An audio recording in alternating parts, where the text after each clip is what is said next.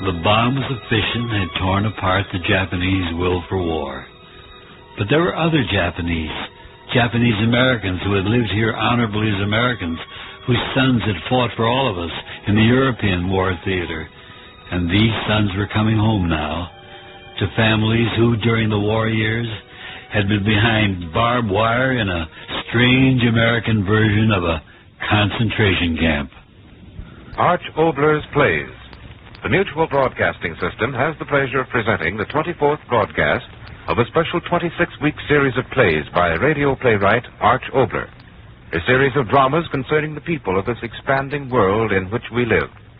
Tonight's play is titled The Family Nagashi.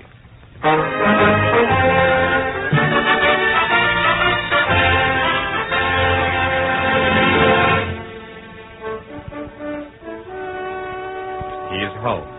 Ben Nagashi. After 2 years overseas with the most decorated unit in the history of infantry battalions, he landed at Salerno, spearheaded the Fifth Army advance, held the front lines in Cassino 40 days, attacked at Anzio, led the breakthrough on Rome, and as part of the 442nd Infantry Regiment, led the American advance up Italy's west coast. Then to the 7th Army in France, charging up the Vosges Mountains and breaking the Nazi lines with cold bayonets. He's home, Ben Nagashi, with a Purple Heart, a Silver Star, a Division Citation, and a Distinguished Service Cross.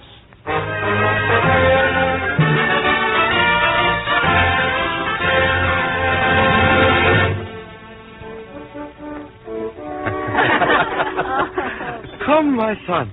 That is an excellent story. But now, please tell us, what did the general say? Well, Dad, I told you. He said... Oh, the general didn't say a darn thing. He just saluted and handed over the citation to our company commander, and we all broke ranks and went back to eating those thick steaks and kissing those pretty Italian girls. My son has uniform of warrior and imagination of poet. Oh, Mama. Oh, gosh, Ben, which general was it? Eisenhower or Patton? Neither. My brother was General Mark Clark, a great guy. No, Mama, you make rice like nobody else in the world. Thank you, my son. Mitsu, you don't eat, you don't say anything. I thought sure that by the time I'd get home, you'd have lots to say. She has not changed. Thank God for that. As far as I can see, nothing's changed. Mitsu, all of you, the house, fields. How many Germans did you shoot all together? How many, Ben? George. Yeah, that's Taboo George, you remember? He has been waiting for you so eagerly, Ben. Sure, Mitsu. Someday I'll tell you all about it, kid. Right now, well, how did the tomatoes do this year, Pop? It was so dark driving up, I was so excited I didn't even look or anything. Well, you haven't answered me. How about the tomatoes this year? We did not have time for much crop. Why not? Your father and mother and brother just got back, Ben. Back? Where? Oh. The concentration camp. Relocation center. Behind barbed wire, what's the difference? So much has been happening, I'd forgotten what had been happening to all of you. Benson was not there. I know that country, desert. My father and my brother and my mother and my girl stuck out in the desert. I tell you, when I first heard about it, I almost went crazy. Took it out of me killing Germans. It's a good one, huh? We have no bitterness. Why not? Were second-generation citizens of German and Italian origin thrown out of their homes and stuck behind barbed wire in the desert? There was a problem, a panic. They did what they thought was best at the moment. Fine, Mitchell, fine. Turn the other cheek. The meek shall inherit the earth. They flew a squad of us from Italy to Belsen, and we saw the ashes of 50,000 of the meek. I saw the meek piled up like cordwood with the children of the meek in neat little piles of their own. I saw them all. My son. Oh. I'm sorry. Please, chicken, rice. Please eat. We have been home 24 hours. 24 hours? Yes, only a day. But as you yourself see, everything is as it was. Now we can stay here forever. No bitterness, only future. May we drink one more glass of wine and then go out into the fields? All right. Taka? Ben? Mitsu? No, my glass is full. Huh? My eldest son returned one. The words to be said are yours. All right. Someone else said them before me. To the United States of America, right or wrong, my country. Get dirty, Jack. We don't want you here. Get out. Mama, what? I am all right. Oh, the devil. Ben, where are you? Let go of me. Ben, My gun. no. I gotta get my gun. Ben, no.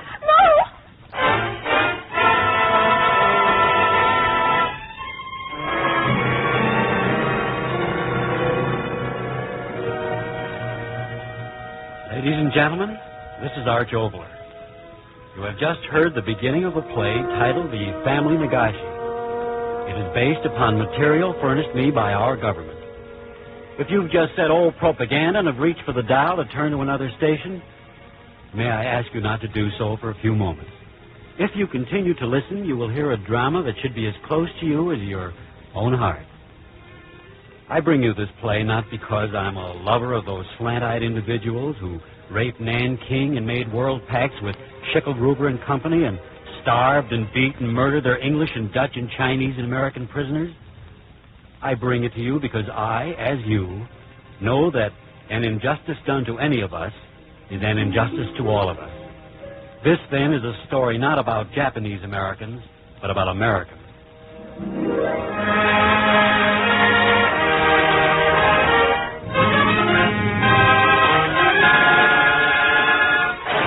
Let go of me. My gun. I gotta get my gun. Ben, no. Oh, you gotta let go. No, Ben.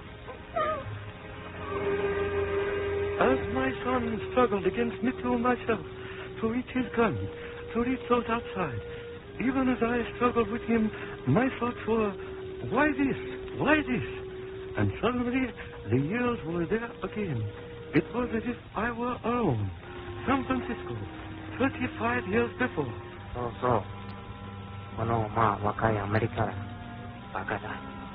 One of my countrymen saying, I remember, yes, this is America, you young fool. Young fool. Yes, both unhappy. America at last. Here one grew rich without trying, and in just a little while I would be rich, and I would return to Japan with my riches. Give you your board and your keep and $1 a month spending money. Take it, or I don't mind if you leave. Young and a fool. A, B, C, D. So much to learn, so much to do. Japanese. So lonely. Yes, so... The daughter of Hiroshi Nakashima in the old country. Why not bring her over for a wife? Yes, my friend's advice. The daughter of Hiroshi Nagashima. Bride from Japan? It can be arranged. For money. A great deal of money. Work, more work. Eat little, sleep little, work day and night. Until at last... Konnichiwa. Little Taka. I was lonely no more. Makono oki, machi, wasamushi. Yes, Taka. I remember. You say a city frightened you. You want green, birds. So we came out here. Oh, it was such wilderness then. I said to you, we will live here a little while, then we will go back to our Japan. Go back. With each year, our hearts went further into the land. 35 years into the land. Into America. The land was wilderness, barren. My wife and I and my son made it fertile. Our life. That is why there's so much fury in my son. He knows. Oh, God help him. Let go of me. My gun. I gotta get my gun. Ben, no. You gotta let go. No, Ben. I am not frightened. At my son's anger, I feel only pain. If I was another mother, this would not be. I could go to their mothers. I could say to them, it is true, my husband and I have not been as you. I have been here almost lifetime, yet I can hardly speak your language. It is true, we have not been as you. But my sons are as you. Atta boy, atta baby, hot dog. Who are you kidding? Well, now you're cousin. I wanted to be as you, go among you. First, you frightened me. You were all so very large and so very sure of yourself. I wanted to know you, for you to know me, but I did not know how to start. and the years went quick. Oh, but my sons, I watched them. They were as you. Hey, Mom, all that stuff about the Japanese emperor being a god, you don't believe that malarkey, do you? So much like you. Education. That my children must have to be as you. Know all things about this strange great land, of which I know so little. Hey, Mom, I can recite the alphabet forwards and backwards faster than anybody in our room. Hey, Mom, I know what California is bounded by, and the Indians sold the island of Manhattan to the Dutch for $24. With every year so very much like you. Hey, Mom, I hit a home run today. 2 men on base, and I hit a home run. Hey, Mom, I just got $15, and Joe says he'll sell me his jalopy for $20. Can I do it, Mom? Can I do it? So very much like you. Yeah, sure, Pop. California Aggie School is a place for me. I'm a hayseed from way back, and I might as well learn how to do it right. Well, I started at right tackle, but they put me at left half, and this season I'll be the blocking back. But next season, the coach says I can carry the lead. How about using the car tonight, Pop? I got to cut a rug with a new dish from Santa Ana. So much like you, but I was same. My gosh, Mom, at least you ought to learn how to write English. After all these years. Well, gosh, what if I had to go away someplace and you had to write me a letter? Always same. Not American, not quite Japanese. As I watched your anger and your hate, I knew only pain, my son. If I was only another sort of mother for you. Let go of me. My gun. I gotta get my gun. Ben, no. You gotta let go of me. Please, Until that moment, I had never seen you angry before, Ben. I'd known you ever since we were small children, and I'd never seen you angry. No. You must have been angry once, Ben. The day at the station.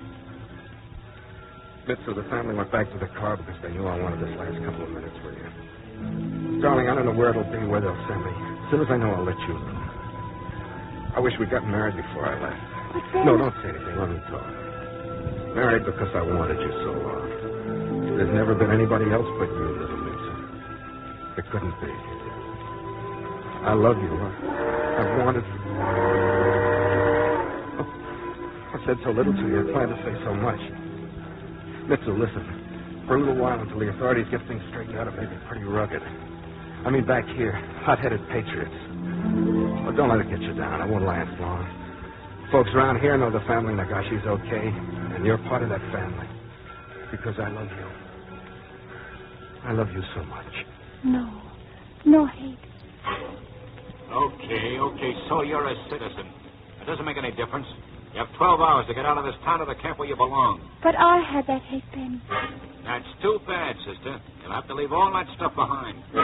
In the bus, step lively. This camp will be your home indefinitely. You're not allowed outside the confines of the barbed wire. Stuff your mattresses with straw. Step lively. I'm sorry. The government didn't issue any of those for you. I'm sorry, we haven't got any of that. I'm sorry, we haven't got any. I'm sorry, we haven't got any. I never wrote you of it, Ben. I never wrote you about the worst day of all. Darling, last leave. Could you meet me, Chicago, next Sunday? Get married. Love, Ben. I'm sorry, miss. It is quite beyond my authority to permit you to leave the relocation center for any such reason. I sympathize with you, but my orders are explicit. You must stay within the confines of the camp until further notice. Such bitterness and hatred. I haven't them anymore. Now you have them.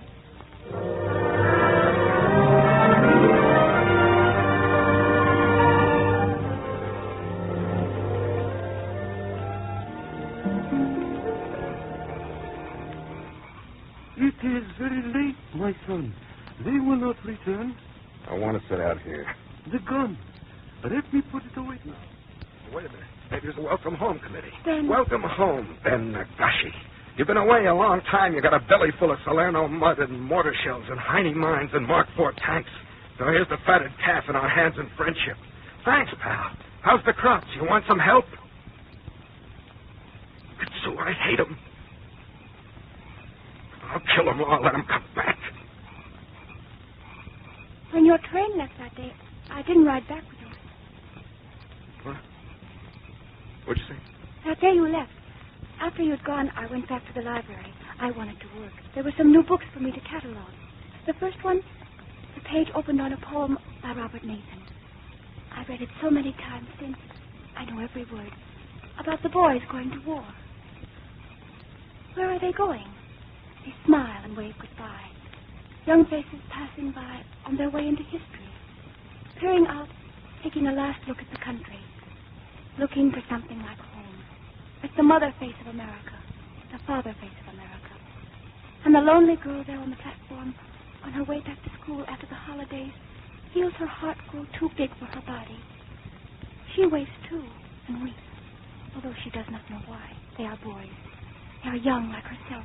They would be friends of hers if she knew them. They are all young together, going by, going away, passing each other, smiling, going away forever. Ben, all the time you were away, when they talk about men overseas changing, I said not Ben. Tonight, at first you laughed the same, you talked the same. But when it happened, now, if you want to hurt and kill Ben, whoever they were, whatever they said, what does it matter? You're back, and I'm here. Isn't that enough? Didn't you hear them? You're nothing now but a Jap. I know this. I got a gun in my hand, and they'll come back. A dirty little fascist. Listen, Ben. 2 carloads this time. Into the house. Ben, you... Get in there, I tell you. I won't. I'll stay. Okay. Well, I got reinforcements now. That's all right with me. Ben, I heard automobiles. Who? Oh, I knew they'd be back. Ben, do not do anything. Not yet.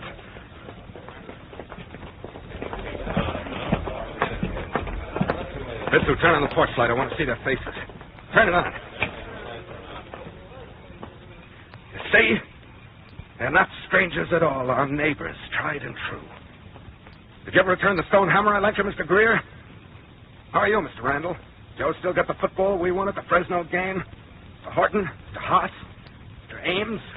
Mr. Alberti? Fred Knox? How are you, Mr. Parks? Maybe you'd like me to come over and save your fruit trees again. Ben. No, I've been waiting 3 years to get home and talk to you. What's your hurry? Why not be sociable about it? The Nagashis have been here for 30 years. A couple of minutes more won't poison your purity. Or maybe you don't like to see me standing here in this uniform. Okay, I'll take it off. You can have it, including the ribbons.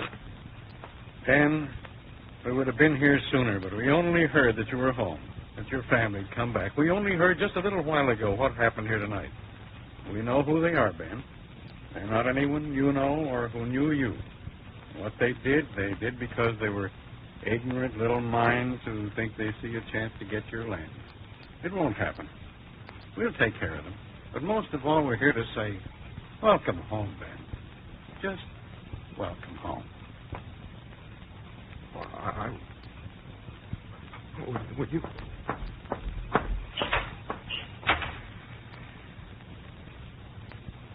You will forgive my son for going away. His heart is too full. Perhaps tomorrow...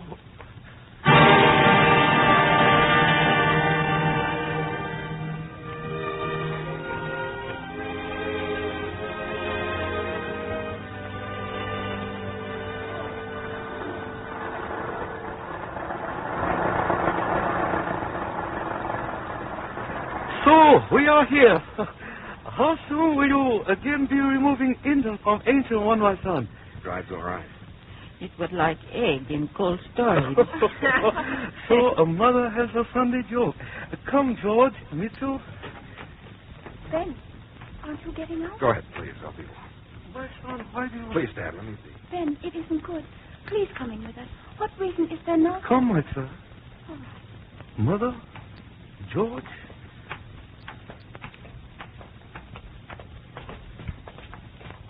Isn't Ben coming to church?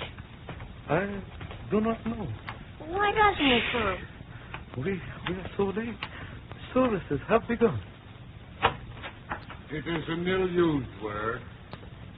A word weary with repetition, with misuse. Evil is hidden behind it and will hide behind it again unless we guard well. Be tolerant of me, the greatest evil in human history has cried. And we who were tolerant and saw evil begin to cover the earth with its swastika and rising sun, began to question not our foolishness, but our tolerance. And so we began to give some of our hate to tolerance. And so tolerance became a word of softness, of soft things, and an easy indulgence that cost the world a bloody toll. My friends, the time has come for re-examination and re-application of tolerance. Now we must have a tolerance with strength, a tolerance that denies the very right of existence to evil, but that grants to every man the right of existence if that right is based in a common brotherhood of man. What took place last night... Gee, Pop, everybody's looking at us. Come in, my neighbors. We were hoping you would join us. Come. We will take our seats. Welcome home.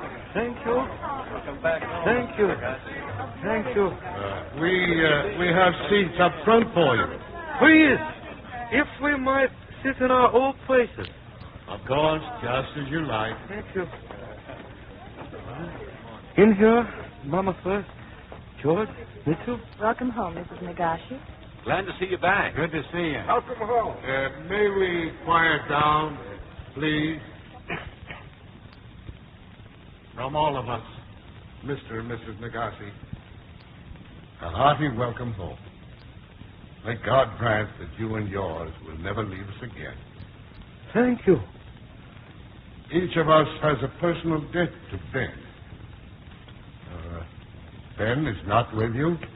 He is outside. Outside? Mr. Gardner, Mr. Jackson, would you go out and ask Ben Nagasi if he would come in? Mr. Nagashi, I should go out help him. No, Mitsu, no. Sit here. But I... Because I wish it. Papa, he's coming in.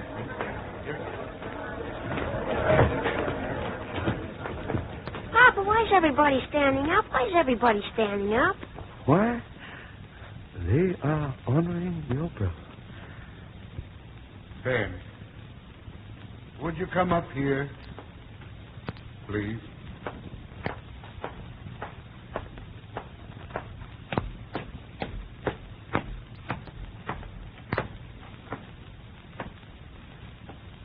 Welcome home, Ben.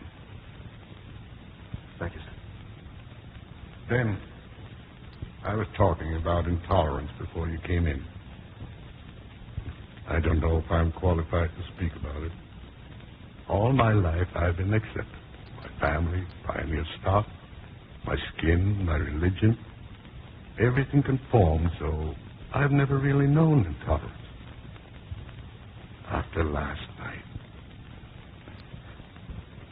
Talk to us, Ben. Say whatever you want to say to us.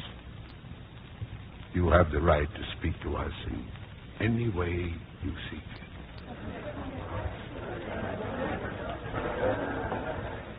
Whatever I'd like to say. Once, one of the worst days we had back there, when it looked as if for the first time we'd have to fall back because they were throwing everything they had at us and we had so little to throw back at them. For just, well, maybe it was a few seconds, there wasn't anything coming at us, and I lay on the ground and I thought, when I get home, if I get home, no trouble will ever mean anything deep in me anymore. I was wrong, because yesterday I knew a worse kind of trouble than anything that the Nazis ever did to me. Even in the dirtiest foxhole, I'd had a place because I was an American. No matter where I was, I had that. But yesterday somebody broke a window and yelled some words at me. All in a minute, I had nothing. And my father and my mother had given their lives to me to have something. They had nothing. Near Anzio, a piece of mortar shell hit me right away.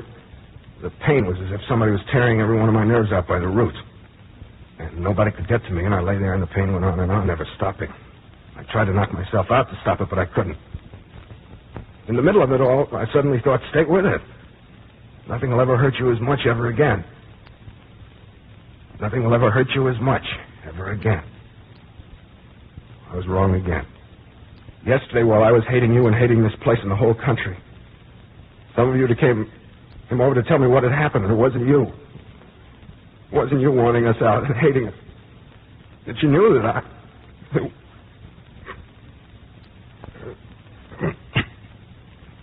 that was when it hurt the most, because I hadn't believed in you the way I believed in the fellows in my squad, in my battalion. That you knew that inside we were the same. I mean, the same.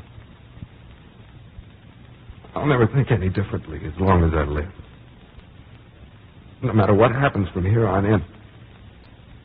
How many windows break, what words do they throw at me? Oh, I'll believe in you. And that's all I've got to say.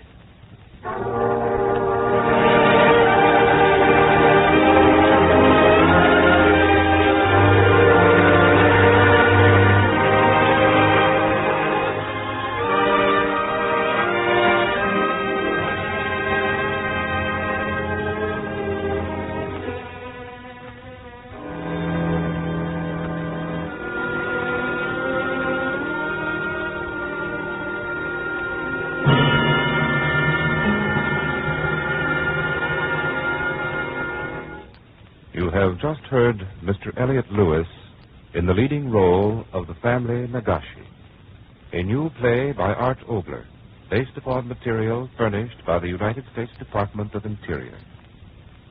The cast included Lou Merrill, Barbara Eiler, Joseph Granby, Tommy Cook, Lynn Whitney, Bill Shaw, Mary Jane Croft, Norman Field, Bill Johnstone, Alan Hewitt, and Sergeant Harry Tonaway of the illustrious 100th Infantry Battalion. Announcer Dick Wynn. The original music was composed and conducted by Jack Meakin.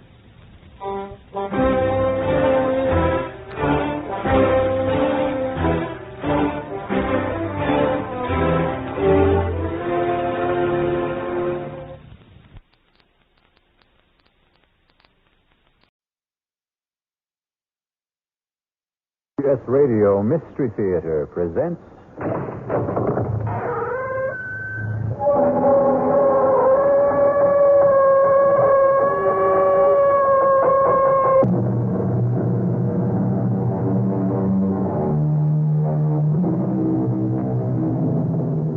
Come in. Welcome. I'm E.G. Marshall. Welcome to the fear you can hear. Welcome to the sounds of suspense. Have you ever noticed the similarity between night driving and making your way through life? Driving at night, you can only see as far as your headlights show you the road. You never know what's over the next hill or around the next curve. And even on a straight road, your vision only extends as far as your lights. Life is very much the same. None of us really knows what lies ahead. You look exactly like my husband.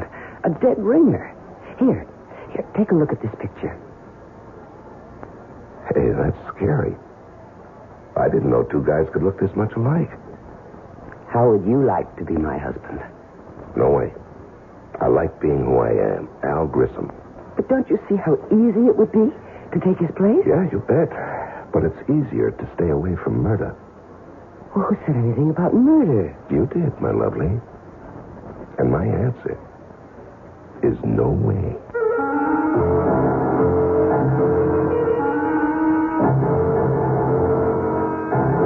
Our mystery drama, Dead Ringer, was written especially for the Mystery Theater by Murray Burnett and stars Leon Janney. It is sponsored in part by Anheuser-Busch Incorporated, Brewers of Budweiser, and by the Kellogg Company, makers of Kellogg's Special K cereal. I'll be back shortly with Act One.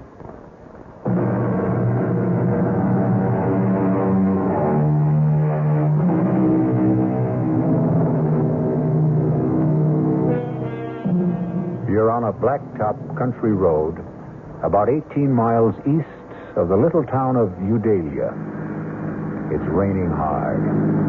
You're driving a Citroen Maserati, and it handles. But you have your problems. You're going to be late for dinner, and you have a husband who doesn't appreciate lateness. The night seems to be getting blacker, and the rain shows no sign of easing. Darn this rain. While I'm at it, darn the weatherman who promised clear and cool weather. Your name is Gloria Winters. And then the headlights pick up something in the road. Whatever it is, it's a problem because it doesn't seem to move. Come on, stupid, move. Get out of my way. My, it's a man.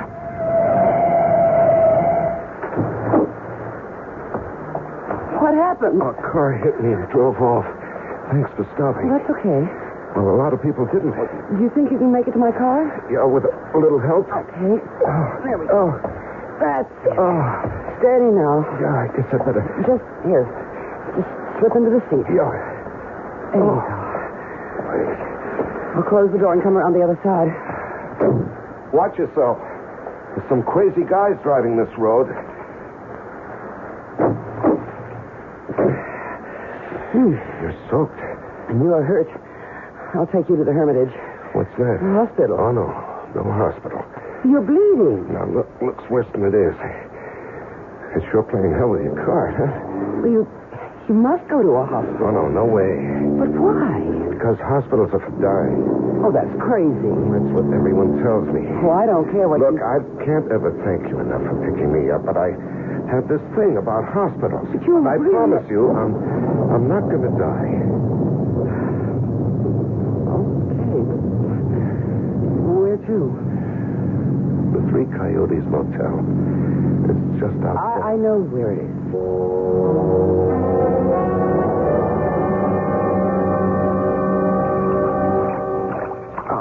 No, come on. Just put your head on the pillow and don't be a baby. Oh, you're some dynamite kind of good Samaritan. Well, I have a right to see what you look like under all that dirt and blood, haven't I? No argument. This may hurt. Oh. There. Well, now you're beginning to look like you have it perfectly. It's that bad, huh? Oh, no. It's nothing. I just thought of something. Like what? You look exactly like my husband. But I mean exactly. You could be identical to him. You don't believe me? No, I believe you. Well, that's why I got such a shock when I cleaned you up and got a good look at your face in the light. You're a dead ringer for Leo. Oh? Why does that shake you up? Leo and I are having our problems. Isn't everybody? I suppose. I'm just wondering... Yeah? Well, I'm wondering what you were doing walking down Route 38 in the rain at 6:15. I missed the bus. There's no bus on Route 38. Oh, I didn't know that. I did. Okay, I suppose you've got a right to know the story. I live in Chicago. I'm a market analyst. Come again? I advise my customers about what to do or what not to do in the stock market, sort of a security specialist. Are you, married? Oh, no. But that's part of the story. Years ago, I fell in love. She was from Chicago, too, but it didn't work out. You've heard the story 100 million times. You met someone. We said a sentimental goodbye. She cried. I felt sick, and we made the usual commitments. If she ever needs me, you know. Romantic. Mm-hmm. Romantic. Well, the day before yesterday, I got a call from her. She was living near Eudalia. She was in trouble. What kind of trouble? Well, it was private. And there'll be no names. Okay. So I came. Naturally, she didn't want her husband to know. She didn't want my car to be seen by the neighbors. Well, you know how small towns are. Yes, I know. So I let her call the shots. She picked me up, drove me somewhere close to her house. She was supposed to drive me back, but her husband had called and said he was coming home early. Well, where was he supposed to be? He was on a business call that would have kept him from getting home before 9. So our appointment was cut short.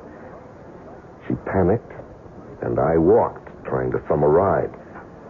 This weirdo came along, and pow. And you found me. What a difference. What a difference. You look like Leo, but you were completely different. Leo wouldn't cross the street to help a blind, crippled kid find his crutch. While you... And you stopped and picked up a stranger lying in the road. Well, I told you that Leo and I don't get along. But you married him. I didn't know what it would be like. Anyway, what are you going to do now? Oh, I'm going to change motels and lie low until I can go back to Chicago without having to explain the way I look. What about the girl you came to help? No, that was a bad scene. No, nothing I can really do for her. She has a decision to make. So have I. Will you help me to make it? If I can. Oh, you can, Al. You can. In a very big way.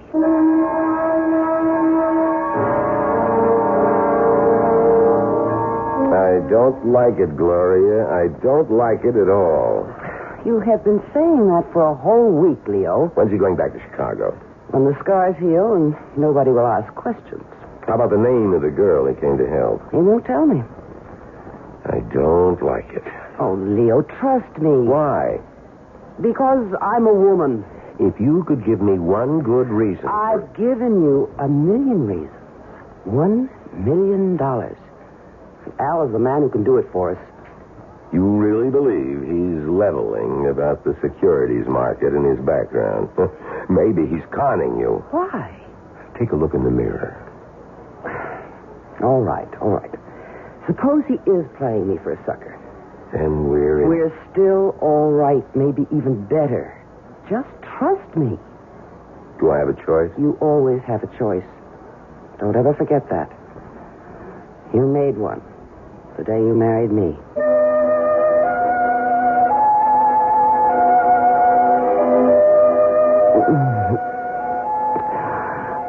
Oh, I do love you, Al.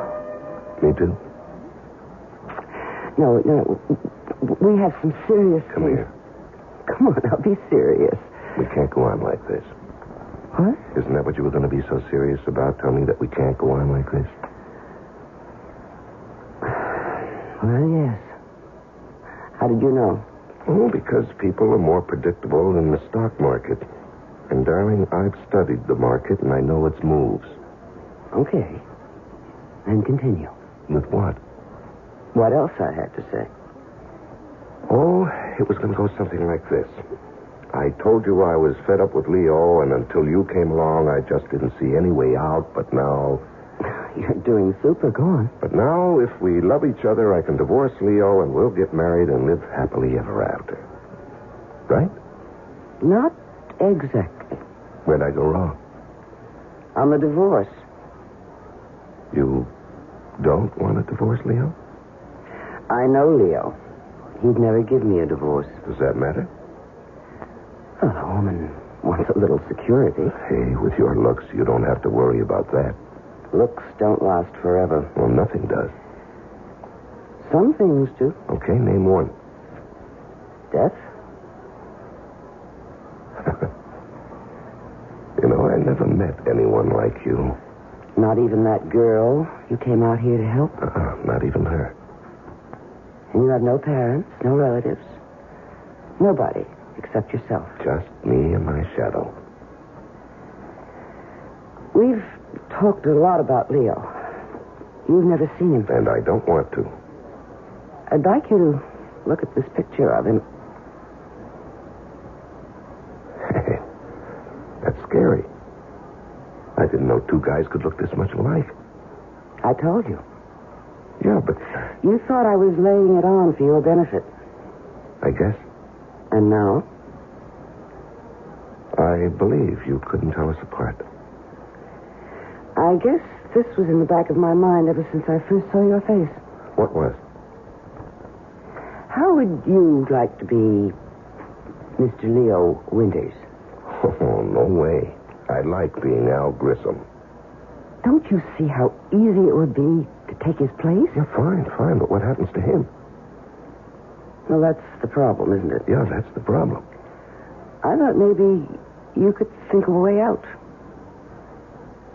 Yeah, I can, but I don't like it. Try it on me. No, I think you've already tried it on, and you like it. Maybe. Not maybe, positively. That's what you wanted to lay on me when you said you wanted to talk. You're not only sexy, but you're smart. Yeah, you bet. Smart enough to stay away from murder. Well, who said anything about murder? I did, my lovely. I did. I said murder. And I also said no way. But that's stupid. You don't even know Leo. You're really serious about trying to get rid of him. Oh, think of what it would be like. Mr. and Mrs. Leo Winters, you and me, happily married for the rest of our lives. Now, you jumped about 3 tracks in a couple of miles. You're too far down the road. Why? How did you get Leo to let you come and see me? Did you tell him we were playing backgammon or chess? Well, you know how greedy he is. He thinks that you're going to make him a lot of money with your connections in the Chicago markets. But we've still got a little problem to solve about his departure. Ah, then you're interested. Lady, if I hadn't been interested, either you or I would have been long gone from this room. You must have been thinking about this for some time. I have. And you must have come up with some ideas. I have. Well, I'd like to hear them before I commit myself. You will. But I promised Leo I'd be back at 3:30 sharp. That doesn't give us enough time to discuss it now. No, but it does give us enough time to... Seal the bargain?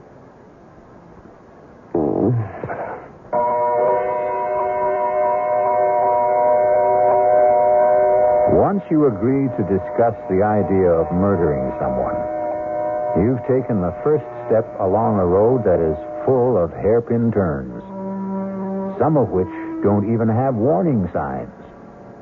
We'll be back shortly with Act 2.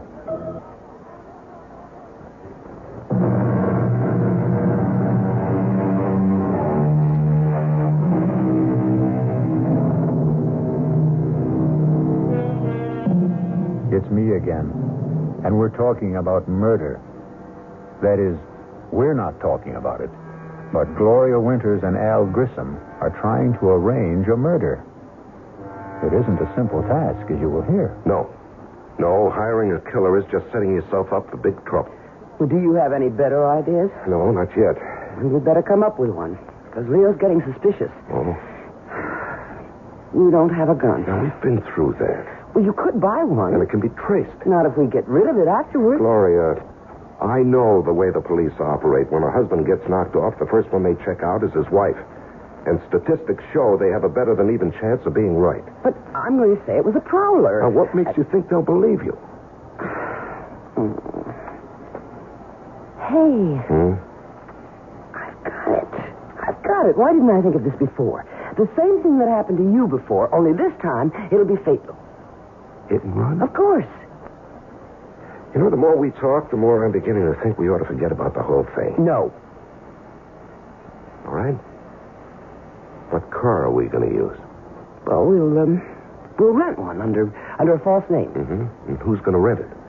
Well... Now, you see, the guy who rents either one of us a car will remember us. And even if we give a false name... But why should they be worried if they get the car back? Because the hit and run will be discovered. They'll start asking questions. Well, I'll be home with a friend as a witness. No.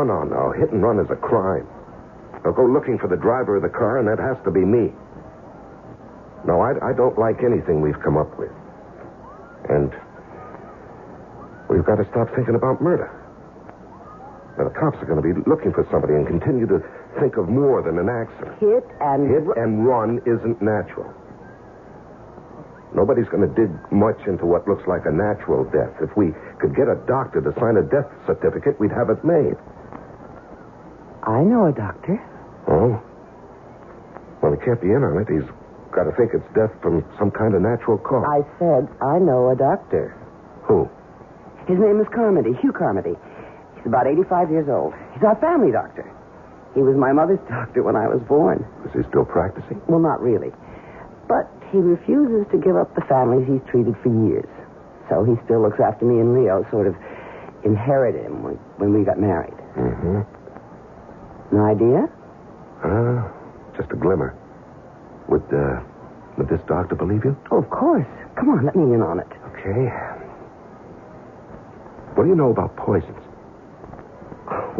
Practically nothing. Yeah, well, that makes us even. Now, what we need is some kind of poison that looks like he died of a stroke or a heart attack or maybe some kind of food poisoning. Mushrooms. What? Toadstools, mushrooms. They're poisonous. Yeah, but he's not going to eat them. He will if I cook them. You know, that might... No. He'll get suspicious if you give them to him and you don't eat them. Well, we need to know more about poison mushrooms. The library. I'll go there. Your mind? You'll go asking for a book about mushrooms and then call in this doctor to look at Leo who's just eaten some bad mushrooms. All right. I understand. But I've still got to... I'll see you later. Where are you going? To find out what I want. And nobody will ever know.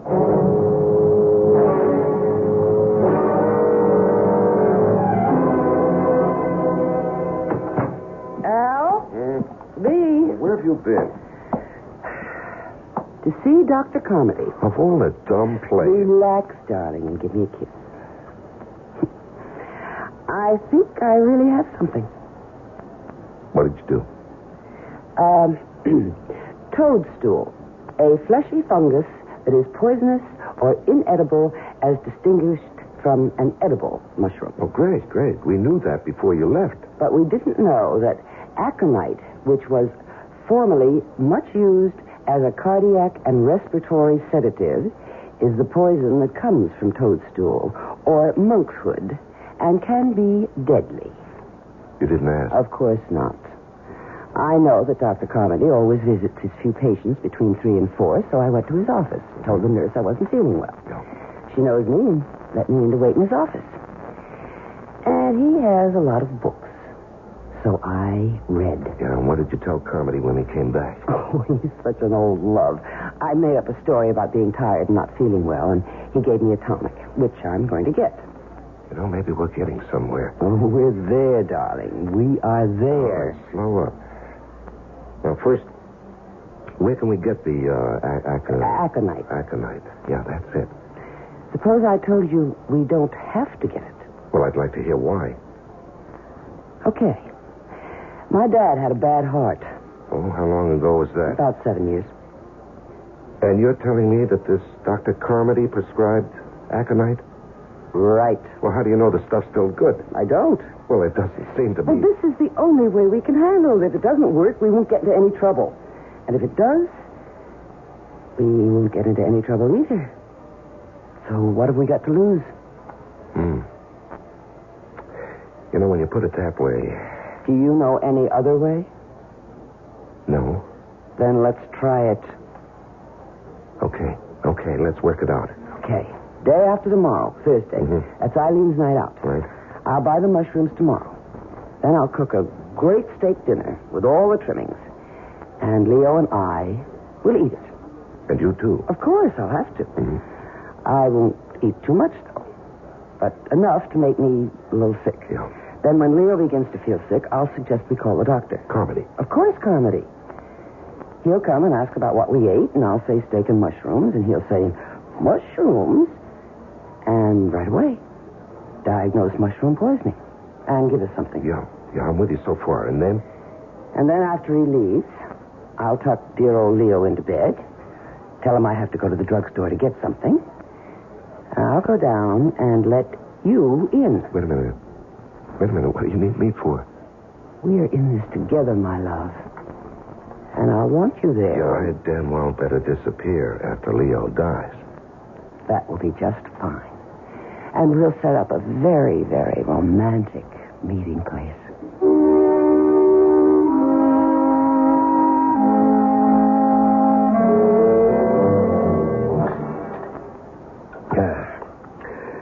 That's real good coffee, Gloria. Thank you, darling. You really should have made that pie. I gotta watch my figure. I know how much you love it. Do you want to go into the den? Not particularly. Look. What? You feel all right?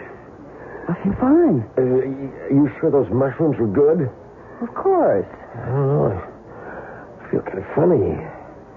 Even if they weren't, it's too soon for them to act up. How do you know? Oh, I've known about mushrooms since I was a kid. Well, all the same, I've got pains in my stomach. Call Dr. Carmody.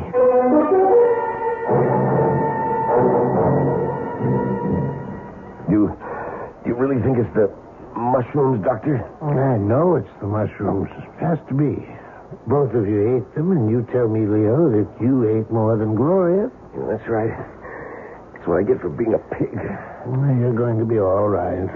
Just stay in bed, and Gloria, you get this prescription filled. What about the pain? I'm giving you a sedative also. Yeah, what I can't understand is how you cooked those mushrooms in the first place, Gloria.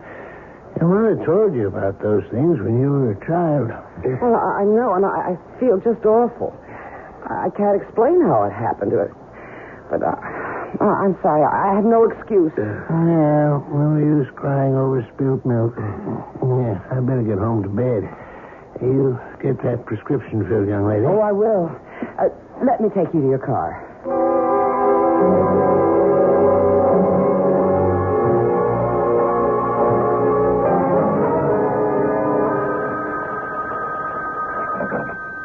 Hello? Are you ready to come over and sit with a sick friend? It worked? Like a charm. How was Dr. Carmody? Just as we planned. He diagnosed mushroom poisoning. Bawled me out gently. But we're lucky.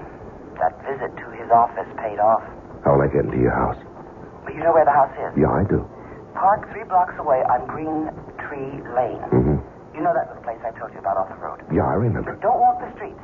Just cut across the fields. Mm-hmm. Head straight north. You better take a flashlight. Ours will be the first house you come to. The back door will be open. Okay, I'm on my way. Make it fast as you can. I think Leo heard me come back. He'll be yelling for his medicine.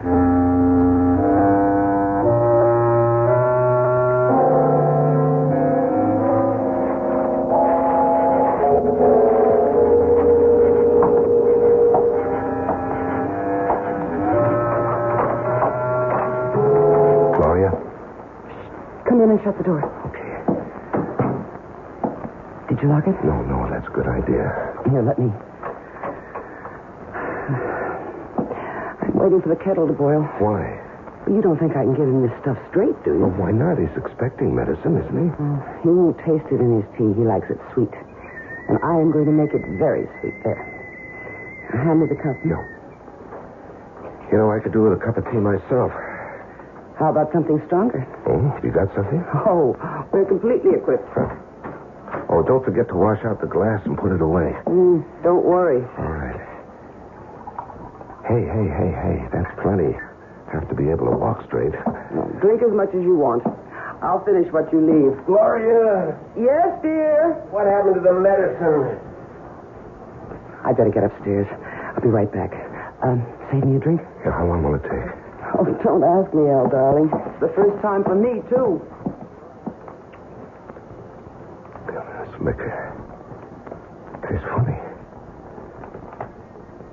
You know, I'm imagining things. I better finish before she gets back. Hey, I feel funny. I better sit down.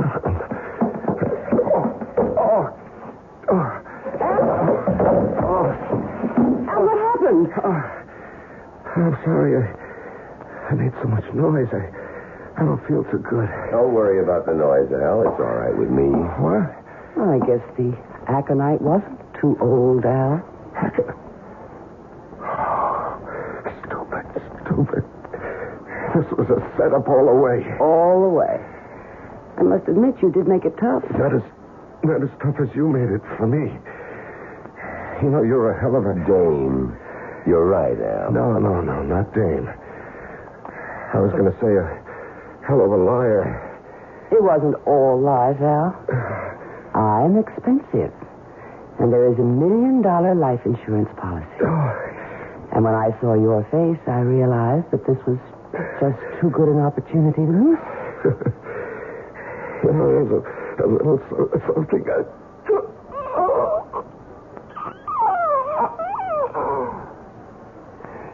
Help me get him upstairs and into my bed. Yes, dear. It's no time to get hysterical. No, I'm not. It's just funny to me that Al's going to wind up just where he wanted. In your bed.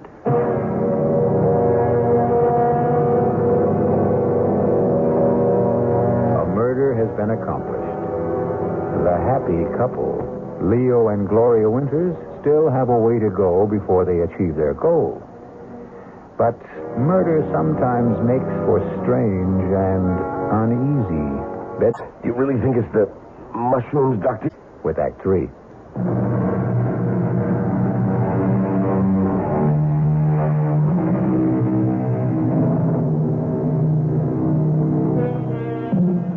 The Scottish poet Robert Burns' oft-quoted line, "The best laid schemes of mice and men oft-gang a glee," doesn't seem to apply here.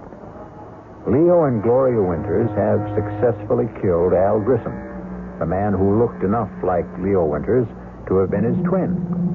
They've carried him up to Leo's bed, and now at 4 o'clock in the morning, a frantic Gloria has summoned her sleepy and bewildered family doctor, for whom she plays the distraught and bereaved wife. I don't understand. Neither do I, Doctor. I gave him the medicine you prescribed, and he seemed to feel better. And he dropped off to sleep, and he...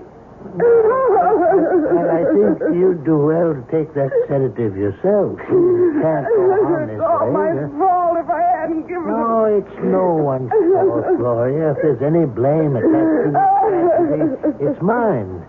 But certainly his symptoms earlier didn't seem to warrant more action than I took. Leo's gone. I killed him. Oh, God. Gloria? I'm sorry, Doctor. It's all right. It's perfectly understandable in this situation. Now, I want you to take this sedative and go downstairs and lie down. I'll attend to everything. All right, I will. Thank you. Thank you.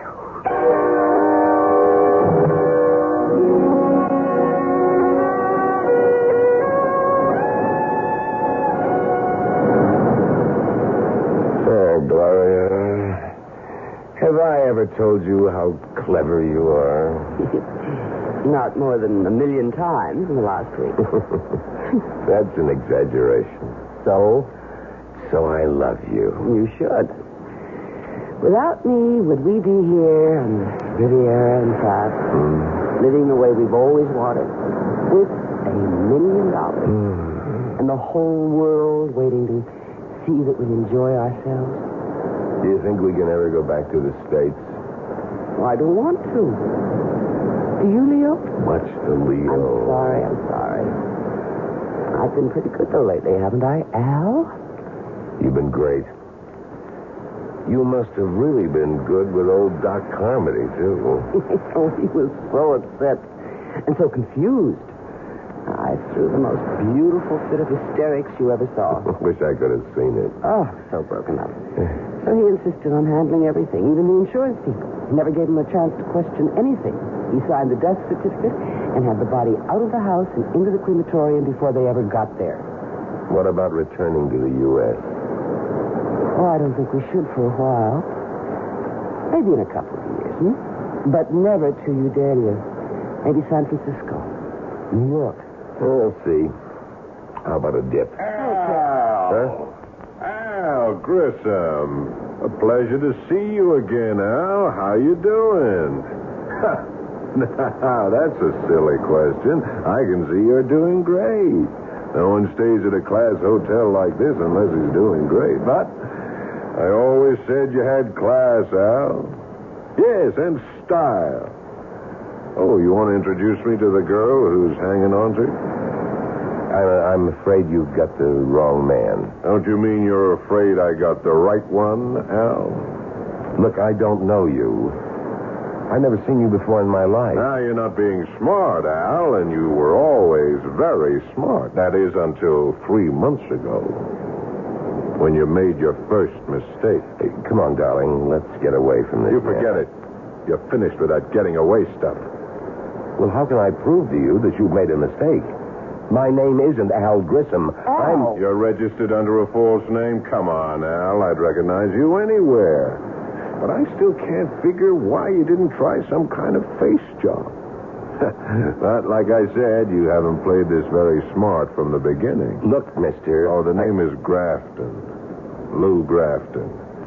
And I'll meet you at the Promenade Cafe in an hour. 1 hour, Al.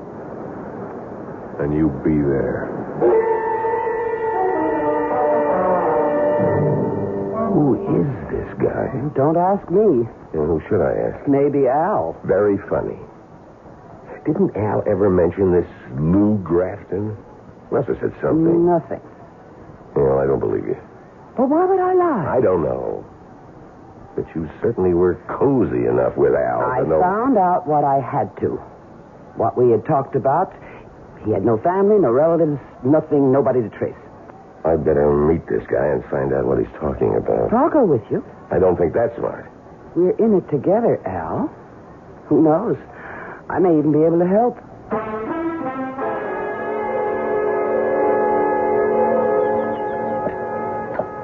Glad you could make it, Al. Sit down. This is Gloria. Nice meeting you again, Gloria. Tell her you'll meet her in a little while, Al. She's in on this. On the whole deal? Yes. You certainly changed, Al.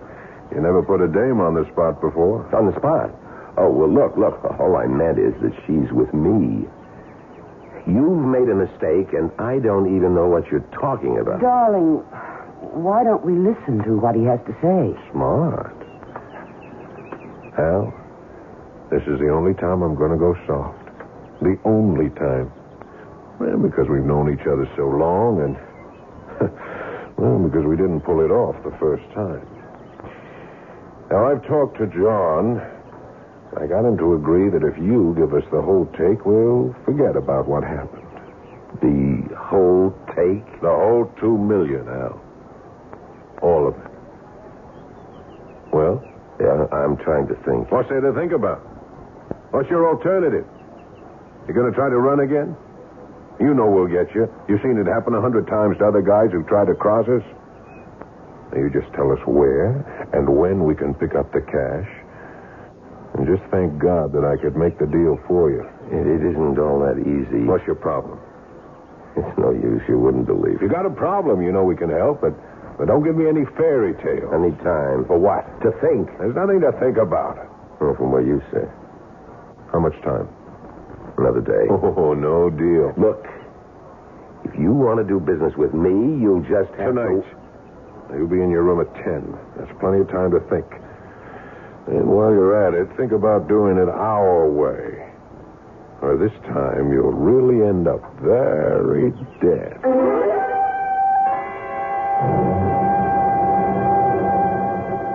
$2 million. That's a lot of dollars. Yeah, you're a big help. Well, I might be if you'd stop repeating the figures over and over again. There's no way we can get $2 million. I've got to prove to them that I'm not Al Grissom. Then they'll leave us alone. And how do you do that? Of course. Fingerprints. I'll have absolute proof. Even those guys will leave fingerprints. And who's going to tell them? You? No. I've got to arrange somehow for the police to send my prints to Washington or somewhere. And the police will get word back that these aren't the fingerprints of Al Grissom, but really the prints of a man named Leo Winters, who supposedly died 1 month ago and whose widow collected $1 million in life insurance. You're right. That's the only way to go. How do we convince him I'm not Grissom? I don't know. We went to a lot of trouble to prove to the world that you were. Who was this Grissom? He must have been awfully big to get into a deal like this. I think he must be calling you. Me? Who else? Well, I don't want to answer. Well, that's not smart. They know we're here. Now, don't start talking like Grafton. Hello? Al, it's me. What do you want? Al, I was wondering whether you'd made up your mind. Not yet.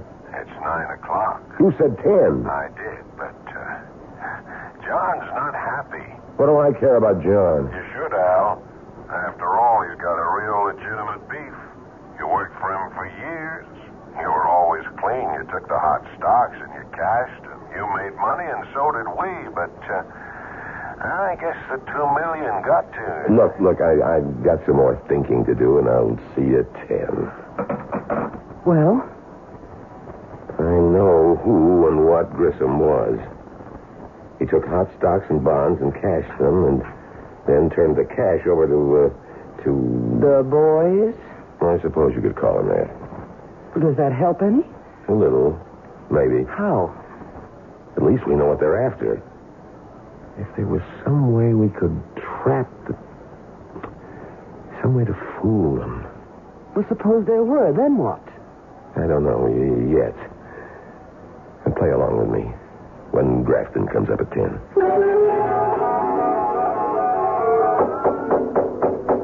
Yes? Grafton.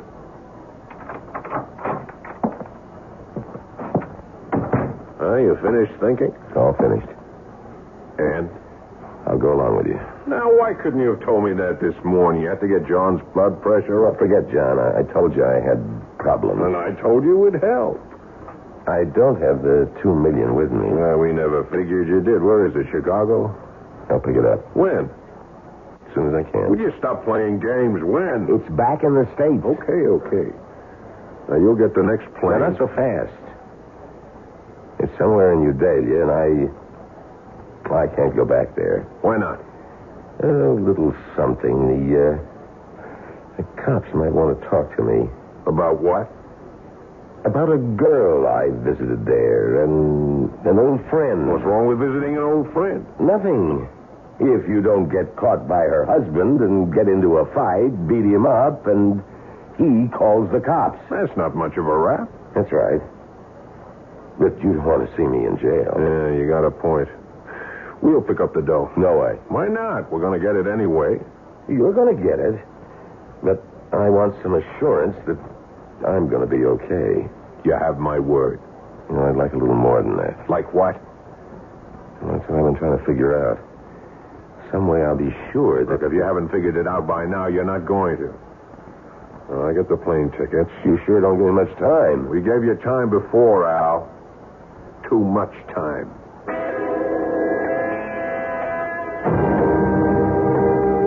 Will you stop pacing up and down like an animal? Gloria, I think I may have an idea. I hope. On the plane, I'll tell them I figured it out. Since I can't go back to Udalia, I'll insist that I want someone representing me when they pick up the money. But there is no money. They don't know that. I'll insist that you go along. Hold it. You'll be all right. What happens when they find out there isn't any money and I'm there and you're not? Put in a call to Carmody. Tell him you can't get over what's happened, that you need help, and that you've gotten into some kind of trouble. He should have the police there. Then you take them to the doctor's house, and with the cops there, you'll be in the clear. And you? I'll be gone. I'd rather be alive and running than the other way. I don't like it. Then think of something better, because that's the way I'm going to play it.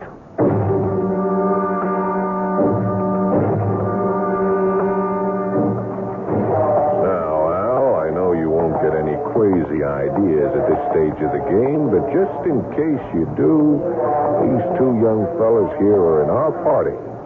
And they'll be on the plane with us all the way to Chicago. Thanks. Flight 39, New York, now loading at gate 3.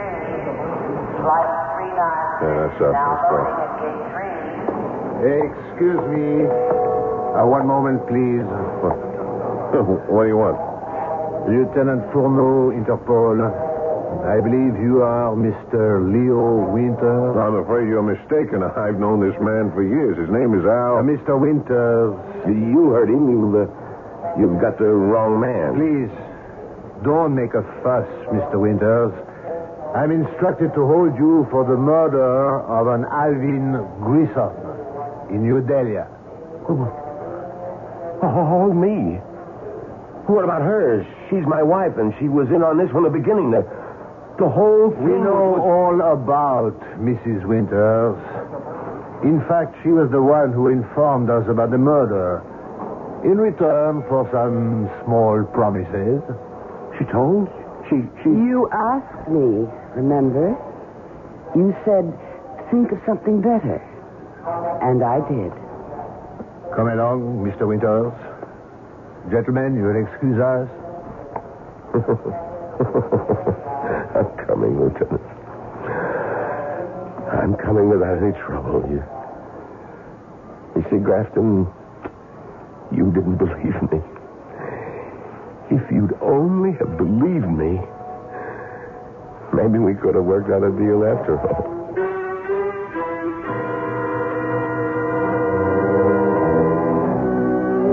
The Winters had a good plan, and it all would have worked, except for one thing they couldn't have foreseen: the bend in the road ahead, and what lay around it. I'll return shortly.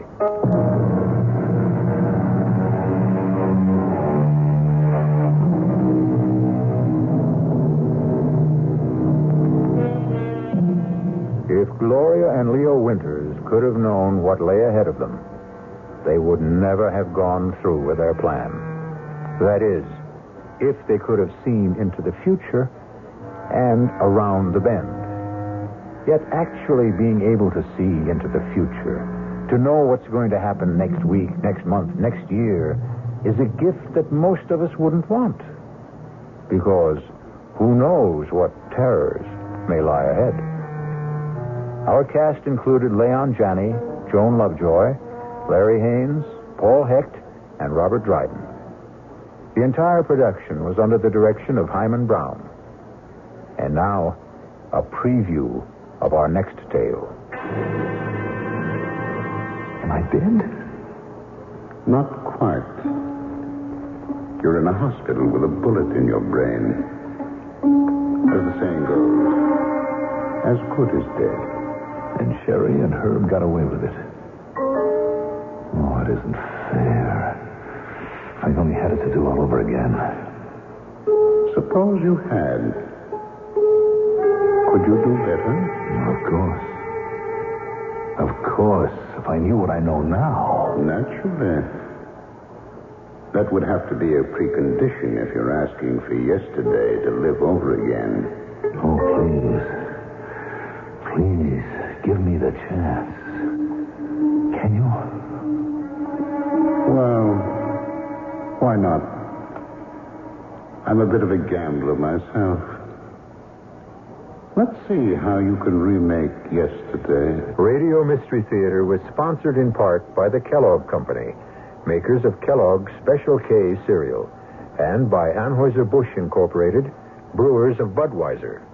This is E.G. Marshall inviting you to return to our Mystery Theater for another adventure in the macabre. Until next time, pleasant dreams.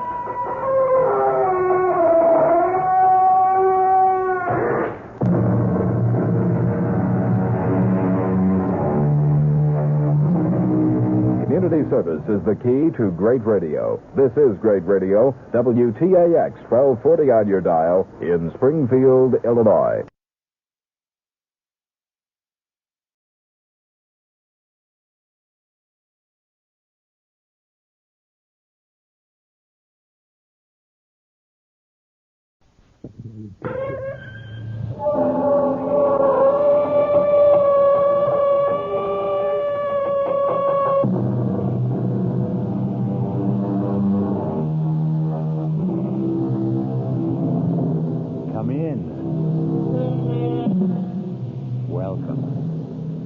I'm E.G. Marshall. Welcome to the terrifying world of your own imagination.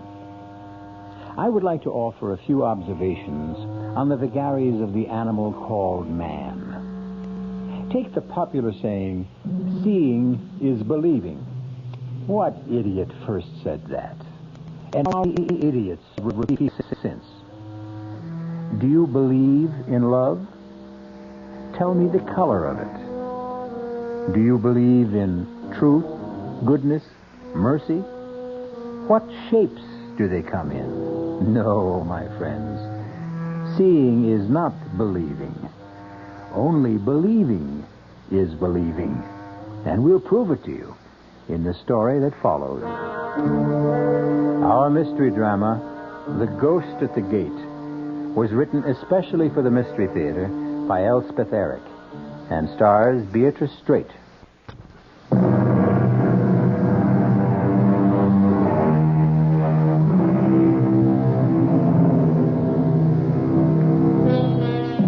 With how much ease believe we what we wish? An English playwright named Dryden wrote that in the year 1679. Brilliant man, Mr. Dryden. But wait, listen to this. Men freely believe that which they desire. Someone else seems to have had the same idea. And he wasn't a 17th century English playwright. He was a Roman emperor named Julius Caesar, proving once again that no man in any age has a monopoly on wisdom. Now, let's get on with our story.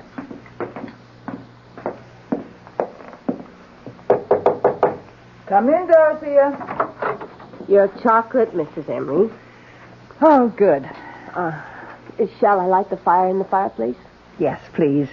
I think it's chilly enough for... Oh, Dorothea. Ma'am? You forgot the other cup again. I did. I told you to always bring 2 cups. Oh, it seems so silly. I'll decide what's silly. When there's just you to drink it. I've explained that to you, Dorothea, more than once. I like to drink 2 cups of chocolate before retiring, and I don't like that icky sediment in the bottom of the cup. I'll try, Mrs. Emery. Now, if that's all... Or do you want me to go downstairs and fetch up another cup? Oh, no. Go to bed. Oh. Good night, Mrs. Emery.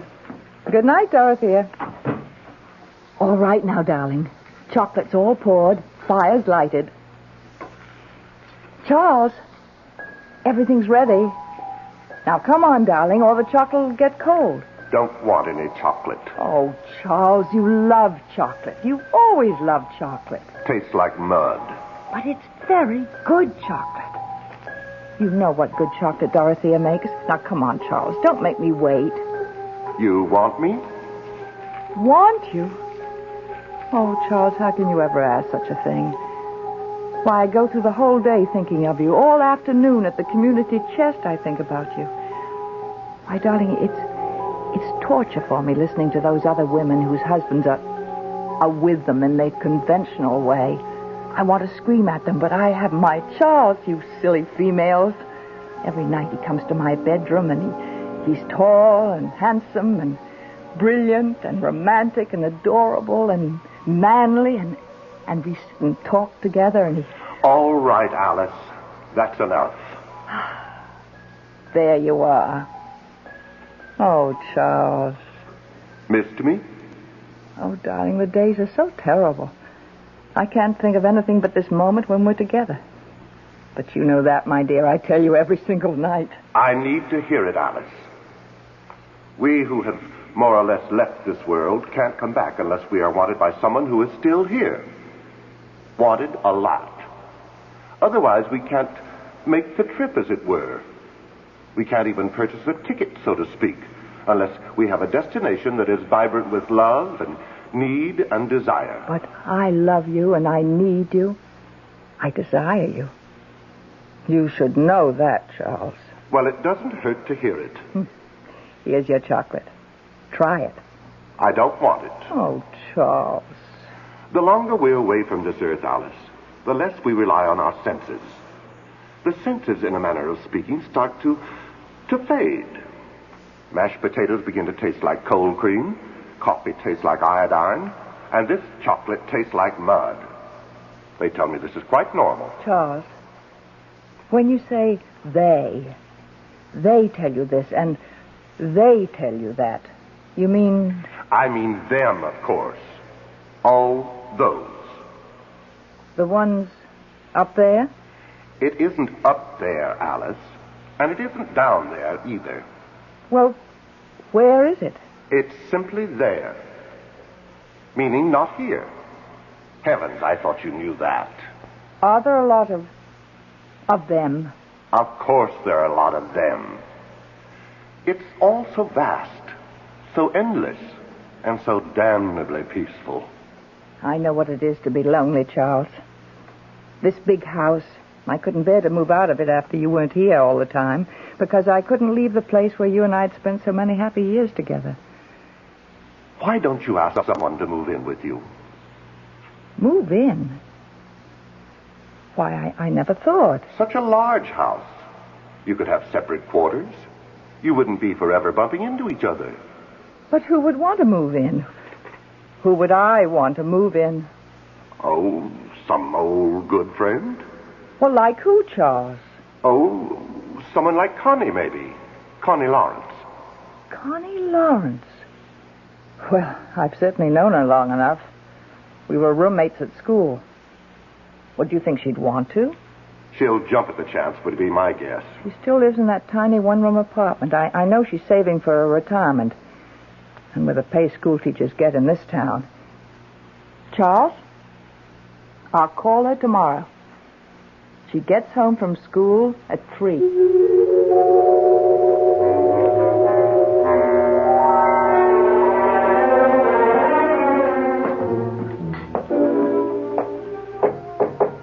Come in, Dorothea. Your breakfast, Mrs. Emery. Thank you. You don't want 2 cups in the morning, do you? Oh, no. No. Coffee doesn't leave that icky stuff the way chocolate does. Actually, I think I won't have chocolate at night anymore, Dorothea. I feel like trying something else. But 2 cups, just the same, don't forget. Yes, ma'am. Don't go just yet, Dorothea. I want to talk to you about something. Sit down, won't you? Oh, yes, ma'am. Dorothea, do you find the work too hard in this big house? No, ma'am. Well, we used to have a houseman and an upstairs maid and a cook. Oh, I've no complaints, Mrs. Emery, if you don't. Oh, I don't. This is the only job I've ever had. I've worked here for 22 years. I was so fond of both you and Mr. Emery right from the start, and I still am of you. And, well, goodness knows I practically worship this house. It's so beautiful. I love taking care of it, and I love living in it. Do you still have that little room on the 3rd floor in the back? Oh, I love that little room, Mrs. Emery. I can look out and see the garden. I was thinking, why couldn't we give you all the other rooms as well? The rooms the other servants used to have. All of them? Well, why couldn't we knock out the partition between your room and what used to be the cook's room? I'd have 2 windows. And make one of the other rooms into a really big dressing room. Oh. And maybe put in some kind of a kitchen for you with a hot plate and a refrigerator. Oh, Mrs. Emery, I never thought I never imagined in my wildest dreams. No. It's all settled. Oh. I'm going to stay right here in bed all morning and make plans. I don't know how to thank you, Mrs. Emery. Don't try. It's my pleasure. I just hope I deserve all of... Oh, before I forget, Dorothea. Oh, yes. Last night while I was drinking your lovely chocolate, an idea came to me. You and I are rattling around in this big house. Oh, we certainly are. And I was wondering, well, how would it be if we invited Miss Lawrence to stay with us? Miss Constance Lawrence? Do you remember her?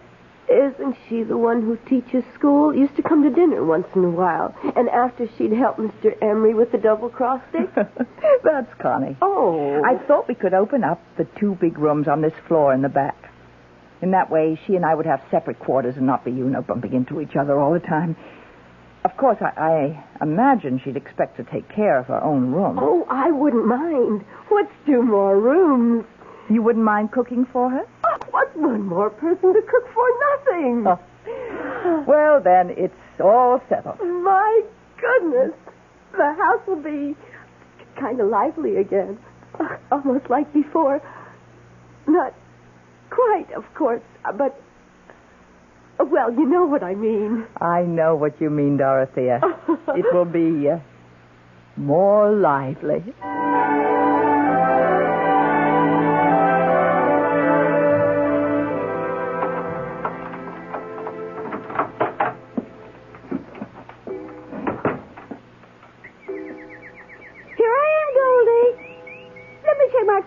Will you? Then I'll scratch your head for you. Oh, dear. You're just going to have to wait. I'm sorry, Goldie. Hello? Connie, this is Alice Emery. Alice, how are you? Long time no see. Well, I don't get out a great deal. Maybe we could have dinner some evening. Would you like to come here? Well, I thought you might like to come here. Well, if you'd rather... Heaven knows your dinners are better than mine. Connie, I want you to come here for good. I mean to live. To live? To live with you? Why not? We've known each other practically all our lives, and I've got this huge house. I've got Dorothea to look after us. You could have your own quarters overlooking the garden. We live quite independently since I'm in the front, and you're at school till 3, and by the time you get home, I'll be at the community chest. We'll just meet for dinner. Maybe have a little nip together first. Oh, Connie, say you will. Oh, Alice, I don't know. I've lived here for so long. That tiny little place? High time you got out of it. But I'm used to it. And then there's Goldie. You know, my canary. Bring Goldie with you. We'll find a nice sunny window. Alice, it's all very tempting, but... I don't know. Think about having 2 big rooms and vegetables out of the garden and being waited on. And Connie, think of the money you'll save. Well, yes, but all the same... You've just got to say yes, Connie. Take the afternoon to think about it and call me back. I will, Alice. I'll call you soon. Fine. Bye. Bye, Alice. Oh, dear. It all sounds so luxurious. 2 rooms and fresh vegetables. And someone to cook for me. But I can't leave this little place. I can't give up my afternoons. Why, I couldn't live without my afternoons. I know this place is small and dark and furniture is dingy and the bathroom is old-fashioned. But we've never minded, have we, dearest? Have we? It's a very small place, Connie. But if I move into Alice's house, I might lose you forever. You might never come to visit me again, and all my lovely afternoons would be really over. You're not to worry, Connie. You mean we can go on as we always have? Only we'll have more room. Well, if you say so. Trust me, Connie. Oh, I do trust you, Charlie. Haven't I always trusted you? All these years.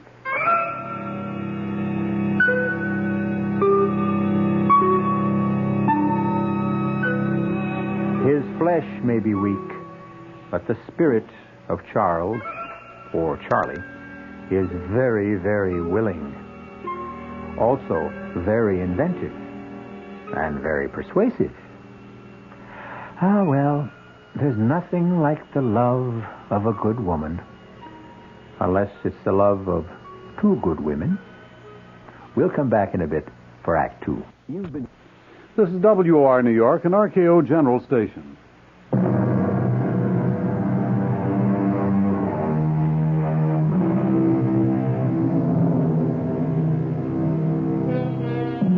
Now we come back to our story.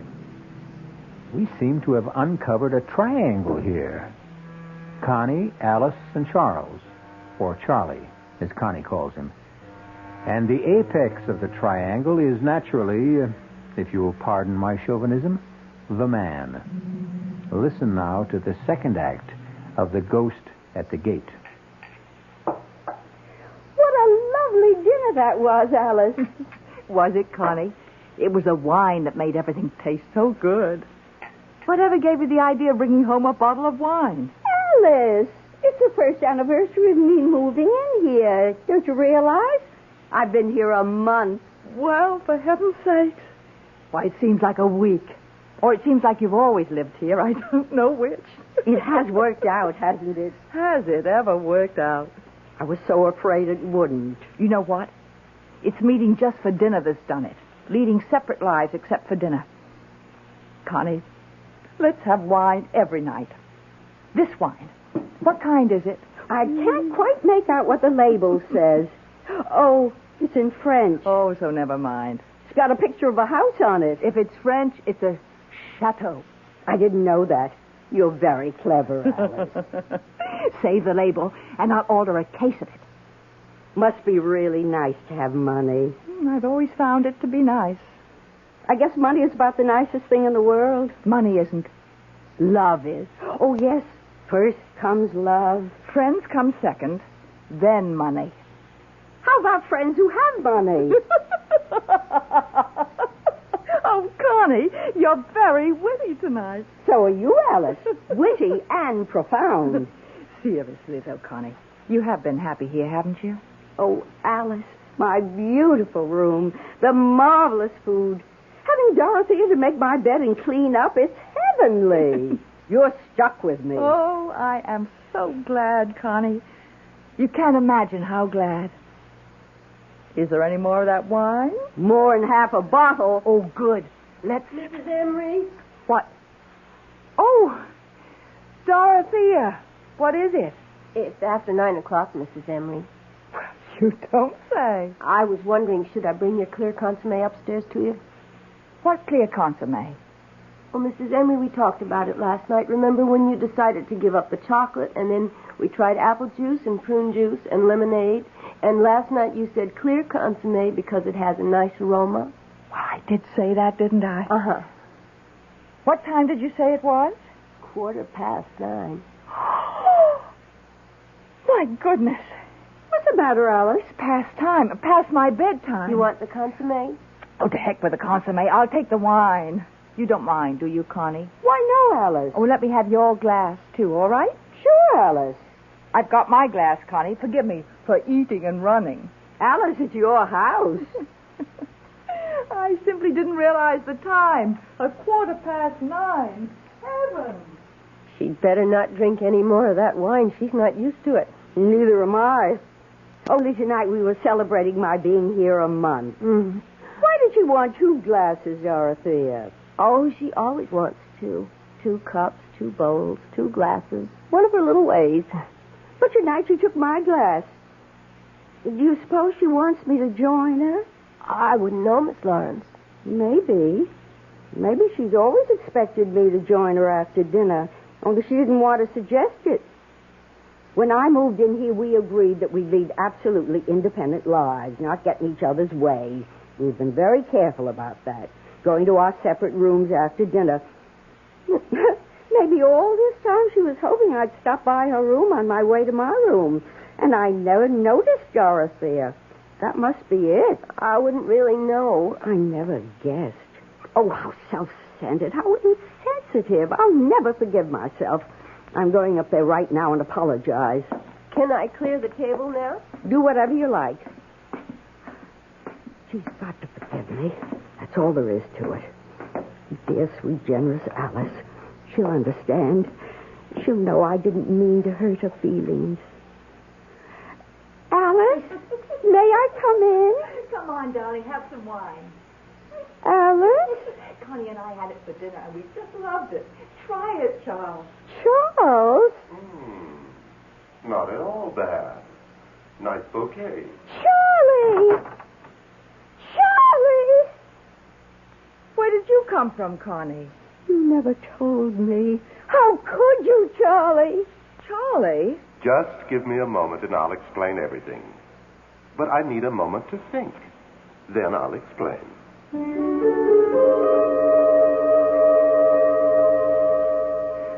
What did you think of Charlie's explanation? I've heard it all before. How he needs lots of love to make the trip from there to here. He always needed a lot of love, even when he was just here. Well, he got a lot. Did he really spend all those afternoons with you? I mean, before he left here and went there? 5 afternoons a week. Alice, do you hate me? I should. I know, but do you? I guess I do when it comes right down to it. I'll move out. I'll move back to my one room. But I don't want you to move out. Oh, we were having such a good time. Remember how we were laughing and carrying on at dinner? I haven't laughed like that in years and years. Could have been the wine. There's half a bottle left. Should we? Let's. You don't think we'll turn into a couple of alcoholics, do you? Not on half a bottle of wine. Light white wine. Well, here's to... To what? Here's to Charles. To Charlie. I feel as if I've just buried him. Said goodbye forever? Did he really come to see you 5 afternoons a week, Connie? At 3 o'clock. You see, my school and his bank let out at the same time. It was practically inevitable. Charlie was a no-good man. He still is. Only now he's a no-good ghost. Oh, Alice. There's enough wine left for a glass apiece. Fill her up. Hold out your glass. All that guff about needing to be loved and wanted or he couldn't make the trip. Remember what we were saying at dinner, Connie, about love being the most important thing? I've always believed that. And friends being the second most important thing? Especially friends like you, Alice. And like you, Connie. I feel closer to you right now than I've ever felt to anybody. My mother, my father, my canary. We've been through a lot, Connie. Just in the last half hour. And yet we're still friends. Isn't that amazing? Truly remarkable. It must mean something. Something very profound. Like what? Like there are times in a person's life when love isn't the most important thing. Friends are. A friend is. Yes. Stupid ghost. Silly, pompous ghost. You believe in ghosts? Certainly not. Neither do I. Never have. Except Charlie, of course. Why should Charlie be an exception? He is for you too, Alice. You know he is. Tell me something. Why do you believe in him? Because... Why? I want to. That's why I believe in him, too. Is that wrong? Not wrong, but you've got to stop, and I've got to stop. We can't have him visiting you in the back of the house from 3 to 6, and then coming to see me in the front of the house from 9 to 12. Now that we know, it wouldn't be nice. Well, we couldn't be friends anymore. Oh, Alice. But if we don't believe in him, if we don't desire him, then he'll have to go back there and stay there. He won't be able to come here anymore. He can't make the trip. Connie, can you do it? Stop wanting him? Yes. Of course I can.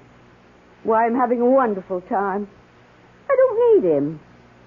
Neither do I. We'll be better off without him. We'll be free, Connie. Liberated women.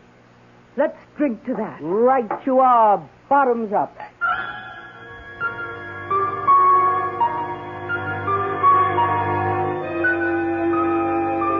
Ah, what courage lies in the bottom of a glass. Courage for the shy, the lonely, the frightened, the frustrated, and for the 2 elderly ladies determined to forget a ghost. We'll return shortly with Act 3.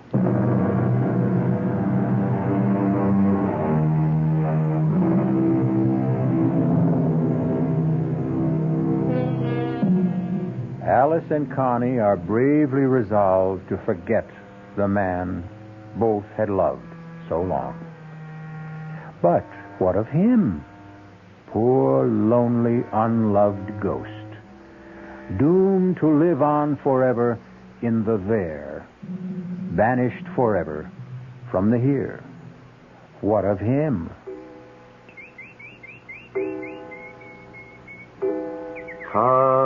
Connie. Connie. Speak to me, Connie. That's my sweet Goldie. That's my lovely bird. Happy to see me, sweetheart? Connie, I know you're here. I'm here, Charlie, but you're not. I am so. I don't believe in you anymore. You do, too. And I don't love you or want you. So there.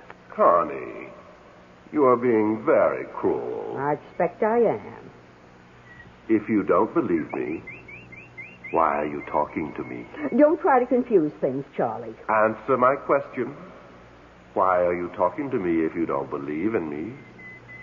Goldie, tell that ghost to go away.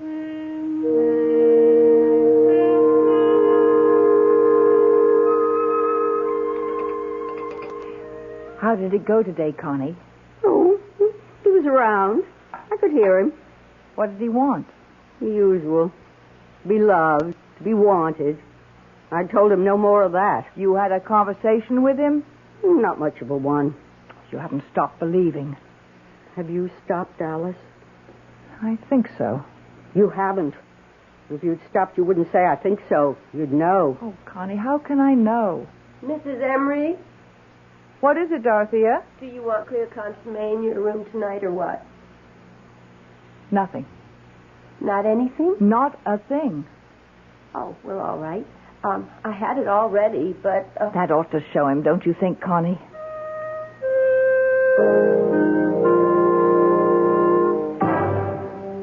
Alice, it's Charles.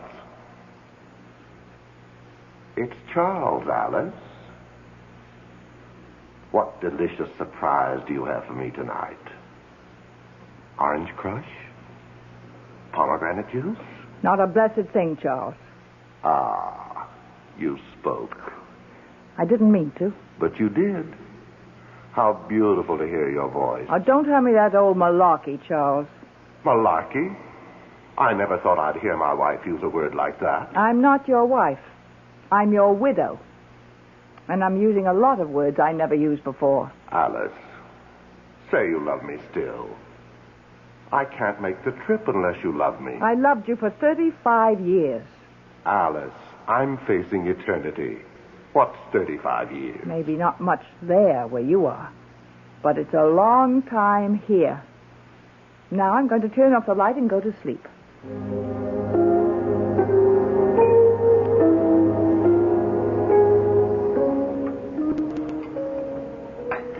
I was talking to him before I could stop myself. It was the same with me. But he couldn't complete the trip because I wouldn't say I loved him. Same here. And I really don't think I do love him, Connie. I think I just got into the habit. Me too. What does he want to hang around for? I can't imagine. Must be so beautiful there where he is. Why should he want to come here? He says it's very peaceful there. Sounds heavenly. Not much like here. Alice, that's why he keeps coming back. He can't stand the peacefulness. He isn't having any fun. I bet you're right. No worries, no troubles, no arguments, no problems. He can't stand it. That's the way he was when he was here. That's why he took up with me. Why else would he want to have a clandestine affair in the afternoon with a middle-aged school teacher when he had a wonderful wife like you? He was bored. He wanted a little excitement. He still wants it. Funny. I always thought people changed when they left this terrible world. I guess they don't. I hope I change. I'd hate to go on the same way for eternity. Being petty and jealous and suspicious. Oh, no. Well, how can it be so peaceful there if everyone's the same as they were here? Maybe. Maybe the others don't stay the same. Maybe they accept all that eternal peace and enjoy it. In the meantime, Connie, while we're still here, we have a problem that must be dealt with. Let's face it, neither of us has stopped believing in Charles completely. Alice, I don't know if I'll ever be able to stop completely. Maybe there'll always be some little corner of my mind that goes on believing that Charlie is here. It's the same with me. And as long as we both have that last little shred of belief, he will be here. Wandering around the house making bleating noises. But we won't answer it. We've got to be strong. Use firm measures. Like what? Like rejecting him utterly. How do we do that? I have 2 rooms in the front of the house. 2 big rooms with a big bath between. Would you consider taking one of them? Why, That would be what I call rejecting him utterly. He'd never try to visit one of us if the other one was there. Could I bring Goldie? Of course you can bring Goldie. I'll get a canary, too, of the opposite sex. You'll hear some real singing then, all right. Let's skip dessert. Let's go upstairs now and look at the room, and you can decide what furniture you want to keep and which you want to get rid of. It's all terribly exciting. Oh, Alice, I don't want to be dead for a long time.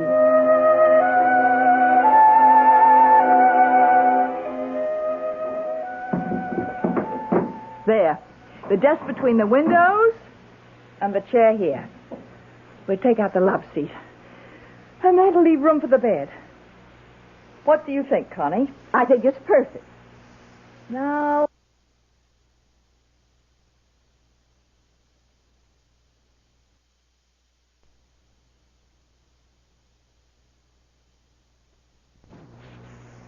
Alice. Listen to him. He sounds miserable. I expect he is. You really dye your hair, Connie? Do it myself. Want me to? I'll show you how. I wonder why I ever let myself go gray. You look lovely. Sort of a pale ash blonde. Pale ash blonde. I like the sound of that. Connie. Connie. Where are you, my darling? Poor old thing. Don't you give in. Oh, I won't. I won't. Be strong. Oh, I will. I swear. Connie. Now, you said blue for the walls. Now, what shade of blue? Aquamarine, turquoise, robin's egg? Turquoise. Good. And we'll put white crisscross curtains at the windows. With turquoise tie-backs. Right. And we'll get a turquoise and white spread for the bed. Beautiful. Could I possibly have a white rug? A white shag rug. Why not? Alice. Connie. Somebody.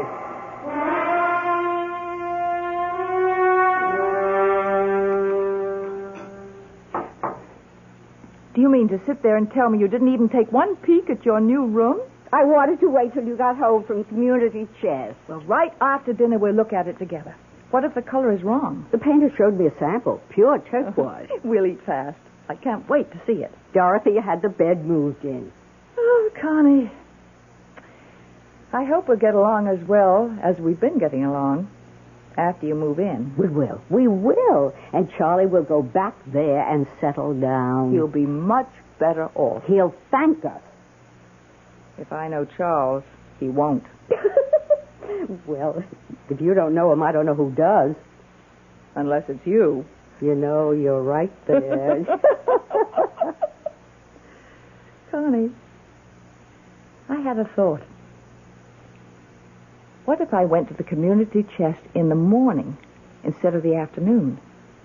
That way, when you get through school, we could do things like go to the movies. Oh, Alice, for fun!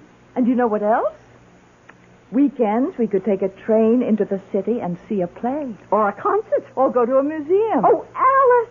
All those things I've been wanting to do, only I didn't want to do them alone. And you know what else? You mean there's more? Well, you have that 2 months off in the summer. We could go to Europe. Europe? I'll pay, of course. Now, don't argue. I'm your rich friend, so I'll pay. Alice, say it again. We're doing the right thing by Charlie, aren't we? Charles must stop being a ghost and settle down. And be happy. He will be happy, won't he? Charles will be happy there in whatever way they are happy there. Just as we will be happy here. I dare say the ways are different, but to each his own. Isn't that the expression? Oh, Alice, you do have a way of making everything sound simple. It is simple. If you stare the facts in the face and don't waver. I hope we're not being selfish. We're being realistic, that's all. sometimes realistic and selfish look like the same thing, but they're not. Finished your coffee? Uh-huh. Then guess what we're going to do? Go look at my new room. Yes, only wait a minute. Dorothea! I simply can't wait to see it. Yes, Mrs. Emery. You know that case of French wine I ordered? Did it come? The one with the picture of the chateau on the label. It came last week. Well, will you uncork a bottle and bring it upstairs to my suite? To our suite. Oh, Alice. And 2 glasses. Yes, Mrs. Emery. Connie, you and I are going to drink to a brand new life. 3 new lives. Yours, mine, and his. Come along.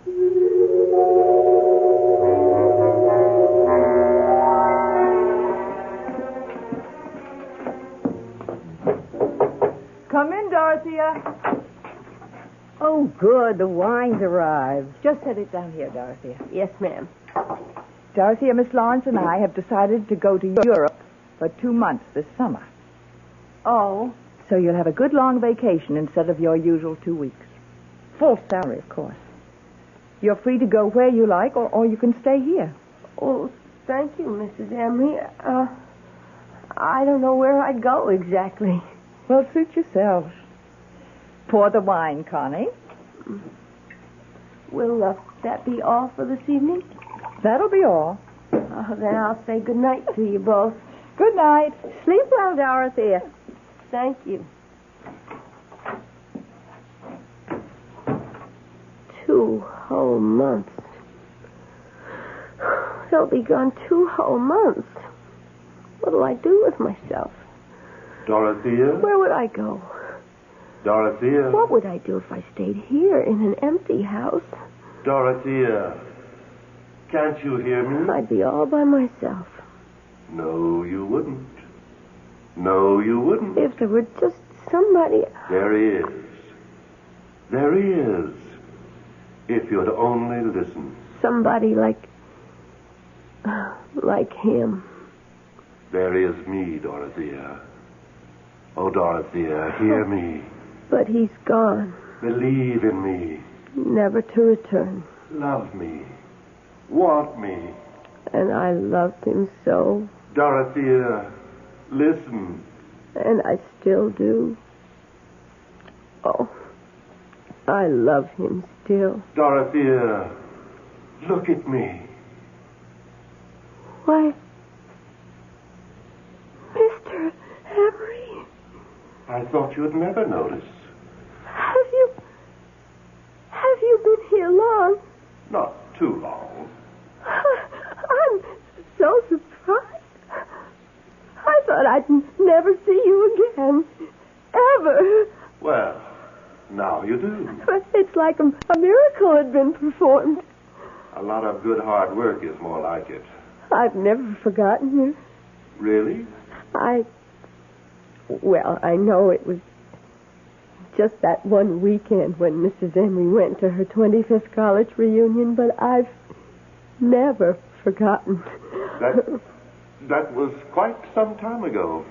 I was younger then, of course. You haven't changed, Dorothea. Not an iota. Oh? Still fresh, and plump, and adorable. Oh, you mean that? I've never met anything so much in my life. Or since. Dorothea, could you love me? But I do love you, Mr. Emery. You do? I've never loved anyone else. Not since that weekend. You came up to my room on the 3rd floor, don't you remember? That tiny little room. Yes, I do remember. Oh, you're going to be around for a while? For a long while, Dorothea. Practically indefinitely. Will you be here this summer? This summer, and this fall, and all next winter and next year. For as long as you want me, Dorothea. Oh. Come on. Let's go up to the 3rd floor. Mr. Emery, could I ask you something first? Anything, Dorothea. Anything. Do you mind if I call you Chuck? Of course I don't mind. Then come on, Chuck. Follow me. I'm right behind you, Dottie. Right behind you.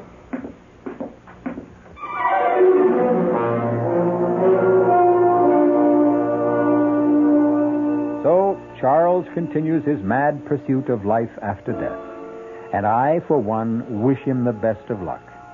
And the best of luck to Connie and Alice with their new hairdos and their new pantsuits. Good luck to them all. Good luck to all of us. It's what we need the most. I'll be back shortly. Our cast included Beatrice Straight, Paula Truman, Joan Loring, and John Barragrave. The entire production was under the direction of Hyman Brown.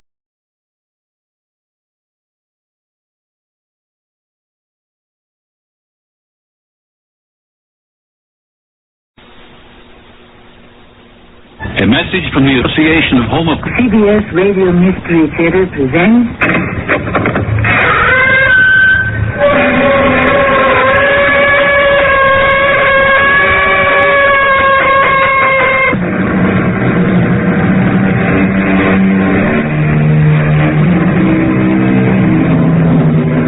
Welcome. Come in. I'm Tammy Grimes. What is that poem? Dame Fortune is a fickle gypsy, always blind and often tipsy. Sometimes, for years and years together, she'll bless you with the sunniest weather, bestowing on her pudding, pence, you can't imagine why or when. Then, in a moment, presto, pass, your joys are withered like the grass. Or as we say today, you win some, you lose some. The important thing to remember is not always who wins the big one, but who wins the last one. Somebody offered me a job, and it's called proconsul. I'm going to rule over the whole world. Lou, are you okay? But I won't take it, Lou. No? Why not? Because I'd have to become a traitor. A traitor to the whole human race. Then don't take it. But, Lil, if I don't take it, they'll kill me.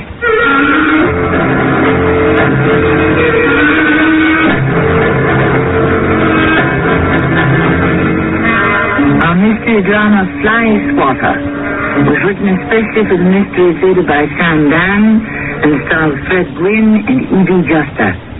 I'll be back shortly with Act One.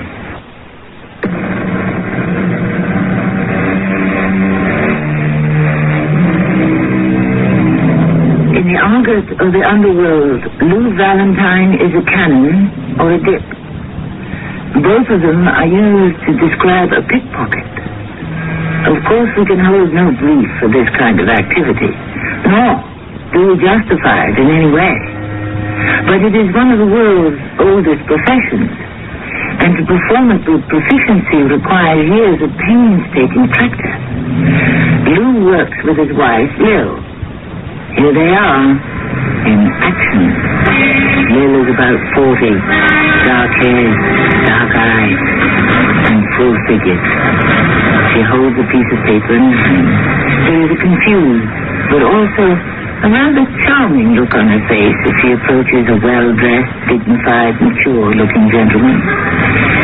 In a most seductive French accent, she says, "Oh, pardon, monsieur. I do not speak English very good. Only better. Will you read this everywhere?" Even a heart of stone could hardly resist this charmer. He looks at her. He looks at the paper. He is blinded by that dazzling smile. And he wants this moment to last as long as possible. Are you lost, my dear lady? Let me see if I may...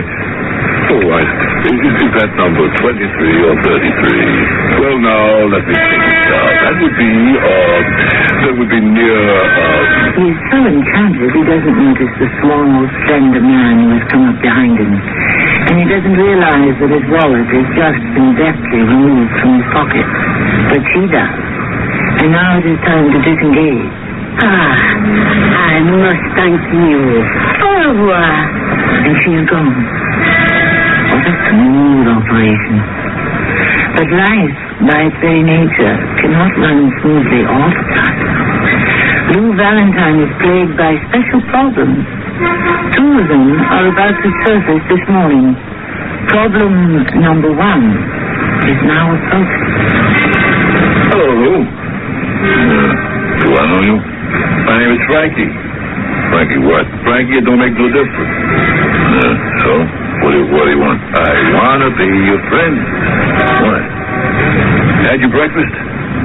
Hey, let's hop into this lunchroom and take on a stack of wheat. I'm buying. Well, then, after you. You like some more coffee? I'd like some more conversation. Lou, you were the best dip in the business, and we respect that. Thank you. Otherwise, you'd have had your fingers busted. Huh? You were spotted working 5th and Jefferson, you and a wife. Great team. Pleasure to watch. She's so looker, that babe. She kind of sidles up to the mark, pats them baby browns at him. Will Monsieur read this for me? While he's trying to figure out, can he promote some action there, you're in and you're out of his pocket. Hey, we pick on a friend of yours. Oh, Lou, it ain't that. Then what's the beef? You can't work 5th and Jefferson no more.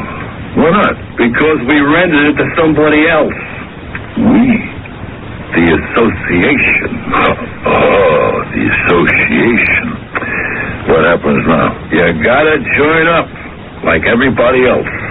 I've always been a freelance. I know. Them days is gone forever. Things gotta be organized, run in an orderly way. Otherwise, people are always knocking heads. So, you wanna work? You pay your initiation. We rent you a corner, you're in action. What if I don't join? Lou, you've been around too long to ask that kind of question. Frankie, you want to know something? I may have been around too long, period. Thinking of retiring, Lou? Don't do it. I'll have to discuss it with the wife. Sure, Lou, you do that. Listen, you know we'll put aside for you? The whole brand new Midtown shopping mall. It's all yours.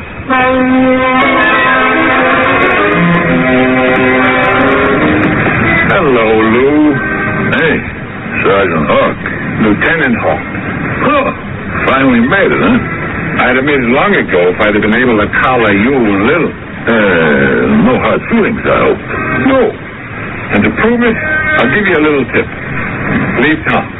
I like it here. You won't like it much longer. The words come down, get all the known dips off the street. Well, thanks, Lieutenant.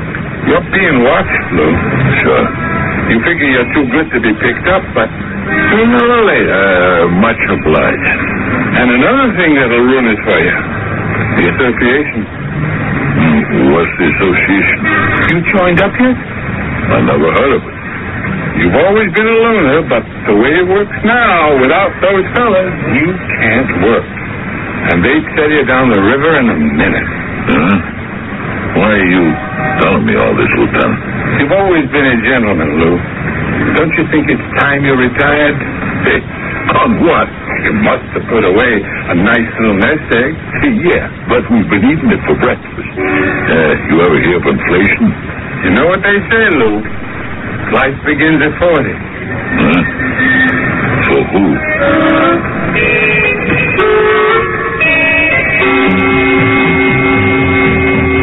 That you, Lou? Yes. Well, how'd we do today? We didn't even crack the nut. You know, the guy with the monocle, the derby hat, and the black coat with the velvet collar. He had to have dough. You know what was in that wallet? Credit cards. Every credit card in the world. I don't know what to say. Today you got a situation where both the rich and the poor walk around without any ready cash. The poor, because they don't have it. The rich, because they don't need it. It's all credit cards. Yeah. What's the matter with everybody? Don't they realize they're getting themselves into debt? What happened to all the old-fashioned values we were taught as kids? Thrift.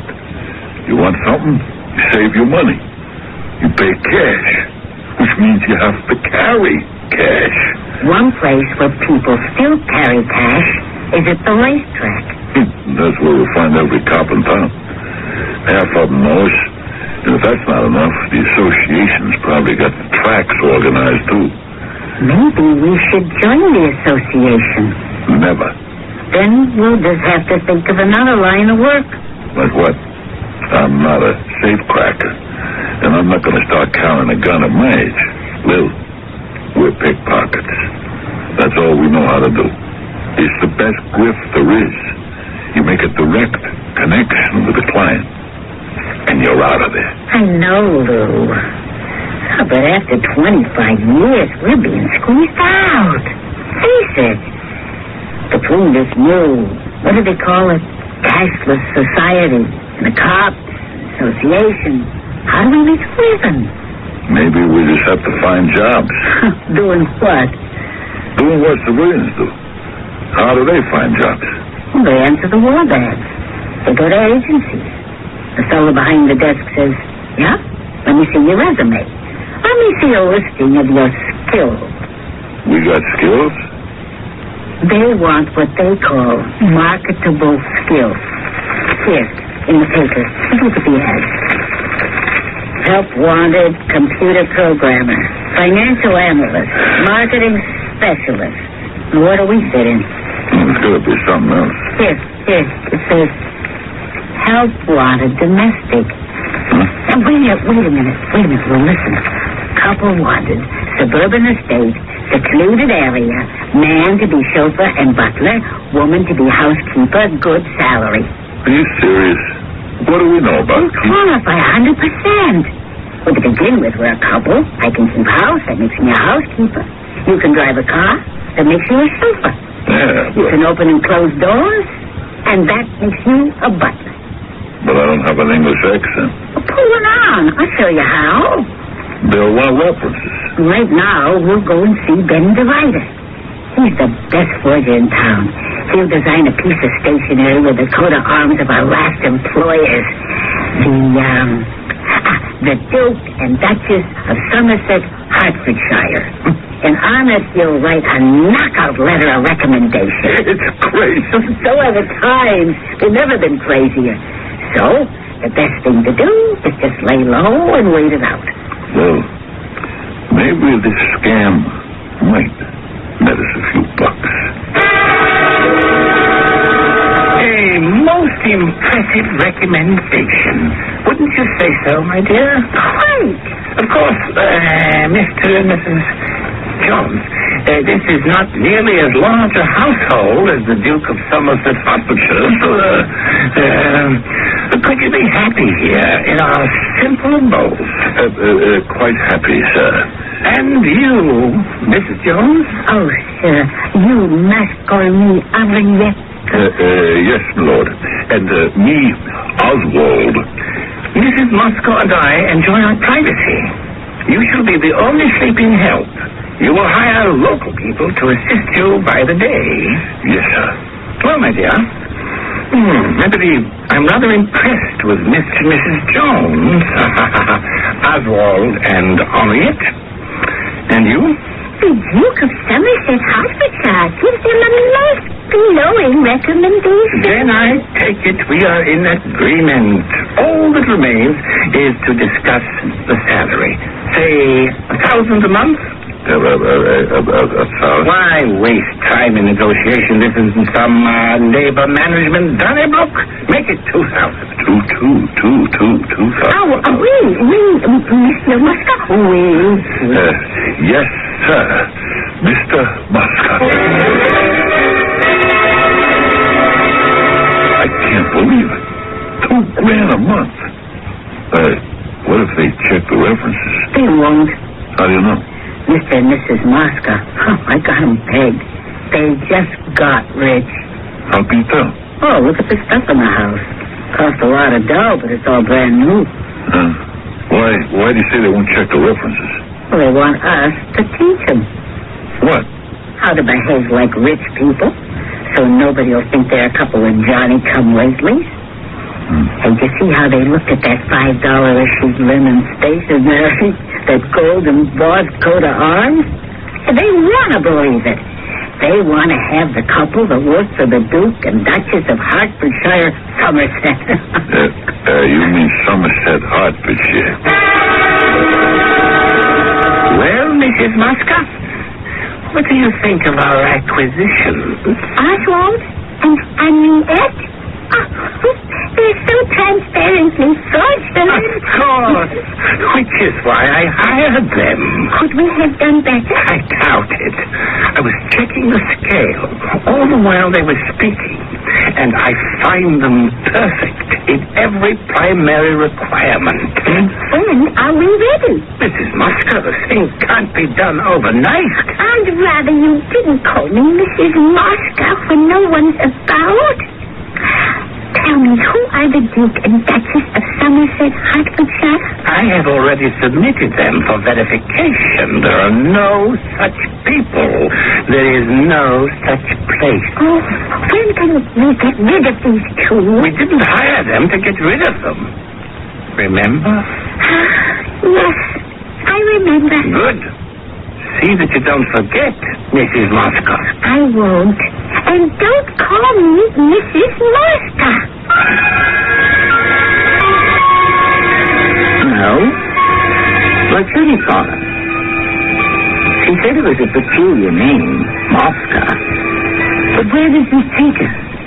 We only know for sure it will take us right into Act 2 shortly.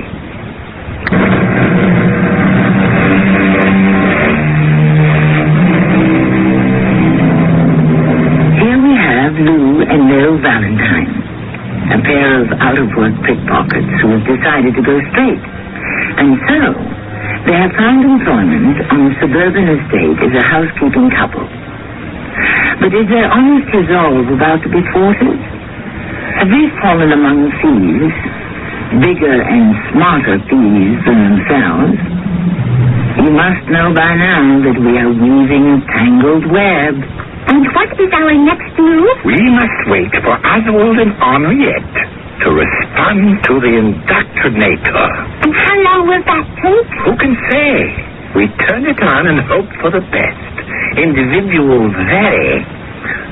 Oswald and Henriette. Indeed. The names are Lou and Little Valentine. Oh, who cares about that? You're not even curious? I just want to get this thing over with and move on. The process proceeds at its own pace. Who would that be? Your new butler. Oh, what does he want? I'm sure it has to do with food, lunch, dinner, so on and so forth. You mean we have to eat what they eat? I'm afraid so. Come in, please. Yes, Oswald? Madame Henriette would like to know what you would like for dinner, sir. Oh, whatever is convenient. Oh, yes, sir. Is there anything else, Oswald? No, sir. Tell me, Oswald, do you feel anything... Anything like what, madam? A night buzzing in your head, perhaps? No, madam. Oswald, that will be all. Yes, sir. Why did you have to ask him that? Because I told you I want to get this over with. What if he does feel a buzzing? Will it make any difference in the long run? Some kitchen, huh? Real classy. Yeah. Something wrong? Everything is brand new. All the appliances, nothing's been used. Well, naturally. There's never been any food in the refrigerator. Nothing's ever been cooked on the stove. How can you tell? You can tell. Take my word for it. So what? And there's absolutely nothing to eat in the house. Well, aren't we supposed to go out and do the shopping? Well, meanwhile, there isn't so much as a crumb. You'd think there'd be some coffee and sugar and bread. Something, anything. What do these people eat? Maybe they go out. You can't go out for everything. I mean, every time you want a cup of tea, let's say. Some people just don't go in for food. Oh, everybody's got to eat. Look. What? Flies. Hey, they can't be flies. It's the middle of January. Not a big yet. Oh, look in the drawer there. See if you can find a fly. Nothing. Well, remember to pick one up when we go to the store. How do you get flies this time of the winter? Oh, what's the difference? Let's get rid of them. Hey, let me roll up this newspaper. So many flies. Got him.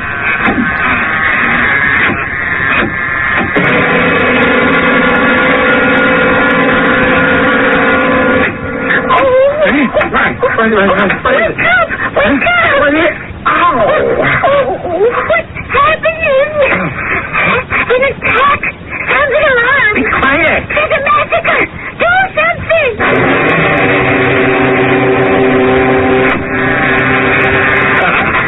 I'm hitting my stride. I bagged 3 of them that time. What is the meaning of this?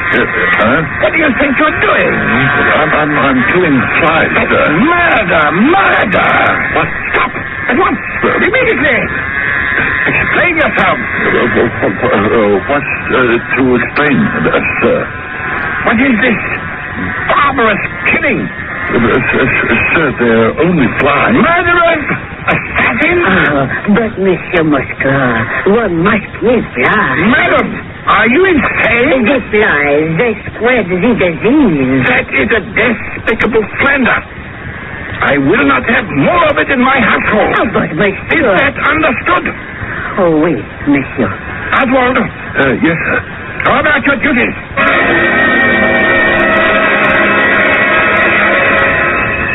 Well? The news is not good. How many? I counted 7. Oh, no. Who? The best and the bravest. Millicent, Edward, Robert, Gertrude, Virginia, Albert, and Maxine. Oh, I think I am going to pass out. You must not. Oh, I am exhausted. Yes, I can understand. Do you know what a strain it is to maintain this appearance? I know. I'm doing the same thing. When can we at least? When it is safe. But when will that be? I'll let you know. The shopping center's that way. I know. So, why are you headed towards the city? Well, we're working for a pair of nuts. This business with the flies. Why would he put on an act like that? That scares me. I don't think it was an act. That scares me even more. I think it was on a level. Why would a guy just go to pieces because we were killing flies? Came in, looked at us, spoke to us. He spoke to us as if we were killing human beings. Yeah. What does that mean? Beats me. But I'll tell you who might know. Who? Benny the writer. Ben? He knows everything. It could be a Jain. What's that? Jain. A religion. Never heard of it. In India. The guy looks like an American. It travels. What's it all about? Nobody knows for sure. It's got to be about something. It is. And it isn't. I can't believe the two of you. What am I listening to? Now, Benny, why would a guy have a fit just because we were killing some flies? Because they believe a fly has a soul. A fly? Every living thing has an immortal soul. Yeah. They won't even walk outdoors. Why not? They're afraid they'll step on an ant. You sure about all this, Benny? You could look it up. Yeah. Thanks, Benny. Anytime. These flies are driving me nuts. Me too. Hey, what's that? What does it look like? A fly swatter. Oh, and there's a couple. No, Lou, don't. Why not? You'll have him come running in here. Lou, I bought this thing because I mean business. You can't have flies all over the place. Sure, but you'll have to do it while they're out of the house. And when is that? They never go anyplace. They got a brand new car. They hire a chauffeur. And all they do is stay home in their room. Lou, what's going on here? You're asking me? Yeah. What did you make for dinner? Well, I made us a couple of hamburgers. And for them? Nothing. They're not going to eat dinner either? Well, he told me they'd skip it tonight. In 2 days, they haven't had a single bite to eat. I know. What are they living on? It was then he said. Maybe they think all animals and plants have immortal souls. Maybe they believe you're not supposed to eat any of them. Listen, I think it has to be a scam. They probably have a supply of chow stashed away in a bedroom, and they're putting on this act for you and me. Why? What can they get out of us? Oh, come on, Lou. Maybe we shouldn't even wait to find out. Let's leave right now. What else are we going to pick up $2,000 a month? Maybe we should quit before we get in too deep. Before we get too deep into what? Why don't we just sleep on it? Maybe things will look better in the morning.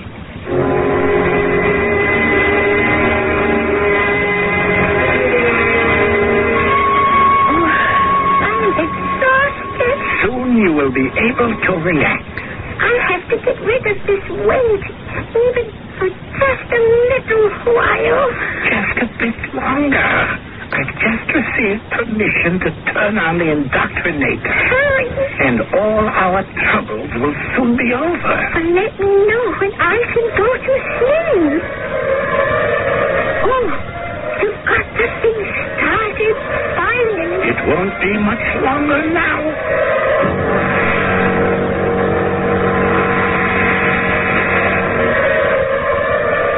Lou, wake up. I'm up. That noise. What noise? Oh. What is it? Maybe in the water pipes or something. Go to sleep, Lou. Lou, what's a proconsul? A who? A proconsul. Beats me. Oh, I know. Yeah. I know, too. It's like a governor. I don't want the job. But proconsul, you can rule over the whole world. I don't want to rule over the whole world. If you don't, you'll get someone else. Let them. And then they'll kill us. Lou. Uh-huh. Lou, what kind of a talk were we just having? I was fast asleep. Oh, why you wake me up? First you asked me what's a proconsul. Then you asked me how I'd like to be one. I say no, and you say, but you can rule over the whole world. Yeah, I did say that. But I was dreaming. How did you know? You mean you and I were having the exact same dream at the exact same time? Maybe it wasn't a dream. It started with a kind of a humming noise. Yeah. Now it's gone. Oh, Lou, you want to get out of here right now? Let's see how we feel in the morning. I'm scared. Those two are probably working on one of the greatest scams of all time. So why don't we just stick around and see what we can learn? Huh?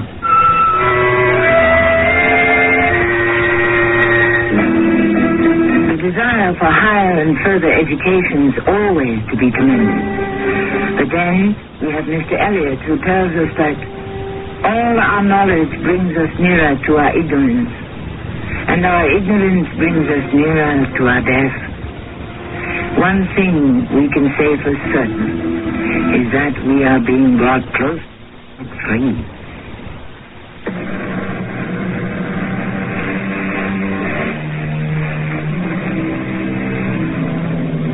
Why should people who seemingly do not eat advertise for a cook? Why should these same people who do not stir from their home advertise for a chauffeur? Why should anyone, in his or own right mind, protest the killing of the most common and dangerous of all household pests, the ordinary, everyday fly? Why indeed?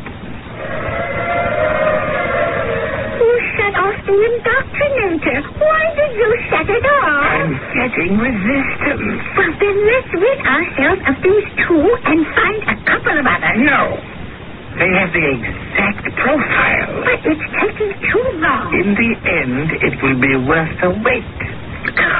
Why is this one so difficult? It happens sometimes. Let me use the indoctrinator. You? Why not? I'm qualified. But I'm the one who... And you're the one who's not getting results. Well, sooner or later Suppose we fall asleep before we've sealed them. We won't. Look at you. You can hardly keep your eyes open now. Oh, all right. But if you use too much power... I am going to use exactly enough for the complete process. Easy. Just let me do this when you see.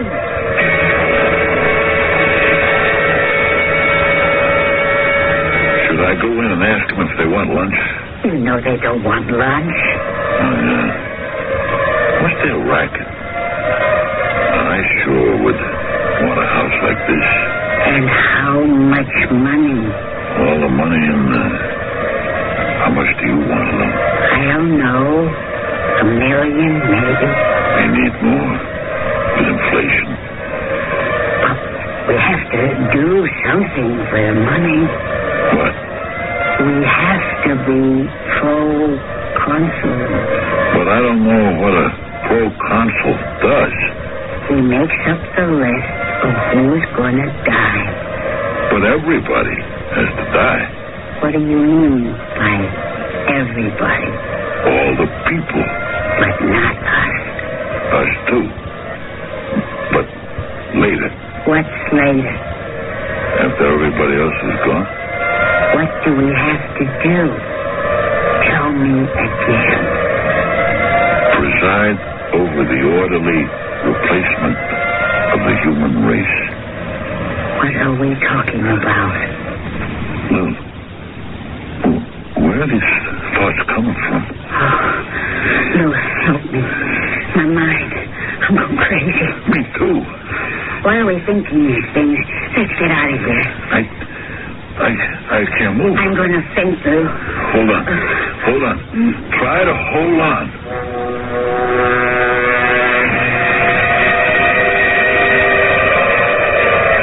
Shut it off. No! I am senior officer. Shut it off.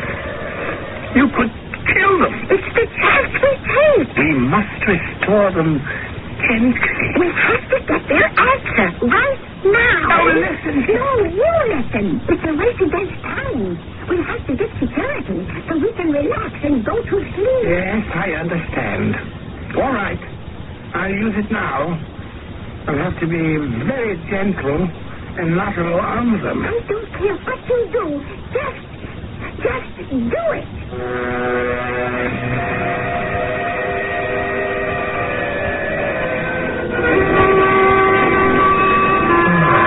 Pretty music. Where's it coming from? Maybe Mr. and Mrs. Mosca have a record player. They're such nice people. So kind, so considerate. Don't you just love them? Yes, Lou.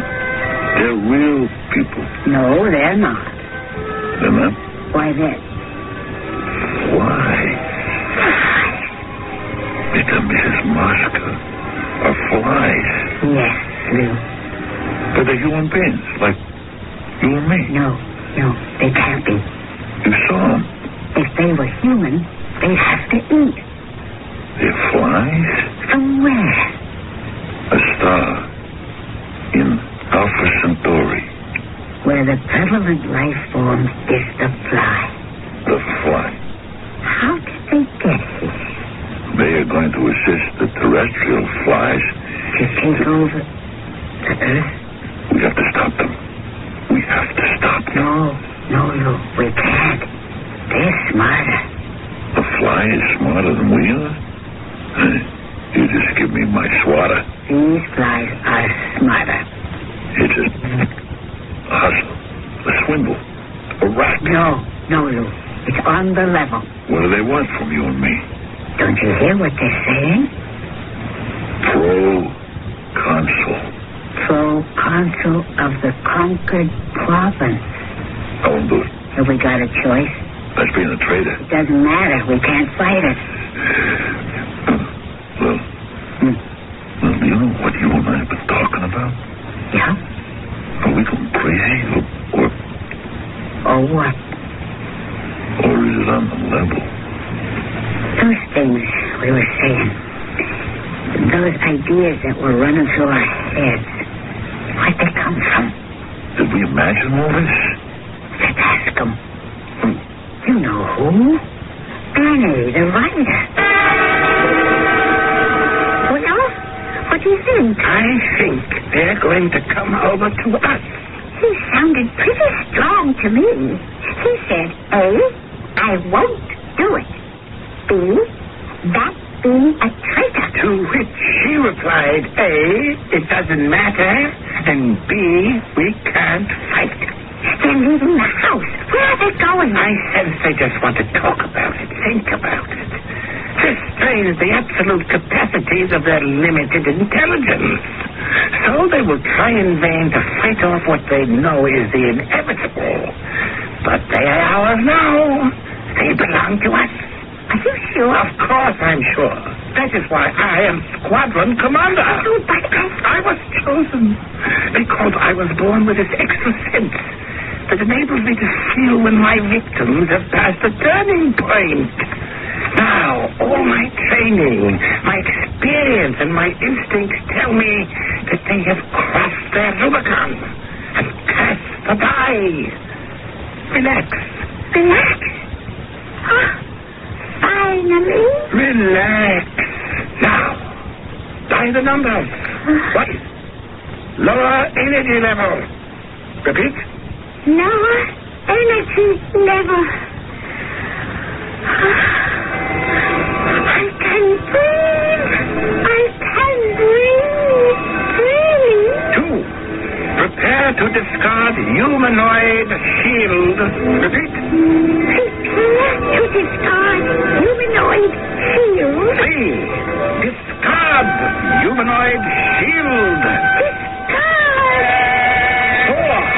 Reduce to normal size and shape. Reduce to blessed normal size and shape. Now we can enjoy some sleep. Go ahead. I believe she already has. Oh, my dear, I'll be with you in a moment. I shall be with you in a brief moment.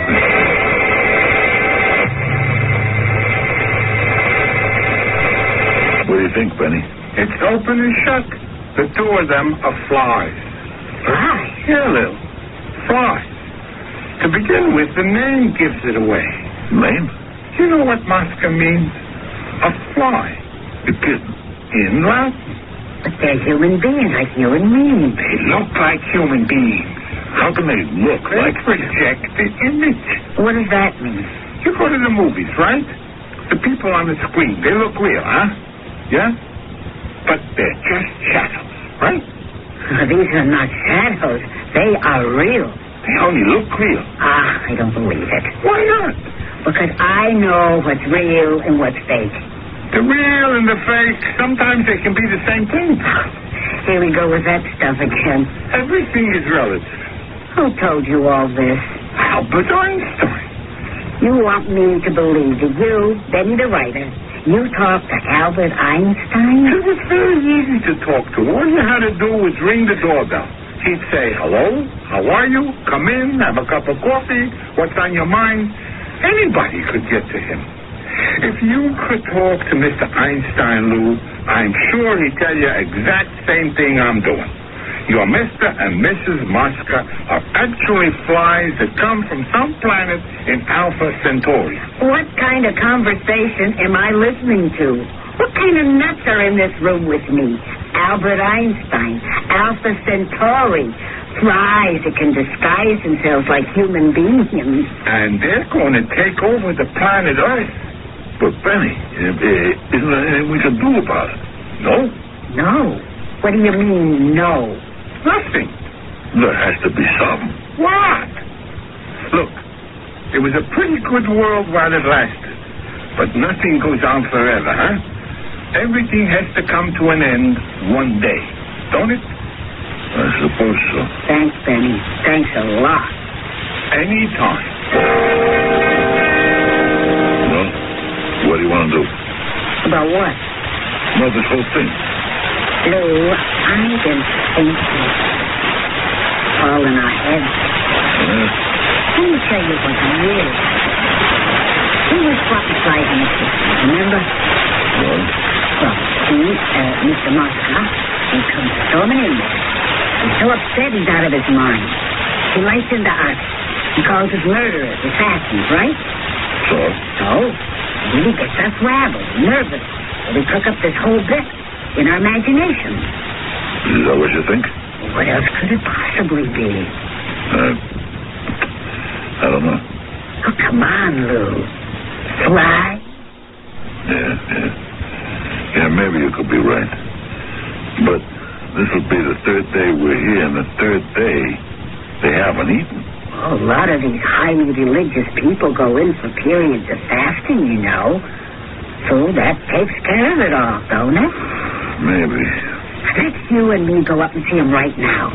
Mr. Oswald and Madame Henriette. And we shall ask what Madame and Monsieur Mosca shall require of us this evening, yeah? Okay.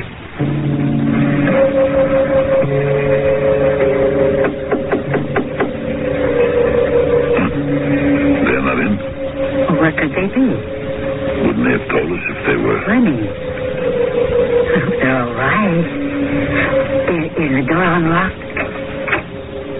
Yeah. Oh, let's see if everything's okay. Monsieur Mosca? Madame Mosca? They're not here. What could they have gone? Maybe for a walk. Oh, yeah, I suppose so. Maybe they want to work up an appetite for dinner. Hey, look. 2 flies. Where? See 'em? On the windowsill. Oh. Now, Mr. and Mrs. Mosca aren't around, so, just wait. I'll be back in a second.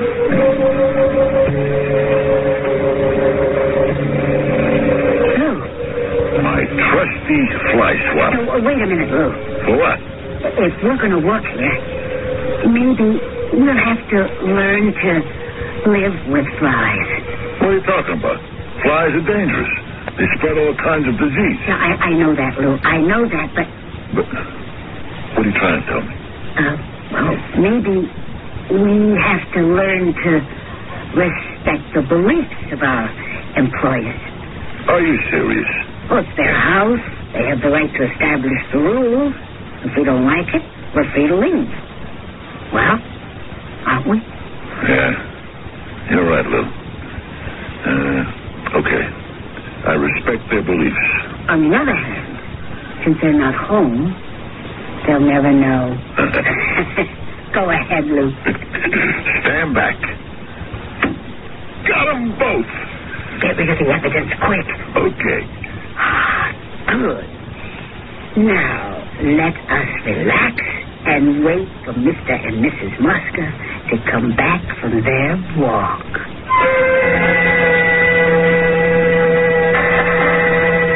When none was heard from, Lou and Bill Valentine were still waiting.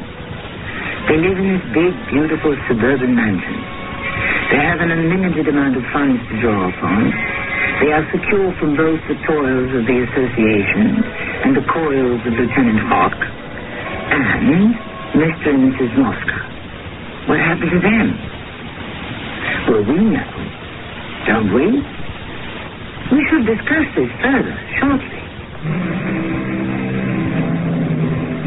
There are millions, billions, trillions, the number is infinite of stars and planets and solar systems and galaxies and universes.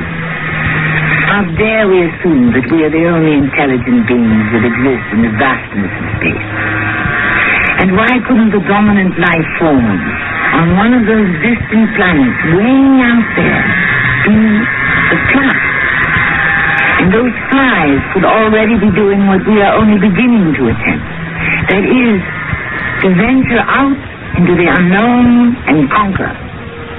Our cast included Fred Gwynne, Evie Justa, and Bernard Grant. The entire production was under the direction of Hyman Brown. And now a preview of our next tale. I'll report the offer to Foley at the garage. He can alert the police. Do you think that is wise? If you do not do what this one man advises, you might be hurt, Tom. But Mr. Clark and the police have got to be told about the crazy offer.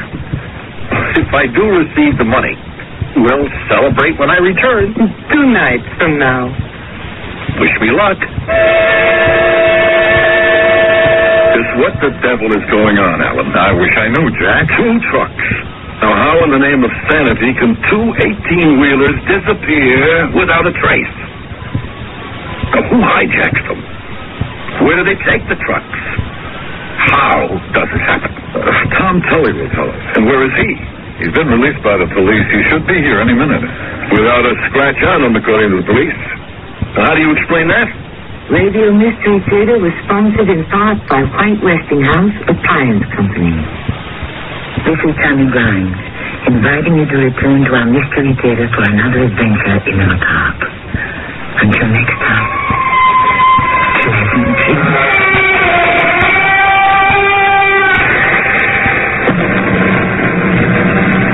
Hi, this has got plenty of everything. The Couple Next Door.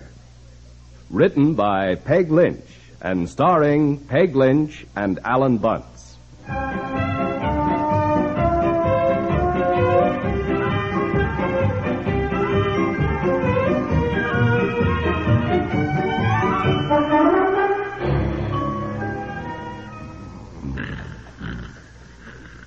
Good morning, Daddy. Happy New Year. Oh. Happy New Year, Daddy. Oh, Happy New Year, darling. Honey, run along and play now and let Daddy sleep. Ah, that's a good girl. You better get up. Aunt Edna's arriving shortly. I brought you up some coffee. Oh, thanks, darling. Oh, boy, quite a New Year's party last night, huh? It certainly was. Oh, I had a good time, did you? Yes, lovely. You mad? No. Betsy, run downstairs and tell Grandma that Daddy's awake. He'll be right down. All right, Mommy. Mother made her sticky pecan rolls for breakfast for you. Oh, golly, honey, I can't eat those sweet things now. Well, you better eat them. She made them specially for you, and you know my mother. Yeah, indeed, I do know your mother. Oh, boy, that coffee tastes good. When did you get up? A little while ago. I heard Mother down there doing all the dishes. From the 16 people you invited in for waffles at 4 o'clock. Oh, golly. Yeah, you must have had about an hour's sleep. We didn't get to bed till 6, did we? I thought they'd never go. Well, I don't know why you thought that. You kept urging them to stay. You sound mad about something. No. Well, it was quite a party, wasn't it? Boy, wasn't Harry funny, honey? He's pretty clever, that guy. You know, I could sit and listen to him all night. Well, we did. Gee, I seem to be a little hoarse this morning. You probably strained your voice a little singing with the orchestra. Oh, that. Yeah, it was kind of silly, wasn't it? Well, you know, Jack dared me to sing, and you know me, always take a dare. I was awfully proud of you. Now, look, we were with friends. We were just having a good time. Hey, how did my voice sound over the microphone? Loud. I think that's the best way to describe it. As Carol said, you really didn't need a microphone. All right, okay. Oh, golly. Anyhow, honey, did you have a good time? Well, I danced with the drummer quite a bit. The drummer? Why wasn't he playing the drums? You were. Oh. Look, for Pete's sakes, I just took over for one number, and... By the way, where were you when the bells rang out and everybody yelled Happy New Year? I was looking all over for you. I was sitting at the next table, dear. Who with? That extra man the Wilsons brought along. Said he couldn't imagine I was old enough to be married and have a daughter. Oh, I might as well face it. I do love flattery. Which one was he? The good-looking one. Well, you mean that guy that needed a haircut? You're jealous? No, look, I know I got you hooked, don't I? Uh-huh. Happy New Year, dear. Happy New Year to you. And my first resolution is that hereafter I will never ask 16 people in at 4 a.m. for waffles. Oh, I didn't mind, really. Mother can get it. You better get up, honey. Oh, maybe that's the call you put in last night. What call? To Mexico City. Mexico City? Who is it, Mother? Mexico City. Something about a call to Mexico City. Oh, come on, hurry up, dear, hurry up. Wait a minute, what? You said you wanted to call your folks while they were down there visiting your sister and say Happy New Year. You got the brilliant idea at 3 o'clock this morning. Oh, boy, I'd like to know what was in that punch.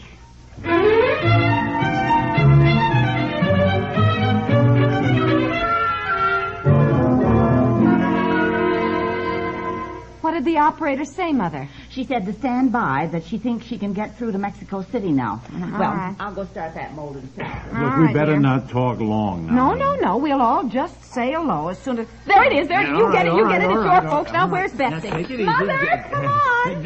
Hello? Is it... Yes.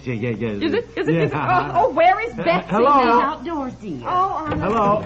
Betsy, come in here right Hello? away. Yes. Come on, dear. For Pete's sake, I can't hear. Oh, Will I'm you? sorry. Betsy, get in here right away. Now, Hello? I'm talking to Grandma and Grandpa in Mexico City. Get in. Yes. Yeah. Well, who do you suppose it is? Yeah. Well, never mind how much it costs, Mother. Happy New Year. How are you? Now, here, get in there. Let's get our things off, will you, Mother? Yes. I want to talk. Sure. Daddy's talking long distance. Oh, that's wonderful, Mother. Yeah, we're all fine. No, it's snowing here.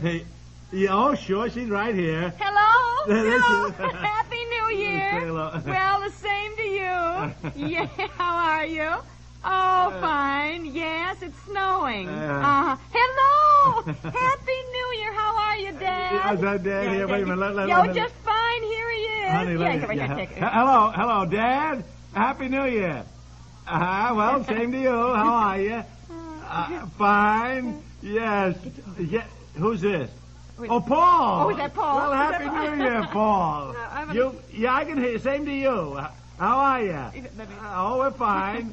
Who? Yeah, she's right here. Is that Paul? Hello, Paul. Happy New Year.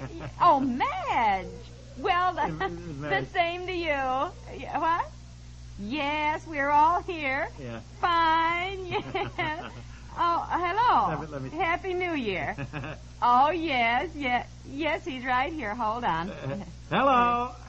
Happy New Year. Yes. Who's this? Oh, it's some neighbor who dropped in, a friend of your sister's who's heard a lot about you. Oh, yes. Yes, well, all good, I hope. Well, Happy New Year to you. Yes, would you put my mother on again, would you please? And let Betsy say hello to Grandma now, too. No, I don't want to. Hello, Mother. Who to talk to Grandma? Yes, dear. I'm glad you like it. Did it fit? Good. Well, thank you, darling, for the beautiful... carving set you sent us. Yeah, it was lovely. Oh, we certainly did like it. Sure. Let my mother say just hello. Sure. No, it's his fault. No. Yeah, you bet, darling. No, you can just say hello, for heaven's sake. No. Yes, Mother. What's a long distance call? And I don't worry about it. Hold on, Mother. There's somebody else here to say hello. No, it costs money. No sense wasting Well, say hello. It's wasting time arguing, Mother. Hello, Eunice. Yes. Happy New Year. Well, the same to you, dear. You don't have to shout, Mother. Well, it was a lovely Christmas with them. Yeah, I baked some cookies when I got here. Well, I thought I was going to get here on the Sunday before Christmas, but then Mrs. Cunningham, you know her, she was Ruth Loomis. Yes. Well, she wanted me to stay for the Eastern Star party, and we had the loveliest time. Mother. Yes. Oh, well, you remember the Loomises, Eunice. No. Mother, she this was is the to one... Mexico City. No, don't say anything. Well, don't say it. I want Betsy to talk. Mother, I want Betsy to talk. Hold on, Eunice. Betsy's here, and our granddaughter wants to talk to you. Come on, dear. Come on. Come on, for heaven's sakes. It's Grandma and Grandpa. No. Mother, hold on. Look, get on the phone, will you? This is long distance. Hurry up. What is the matter with you? You don't get anywhere with a child yelling at him like that. Sweetheart, Daddy, sorry, darling, but get on the Mother, phone. talk to them. Don't waste the phone call. Hello, Eunice. They're trying to get her to talk. Betsy, will you Come on. please? Yes, I made dear. Please, darling, be Daddy's yes, good baby I put all and the talk to raisins them. in. No, baby, I'm saying. Yes. Golly. No, Daddy didn't mean you were a baby. No, honey. I meant Daddy's good little girl. Please, now, just say hello, honey. Let Grandma hear your voice, honey. They're down in Mexico City here. Where's that? It doesn't matter where it is. Oh, let it go. Let it go. She won't talk. There's no sense. Honestly. We better say and goodbye. then I put in enough to season. Say you goodbye, know. Mother. Say goodbye. Goodbye, Eunice. Happy New Year. Goodbye, Mother. Goodbye. I want to talk to Grandma. Hold on. Please Hold on. She wants to talk. Hold. Here you are. Here you are. Say hello. Take Go it. on. Say hello. Hello? Speak up now. It's long distance. Grandma, the Williamson's dog has 4 new puppies. Just a minute. Daddy, were the puppies boys or girls? What? The Williamson's dog. There were 3 boys and 1 girl in it. For Pete's sakes, I don't know. I don't know the Williamsons' dog. I don't even know the Williamsons. Grandma, I learned a new song. Yes. Uh-huh. Come with the leaves, said the wind one day. Come o'er the meadows with me and play. Put on your dresses of red. 3,000 miles. Well, you wanted her to talk. Yeah, but she's Grandma, singing. I can count to 1,000 too. Oh, well. Uh-huh. 1, 2, 3. Well, not to 1,000 now, dear. Honey. Darling, I think that's enough. Say goodbye and hang up, Betsy. Betsy, that's enough, dear. Please, Grandma's heard your voice now, honey. Let me have the phone. Look, I take... want to count to 1,000. Now just hello. Goodbye. Yes, Happy New Year. Goodbye, Mother. We will. Goodbye. Goodbye. Oh, there. Is she going? Yeah. I wanted to show Grandma I could count to 1,000. Well, now here's one, Grandma, right here, and you come out in the kitchen with me, and I want to hear you count to 1,000. Well, I didn't know you could do that. Come on, darling. Oh, boy, that'll be some bill. Well, we did it. New Year's comes once a year. Of course, we didn't ask them how the trip down was, or how they liked it, or exactly when they'd be home. No, well, what the heck. Oh, my. Oh, your sister sounded just the same, didn't she? Goodness, it's been 4 years since we've seen... What's the matter? I didn't talk to her. Of course you talked to her. I did not say hello to Madge. I talked to Paul. You mean you didn't say Happy New Year to your sister? I didn't say anything to her. She wasn't on the phone when I was... honey. Well, look, there was so much excitement, I You just... know how Madge is anyhow. I know. Her feelings get hurt over the slightest thing. And they've been there 4 years, and you've never called down there before. Well... Oh! I didn't even thank her for that beautiful Mexican silver platter they sent us. Oh, Oh, well, look, my we'll goodness. write her a very delicate letter, and... Oh, how do you tell your sister delicately you completely forgot her, Well, dear? what else can I do? Well, all I know is Paul will be transferred back here next year, and she will not be speaking to us. She's just like my Aunt Sarah, who still doesn't speak to Mother, as Mother forgot to thank her for some crocheted pot holders or something. Oh, families. It's up to you. It's your sister. But I know what I think you ought to do to keep peace in the family, dear. Oh, all right. I'll call back. Well, I I'll think call you back. ought This to. is the Christmas season. We were really going to economize. Oh, there's a car out in front. That must be Aunt Edna. She got a Operator. It is. It's Aunt Operator, I Edna. want to call Mexico City. Oh, no, I got that one through. This is another one to the same number. Yes, that's right. Yeah, I forgot to say Happy New Year to my sister and all the excitement, so I... Who are you talking to? The operator. He's pretty cute. She said, oh, boy, I know what you mean. And so do I. There comes Aunt Edna up the walk with 2 pies. My mother just made some. Yes, please. Mother, hide the pies. Hide the pies. Yes. Aunt Edna, Happy New Year. Happy New Year, Aunt Edna. Oh, you brought pies, dear. How wonderful.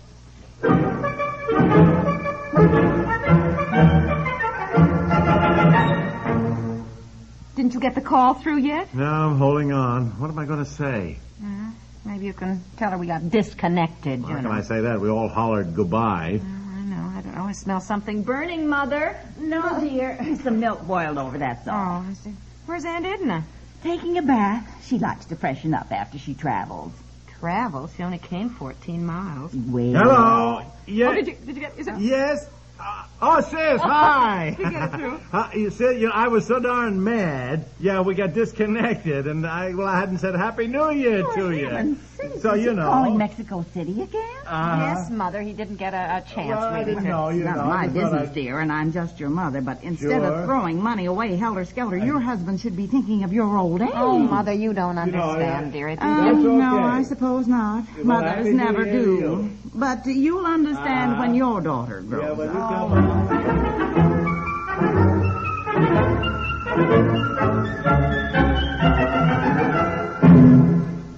These new friends, the couple next door, are an important part of CBS Radio's new programming in the daytime. Tomorrow and every weekday, join this lively and charming couple next door in the daytime, where they live next door to Arthur Godfrey, Art Linkletter, the second Mrs. Burton, and all the others who bring listening at its best on CBS Radio. The CBS Radio Mystery Theater presents...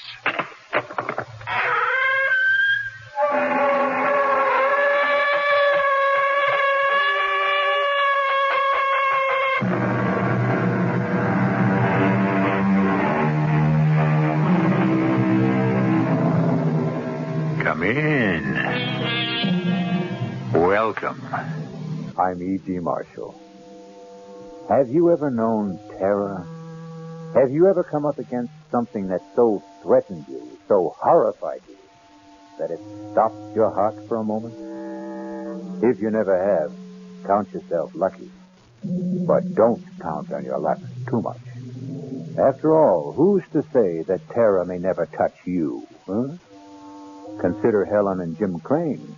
They never thought it would ever touch them. Blood. Jim, there's blood all over. And the axe. Did you see the axe? Come on, let's get out of here. The blizzard. We can't stay here either. There must have been a terrible fight in that kitchen, and I'm not waiting for the winner to come back. You don't suppose... What? The murderer the police are looking for. The man who slaughtered the Grant family. They said he was holed up somewhere on the mountain. This cabin, maybe? You don't think... All I think is that we'd better get out of here.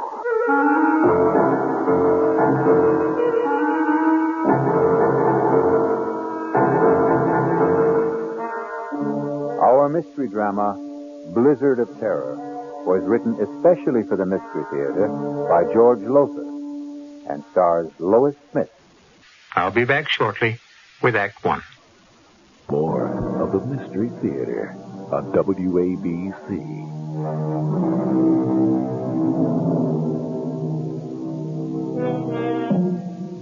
Dare you join me now in a blizzard of terror?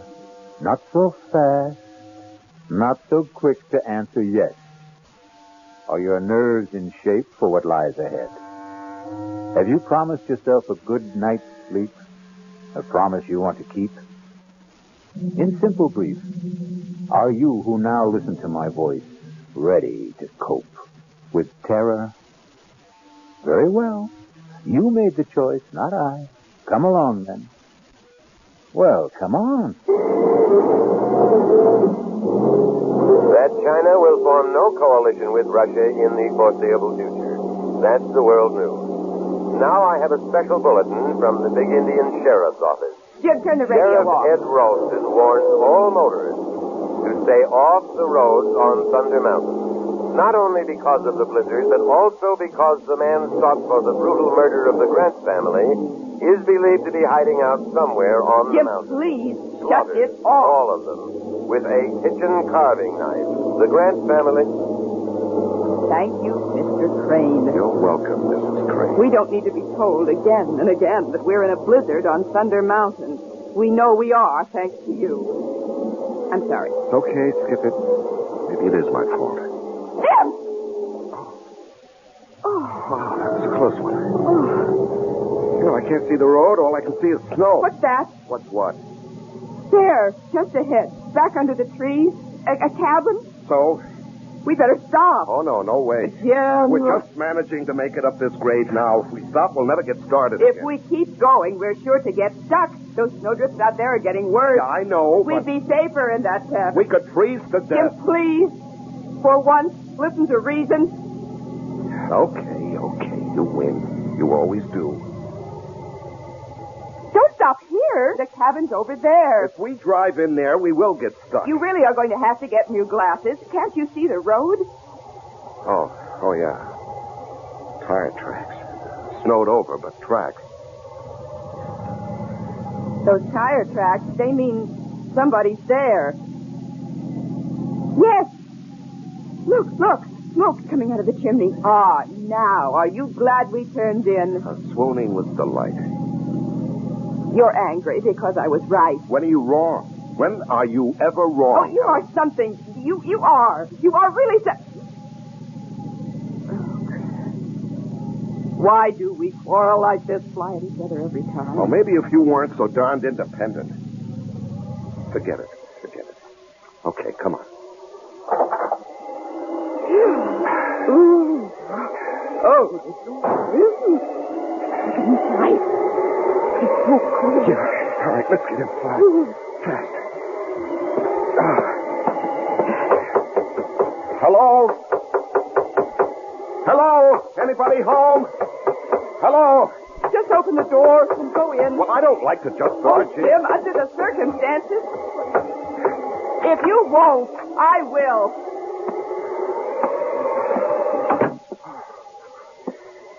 Hello? Anyone here? Hello? There must be somebody here. There's a fire smoldering in the fireplace. Here, look, there's a pipe in this ashtray. The tray is full of pipe ashes. Yeah. Oh, here's a coffee cup, half full. Uh-huh. There's a book open on the table. Huh. Jung's Psychology of the Unconscious. Whoever owns this place must be a brain. Hello? Anyone here? Hello? Helen, don't do that. You've got no right to go nosing around. Bedroom. Nobody in it. Must be the kitchen. Behind that door. Helen! Yes. Let's just sit down and just wait for whoever owns this place to come back, huh? I just want... You've got no right, Helen. Now, the owner of this place must be the kind of person who wouldn't like people nosing around. Oh, now, I'm telling really? you. Just look at it. This isn't just a cabin. It's a kind of lodge. Here, that wall lined with books. There, a hi-fi. Stacks of records, all classical. And those paintings on the walls. Helen, please. I want a cup of coffee, and if this door leads to the kitchen... Just won't ever listen. Well, what are you standing there for? Now that you've opened the door, go on in. Oh. Good Lord. What is it? Oh. Jim. Oh, Jim. Helen, what is it? The kitchen. Oh. The kitchen. Ah. Here. Helen, here. You better sit down. You look like you're going to faint. Now, you just sit there. I'll have a look.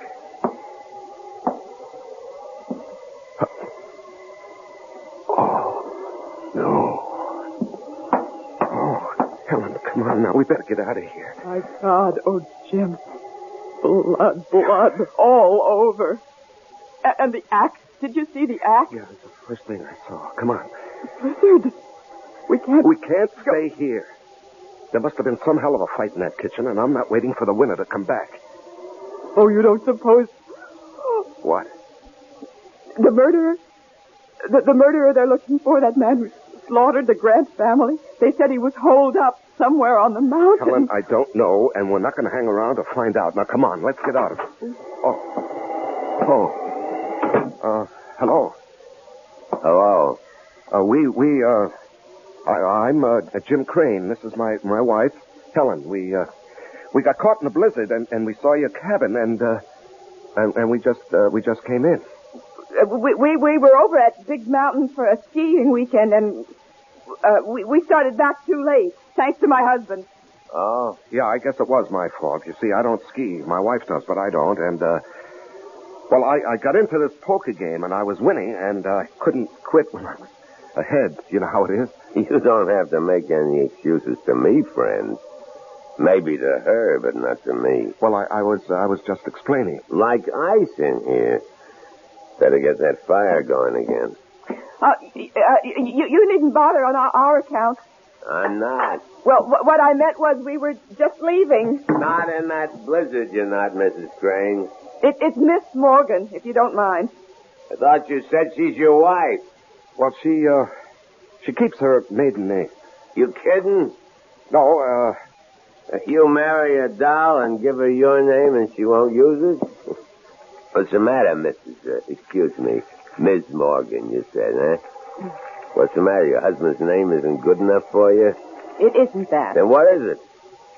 I prefer to keep my own name, that's all. A lot of women do these days. Yeah, they call it women's lib. Women's what? Lib. For liberation. You know, they keep their names, their independence, their jobs, everything. Everything, eh? That's too bad. You were my wife, doll. You wouldn't keep your name or your job or, anything. What do you do besides letting her get away with all this? Engineer. I'm an engineer. You drive a train? Oh, no, not that kind of engineer. Hydraulic engineer. Water power. Oh. Cigarette? No, thanks. I don't smoke. You? I don't smoke either. And I thought you... Huh? Nothing. You thought I was? Well, I noticed the pipe in the ashtray, so...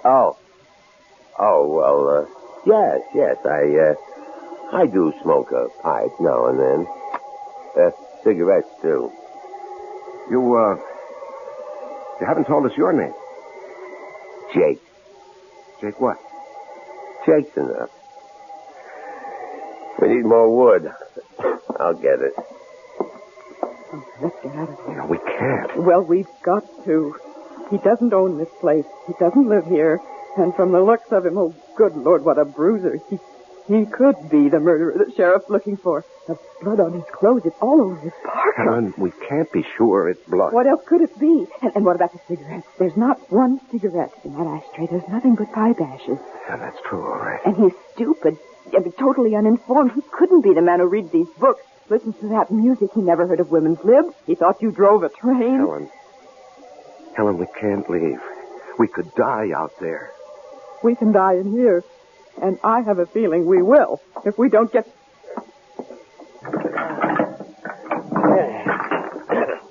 That'll hold us for a while. And enough wood in the shed to keep us warm through the night. As though with a little lady like this to keep you warm, you wouldn't have to worry too much, would you? Well, don't look so upset, Jimmy boy, would you? I wouldn't. But then I'd see to that. Not a bad idea, come to think of it. How about a drink, sweetie? Or don't you do that either? I could use a drink, yes. You, Jim? Thanks, yes. What do you do, Jake? Right now, nothing. Well, I mean when you do something. Let's see, we got scotch, bourbon, vodka. What'll it be? Helen? Scotch. Huh? I said scotch. No, please? Excuse me, please. Jimmy boy? The same. Please. One thing you gotta say for men. They got better manners than women. Well, come on. Pull up to the fire here. Let's all get, cozy. That okay with you, Helen? It'll certainly be warmer by the fire. That isn't what I said. I know what you said. What'd I say? Here you are. Thank you. Showing better manners. Good. Thanks. That's better. Easy chair, warm fire, drink. That's much better. Nice place you've got here. It's all right. You must do a lot of reading, all those books. I read some, yes. I see you like classical music, too. Who are your favorites? Composers, I mean. Oh, Beethoven, maybe? yes, I like Beethoven. Oh, me too. I'm especially fond of his 10th Symphony. Oh, yes, I go for that, too. Well, I don't know about you two, but I'm getting hungry. Could use some supper. How about it? Yeah, I could eat. You, sweetie? Oh, I suppose. Yes. Good. But first, we'll have to clean up the kitchen. It's a real bloody mess out there, and I mean bloody. What do you mean bloody? Just said there's blood all over. All over me, too. See? Oh, yes. How, what happened? I didn't want to kill him. I had to. I surprised him out there in the kitchen, and he came for me. It was an axe, and it was the handiest thing, and I used that. I sank it into his skull, deep. I couldn't help thinking of the Grant family. The Grant? Yes, you haven't heard about that. Whole family down in the valley. Slaughtered. Blood all over. Like out there in the kitchen. Well, we better get to it. You mean me? There's a lot to clean up. I can't do it by myself. Jim will help you. No. You will. I'd rather not. I didn't ask you whether you'd rather or wouldn't. I'm telling you. I'll give you 2 minutes to get out in this kitchen with me and get to work. There is no Beethoven 10th. Oh, Jim, what have we got ourselves into? Helen, better humor him. Go on now. You better go on out into that kitchen. I'm scared. I just can't be in that kitchen, not alone with him. Oh, you saw the way he looks at me. The things he says. Oh, don't worry. I'll protect you. You? Well, how about it, dollface? Are you coming? Yes. I'm coming.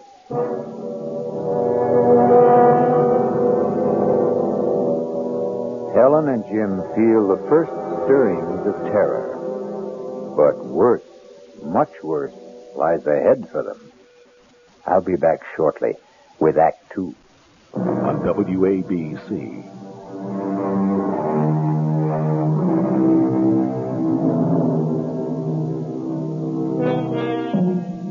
Suppose now that you, not Jim and Helen Crane, but you had sought shelter from the blizzard in that forsaken mountain cabin.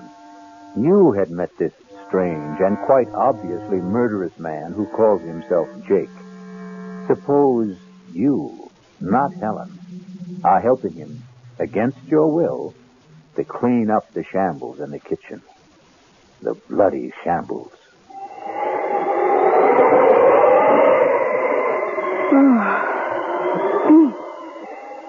Well, that's it, I guess. The axe needs to be washed. There's blood all over it. Well, go on, wash it. I can't touch it. And not as liberated, wasn't that the word, as you thought? I don't see what that's got to do with it. I kind of got the impression you felt you could do anything a man could do. All right, I'll wash the axe.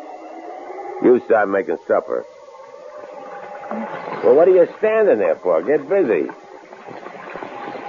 I don't know where anything is. Lots of canned stuff in that closet, and there's a can over on the wall. Think you know how to use it?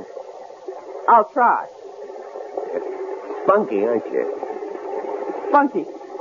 You know there was a killer in this kitchen this afternoon, and I was the one who used this axe. You know that, but you got the nerve to stand up to me. Maybe too much nerve. There's beans and spaghetti, stew, and that's about it. What do you want? You decide. I figure you're good at deciding things. That's what's wrong between you and your hubby? How do you know there's something wrong? No sweat. 5 minutes with the two of you, and anybody could see you're too pushy. And him, he's too much the other way. Yep, like I said, you're too spunky. Somebody ought to take a little of it out of you. Get your hands off me. Oh, come on now. Now let me go. Oh, stop it. Stop it. Hey, what's going on here? Oh. What's going on? Well, you might say I was, starting to do what you should do, Jimmy boy. Well, don't try that again. You do. And you won't do any more than you're doing right now. Oh, no? Oh, no? Oh, Jim, please. It's all right now. No harm done. I'm not hurt or anything. What's the big deal, Jimmy boy? Little kiss between friends. What's to get psyched up about? Come on, chum. Let's you and me have a friendly drink while Helen gets supper ready. No, I don't want to. Come on. You know how to use that can opener, sweetie? I'll manage. That's my girl. Scotch, right? Yeah. Oh, I see you tried to use the phone. Don't look so surprised. You put it back the wrong way around. The phone's dead. I could have told you that. The wires are down, I guess. No. I cut the wires. You cut? I see. Well, you drink, Jimmy boy. Cheers. Oh, and by the way, in case you've got any other ideas about getting help, those guns over the fireplace are loaded. And neither is that revolver on your mantel. Jake. Yeah? I'll make a deal with you. What gives you the idea that you're in any position to make a deal? I'm not, but you've got aces back to back. I know that, but I'm still in the game, Jake. You're a good poker player. You're bluffing, but I'd never be able to tell it in your face. Are you going to listen? All ears. Let us go, Helen and me. Let us go, and we won't say a thing, not a thing, to anybody. About what? What? You know. I don't know. Look, I don't want to spell it out. You got no choice. I hold aces back to back, like you said. All right. My wife and I, we have a pretty good idea who you are. You know that, or I wouldn't be telling you. Uh-huh. So, what you're thinking, once these two leave here, they'll contact the sheriff and give them a lead on me. Well, all I want to say is, just give us a break and we won't say a word to anybody. Thanks. I appreciate that. And in return, you just let us go. Who's holding you? Well, you know what I mean. We can't go now, not with that blizzard out there. I mean, tomorrow or the next day. Whenever the plow comes through and clears the road. I want you to let us live. What for? Answer me that, Jimmy boy. What for? Well, that's a crazy question. Yeah? Let me tell you something. Tell me. You in love with your wife? You can't answer that, huh? She in love with you? Can't answer that either, huh? Can you? How long you been married? You can answer that. 3 years. What happened, Jimmy? What happened between the time 3 years ago you two couldn't wait to get married, I'll bet, and now, when you can't wait to get divorced? You are thinking about divorce, aren't you? Well, we don't get along, that's for sure, but... For what? You're at each other's throats day in and day out, right? Nothing but fights, arguments, frustrations on both sides. From the minute you get up till you go to bed, right? Am I right? Yeah, you're right. And you want to live? For what? Well, you keep hoping things will change. They won't. Unless you make them change. And very few ever do. They keep hoping right into the grave, hoping. Like the Grants. Why did you kill the Grants? They killed themselves. They were dead long before they were put out of their misery. Like you and her. I'll make a deal with you, Jimmy. I'm listening. You give me a good reason why you should go on living. And it's a deal. We want to. No. You just don't want to die.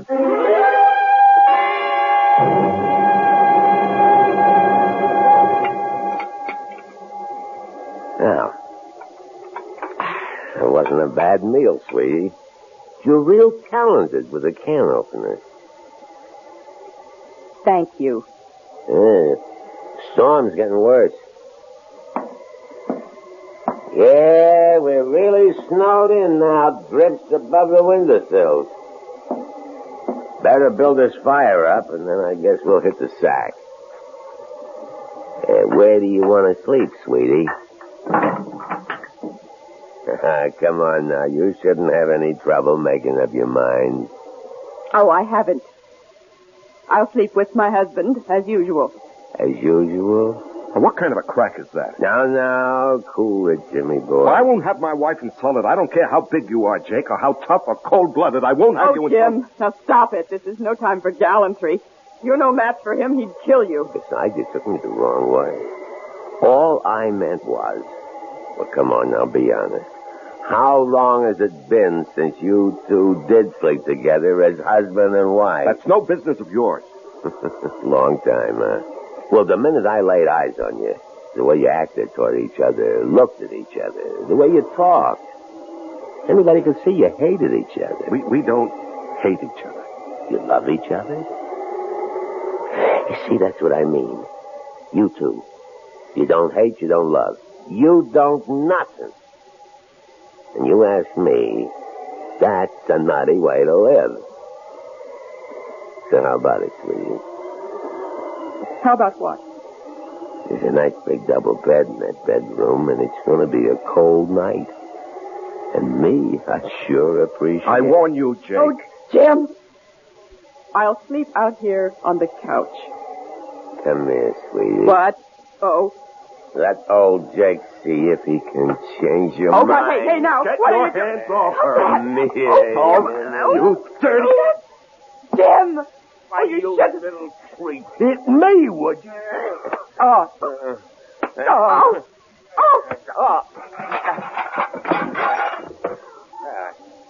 I guess I'll hold you for a while, Jimmy boy. Now, you, dog. Oh, no. Yeah. You can kill me if you want to. You could torture me for hours, but I would never.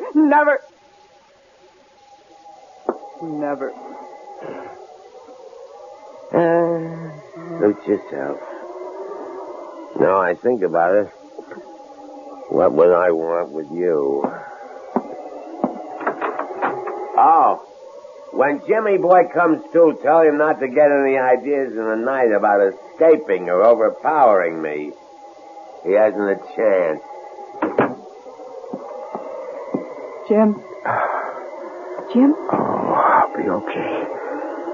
He sure packs a mean wallop. You shouldn't have even thought of standing up to him. Some things a man will take and some things he won't. And manhandling his wife is one of them. Jim, can we get out? Do you think? Would there be any way? No. We're snowed in. Even if we could get to the car, we wouldn't be able to drive it afoot in those drifts.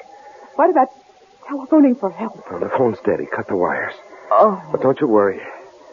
Don't you worry, Helen. There's one thing he overlooked. What? That revolver on the mantelpiece.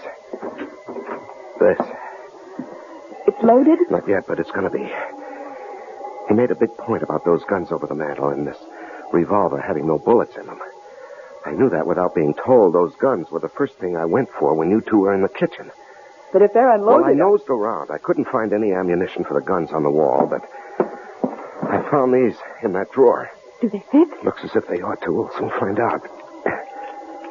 They do. They fit. Yeah, thank heavens. What do we do now? We'll wait till morning. But we're safe now, Helen. Safe. Thanks to you, darling. You know, you haven't called me Dad in I don't know when. Jim, there's something I forgot to mention. I kind of figure you must have found the bullets for that revolver in the desk drawer. You did, didn't you? What of it? Don't bother loading that gun. It doesn't work. The trigger's broken. Nice.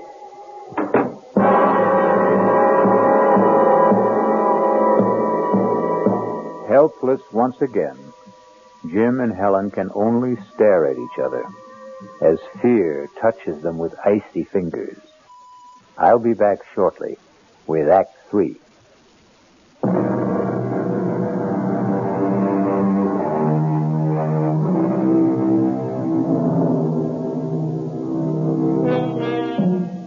Terror's icy fingers grip Helen and Jim Crane as they face all but certain death at the hands of Jake. Curious, though, isn't it?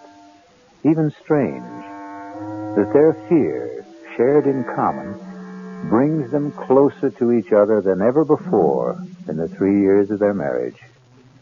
Strange. Curious. Jim? Oh, I didn't know you were awake. I've hardly slept. I'm sorry. I've done the best I could with this fire through the night to keep the room warm. I know. I watched you get up out of that chair again and again. Thank you, Jim. What? You did it mostly for me. For my comfort. Thank you. Oh, nonsense. I need a little warmth, too, you know. You don't get much, do you? From me. Could be I don't rate much. I think you do. Why do you withhold it? I only just found out. Found out? It wasn't the cold that kept me awake through the night.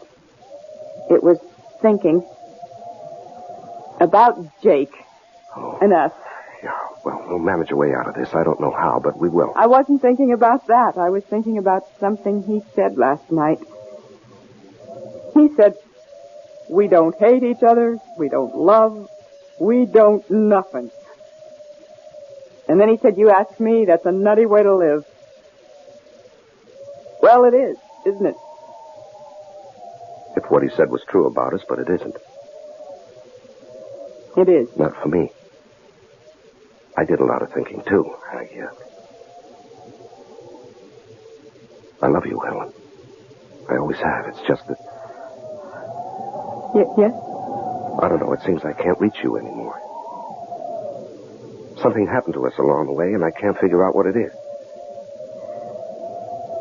I think I can. Tell me. I don't know. I think maybe it's just the times we live in. I mean, oh, well, take women's lib. I don't see anything wrong with women's lib. The fact is, I'm all for it if it doesn't go too far. It did with me, I think. Oh, I don't know. I do. I wanted to be... I still want to be my own person. Myself. Me. The last thing I wanted was to be dependent on anyone, and I guess especially on you. But last night, oh, Jim, I was scared. And when you fought for me, when you, you just went for him like a raging animal, Jim, and you did it for me. I know you wouldn't have done it for yourself, or maybe for anyone, but you did it for me. Oh, Jim, I needed you. I really did need you. Well, maybe the truth is... The simple truth is that we need each other. I don't mean just you and me, but everybody. I mean, we're all in the same boat, aren't we? Same world. We are dependent on each other, so... Why do we fight it? I'm not fighting it anymore. I made up my mind to that during the night. Jim? I love you. You are a wonderful husband, only I just never gave you the chance to be. Oh, Helen, sweetheart. Oh, I do love you. Oh, Jim, I do. Oh, I do. Oh, dearest. Well, look what's going on here. When did you two scrappers become lovebirds? Never mind. The fire needs building up. Get some wood, Jim. It's out back in the shed. Okay. So, you think you've fallen in love with your husband all over again, eh? You were listening. You overheard. For myself sake. I don't see anything funny about it. You wouldn't. You believe it. So does he. Fact is, the two of you in the same boat, and no, you better row together or else. Or else what? You'll find out, sweetie. What will you take to let us go? Kind of putting the cart before the horse, aren't you? Go where? The blizzard has stopped. But those drifts out there must be 6 to 8 feet high. They must plow that road. They have to keep it open. A plow is sure to come through, if not today, tomorrow. Could be. Well, then. Well, then what? Don't kill us. Let us go. Why should I? I'll give you anything you want. I'll do anything you want. How do you know what I want? What makes you so sure you can supply it? You've made that plain enough. Jake, I beg you, let us live. At least, let Jim live. And I'll do anything. Anything. Oh, Jim! Oh, what happened? Oh, I was bringing an armful of wood, and I stepped on a log. Oh, twisted my ankle. Here, let me give you a hand. Just lean on me. Now, take it easy. Jim, dear. Easy now, easy. There, sit right there. Get that shoe off. Let him get it off himself. He's no cripple. You get out in the kitchen and scare up some breakfast. You heard me. Oh, the pain. See if you can stand on it. Stand? Try it. I can't. I'm helpless. Yeah. Real helpless.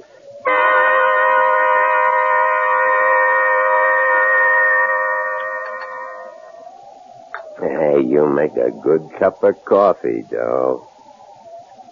Thank you. I'll get another cold compress for your ankle, Jim. He's all right. I said he's okay.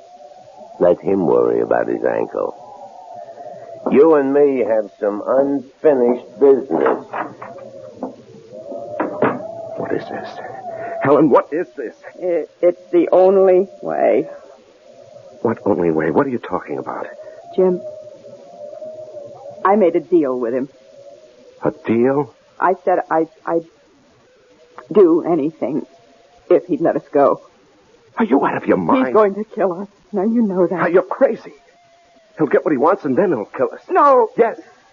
No, because I'm going to kill him with this kitchen knife. All I want is to get close enough to him. No. And then No, you can't do that. It isn't in you to do that. It's got to be. There isn't any other way. What's keeping you? I'm coming. And leave the knife, Doll. These petitions are awful thin. You ought to know that by now. Put the knife down, I said. Stay where you are, Helen. You made a deal. And she's gone through with it. Over my dead body. No, you fool. Over your live body. Over my live? He said he'd spare you. Spare me? He said us. She lied. She made the bargain to save you. Helen, you would... I love you. I love you, Jim. I told you that. I love you. And I love you, Helen, a lot too much to let you go through with anything like this. What you figure you can do about it, huh? You can't even stand. Not on that bad ankle, you can't. Oh, yes, I can. Jimmy, boy, not you. Now, Doll. No. I can't. I can't go through with it. Oh, yes, you can. Leave her alone. Leave her alone. Oh, please, I can't. Stop it, you hear me? Stop it. Oh, Jim. You... How did you? I don't know, Helen. I somehow grabbed the poker and made it across the floor and hit him with it. I don't know how I did it. Oh, gotta sit down and get off this. Oh, here. Oh, lean on me. All right, now. Easy. Yeah, thanks. You better have a look at him, Helen, see if he's breathing. I may have killed him. He's breathing. His head's bleeding where you hit him. All right, get something to tie him up with. See if there's some rope around. And snap it up. He's coming to. Oh, yes. It's a phone. He said he cut the wires. He couldn't have. It was a bluff. Hello? Sheriff? It's the sheriff and Big Indian. Who? Professor Moran. No. There is a man here. I'm afraid he's hurt. Me? My name's Helen Crane. My husband and I got caught in last night's blizzard, and we managed to get to this cabin. And we found... Well, there was blood all over the kitchen, and an axe. Helen, look out. Jake, it's all right. All right. The poker. Helen, the poker. Hit him again. No, you've got it all wrong. All wrong. Helen, hit him. Give me that phone. Hello, Ed. Yes, it's Jake. No, it's okay. Everything's okay. No, I'm not worried at all. I knew you'd check as soon as they got the service back on. What? Oh, man. Bobcat. Yeah, Bobcat. Surprised him in the kitchen. Killed him with a wood axe. Handiest thing. Yeah, I guess so. Prowling for food, sure. Oh, well, a nice young couple. No, I'm very much alive. I'll explain when I see you. The plow. When? Good. No, we're okay. Plenty of wood, plenty of food. Thanks, Ed. So long. You... Professor Moran? Yes. Why? I don't get it. We thought you were the killer they're looking for. Yes, I know. Why didn't you tell us who you were? Why didn't you explain about the blood in the kitchen? Well, more important, why did you act the way you did? You acted the part of the killer. Yes. Why did I act the part? Well, you were guinea pigs, I'm afraid. Guinea pigs? Yes, I'm head of the Department of Psychology at City University. I sized you two up the minute I saw you. Your marriage was headed for the rocks, and like most couples, you didn't know it. No, I guess we didn't. Like any other young marrieds in this day and age, you'd lost contact with each other. We're going separate ways. Well, I set out to bring you back together, and as I said before, people in the same boat have to pull together. And all I did was put you both in the same boat by making you face a common danger. A danger that never existed. Well, I'm hanged. You carried things pretty far, Professor Moran. Too far, my dear. Much too far. You'll find aspirin in the medicine cabinet. Bring me a couple, would you? On second thought, bring the bottle. And so terror turns to surprise and relief. Pretty shrewd fellow, Professor Moran, wouldn't you say? I mean, realizing that Jim and Helen were headed for divorce, that took keen insight into human nature. But then, he was, after all, a trained psychologist. I'll be back in just a moment.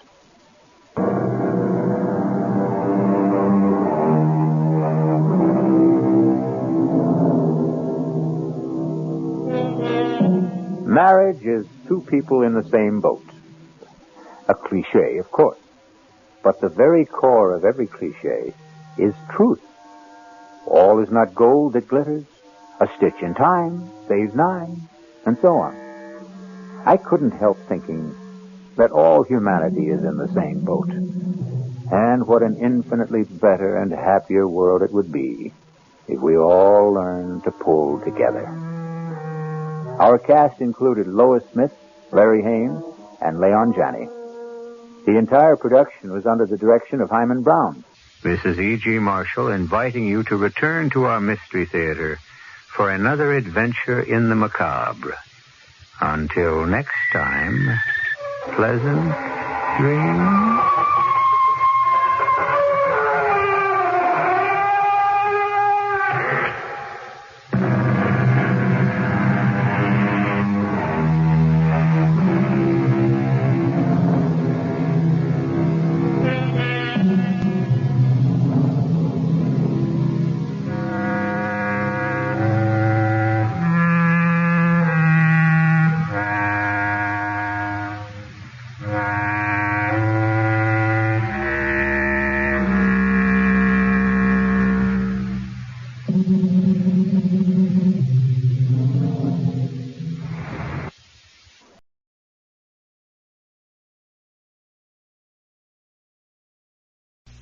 The Couple Next Door, written by Peg Lynch and starring Peg Lynch and Alan Bunce.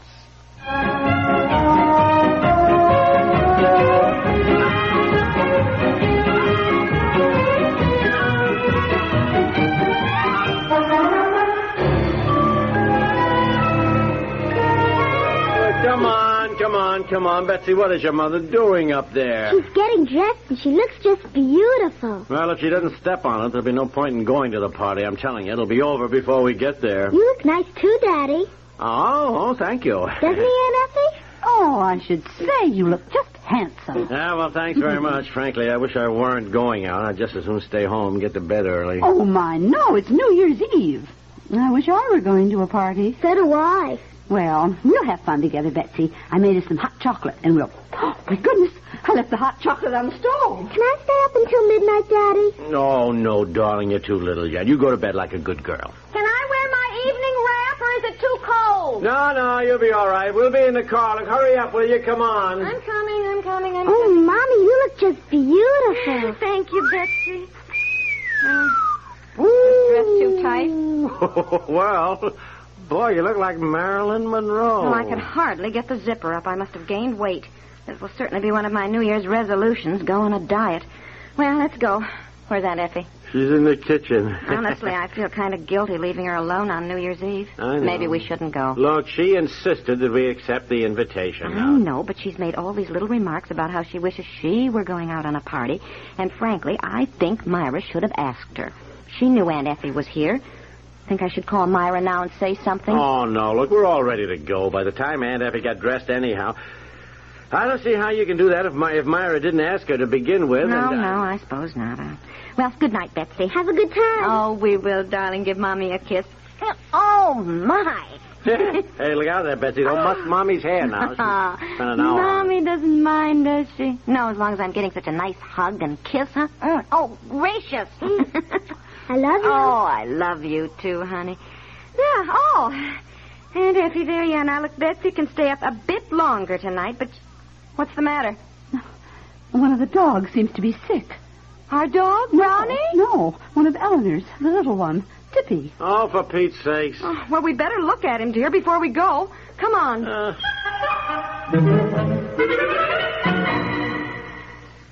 If you have a cold, bronchitis, or the chicken pox, you naturally get to work at once to do something about curing the disease. If the symptoms of some physical illness appear, you try to prevent the illness from getting worse. But far too many of us look upon one of the most serious and most prevalent of illnesses, mental or emotional disturbances, as some sort of a stigma. We're afraid to admit when mental illness occurs in our family and often wait until too late to do something about it.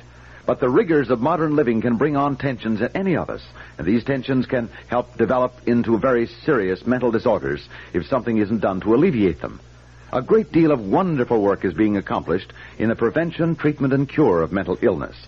If we treat it just as another form of disease, call in the right people to deal with it, support our local mental health organizations, and accept those who've been cured of mental disorders as we would anyone cured of a physical illness, we'll all be helping to combat and reduce a serious threat to the security and well-being of our nation.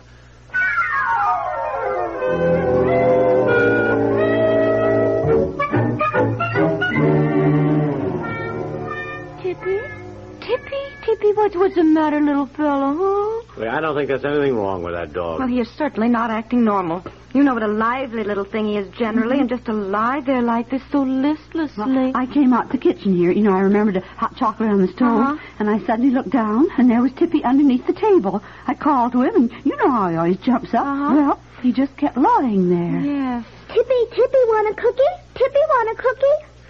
Goodness, he generally just leaps up when Betsy says that. No, maybe he's had too many cookies. I should think they'd be good for him anyway. Oh, no, the dog cookies, dog biscuits. Huh? You want a biscuit?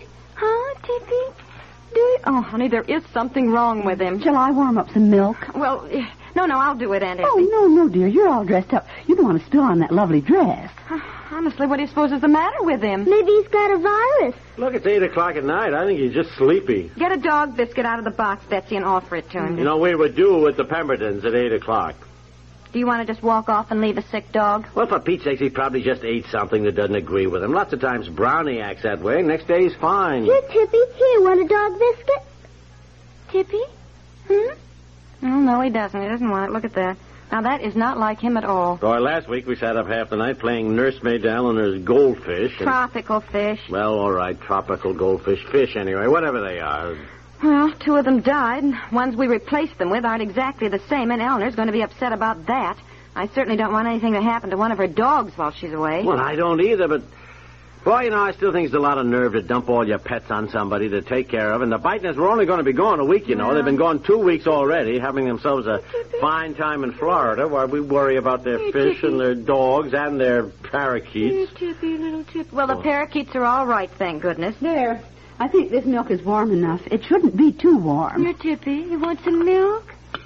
Oh, generally, he just loves milk. Well, honey, when a dog doesn't feel well, he's got sense enough not to eat. Then you admit he doesn't feel well. Now, look, you two go on to your party, and I'll keep an eye on him. Yeah, sure, come on. Aunt Effie will watch him. Let's go. Well, I don't feel right going to a party, dear, and just leaving him. I just don't. Well, there isn't anything we can do for him. Well, I think we had better call a vet.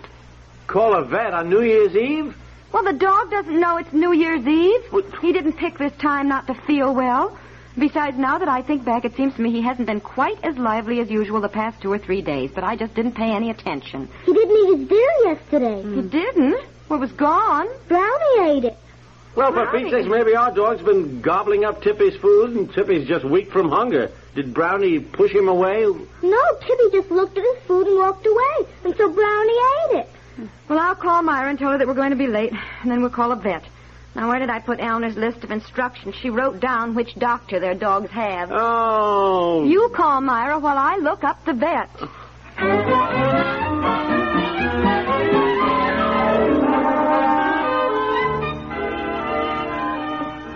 There he is. A car just drove up. There's a doctor, Mommy. Oh. Honestly, what's his name again? Dr. Gibbons. Honestly, we don't know anything about him. What do we have to know about him? He's a vet. Only one we could get hold of. He's nice enough to leave a party. I know, but I mean, we don't know anything about him. Is he any good? I mean, he doesn't know Tippy or anything. Well, I just hope he hasn't been partying too much already, so he knows what he's doing. Look, for Pete's sakes, we got a sick dog, and he's a vet. After 2 hours, we were lucky to get anybody. What do you want to do, charter a plane and fly Tippy out to the Mayo Clinic? Well, when you have the responsibility of somebody else's dog, you feel you ought to get the best. Yeah, well, we're trying... Hey, I'll get it. Well, Dr. Gibbons? That's right. Well, come in, Doctor. Say, it was very nice of you to come over. This is my wife, Mrs. Piper, and my aunt, Miss Sorensen. How do you do? My daughter, Betsy. How do you do, Dr. Gibbons? May I take your coat? Thank you. Well, young lady, you got a sick doggy, huh? It's not mine. You know, you might say he's a house guest. Oh, I see. Some friends of ours went to Florida and left their 2 dogs with us, and it's Tippy, the little one, that's sick. He hasn't been eating, and he's just lying out there sort of listless. I see. Well, let's have a look at him. He's out here in the kitchen. I'm afraid you'll have to sort of crawl under the table to get at him. We didn't like to move him. He whimpered when we tried. There he is. Uh-huh. I came out to the kitchen earlier. I'd left some hot chocolate on the stove. Betsy and I were going to celebrate New Year's Eve together and have hot chocolate. And my nephew and his wife here were going to a party at the Pembertons, some neighbors of theirs when they lived in their old house. You see, they just moved into this new house, which we think is just beautiful. Effie, the doctor really isn't interested in all that about... Well, I was just trying to tell him how I noticed Tippy was sick. Is he going to die? No, we'll hope not. Hope not. How long did you say his owners have been gone? 2 weeks so far. Uh-huh. Well, I suspect there's only one thing wrong with Tippy. He's homesick. What? Homesick? Oh, my goodness. What did I tell you? There's nothing wrong with him. He's just homesick all the time. Oh, boy, I tell you, we were so worried. Well, thank you very much, Dr. Gibbons, for coming over. I'm sorry it was sort of a wild goose chase. All right, honey, come on. Get your evening wrap. Let's get going. Boy, we were due at a party ourselves ages ago. Well, now, just a moment, Mr. Piper. It's not a trivial thing for a dog to be homesick. Well, no, I suppose not, really, but... Not at all. And frankly, I don't want to dismiss this lightly without confirming my diagnosis. Where does Tippy live? Oh, well, the Beitners live on Juniper Street, but I don't know when they'll be back. I suggest you drive him over there. See if he perks up once he's back home. Once he knows his home is still there. Well, we have the keys to their house. We can even get in. Yeah, well, that's probably not a bad idea. We'll do that tomorrow. Tomorrow? I suggest, Mr. Piper, you do it tonight. Tonight? This is New Year's Eve. We're supposed to be at a party. You mean drive him over there now? Well, if the doctor was nice enough to leave a party to come and see Tippy, it seems to me the least we can do, dear, is to take his advice. Yes, my goodness, if you have any love for animals. Look, I love animals as much as the next guy, but if he's just homesick, for Pete's sake... Have you ever been homesick, Mr. Piper? Well, I suppose when I was a kid, That empty, lonesome feeling that you've been deserted? That you'll never see your home again? That nobody loves you? Oh, the poor little thing. My poor Tippy. Oh, Mommy, the poor little dog. Look, Why is the dog man's best friend? Because he, too, experiences the same desolation of the human heart. Who but a dog, Mr. Piper, will love you though the whole world be against you? Look, I love dogs. Let that be established. I just... All right. Let's get him in a car. Come on, drive him over. You have the number where I'll be. Yes. Call me and let me know what happens. Yes.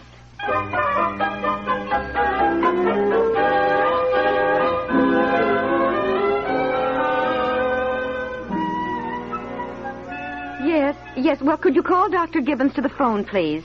It's Mrs. Piper. He's expecting me to call. Thank you. Yes. Oh, listen to him. So happy to be in his own home, racing around upstairs there, barking. He's so happy now. He's a lot happier than I am. This is, without doubt, the nuttiest way to spend a New Year's Eve, lugging a dog over to this freezing cold house so he can chase around barking. We'll probably get pneumonia. Well, we'll leave as soon as I talk to Dr. Gibbons. Oh, he loves dogs, doesn't he? Yeah, he loves to collect a little extra money, charging me $10 to tell me Eleanor's dog is homesick. Be quiet. Hello? Dr. Gibbons, we finally got over here to the Beitners. We had misplaced their house keys.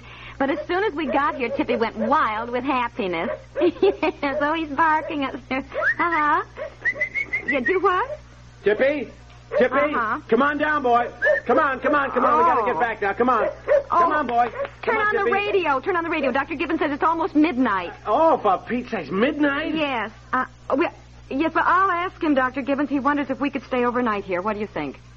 Stay overnight? Well, I could go back home and get our toothbrushes and night things. Stay overnight? Why? Well, he says dogs have died of homesickness. What? And he says if Tippy is so happy now that rather than tear him away again so soon, it would be better, if he spent a night in his own house. But, with people with us. You got it.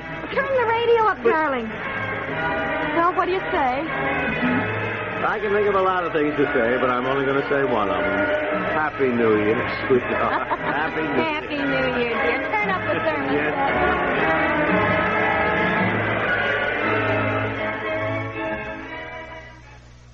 From city dweller to farmer, Americans know that they are part of the world and close to it.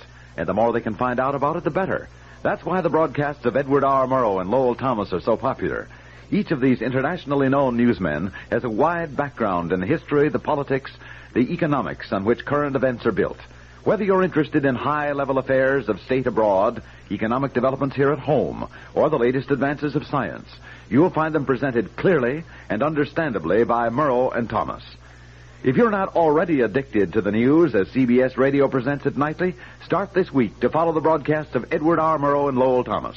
They're both heard Mondays through Fridays on most of these same stations. The Couple Next Door is written by Peg Lynch and stars Peg Lynch and Alan Bunce with Margaret Hamilton, Francie Myers, and John C. Becker, and is produced by Walter Hart.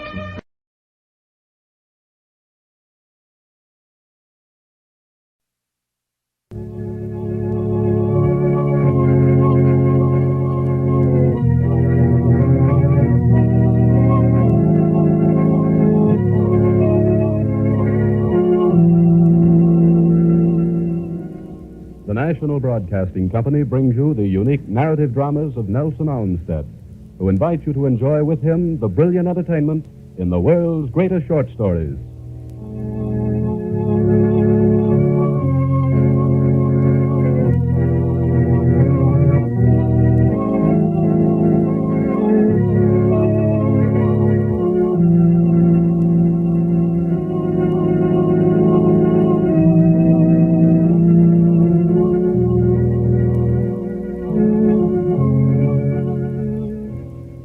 In keeping with the pace of modern life, it is sometimes difficult for us to take the time necessary to read the great literary works of the world, because they, especially short stories, are not easily found.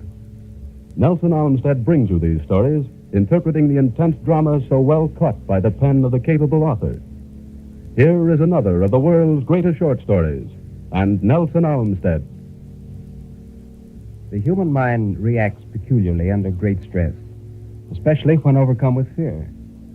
Ambrose Bierce has expressed this condition very vividly in our story tonight, The Man and the Snake.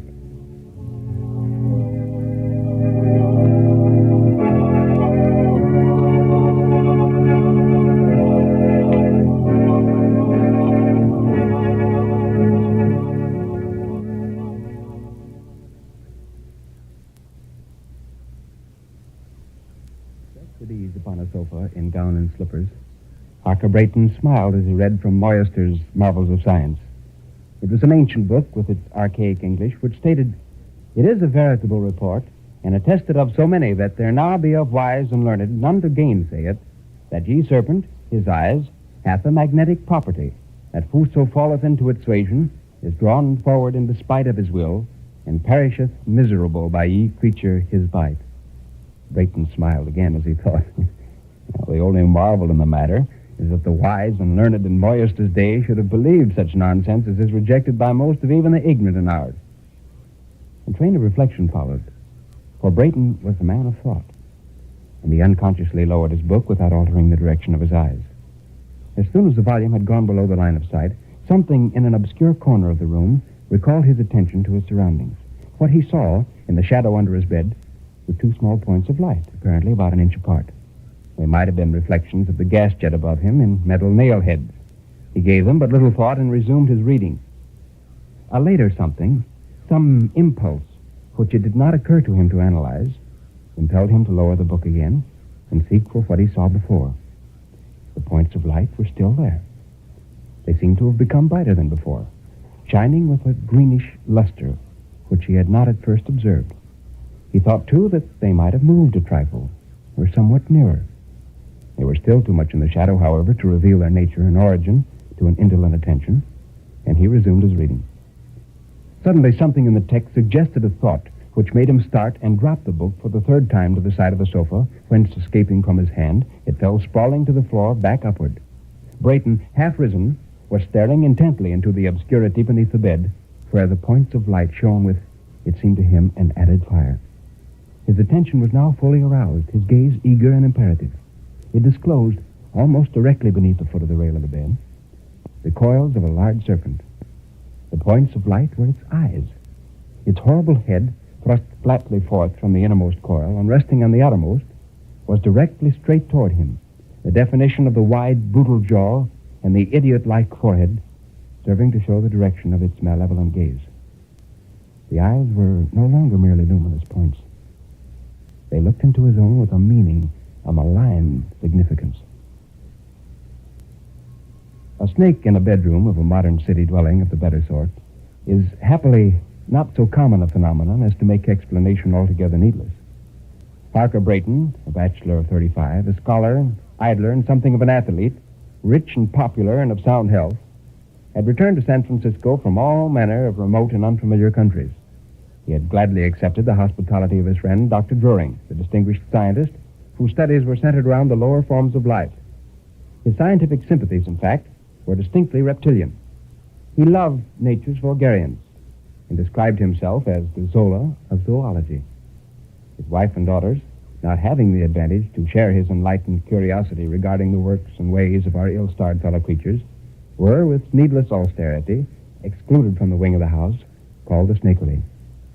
Well, despite the snakery and its uncanny associations, to which, indeed, he gave little attention, Brayton found life at the Druring mansion very much to his mind. Beyond a smart shock of surprise and a shudder of mere loathing, Mr. Brayton was not greatly affected. His first thought was to ring the call bell and bring a servant. But although the bell cord dangled within easy reach, he made no movement toward it. It had occurred to his mind that this act might subject him to the suspicion of fear, which he certainly did not feel. He was more keenly conscious of the incongruous nature of the situation than affected by its perils. It was revolting, but absurd.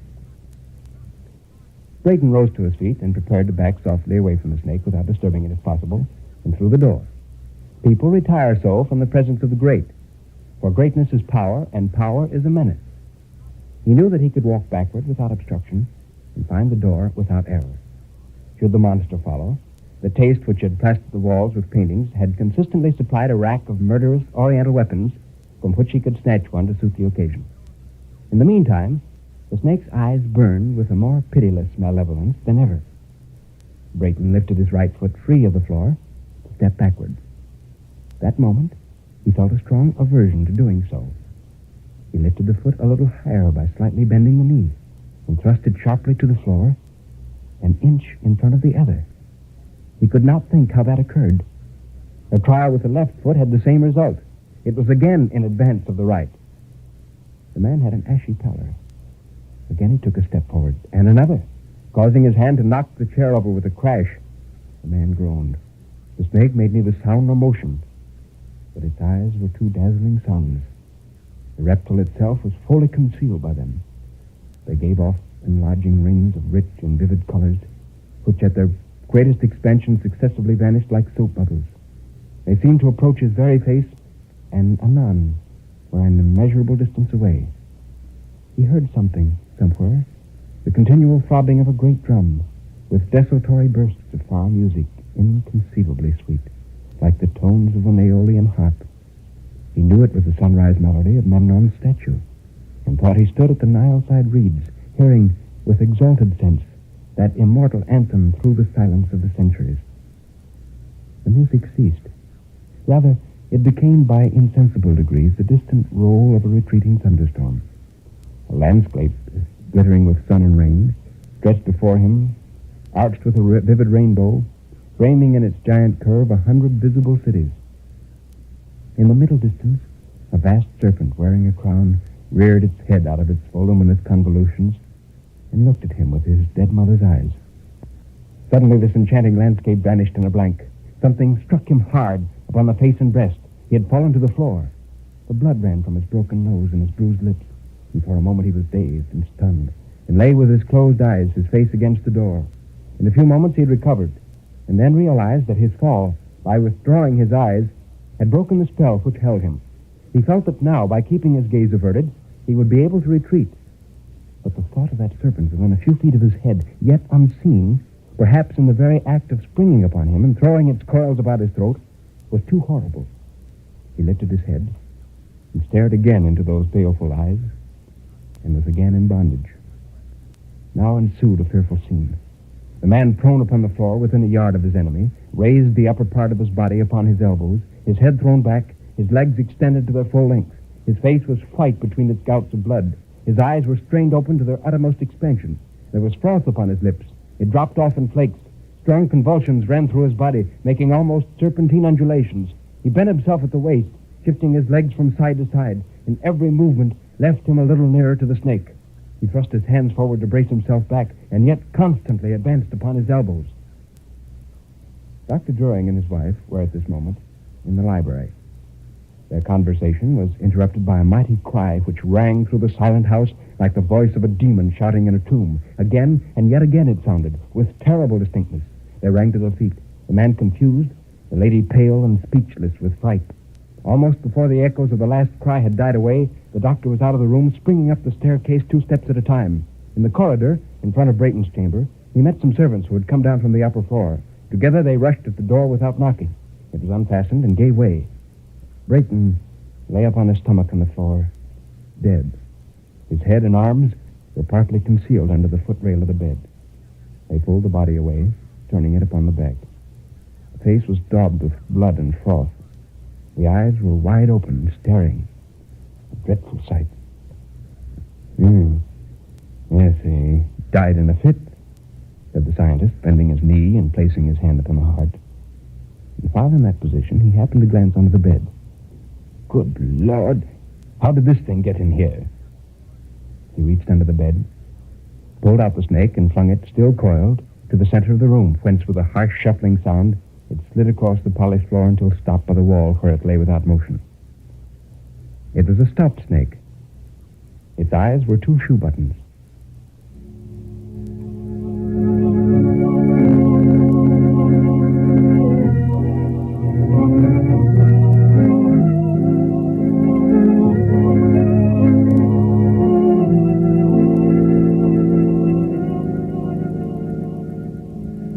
This has been another review of a great short story of world literature.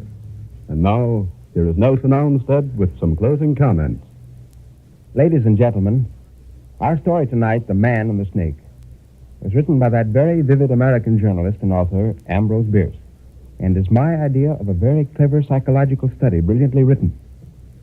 Bierce delighted in propounding the psychological and philosophical in his many short stories, some of the best of which are An Occurrence at Owl Creek Bridge, The Man with 2 Lives, Horseman in the Sky, and The Man and the Snake.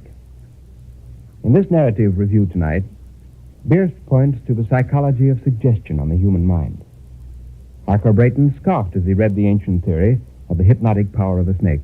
And yet, when he faced what he imagined was a live and deadly snake, this suggestion he had just read amplified itself in his mind to such an extent that he literally frightened himself to death. One thing is certain. The most vacillating and undeterminable factor of humanity is the human mind, which is why the subject is so often the basis of better stories of world literature. Ambrose Bierce was born in 1839. He served as an officer in the Civil War.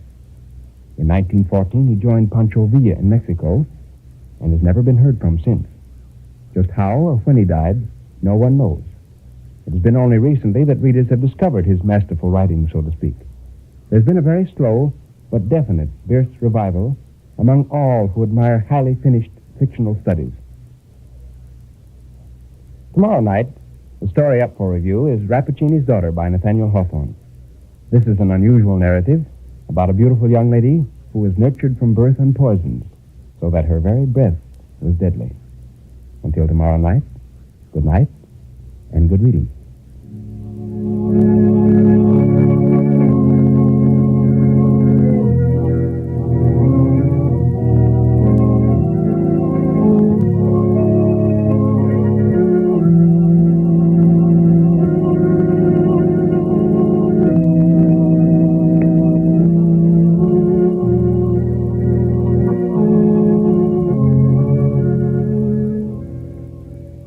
NBC presents Nelson Armstead and his world's greatest short stories 3 nights each week, Monday, Tuesday, and Wednesday, at this same time over most of these same stations.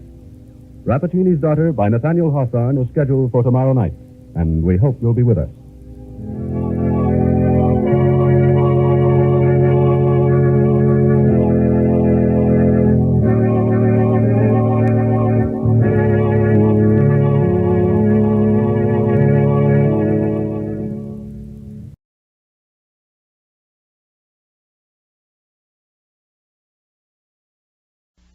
is Greer Garson.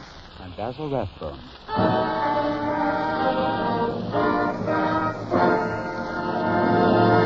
The Gulf Screen Guild Theater.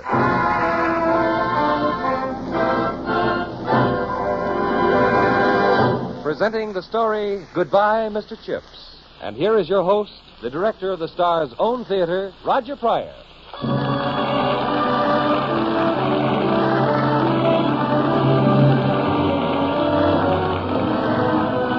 Good evening, everyone.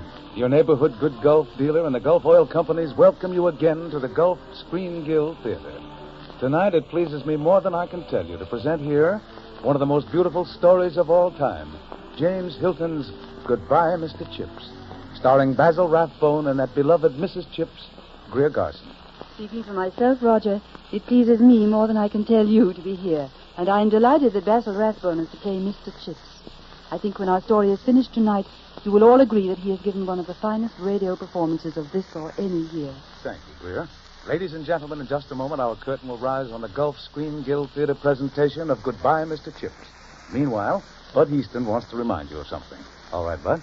Folks, you've probably been preparing for this fall weather in lots of ways. For instance, getting out your overcoats and sweaters and such things. Well, don't forget to prepare your automobiles, too. Now's the time to change that dirty, worn-out summer oil for a crankcase full of the right seasonal grade of Gulf Lube motor oil. Gulf Lube is the finest motor oil Gulf has ever sold at a regular price.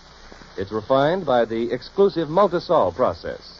It resists the formation of sludge, helps prevent hard carbon deposits, and gives you surprisingly long mileage.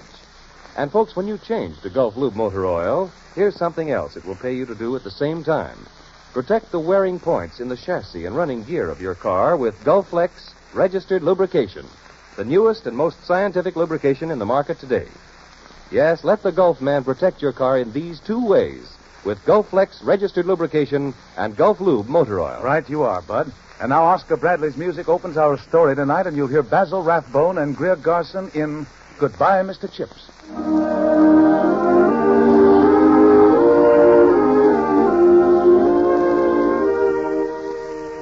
Deep in the heart of that green island that is forever England stands Brookfield School, founded 1492. Old walls, old buildings, old oaks, all sleeping in the peace of a September afternoon.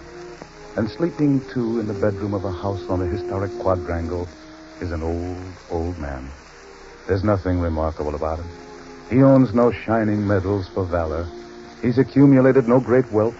He's accomplished no heroic deed that will be recorded in the books of history, and yet, throughout the length and breadth of England, people speak his name. Bad news, Ashley, but I thought you'd want to know. I'll go to Brookfield by the first train. Cancel all my appointments and say I've gone to see Chips. Prime Minister cannot be disturbed, Sir William. Oh, yes, he can. You tell him Chips of Brookfield is dying. He'll listen. Yes, that's what everyone calls him, Old Chips. Or, more formally, Mr. Chipping, beloved Master Emeritus of Brookfield School.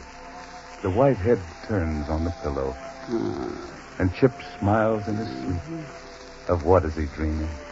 Of textbooks and chapel bells, of roll calls and scuffling feet, of names half forgotten, of events long ago. Perhaps dreaming of the desolate figure of an unpopular middle-aged teacher as he stands in the schoolyard on the closing day of a school term. Dream on, Mr.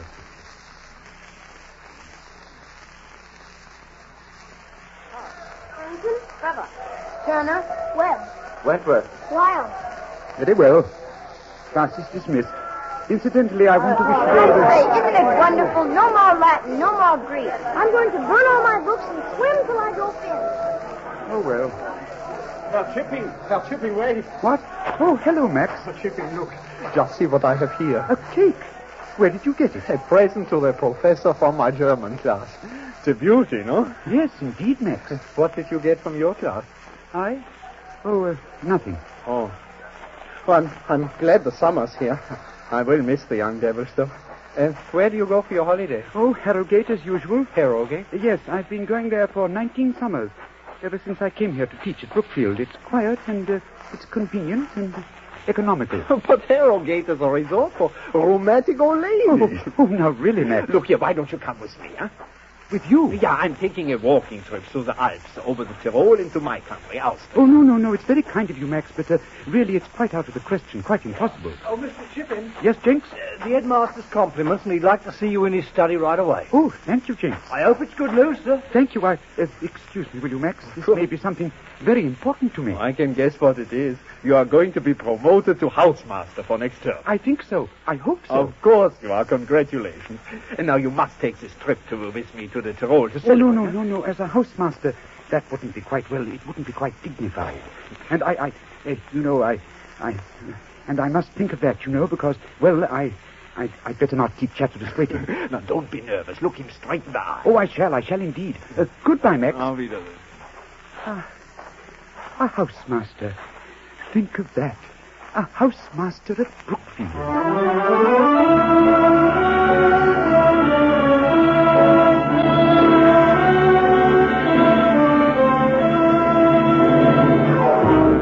I want you to understand, Mr. Chipping, this is immensely difficult for me. But frankly, the Board of School Governors feels that any man in the housemaster post should be popular with the boys. That's why, in spite of the fact that you were in line for the position, we decided on Farrington. Yes, I see. This is a very great disappointment. Mr. Chatteris, I seem to have been a failure here, and I don't quite know why. Now, Mr. Chipping... When I came to Brookfield, I'd never taught before. It was the big chance of my life. Teaching was my great ambition. I was fiercely determined to succeed. But somehow, from the very first day, I missed the trick of getting the boys or anyone else to like me. Instead of a friend, a teacher, I've become, well, just a disciplinarian. The board has no complaint to make about your work, Mr. Chipping. We would like you to remain in your present post, if that is agreeable. Yes, of course. It has to be agreeable, doesn't it? Do you know of another school that would accept a teacher who has got nowhere in 19 years? Thank you for your consideration, Mr. Chatteris, and good day. Have a nice holiday, Mr. Chipping. You're going to Harrogate as usual, I suppose. Harrogate? You do know all about me, don't you, Mr. Chatteris? Ever since the day I came here, you've known what I thought, what I felt, and how I'd turn out. Now, Mr. Chipping... but this time you're wrong. I'm not going to Harrogate. I'm going abroad on a walking tour. Yes, Mr. Chatteris, I feel I need a change. And by this time next week, who knows, I may be climbing the Alps.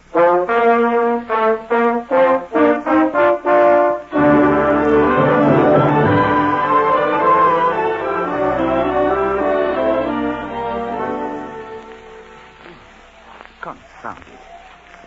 I must have taken the wrong turn back there where the trails come together. A man my age has no business climbing the Alps all alone. I should have stayed back at the inn with Max. Oh, dear, now I am in a hole.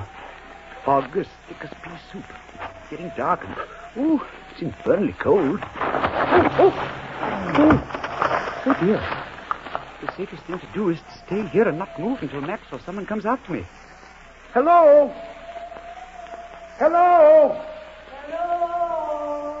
What an extraordinary echo. Hello! Well, that's very strange. Well, in all my experience, good heavens, it's not an echo. It's a woman. Hello! Are you in danger? Stay right where you are. Don't be frightened. I'm coming. Hello! Hello! She doesn't answer. She must have fallen. Hello! Hello! Hello. What? Oh, hello. Are you all right? Oh, yes, quite, thanks. This fog's rather a nuisance, isn't it? You shouldn't be moving about, you know. It's very foolish of you. Foolish? I heard you call and I thought you were in some difficulty. What, you mean you climbed up here in this fog to rescue me? Yes, indeed. I never heard of such stupidity. Well, I'm probably a much better climber than you are. Then what were you screaming about? I wasn't screaming. I just let out a shout at random, trying the echo, you know. Oh, really, it was idiotic of you to take such a risk. And rather wonderful. Oh, not at all. Well, anyhow, I'm awfully glad you came. It was going to be very lonely. Won't you sit down? This rock is quite comfortable, as rocks go. Oh, yes. My name is Chipping. Mine's Ellis. Catherine Ellis. Have a sandwich? Oh, have you... oh, yes, loads of them. Here. Well, thank you. I am hungry. That one's ham. Yes. Pardon. It's very good, too. I'm sorry I wasn't in any danger. It was rather inconsiderate of you. What are you doing alone on a mountain? My friend didn't feel like climbing, so I left her down at the inn. We're bicycling. Bicycling? Yes. Do have another sandwich. Thank you. Good heavens, I didn't know that ladies rode those awful things. I'm afraid they do, Mr. Chipping. With one leg, I beg your pardon, I mean, one limb on either side of a saddle. Now, how could anyone ride a bicycle side saddle? But what happens to your dress? Oh, they breed female bicycles now. Didn't you know? Really? Ladies riding bicycles. It's quite daring, isn't it? No, not at all. Well, being a schoolmaster, I may be a bit old-fashioned. You see, I've never been what they called a ladies' man. Afraid of them? Terrified. Oh, not of me, I hope. No. No, it's very strange, but I'm not. Perhaps it's the altitude. Tell me, do you experience a sort of exhilaration? Definitely. As though we owned the mountain? Every stone of it. We're pretty superior persons. We're gods. Yes, it must be the altitude. Yes, we'd better start getting off this mountain at once. What, in all this fog? Well, we've got to get back to the inn. It'll soon be night. Well, what are you saying? Why, we both missed the park and be killed. Oh, I'm staying here. But it's damp. It's cold. Yes, isn't it? I'm freezing. Oh, dear me, how rude of me. Here, do take my coat. What, and leave you unprotected? Of course not. Oh, I'm warm enough. Really, I am. No, I have a much better idea. It's a big coat, and we'll share it. Oh, like this. Say now, really? There, see? Oh, there's nothing wrong with this, is there? Cozy, isn't it? But good heavens, Miss Ellis, suppose someone were to see you. What would they think? What could they think? Now, who's going to see us away up here on a mountain? May as well face it, Mr. Chipping. We're here for the night. Oh, I'm sure someone will discover us before morning. They've got to rescue us before morning. And what if they don't, Mr. Chipping? Well, in that case, Miss Ellis, as you said, I suppose we'll just have to face it.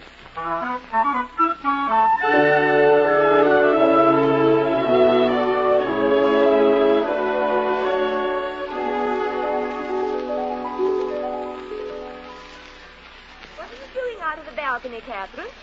I'm looking up at my mountain, Flora, in the moonlight. I should think after last night you'd have seen enough of it. It's going to be rather a thrilling memory when our vacation's over. It is a pity your knight errant was such an old stick in the mud. He's not old, Flora, and I think he's quite charming. Why, Catherine. Oh, that doesn't mean I'm in love with him, of course. Well, that's fortunate, because his friend just told me they were leaving for Vienna tomorrow. Oh, he did? I wonder why your Mr. Chipping didn't look in to say goodbye. Oh, he's terribly shy. I'm always so sorry for shy people, aren't you? Must be so lonely sometimes. Flora? Yes? How far is it to Vienna by bicycle?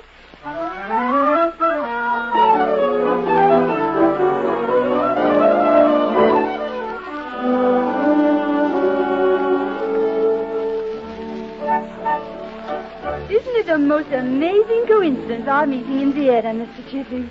You know, you were the very last person on earth I expected to see. Believe me, it's the most wonderful thing that ever happened to me, Miss Ellis. Oh, waiter. Yes, sir. Some wine, please. Oh, no. Look, bring us champagne. Yes, sir. Perhaps Paul Roger, 1865. Oh, dear me, no. Nothing as old as that. We want something fresh, the very best. Fresh? Yeah. I feel like a little girl at her first party. So do I. Well, that isn't... I mean, of course, I feel like a small boy. Perhaps we feel young because this room is so old. Did you know that the Treaty of the Five Kingdoms was drawn up here nearly 100 years ago? I shall always think of it as the place where I dined with you. Thank you. And I shall never forget they were playing the Blue Danube Waltz. Wouldn't you like to remember that you danced to it? Dance? I? Of course. Oh, no, I couldn't possibly. Why not? Well, I haven't danced for years. Then it's high time you started again. Oh, no, not before all those people. Well, of course, if you really don't want to. Oh, it's not that. It's, I do want to. It would have been fun to remember. Yes, it would. But, Miss Ellis. Yes, Mr. Chipping. May I have the pleasure of this dance? Oh, Chips, you darling.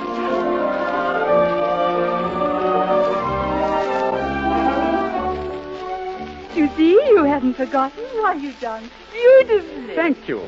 Now, reverse. Reverse? Oh, I don't believe I could. That's it. You see how easily it's done? Yes, by heavens, I did make it, didn't I? I haven't had such fun in years. Neither have I. It's a pity it has to end so soon. So soon? Yes. I have to start for home tomorrow. Oh, but look here, you can't. You... Reverse. Hey, what? Oh, yes. I shall have so much to remember when I get home. Oh, so shall I. Marvelous memories. Miss Ellis, Kathy, there's something I'd like to ask you. Yes, Mr. Chipping. Of course, it's very presumptuous of me. I couldn't possibly expect a favorable answer. Why, what is it? Well, it's this. I haven't much to offer, but would you consider... Yes, Mr. Chipping. Could you... That is, would you consider trying that dance step again? Reverse, Miss Kathy.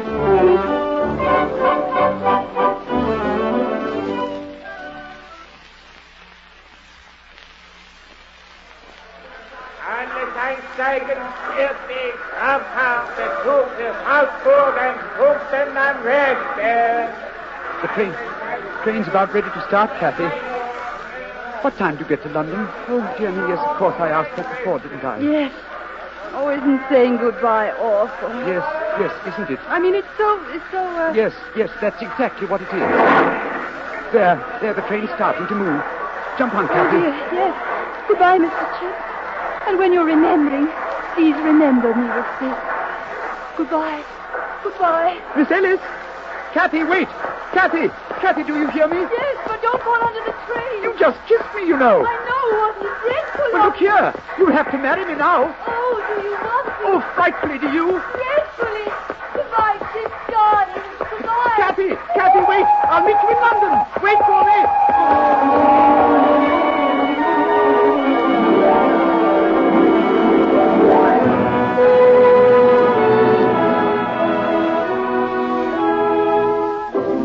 I say, this is a dirty trick on your part, Max, getting us here to meet the newlywed. Yes, any girl who'd marry Chipping must be a fright. Chipping's bad enough, but now we'll have to put up with a Mrs. Chipping, too. Come up and stay out. Put that tea away, Max. Yes, let's shorten your deal as much as possible. And Max, for heaven's sake, don't ask them to sit and stay.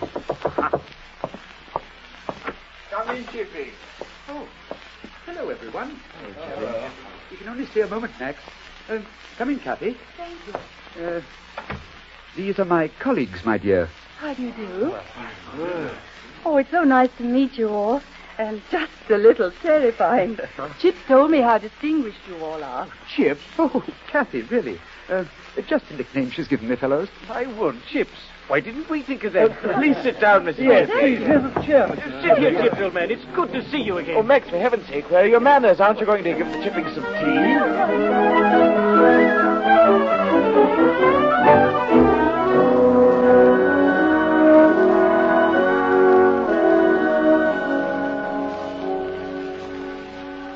Thank you, Mrs. Chipping. It was a jolly party, Mrs. Chipping. The scoundrels were wonderful. Goodbye, Mr. Chip. Mr. Chipping. Goodbye, boys. I haven't enjoyed a party so much for ages. Goodbye, boys. Hurry now to assembly or you'll be late. Bye. What a nice lot of boys they are. Yes. Your idea of giving a party for them was a good one. But, my dear, what authority will I have in my classes after such an affair? 10 times more, Chip. Because they'll know you as a friend. Know me as a friend? Oh, Kathy, how I wish they would. They will. You wait and see, Chip.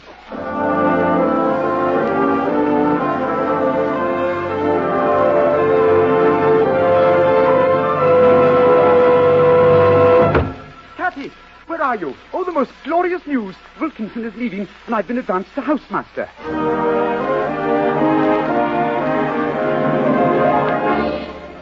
Well, Mrs. Chipping, prepare yourself. Beginning next term, my salary goes up £20. So where shall we spend this summer?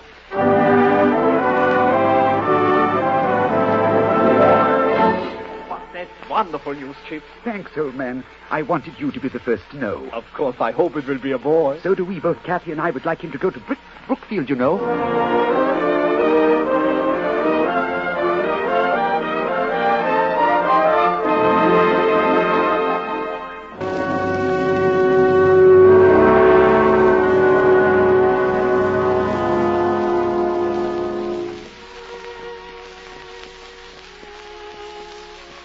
Oh, Chips. Kathy, darling. I'm so sorry. So sorry the way things turned out. That doesn't matter, darling. The doctor said that it would have been a boy. You're all I care about. Chips.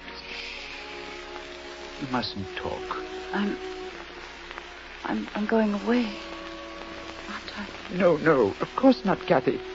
I couldn't live without you. Oh, Chips, I've been so happy. No one's ever been so happy. Ever. Darling, dearest. Will you make me a promise? Yes. Yes, Kathy. You'll carry on. Even if I'm not here. Won't you? Kathy, The boys, Chips. The boys of Brookfield. They're the only children you ever had. I can't do it. I can't do it, Kathy. Please. Promise. All right. I promise. Say it. No matter what happens, I shall carry on at Brookfield for always. No matter what happens, I shall carry on at Brookfield for always. Now tell me. I want to see if you remember how we met, what we did, and how we fell in love. Well, once upon a time, there was a very lonely teacher, and he went to Switzerland. There he met a beautiful girl on a mountain top. In Vienna they danced all night and fell in love. And Kathy, do you hear me? Kathy! Oh, Kathy! Kathy!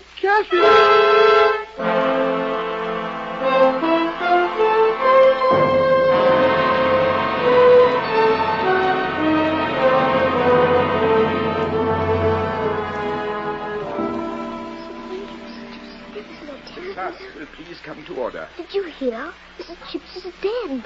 Turn to page 29. Had us to tea last week. The first paragraph at the top of the page. I don't know what Chips will do without her. Collie, will you begin the translation? Yes, sir. In every age, the barbarians have oppressed. Go on, Collie. Yes, sir. Have oppressed. Oh, I can't. Collie, please. I know how you feel, but we must go on. That's what she wanted. For all of us to carry on at Brookfield for always. Now come, Collie. Read with me. In every age, the barbarians have oppressed the peaceful nations all over the world who neglect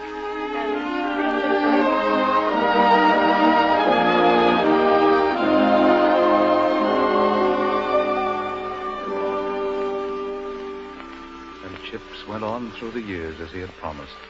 He saw 3 generations come and go. He became headmaster of Brookfield and was the most honored, most loved man the great school had ever known. Then, in his 85th year, he retired. And now, mourned by all of England, old Chips is dying. The doctor and the present headmaster of Brookfield are in his room. Chip's eyes open slowly as their voices come to his ears. Remarkable character, Marshal. A great character, Doctor. I knew him and I knew his wife. She died many years ago, I understand. Yes. That's her picture there on the table by his bed. Ah, lovely head. Pity he never had any children. What was that you said about me? Nothing, Chips. We were just talking and waiting for you to come out of that beauty sleep of yours. No, I heard you. You said it was a pity I had no children. But I have. You know, I have thousands of them. And all boys. Chips. Chips. He doesn't seem to hear you. Is it the end, Doctor? I'm afraid so.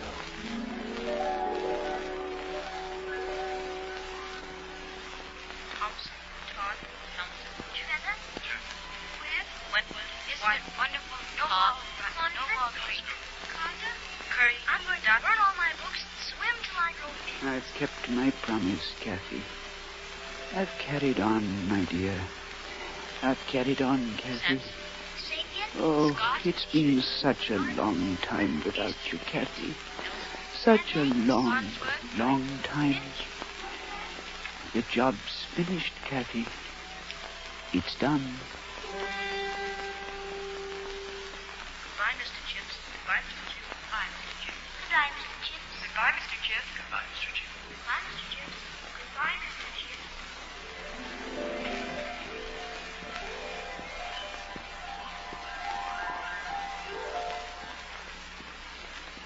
Hello, Mr. Chips.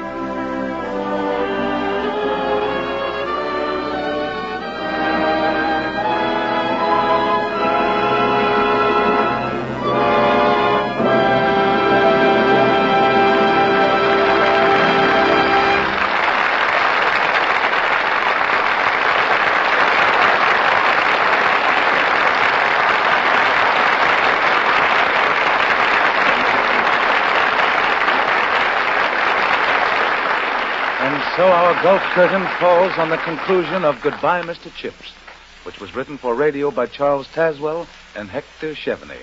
Greer Garson and Basil Rathbone will be with us again as soon as we give them a few seconds to sort of catch their breath. And during those few seconds, we've something of interest to everyone who's ever sat behind the wheel of an automobile.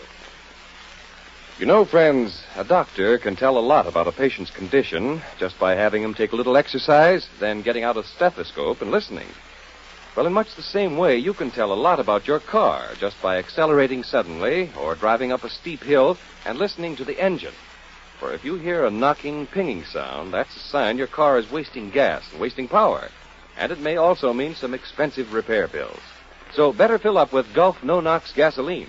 This extra-value gasoline has been raised to an extremely high anti-knock rating. It's especially designed to stop that harmful hammering and pounding in your motor. As a result, Gulf No-Knox gives you a quieter, smoother-running motor at maximum mileage. So the very next time you need gasoline, get a gasoline designed to make your car run quieter and run better. Gulf No-Knox gasoline.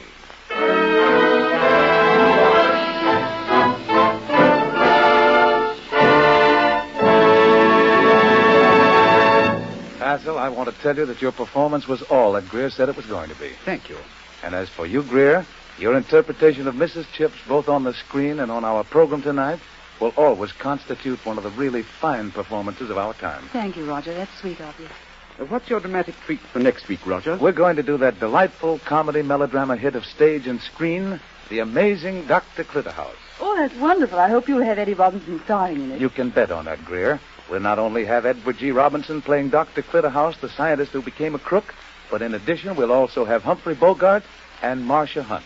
So be with us next week, won't you, friends? Until then, this is Roger Pryor speaking for your neighborhood good Gulf dealer and saying, good night, everyone. Now, a special announcement. If you would like to have a beautiful full-color portrait ready for framing of Loretta Young, be sure to get the new issue of Photoplay Multi-Mirror magazine, now available at all newsstands. Bud Heaster speaking. This is the Columbia Broadcasting System.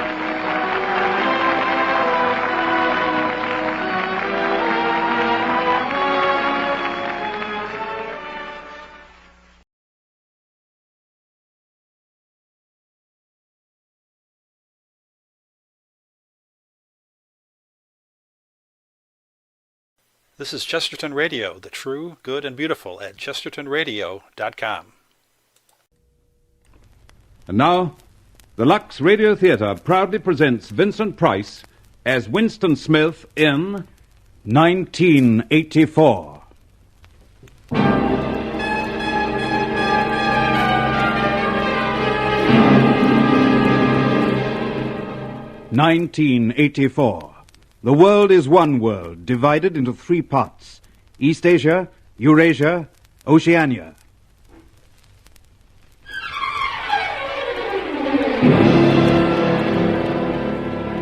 Religion is abolished. God is rooted out. There is only Big Brother. Big Brother is the head of the party. Big Brother is one, indivisible, unassailable.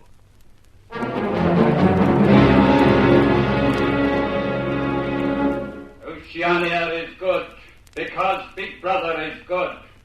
Oceania is one because Big Brother is one. Big Brother sees everything, knows everything. Everyone exists by the clemency of Big Brother. Big Brother, Big Brother, Big Brother. In Oceania, there are the proles. The proles, like the animals, are free. They have no telescreens in their houses. They have no numbers. They wear no uniform. The proles are the primitives, the early inferior people. Subdued by the party, subject to the party, they are the lost and the forgotten. Between the proles and the party there is a great gulf fixed. A prole cannot join the party. No party member can retreat to the proles. The party is one as Big Brother is one. Big Brother. Every member of the party wears a uniform, a suit of overalls. Every member of the party has a telescreen in his house.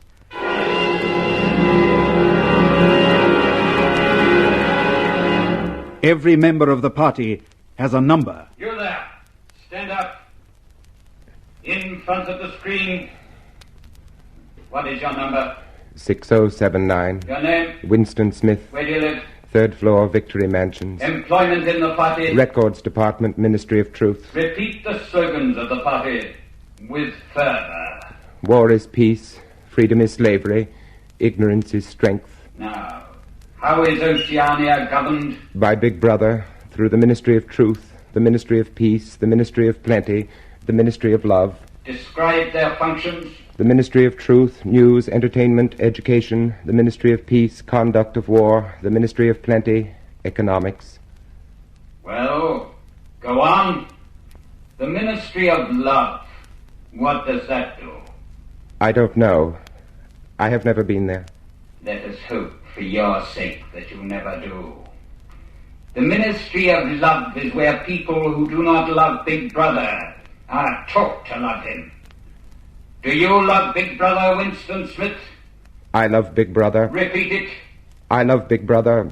I love Big Brother. Your tour of duty at the Records Office begins at 900 hours. Be there on time. 6079 Winston Smith. Dismissed. That was an unexpected call, wasn't it? Oh, they do it sometimes. Part of the quarterly brush-up discipline, you know. Perhaps. But that fellow on the screen was probably from the Thought Police. They can cut in on anybody's screen, you know. They do. How do you think so many comrades have been vaporized? Thought Police, of course. And the home telescreen. They can see you and hear you all the time. But I've got nothing to worry about. I stick to the party rules. I do my job. But you don't think the way the party thinks, do you? More important, you don't want to think the way the party thinks, the way Big Brother wants you to think, do you? I just couldn't face the telescreen any longer. I had to get out and get away. You and I. You? Well, you. I'm you, Winston. I'm the other you who looks out of your eyes. Yes, you twitch my lips and tingle in my fingertips at the most inconvenient times. But they know nothing about you. They control me like they control everybody else. Then why do you do the silly things you do? What silly things? That book you bought. But it's just an old book with blank pages. What's wrong with that? Nothing. Except they don't make books like that anymore. And if they ask you where you got it, you'd have to tell them at an antique shop in the Prole Quarter. But I just wanted to keep a diary. Nothing wrong in that, is there? No, except you'd find it hard to explain why you wanted to keep a diary. And remember, you're not supposed to go into the Proley Quarter anyway. No, I know. The Proleys aren't members of the party. They're just slaves. But will you stop it? I've got enough to worry about as it is. Yes. It's the girl, isn't it? The girl in the fiction department. Yes. Yes, the way she looks at me. The way she stays near me. She's rather pretty. What if you like that sort of thing? A lot of good it is when she wears the red sash of the Anti-Sex League and could be a police spy into the bargain. You're rattled this morning. Mustn't get rattled, you know. It shows. That's the way they get onto you first. Pull yourself together. There's where you work. There's the Ministry of Truth straight ahead. Smile now, Winston. Smile!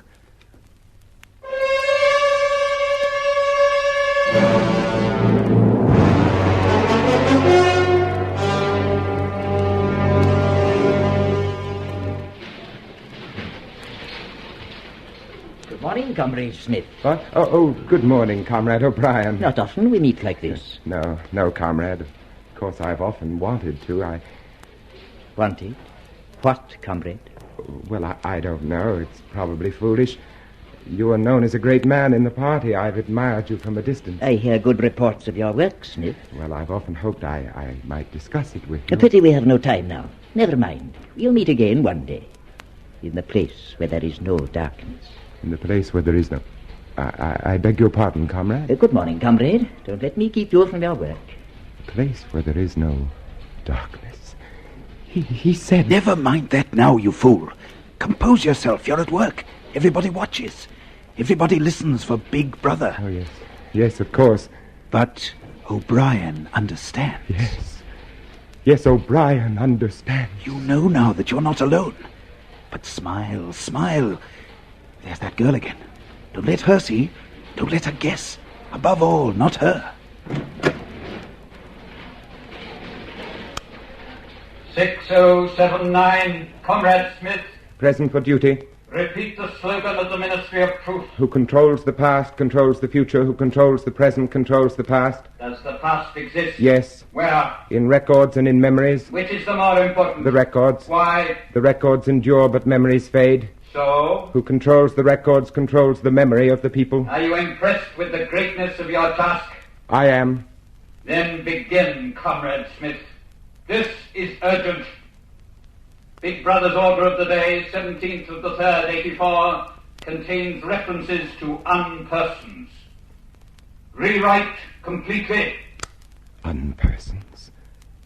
Oh, I have to be careful about this. Unpersons are always tricky. Even Big Brother can't refer to them.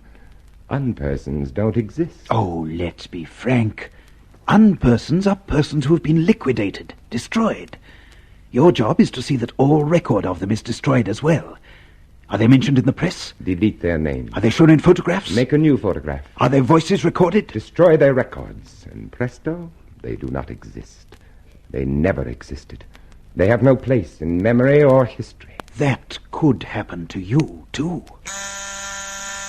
All personnel will lay aside their work and face the telescreen for the 1-minute hate. You're out of luck. The girl's sitting right next to you. Watch your step now. Make it a convincing hate. Thought police are very shrewd.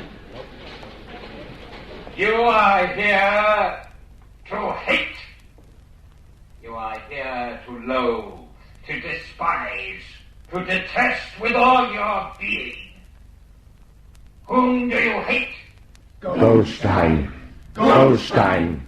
Goldstein. Goldstein is what? Enemy of the people. Saboteur. Traitor. Whom else do you hate? The Brotherhood. Goldstein and his Brotherhood. And the penalty for traitors like these? Death. Death. Death. Death. Death. We hate traitors. We love Big Brother. We hate traitors. We love Big Brother. Speak to us, Big Brother.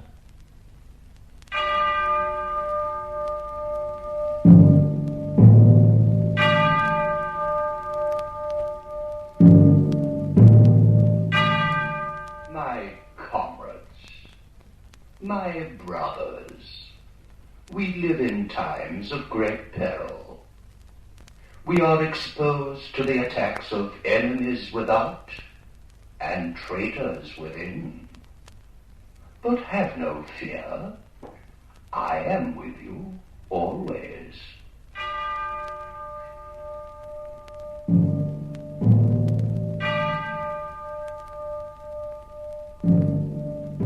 The 1 minute hate is concluded. All personnel will return to work.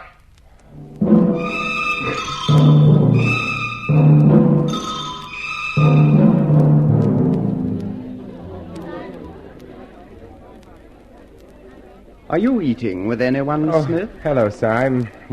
No. Good. I'll join you. I don't know what they put in this victory gin, but it always makes me do that. Yes, it is rather strong, isn't it? Excellent product, though. Excellent. You seem rather distracted, Smith. Something on your mind? What's that? Oh, no. Nothing on my mind. I was just looking at that girl over there. Yes, she's been looking at you, too. Do you know her? No. Wouldn't help you if you did, would it? She wears that red sash like a banner. It's an odd thing to say. Comes of working in the poetry department. We're editing Kipling now, you know. Quite a lot of banners in Kipling. I understand the Junior Anti-Sex League is one of the favored institutions of the party. Oh, yes. Yes, I believe so. You're married, aren't you? I was. Oh. Divorced? Separated. Oh. With the consent of the party. It was apparent we would have no children. The party takes a very wise view of these matters. Of all matters. As you say. Funny, that girl's still looking at you. But I can't help it if she has nothing better to do. Oh, here comes Parsons. He lives near you, doesn't he? Yes, next floor down. He's got a wife and children. You'd better talk to him. I don't think I could. Hello. Hello, comrades. Hello, comrade. Parsons. Oh, I've been chasing you, Smith. What? Yes, it's about that subscription you forgot to pay me. Oh, which one is that? Fate Week. The House by House Fund. We're going to decorate Victory Mansions. And $2 you promised me. Oh, well, here you are. Thanks. I say, did I tell you about what my little girl did last Saturday? Well, she was out with the junior spies troop near Berkhamsted. They spent the whole of the afternoon following a strange man. They kept on his tail for 2 hours and then handed him over to the patrols. Clever, eh? What was the man doing? Nothing, he says. But my little Millie was smart. She spotted him chipping pieces off the rocks with a hammer. Must have been a saboteur. Well, what happened to the man? Well, I don't know. But I wouldn't be surprised if, you know? That's very good. Of course, we can't afford to take chances. I mean, not with subversive agents everywhere. No, of course. Well, I've got a few more subscriptions to chase up. I'll, see you later. Tell me, Smith, did you ever regret not having any children? And I can't say I've thought much about it. Why? I was just wondering. Parsons seems very happy with his little brood, doesn't he?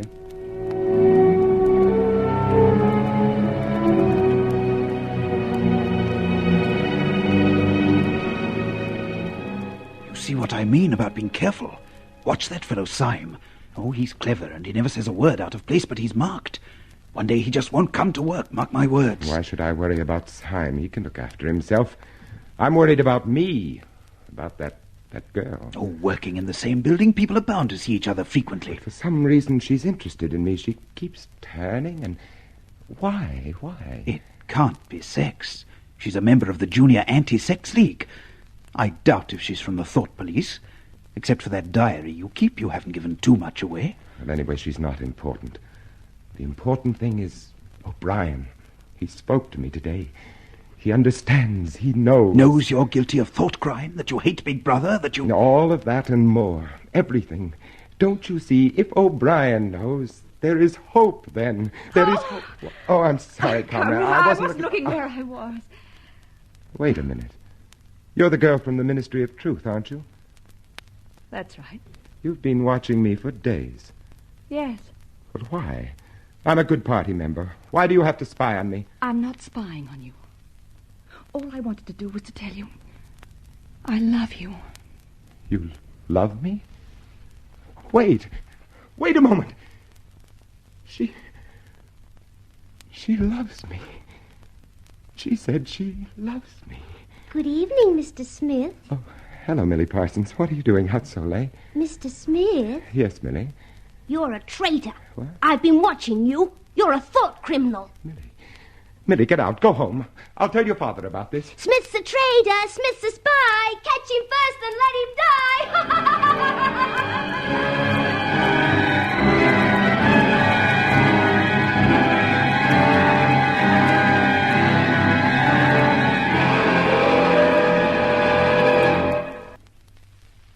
There is a chance. There is O'Brien. He understands. He is in revolt, too. Yes, there is O'Brien. Hello, you've walked a long way. Remember that shop? Yes. That is where I bought the book for my diary. It's a junk shop. It's old and musty and full of useless things. But it proves something, don't you see? It proves that things were different once, in spite of what the records say. And if they were different once, they could be different again. Go on. In you go.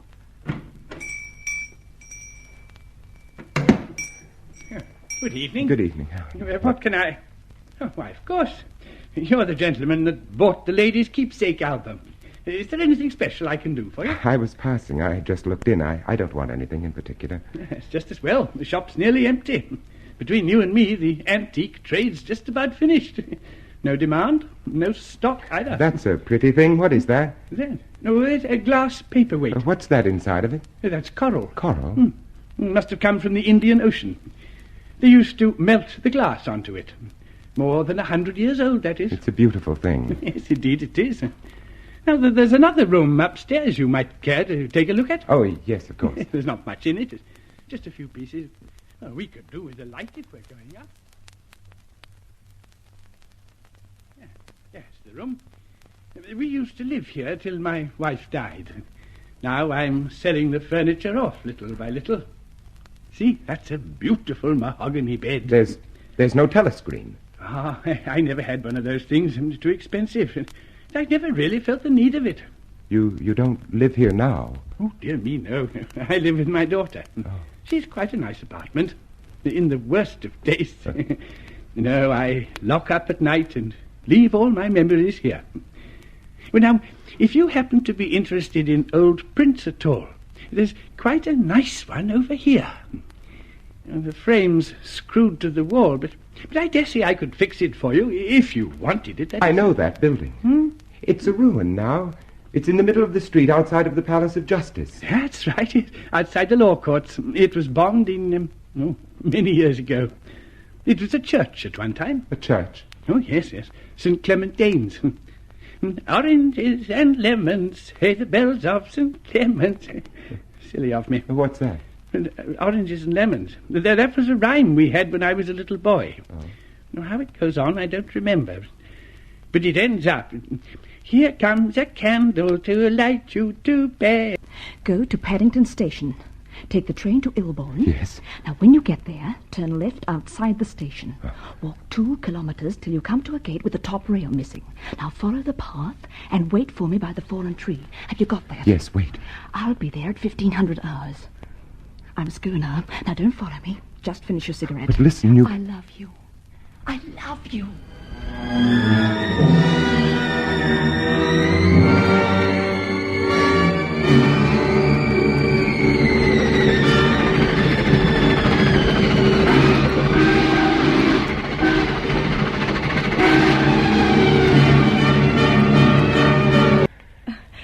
Do you always talk to yourself? Usually.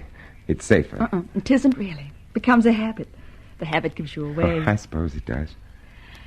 You can put your arms around me, I don't bite. I don't even know your name. Mine is Julia. Yours is... Winston Smith. I know. I found out. Now put your arms around me. Kiss me. Oh, Julia. Julia. Till this moment, I didn't know what color your eyes were. I'd forgotten what a pair of lips tasted like. I'd forgotten how it felt to hold a woman. It didn't take you long to remember. Look, before we go any further, I'm 39. I've got a wife I can't get rid of. I've got a varicose ulcer and 5 false teeth. And I couldn't care less. Julia, are we safe here? Safer than anywhere. Now relax. Hold me in your arms.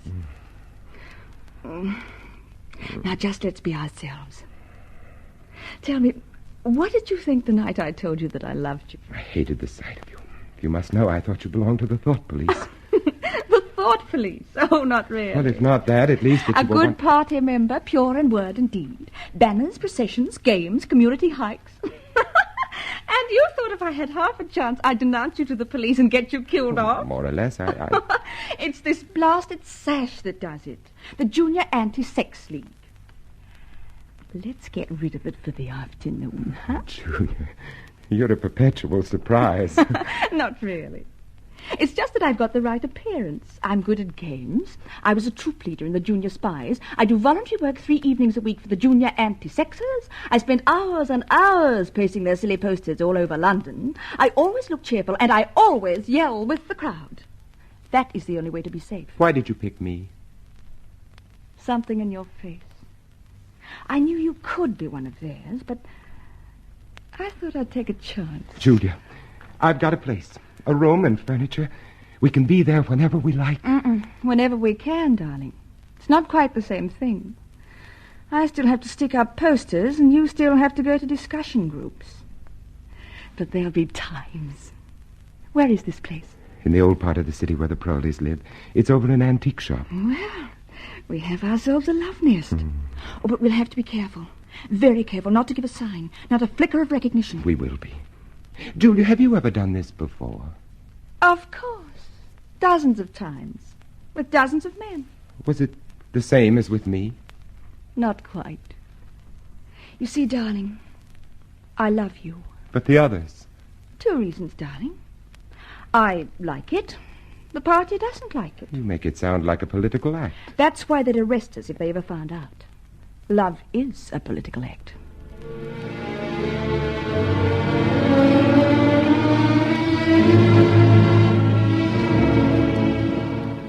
Oh, Julia.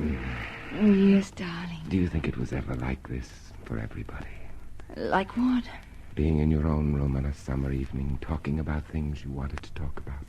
Not worrying about telescreens or thought police. I don't know. I know it's nice now. We've got another hour to enjoy it. That's all. Would you like me to make some tea? Yes, please. I like this room. Oh! Get out, you filthy brute! What was that? Oh, only a rat. A rat! Oh, it was a big, ugly fellow. I gave him a good fright, though. Darling. Darling, what's the matter? Of all the horrible things in the world, I hate rats most of all. But, darling, there's no need to be upset. They're ugly things, unclean things, but that's all. No, they're more than that. They're much more than that. Now, darling. Julie, get rid of it, please. Darling, just lie back. I'll make tea, and then I'll plug the hole. No. Plug up the hole first, please, Julia. All right, darling, of course. Julia, when I was a child lying lonely and awake in the dark, they were voices gibbering in the darkness. Their feet scurried closer, and then retreated only to come again. They touched my face. It was more horrible than the touch of a dead hand. I've never got over that feeling. Ever since that night, I've lain awake and screamed soundlessly for hours. Whenever I heard the small, pattering feet of a rat. I'm all right now. Darling. Yeah. Darling, what's this picture? I've seen it somewhere before. Oh, it's a church, or at least it used to be. St. Clement Danes. Mr. Charrington taught me a rhyme about it. Oranges and lemons, say the bells of St. Clement's. You owe me 3 farthings, say the bells of St. Martin. Julia, you know it. Go on, please, go on. When will you pay me, say the bells of Old Bailey. I forget the next line, but then it says, here comes a candle to light you to bed, and here comes a chopper to chop off your head. Julia. Yes, darling. You know, I have the strangest feeling about that silly little rhyme. What sort of a feeling? As if everybody connected with it were someone who could make us happy. As if I hoped the next person to recite it would be O'Brien. O'Brien? Yes. I told you he spoke to me again in the lift yesterday. He wants us to go up to his flat. Oh, darling, must we really? But he's one of us. No. He may hate Big Brother and the party and all the rest. But darling, that doesn't make him one of us. Oh, Winston, we're two people. We make love together and we talk together and we drink tea together. O'Brien has no part in that. But don't you see, as we are now, we're alone. If we join O'Brien and his brotherhood, we won't be alone. We'll still be arrested in the long run. But that's not the important thing. The important thing to me is this room, and what we do here, and how we live here, and the joy we have. We don't need O'Brien to keep us alive. It's not being alive that counts. It's being human, and being human means you share your living and your hoping and your fearing with other people. The party's only too happy to have you share. But not the human things, only the inhuman ones. I want to think there's a hope we could all be as human as we two are now. That's why I want to see O'Brien.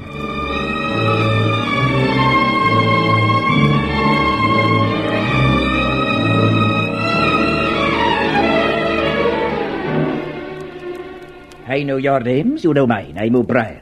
We may dispense with introductions. Pardon me while I switch off the telescreen. Can you really switch it off? Members of the inner party have that privilege. We are... Alone? Yes, we're quite alone. Well, Julia and I believe that there is some kind of a secret organization working against the party. We believe that you are involved in it. We want to join it and work for it. We are enemies of the party. We are living together. We are thought criminals. I tell you this because it puts us at your mercy, and you will know that we are telling the truth. If you wish, we will sign a statement. There is such an organization. Its leader is Emmanuel Goldstein, whom you know. Yes, but we thought we were afraid that Goldstein and the conspiracy were invented by the thought police. No, they exist. But what are you both prepared to do to help the conspiracy? Anything we are capable of. You're prepared to give your lives? Yes. To commit murder? Yes. To betray your country? Yes. To cheat, forge, blackmail, corrupt the minds of children? Yes. You're prepared to commit suicide if ordered to do so? Yes. You're prepared to separate and never see each other again? No! It's just as well to understand these things right at the beginning. You understand you'll be fighting in the dark. You'll receive orders and obey them without knowing why. Sooner or later you will be caught and tortured and you will die. You will never know whether your work has served a single good purpose. We and you now are the dead. Our only true life is in the future. 1,000 years away, perhaps. But if in that 1,000 years we extend the frontiers of sanity even a little, we shall have done well. You have a hiding place? Yes, in the old quarter, a room over an antique shop. The proprietor is called Charrington. That will do for the moment. Later we shall make other arrangements, give you more definite instructions. Now it is time for you to leave. Then we are accepted? Yes, you are accepted. Have you any more questions? Only one. Do you know an old rhyme called The Bells of St. Clement's? Yes, I think so. Oranges and lemons, say the bells of St. Clement's. You owe me 3 farthings, say the bells of St. Martin's. When will you pay me, say the bells of Old Bailey. When I grow rich, say the bells of Shoreditch. You know it, you know all of it. I told you he'd know it, Julia, didn't I?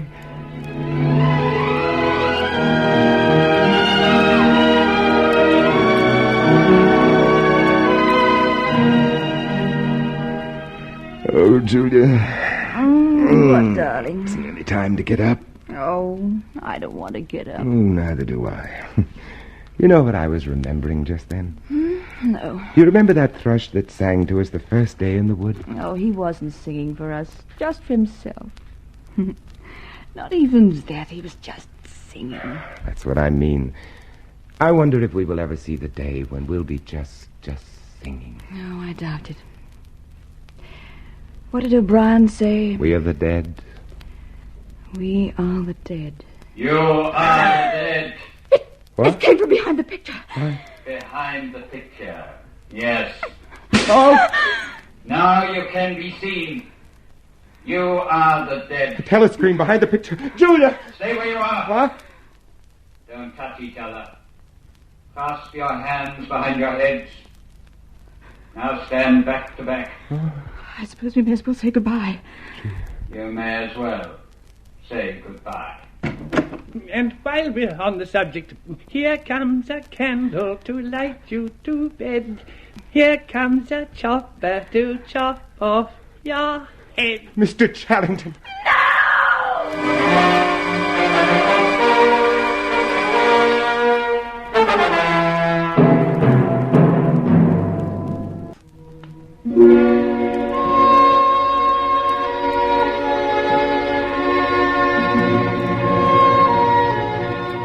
1984.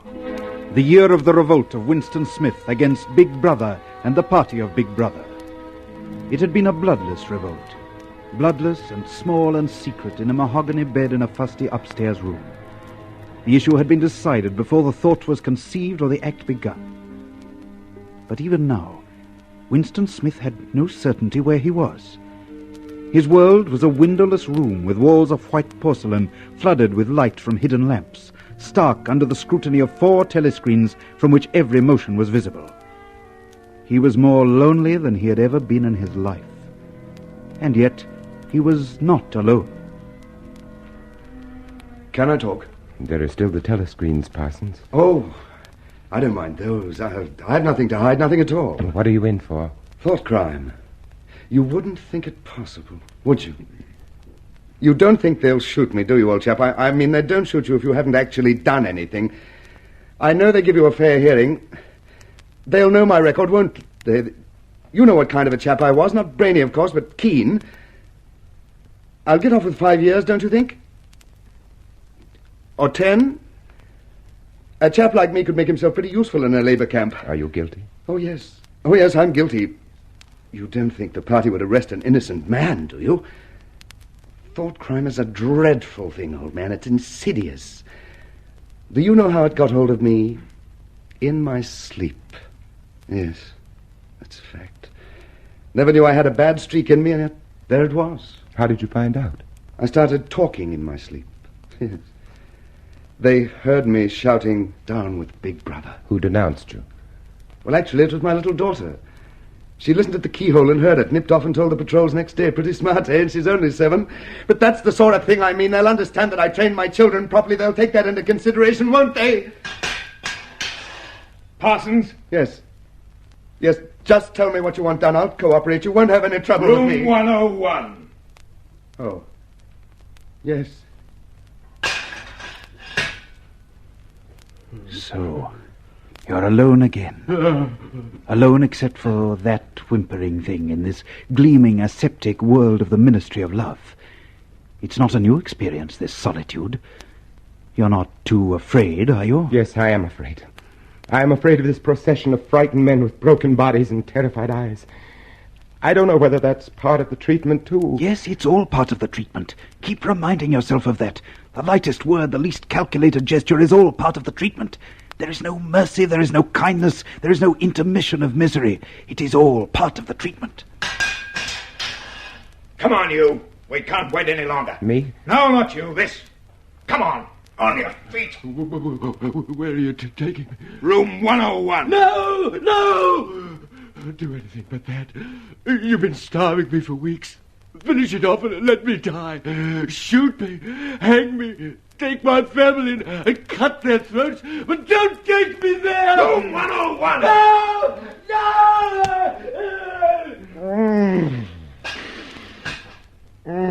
Smith, take your hands away from your face. It's forbidden to cover your face in the cells. Take hold of yourself now. That's part of the treatment, too. Everything's part of the treatment.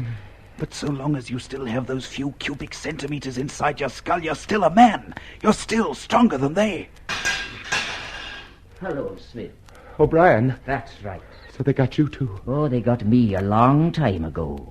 You mean you are one of them? Don't deceive yourself, Winston. You knew this a long time ago now, didn't you? You've always known it. I told you myself we should meet like this, in the place where there is no darkness. Now that we have met, we are going to make a new man of you, Winston. A new man. Take him!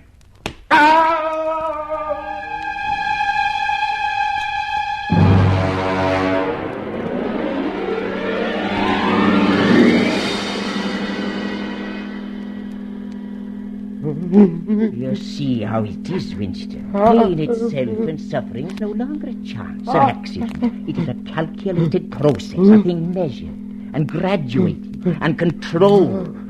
We are not medieval butchers probing for the nerve roots.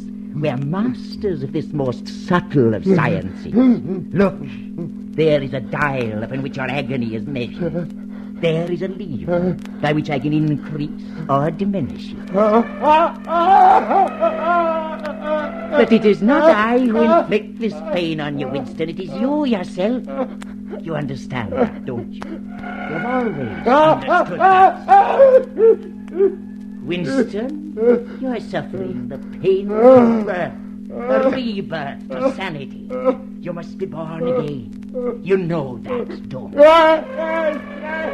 at my hand, Winston. How many fingers do you see? 2. And on this hand, 2. Put them together. 2 and 2. What does that make? 4. And if the party says 2 and 2 make not 4, but 5, what then? There's still 4. How many fingers, Winston? 4. What else can I say? 4. How many fingers, Winston? 4. Stop it. I'll tell you 4. 4. How many fingers, Winston? 5.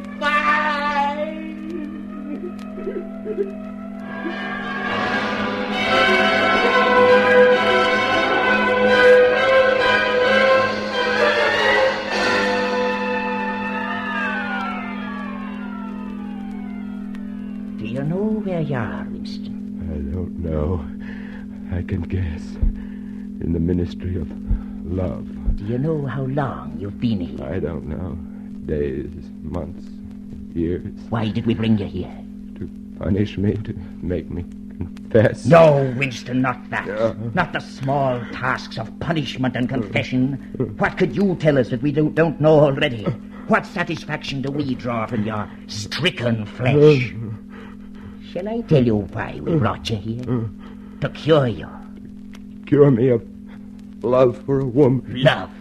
Love is a word, an obsolete word. There is no love. Only a biological act. Cure me of what, then? Of false and foolish thinking. We don't want martyrs, Winston. We want disciples. Willing disciples. And when we've made you a willing disciple, then we shall destroy you. And why do you go to the trouble to torture me? Because you're a flaw in a pattern, Winston. You're a stain that must be removed. But you've not told me why. Why? No, Winston, you must tell me why. The answer to that question is the measure of my whole success with you. It may be the key to your release from this small prison of great agony. You tell me why, Winston. Why do we do all these things? You are ruling over us for our own good. You believe that human beings are not fit to... Stupid, Winston! You deserve an eternity of pain for a folly like that. Now I will tell you why. The party seeks power for its own sake. We are not interested in the good of others. We are interested only in power. Not wealth or luxury or long life. Only in power. Pure power. No one ever seizes power with the intention of giving it up. Power is not a means. It is an end in itself. The object of persecution is persecution. The object of torture is torture. Each is an exercise of power, a pressing upon the nerve of agony, until one after another all men are converted to our discipline. All men are submissive to our universal power. You'll never do it. You'll never do it. Never. Never. We did it to you, Winston. Shall I show you in a mirror just what we have done to you? Shall I tell you that you're just a bag of bones? That you've lost all semblance of a man? That your hair and your teeth are falling out? That you are an offense to sight and to smell? We did that to you, Winston. Now, 2 and 2 make 5! But I'll never betray you. You failed there. You couldn't make me betrayer. Could you? You failed, O'Brien. You failed. You failed. No, we never fail, Winston. Never. We cannot afford to fail. Take him to room 101.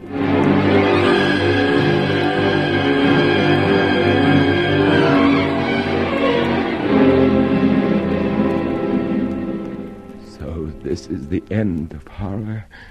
This small room down in the bowels of the earth. I'm strapped to a chair, tightly, so tightly that I cannot move. I cannot retreat inside my skull case. That does not belong to me anymore. It has been entered and possessed and garrisoned by O'Brien. There is no retreat left anymore. I am faced now with the ultimate agony. I am in room 101. You asked me once, Winston, what was in room 101. You knew the answer, though. You wouldn't admit it. No. Everybody knows it, really. The thing that is in room 101 is the worst thing in the world. The worst thing in the world, of course, varies from person to person. For some, it is burial alive. For some, it is death by fire. For some, it is quite a trivial thing.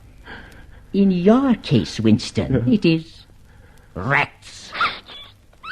Oh, no. Oh, take them away. Keep them away from me. You can't do this to me. You can't do this. You have not yet surrendered to me, Winston. How can I surrender if I don't know what you want? I've answered all the questions, haven't I? I've learned all your lessons, haven't I? Take them away. Please, take them away. The rats are starved, Winston. They will eat a man alive. Stand, rats. I can use them on you, or I can use them on Julia. You have your choice now. Which? Use them on Julia. I don't care. I don't care what you do. But don't let them near me. Don't let Julia suffer now. Let her. There now, Winston. It's over now. There isn't any more. It's all over now.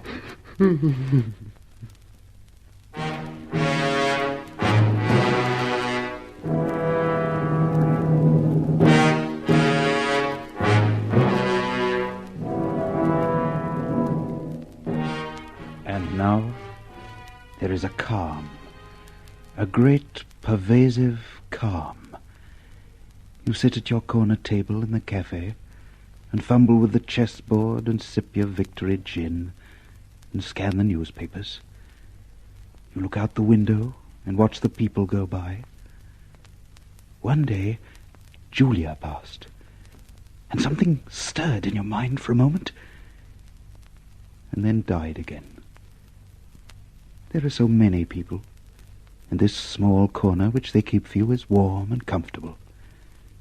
When you finish the newspaper, you watch the telescreen. Strange that. In a life without struggles, without any hint of climax, that is the moment that comes nearest to emotion. The face of Big Brother flashes on the screen. You hear his rich, full voice.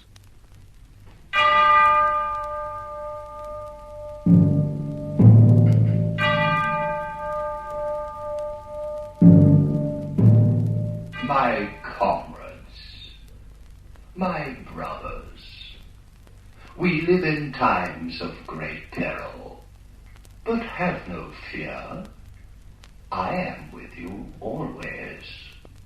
My care and my love reach out to you wherever you are. And we love you, Big Brother. We love you. We have erred. We have been punished. And you have taken us back. We love you, Big Brother. Love you. Love you. Love you.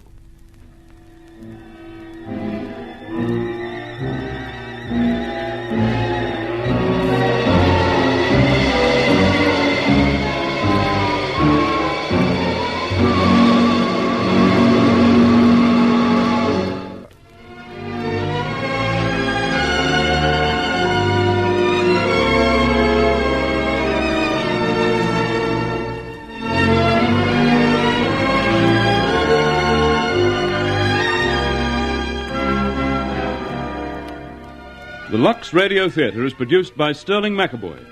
1984, was adapted from George Orwell's novel by Morris West. Tonight's play was directed by Paul Jacklin. Heard in our cast were Lionel Stevens as O'Brien, Alexander Archdale as Charrington, Guy Dolman as Parsons, and Dorothea Dunstan, Gordon Chater, Rupert Chance, Murray Powell, Leonard Bullen, and Alan Herbert. David Netheim was heard as the narrator. Margot Lee played the role of Julia, and as Winston Smith, you heard our distinguished Hollywood star, Vincent Price.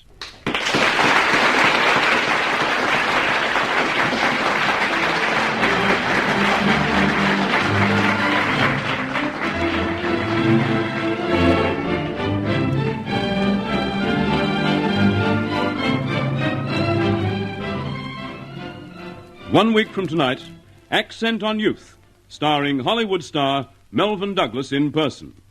Until then, this is the Lux Radio Theatre, signing off from 50 stations throughout the Commonwealth of Australia. That concludes this week's broadcast of Echoes of a Century. This program was an independent production by Dalshoe Radio Creations, copyright 2005. Produced in the studios of WLSU La Crosse, an affiliate of Wisconsin Public Radio, on the La Crosse campus of the University of Wisconsin. I'm King David McKenzie. Thanks for listening. I hope that you'll join us again at the same time next week. Until then, remember, fear and God do not inhabit the same space.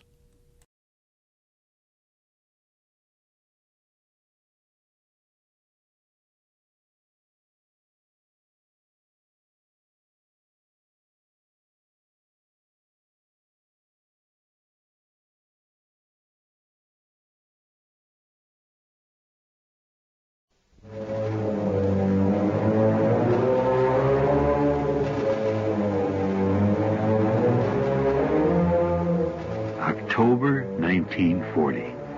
Suddenly peace was abroad. From overseas, the agony of the innocent massacred was rising, darkening the light of the world, making a mockery out of the wily stratagems of temporal political alliances. To me, the issue became a simple one: freedom. I wrote a play, and the distinguished actor Raymond Massey said, "Yes, of course I'll do it, anywhere, anytime." But the radio network said, "Sorry, we're not at war. We have no enemy. We still do business with all customers." So Mr. Massey and I flew to New York from California, pounded on tables until the microphones were given us in small surrender.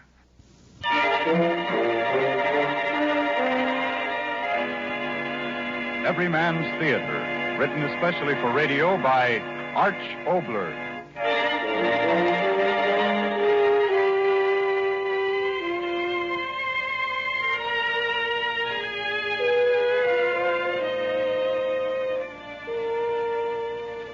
Tonight, our star is the celebrated actor of stage and screen, Mr. Raymond Massey, in an adventure of our times, This Precious Freedom, the second of an exciting series of plays especially written for radio and brought to you each Friday at this time and over this station by Oxidol. And now, Mr. Obler to tell you more about tonight's program in Every Man's Theater. This is a fictional story, a play about a tomorrow which would never happen here.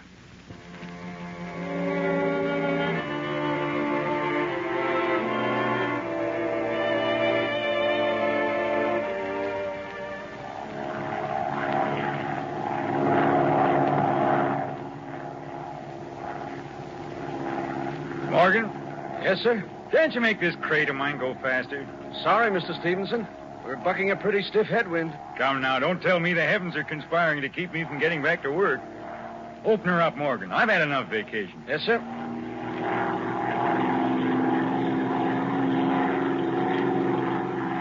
That's better. You know, Morgan, I should think you'd be as eager to get back to the city as I am. After all, a young fellow like you, a month up in the woods with nothing around but those overstuffed squaws. Well, I, for one, am going to be glad to get back in harness again. Of course, I'm not going to admit that to Mrs. Stevenson. I talked to her for the last 10 years about cutting myself off from civilization and having a real vacation, and...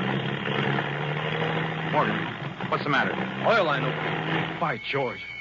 All right, take it easy, Mr. Stevenson. We're okay. Just fasten your safety belt. Well, where are you going to land? The field ahead. Hold on. Don't be afraid. Don't be a fool. I've been in forced landings before. All I want to do is to get down there fast. I've got to get to the city. Got to get back to my business.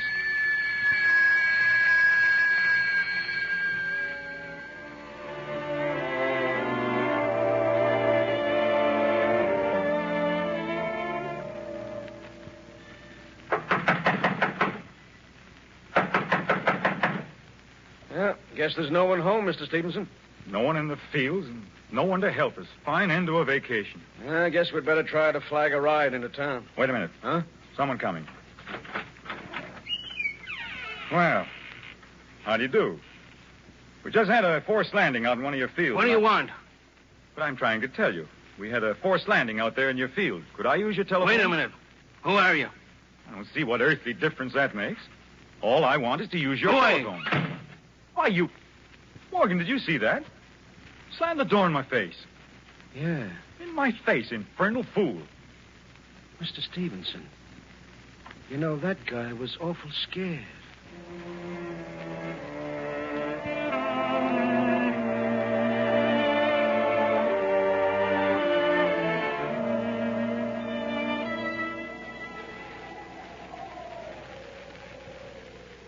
This is the main road, isn't it? Well, that's what the sign says. Then where's the traffic? We've stood here for an hour. Doesn't make sense, that, on a main road. Hey, wait, Mr. Stevenson. Here comes a truck. Well, about time. If you don't stop... We'll make him stop. Driver! Driver! Driver! Hey, driver, stop! Driver, stop! Stop! Driver, my plane. I had a forced landing out here. Could you drive me into the city? Did you hear me? I'll give you $25. Okay, jump in. Morgan, you better stay here with the plane. I'll send someone back. Yes, sir. I hope you're a fast driver. Fast enough.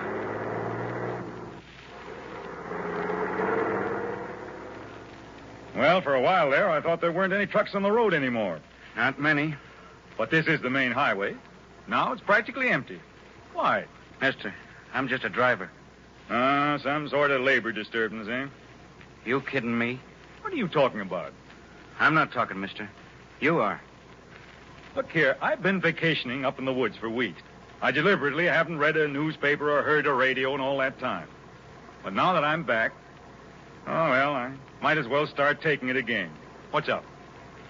Well, why don't you answer me? Mister, I'm just driving. What is this anyway? All I want is a civil answer. I don't know any answers, mister. You'll find them out for yourself.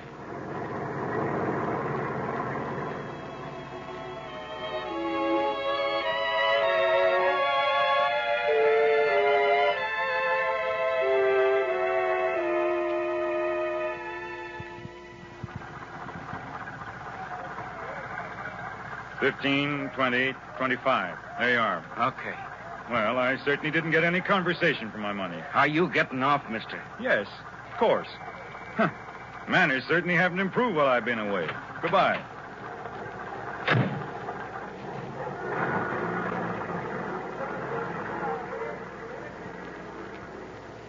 Paper? Paper, mister, paper? Yes, of course, boys. Let me have one of each. Huh?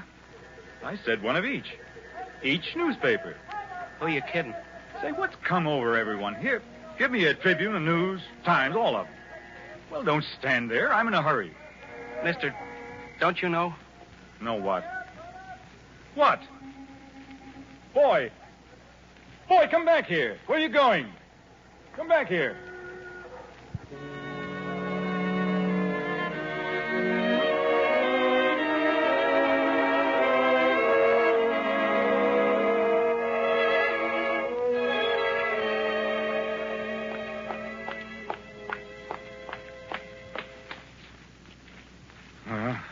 At least my office is still here.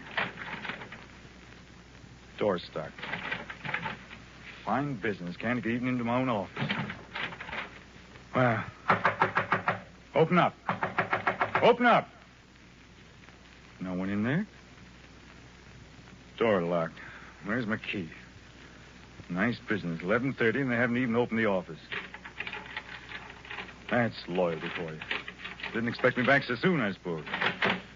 Entire office staff decided to take a vacation. Well, what in the... Desk. Files gone. Office empty. Where in the... Are you looking for something, mister? What? Regan. Huh? Regan. Who are you? Regan, don't you know me? What's going on here? Well, Mr. Stevenson. What's happened to my office? Where are all my things? What's going on here? Don't stand there with your mouth open. Tell me. Dead? I thought you was dead. What are you talking about? Everyone knew I was going on a vacation. What's happened to my things? Where are all my people? Answer me. You don't know? Know what? Talk words, man. What's happened to my business? Mr. Stevenson, I can't tell you. What do you mean you can't tell me? You're the manager of the building. Who moved out my office? Where are all my things? Answer me. You're hurting me. Answer me. You can't ask questions, Mr. Stevenson. What? Go home, Mr. Stevenson. Please, go home quick.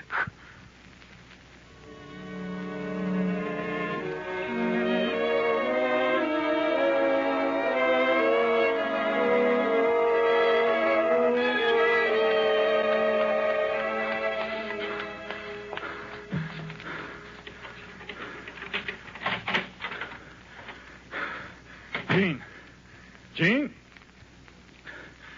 Where are you? Jean? Jean? Looking for somebody, fella? Who? Stand still. Frisk him, Joe. Yeah. Who in the devil? Keep your mouth shut. How dare you? Get out of my house.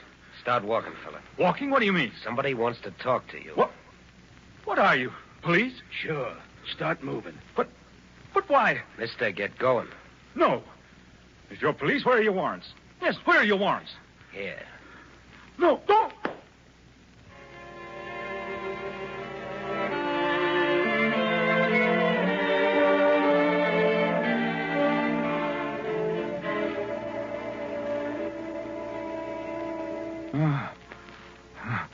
Head. Room. Where? What? Oh, man. What did he...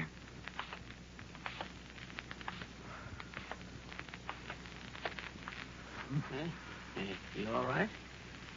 Yes. No, you better not try to stand up. Take it easy. Are they police? Yeah, in a way. Someone made a mistake. No mistake, Mr. Stevenson. My name. You know it. Yeah. And I used to do business with your company once. Always treated me fine. Who are you? Me? Oh, nobody. Just sort of clean up. Where am I? Well, Mr. Stevenson, there are some things I can't tell you. Mistake. Horrible mistake. I'm John Stevenson. I'm a respectable citizen. My wife. I've got to get in touch with Jean. She'll be worried. She wasn't home. Now, take it easy. No, Mr. wait, the mayor. Yes, the mayor. No. He's a friend of mine. Mr. Got to get the telephone and keep your tell the voice mayor down. what's happened. If they come in here again... Let them come in. I've got nothing to be afraid of. I've done nothing. Come into my house without a warrant. They've got no right. Now, Mr. Stevenson, you don't understand. Please, Mr. Stevens. Understand what? Tell me. Things are different. Different? What do you mean? What's it got to do with this? With me? Mr. Stevenson, it's something I don't understand. Where have you been? Been? Out of the city, in the woods. Don't waste time, man. Call up the mayor. Tell him... But that won't do any good. Why not? There's been a mistake. There's been no mistake, Mr. Stevenson. I guess maybe you're the only one in the whole country don't know about Talk it. sense, man. Well, I'm trying to. I don't know exactly how to say it. Well? Well, first that part of the Constitution, they threw it out. Part of... What the devil are you talking about? That part of the Constitution. You know about rights. Threw it out.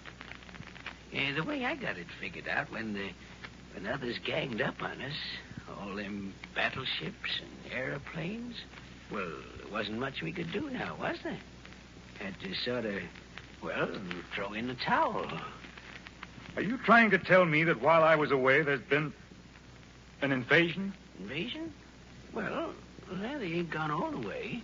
I mean, just this piece of the coast. Get out of here. What? You heard me. Get out. Haven't I had enough today without listening to you, you crazy old fool? But, Mr. Stevenson... Get out, I tell you. Listen, someone out there, get this crazy old fool out of here. If this is a jail, get me my lawyer. What am I being held here for? What are the charges? Get me my lawyer. Get me my lawyer.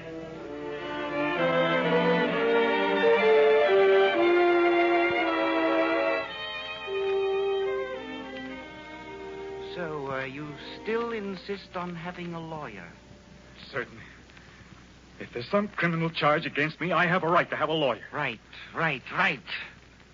What right are you talking about? You're obviously some sort of police official. Well, let me tell you, a horrible mistake has been made. I'm no criminal. I'm John Stevenson, an ordinary businessman. Call Mayor Olden. He'll tell you. He'll tell us nothing. The man is of no importance. No importance? But the mayor. The mayor of what? The Worms? Worms? The man is dead. Oh. But that, too, is of no importance. What is important to me is you and your activities. I don't know what you're talking about. Your so-called vacation trip. Whom did you meet? Meet? What do you... Don't ask questions. Answer them. You've been out of the city for weeks. Suddenly you return. Where were you? On my vacation, of course. Is there any law against that? For the last time, don't try to be clever with me. Once and for all, will you tell me what the charges are against me? There's been some kind of terrible mistake, all right. But tell me what the charges are. Give me a chance to clear myself. I have wasted quite enough time with you, Mr. Stevenson. Let me post bond. Let me call my lawyer. You've no right to keep me here. My wife, she wasn't home when I was taken away. Yes, She'd be worried. Yes, of course, your wife. Have you any idea where your wife is, Mr. Stevenson? Why, home, I suppose. Yes, she must be there now. If you'll hand me the phone. She is not home, believe me. Why do you say that? All right, Sergeant. In there. Jean. Jean, what are you doing here? What is it? Jean, stop crying. I'm all right. There's been some crazy mistake, but... Jean, why should you cry like this? You never cry. Jean, the children, are they all right? Jean, talk to me. Stop crying and talk to me. She knows better. Better? What are you talking about? Jean, lift your face. What's happened? What's wrong? Take her away. No, she'll stay here. Jean, you tell me what this is about. Has everyone gone crazy? What? No, let go of her, you bastard! John! Let go of me! Bring her back here! Bring her back here! I'll kill you! Jean!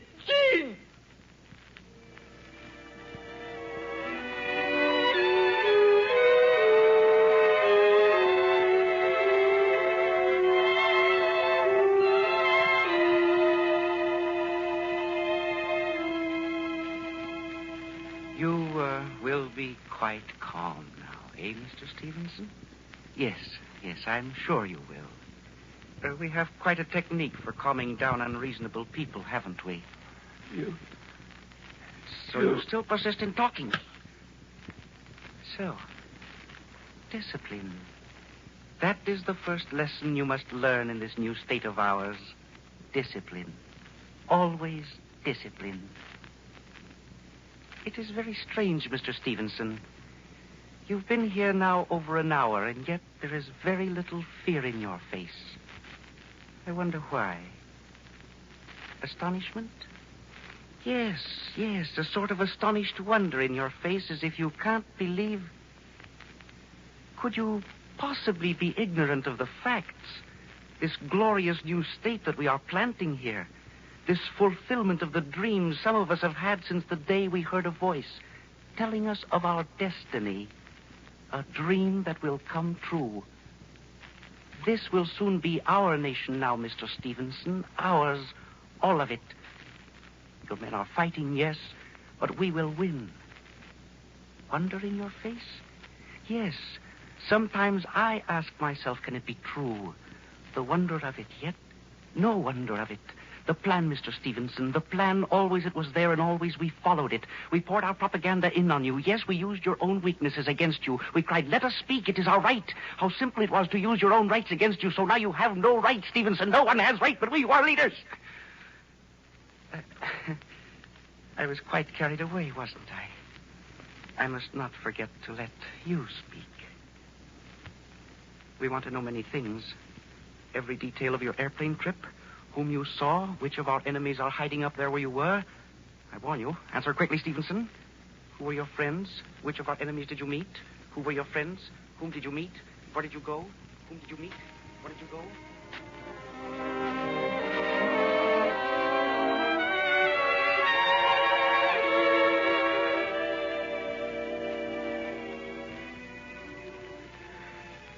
Put him here. Yeah. Dead yet? No, not yet.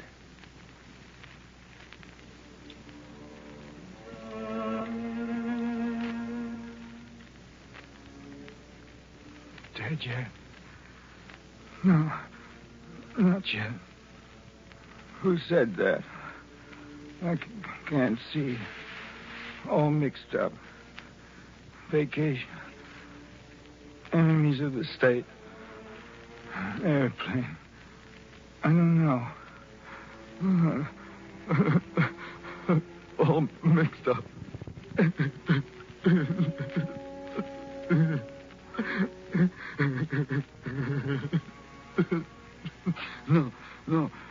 No.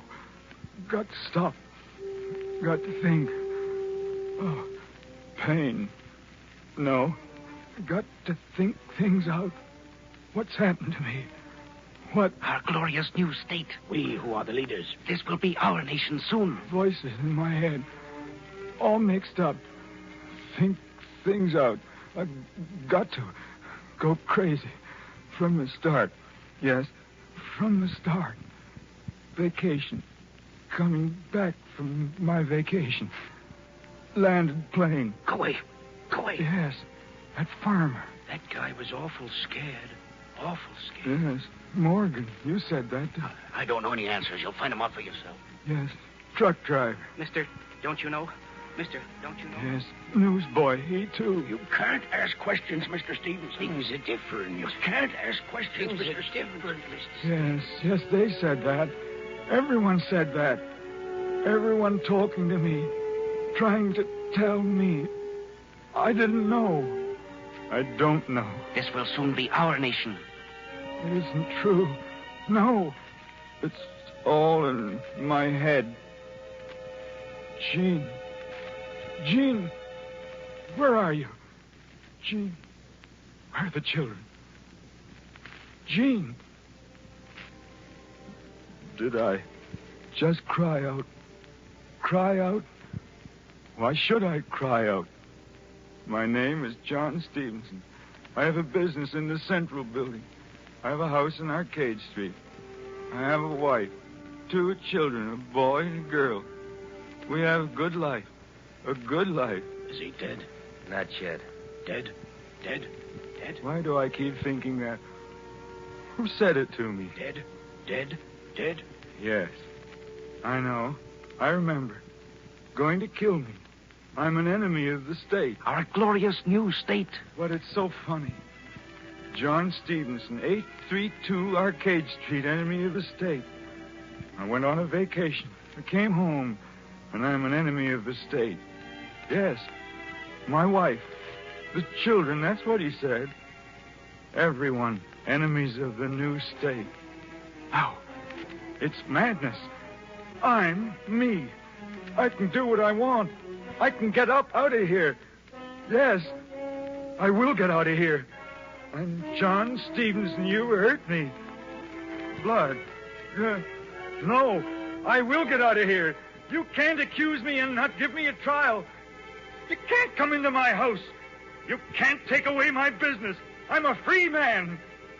I'm an American. This will be our nation soon. Ours. How could that be? Seeing as we weren't ready, there wasn't much we could do now, was there? Let's mind our own business. Nothing to do with us. Who said that? Let's mind our own business. Nothing to do with us. I remember. I said that. Yes. All the time. I said that. Men have no rights. None of my business? We spit on freedom. None of my business? Right is right. None of my business? Our leader, our people, our world. None of my business? How could I? Why did I? Don't antagonize them. We'll have to do business with them. Let them talk. Mind our own business. Don't antagonize them. We'll have to do business. All the things I said. Seeing as we weren't ready, there wasn't much we could do now, was there? Our glorious new state! Dead yet? He will be. Dead yet? He will be. I do understand now. He will be. I wanted everything, and I didn't want to risk anything to keep what I had. What I had. What I had. Your home is your kingdom. Your own God is your God. Say what you want to say. Write what you want to write. Trial by jury. Sanctity of person. Due process of law. What I had. John! Gee, is that you? No, in my head. So dark. There's blood in my... So dark. Dead yet? He will be. Dead yet? He will be. Gene, I'll tell you something very funny. I'm not afraid to die. No.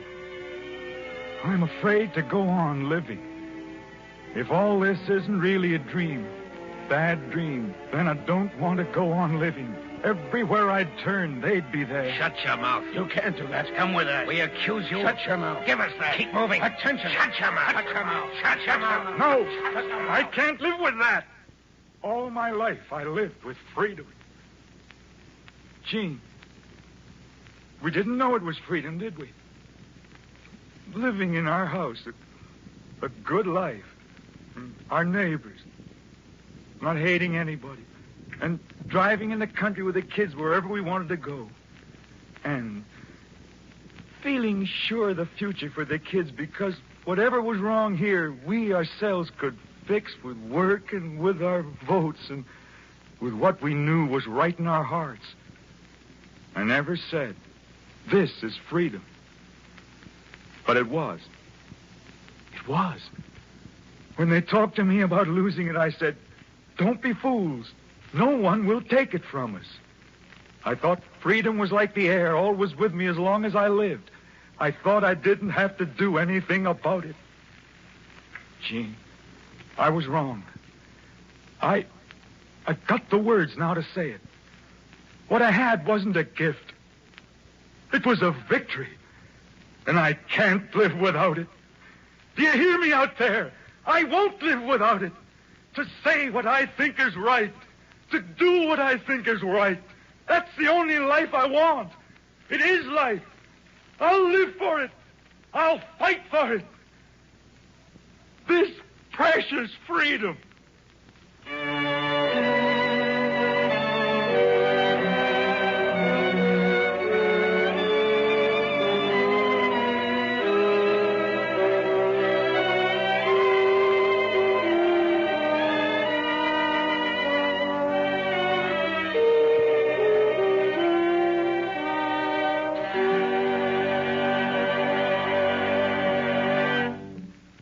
This is Arch Obler. May I present the leading actor of our play tonight, Mr. Raymond Massey. Ladies and gentlemen, I want to say this. At the opening of tonight's drama, Arch Obler said, this is a play of a tomorrow which should never happen. I know all of you agree with me that this kind of a tomorrow must never happen. And it can never happen. As long as we all dedicate ourselves to live for the freedom of our fathers and the future freedom of our children.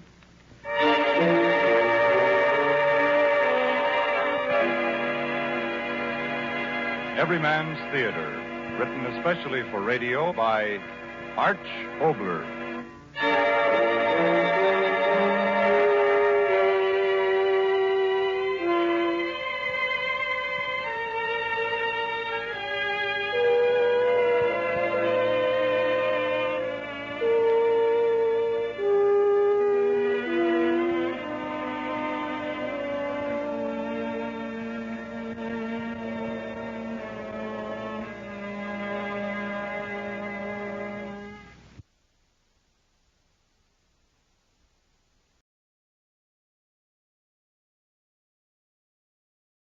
Animal Farm by George Orwell, an allegorical political satire set on the manor farm representing Russia during and after the Communist Revolution. The principal characters are Old Major, i.e. Karl Marx, an ancient and venerated Boer; Snowball, i.e. Trotsky, a young, porcine intellectual; Napoleon, i.e. Stalin, an unscrupulous, aggressively fierce young pig; Boxer, i.e. the Russian worker, a huge, hard-working male horse; Molly, the Russian bourgeois capitalist, a frivolous mare. Moses, i.e. organized religion, a tame raven. Squealer, i.e. Russia's propaganda machine, a young pig and fluent orator, and various dogs, i.e. Stalin's secret police, and men, capitalist enemies, and sheep, hens, and other animals, those who follow. And finally, Farmer Jones, i.e. Tsar Nicholas, Frederick, i.e. Germany, and Pilkington, i.e. England. George Orwell, a dedicated British socialist, wrote this classic 1945 fable in embittered protest against what he saw as the perversion of socialism by post-revolutionary communism in the USSR. Rather than highlighting factual incidents from the grim cauldron of horrors that had boiled to a climax under the Stalinist regime, Orwell chose to focus an allegorical mirror on the brutal dynamics that blazed beneath the action.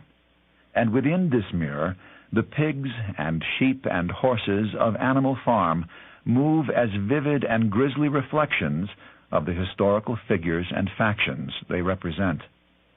But Orwell's book mirrors more than the evils of Soviet communism. Read closely, it is also an impassioned indictment of capitalism. And read more closely still, Animal Farm reflects the haunted and ironic image of the dark gulf which the author sees opening, perhaps inevitably, between the two eternal poles of idealism and expediency, between all noble ends and their self-betraying necessary means. This little fairy story, as Orwell calls it, is in the end an angry, eloquent, and almost despairing protest against the tragic potential for tyranny in all social institutions, including even language itself, over those very ideals and hopes for human transcendence that they are supposed to nurture and to serve. One day on the manor farm, the old major, a venerable 11-year-old boar known as Old Major, gathered the animals together.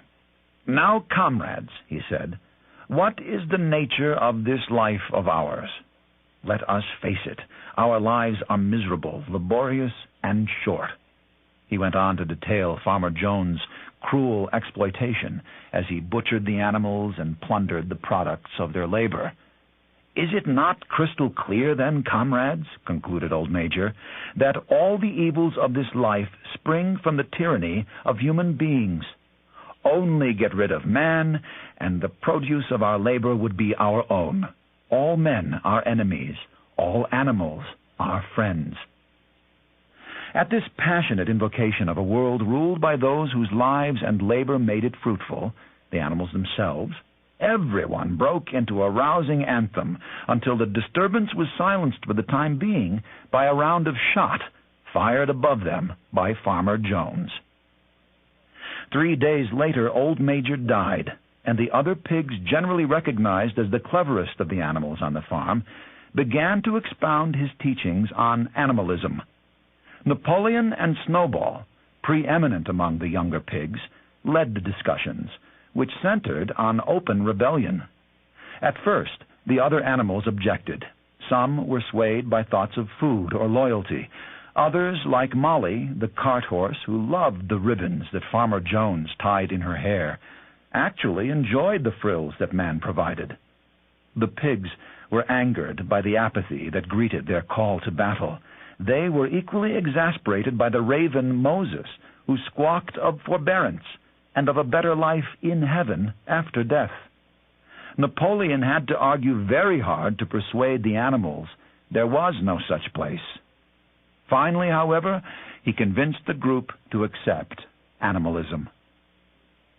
Meanwhile, Farmer Jones, fallen on evil days, began to neglect the animals.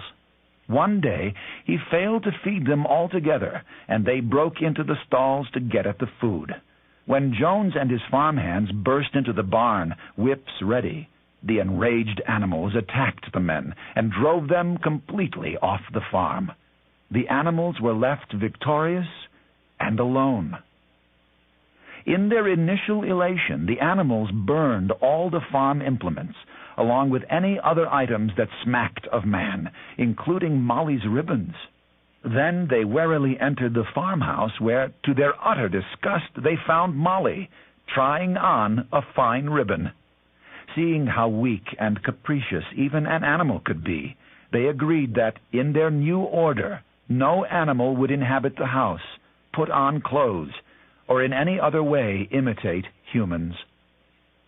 As the first order of business, Snowball removed the Manor Farm sign from the front gate and replaced it with a sign reading Animal Farm. Then, in great white letters on the barn wall, the pigs painted the 7 commandments of animalism.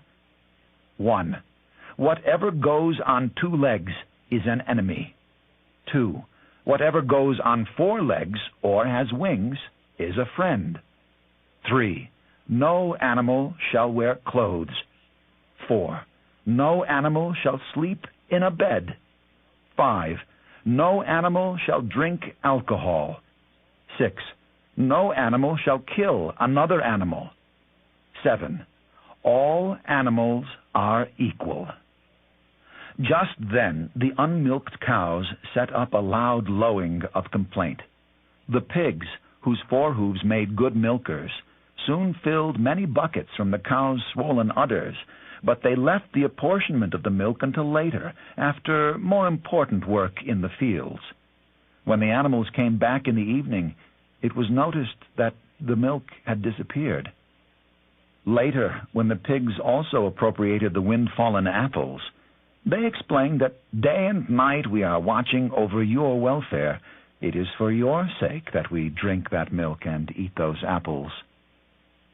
Napoleon and Snowball now organized committees to put the others to work, though as managers they themselves participated in none of the actual labor. But the animals were given all the hay they could eat, and gradually they accepted the pigs' dominance. Meanwhile, Farmer Jones had spread the news of the uprising to his neighbors, Pilkington and Frederick. Frightened by the thought that their own animals might revolt, they agreed to form a contingent of men to launch a counterattack on Jones' farm. A fierce battle ensued. The animals, led by Snowball, once again drove the humans from the farm. Snowball was wounded in the engagement, and several animals were killed, but the survivors were elated by their successful defense. Afterward, Molly, discouraged by the dearth of ribbons in her life, left the farm, never to return. Now Snowball and Napoleon began to compete for leadership. Their struggle culminated at a meeting where the animals were to vote on Snowball's plan for a windmill he had designed to supply electricity to the farm, thus easing the animals' burden. Napoleon appeared at the meeting with a contingent of sheep, which he had trained to interrupt Snowball's speech, repeatedly bleating out the Animal Farm slogan, 4 legs good, 2 legs bad, until no animal could remember what was being said. Then, just before the vote was called, Napoleon summoned a pack of ferocious dogs who chased Snowball from the farm. After this display, the animals dared not question Napoleon's will, nor did they fail to note that the dogs he always kept around wagged their tails to him as other dogs did to Mr. Jones. Even after Napoleon's brainwashing sessions, when some of the animals came forward fervently confessing their allegiances to Snowball, they were immediately torn apart by Napoleon's dogs, who then set them to building the windmill which he had once opposed. But it was the workhorse Boxer, in his simple-minded faithfulness, who truly inspired the animals.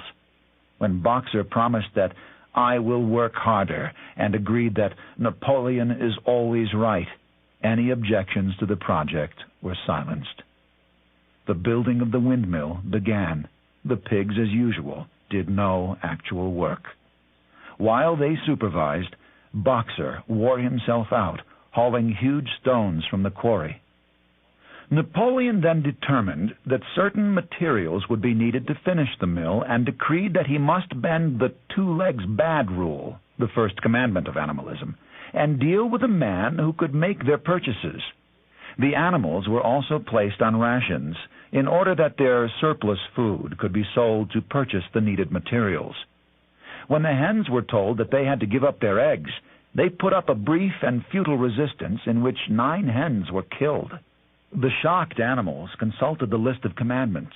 They concluded that they must have remembered the 6th incorrectly, for it now read, "No animal shall kill another animal without cause." Soon, Comrade Napoleon had persuaded Pilkington and Frederick to buy wood from Animal Farm. Napoleon had forced Frederick to raise his price by 12 pounds, but Frederick, in turn, swindled Napoleon by paying for the wood with false notes. Enraged and humiliated, Napoleon now prepared for a follow-up attack from Frederick. It came the next morning. Frederick's men managed to destroy the newly finished windmill, but once again were finally driven off by the angry animals. The pigs watched the battle from the safety of the farmhouse, and later got uproariously drunk on Farmer Jones' whiskey. Before long, Napoleon had moved into Farmer Jones' house, sleeping in his bed and soon drinking all his liquor. And when the animals again went to look at the 7 commandments, they found written, "No animal shall sleep in a bed without sheets, and no animal shall drink alcohol to excess." Through the never-ending exhortations of Squealer, the animals began to reconstruct the windmill and to accept even smaller rations. Squealer even convinced them almost that they had never been happier or better fed, and their readjustment hardships were forgotten under endless processions and marches, celebrating their victory over Frederick and honoring their benefactor and greatest hero of all, Napoleon. As the windmill neared completion, old Boxer was approaching his retirement. One day, as he hauled a great load of stone, the faithful old workhorse collapsed, and Napoleon arranged for a cart to take him to the hospital. But when the already uneasy animals gathered to wave goodbye to their friend, they were told what was written on the hospital van's side: "Alfred Simmons, horse slaughterer and glue boiler." As they called out to warn Boxer, he tried to escape, but he was too feeble to kick his way out. The next day, Squealer assured everyone that he himself had been there at the hospital when Boxer died. The doctor, he said, had just bought the cart from the horse slaughterer. Relieved and chastened, the animals returned to their duties. Finally, the windmill was rebuilt, but rather than supplying power to the farm, it was used to grind corn, which was then sold for a profit. The suffering animals worked by now out of habit, still under the dim illusion that it was they who ran the farm. None of the old dreams had been abandoned. Then one day their illusions were shattered. Napoleon and his charges appeared in the yard, dressed in Jones' clothes, and striding on 2 legs instead of 4. In his hoof, Napoleon clasped a whip, while the sheep bleated, "4 legs good, 2 legs better." Indeed, the last commandment of animalism had been altered to read, "All animals are equal, but some animals are more equal than others." Later that day, Jones' neighbors arrived in their carts to be entertained. The animals gathered around while Pilkington toasted Napoleon for his successful management tactics, tidy profits, and his discipline of the animals. "If you have your lower animals to contend with," pronounced the human farmer, emptying his mug, "we have our lower classes." In pride, Napoleon announced that the name of Animal Farm would revert to Manor Farm, and in the end, the animals could not distinguish which of the guests were men and which were pigs.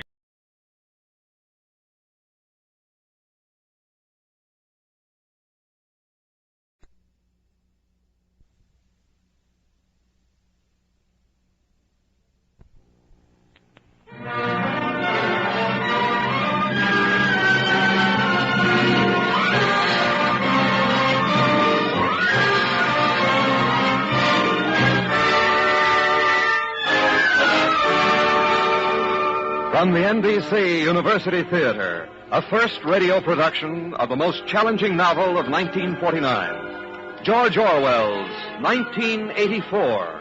Our star, Mr. David Niven.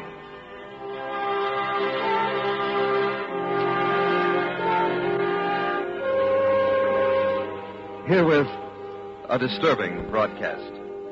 A dramatization by Milton Wayne of George Orwell's 1984. In his current and very widely discussed novel, Mr. Orwell has projected the totalitarian techniques abroad in the world today to their terrible extreme. The plight of the individual in this world we leave you to assess for yourselves as you listen to the story of Mr. Winston Smith, portrayed today by the internationally known British actor David Niven. At intermission, we will bring you a commentary on Mr. Orwell's writing by another distinguished author, Mr. James Hilton. Here, then, is David Niven in George Orwell's 1984.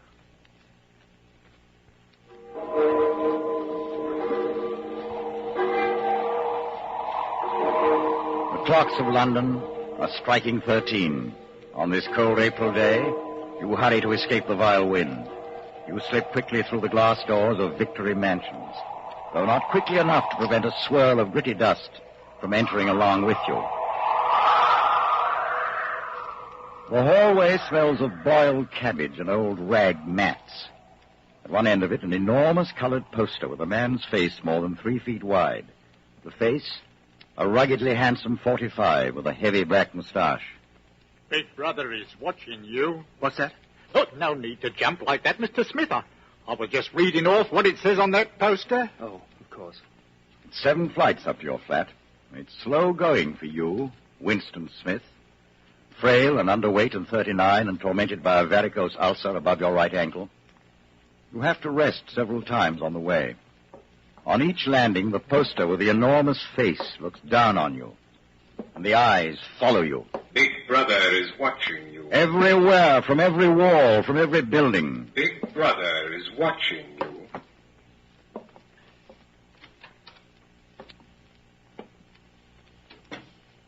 You're in your flat, but you are not alone. You are never alone. Thus, the total production of pig iron is 58,328,912 tons. The voice comes from an oblong metal plaque like a dull mirror which forms part of the surface of the right-hand wall. You turn a switch and the voice sinks somewhat. But there is no way of shutting it off completely. The telescreen receives and transmits simultaneously.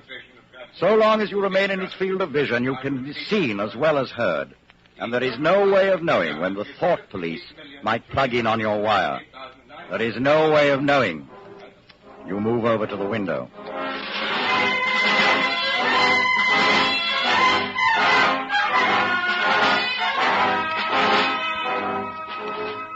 War is peace. Freedom is slavery. Ignorance is strength.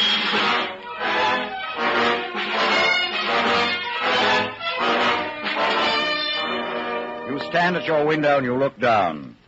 You think with a vague distaste. This is London.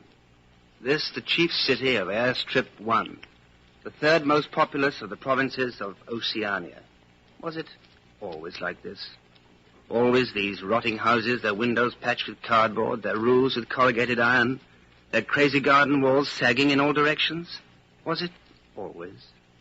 When I was a child... I can't remember. I can't remember.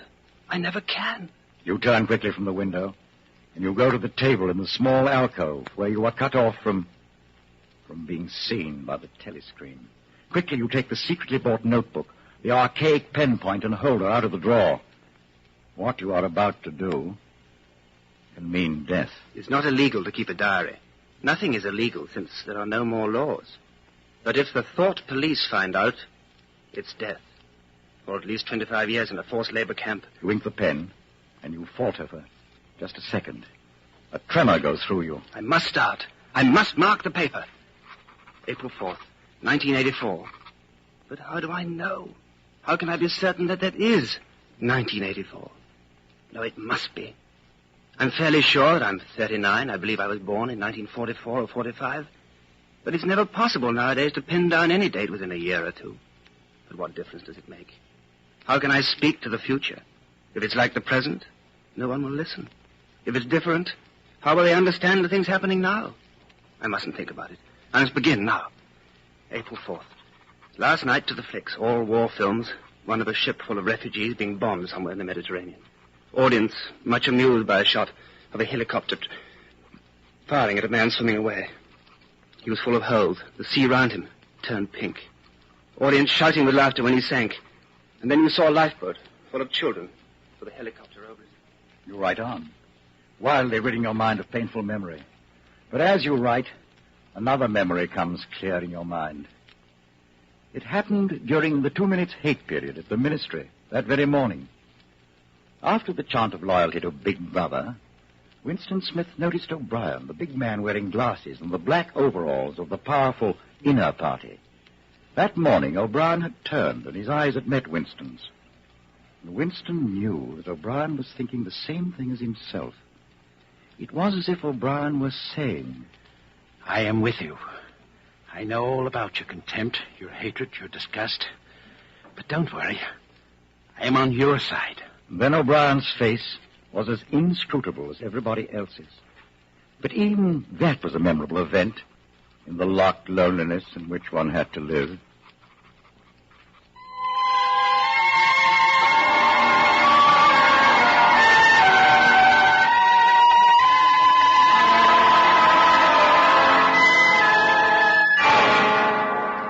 Down with Big Brother. Down with Big Brother. I'll fill the page with it or the whole book. Makes no difference now. The thought police will get me just the same. Even if I never put the pen to paper, I have committed thought crime. And for that, they're bound to get you. Sooner or later, but they'll get you. Always during the night, you simply disappear. Your name removed from the registers. Every record of you wiped out. You were abolished, annihilated, vaporized. They'll shoot me in the back. I don't care. Down with Big Brother. They always shoot you in the back of the neck. I don't care. Down with Big Brother. Already? You sit still. Maybe they'll go away. The worst thing would be to delay. You get up, and you move heavily toward the door. Oh, comrade, do you think you could come across and have a look at our kitchen sink? It's got blocked up and... I'll see what I can do, Mrs. Parsons. I'm sorry to bother you. Of course, it's only because Tom isn't home. Amid the clutter of the flat, you notice the banners of the Youth League and the Spies on the wall, and a full-size poster of Big Brother. Don't mind the looks of the place. It's the children. They haven't been out today. Have you got a spanner? A spanner? I don't know. Perhaps the children... Up with your hands! The tough-looking boy springs at you with a pointed toy automatic pistol. He is dressed in the uniform of the Spies. Higher! Get them up higher! Is high enough? You're a traitor. You're a thought criminal. Freddie, please let Mr. Smith fix the sink. He's a traitor, a thought criminal. Oh, he and his sister are disappointed because they couldn't go to the park to see the hanging of the Eurasian war prisoners. Why can't we go? All the other children are going. Take you next time. Oh, that won't be for another month. There, Mrs. Parsons, I think that does it. Thank you, comrade. Say thank you, Freddie. I will not. He's a traitor. He's a follower of Goldstein.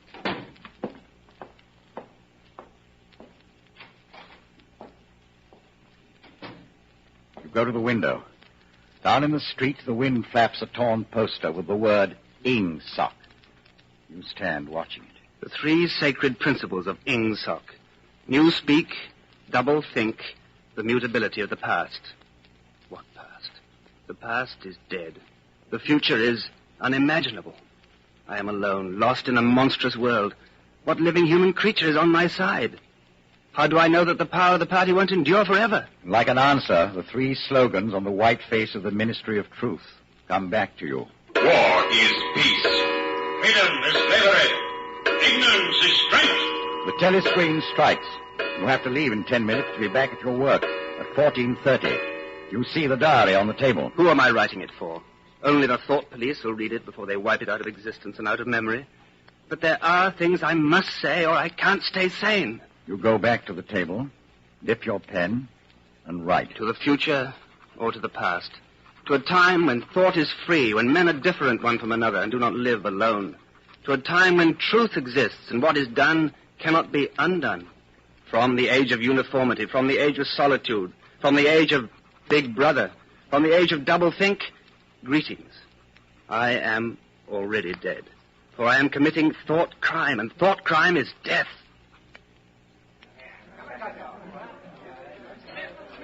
You're just the man I was looking for. Well, what can I do for you, Simon? Tell me, have you got any razor blades? Not one. I've been using the same for 6 weeks. Keep the line moving. Next, please. Did you go and see the prisoners hanged yesterday? I was working. I'll see it on the flicks, I suppose. A very inadequate substitute. It was a good hanging, Smith. I think it spoils it when they tie their feet together. Next, please. Oh, there's a table over there, under the telescreen. Let's pick up a gin on the way.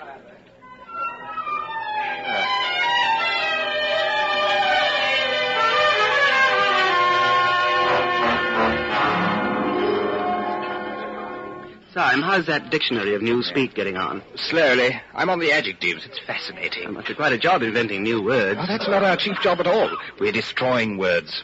What sense is there in having a whole string of useless, vague words like excellent and splendid and all the rest of them? Plus good covers the meaning, or double plus good if you want something stronger still.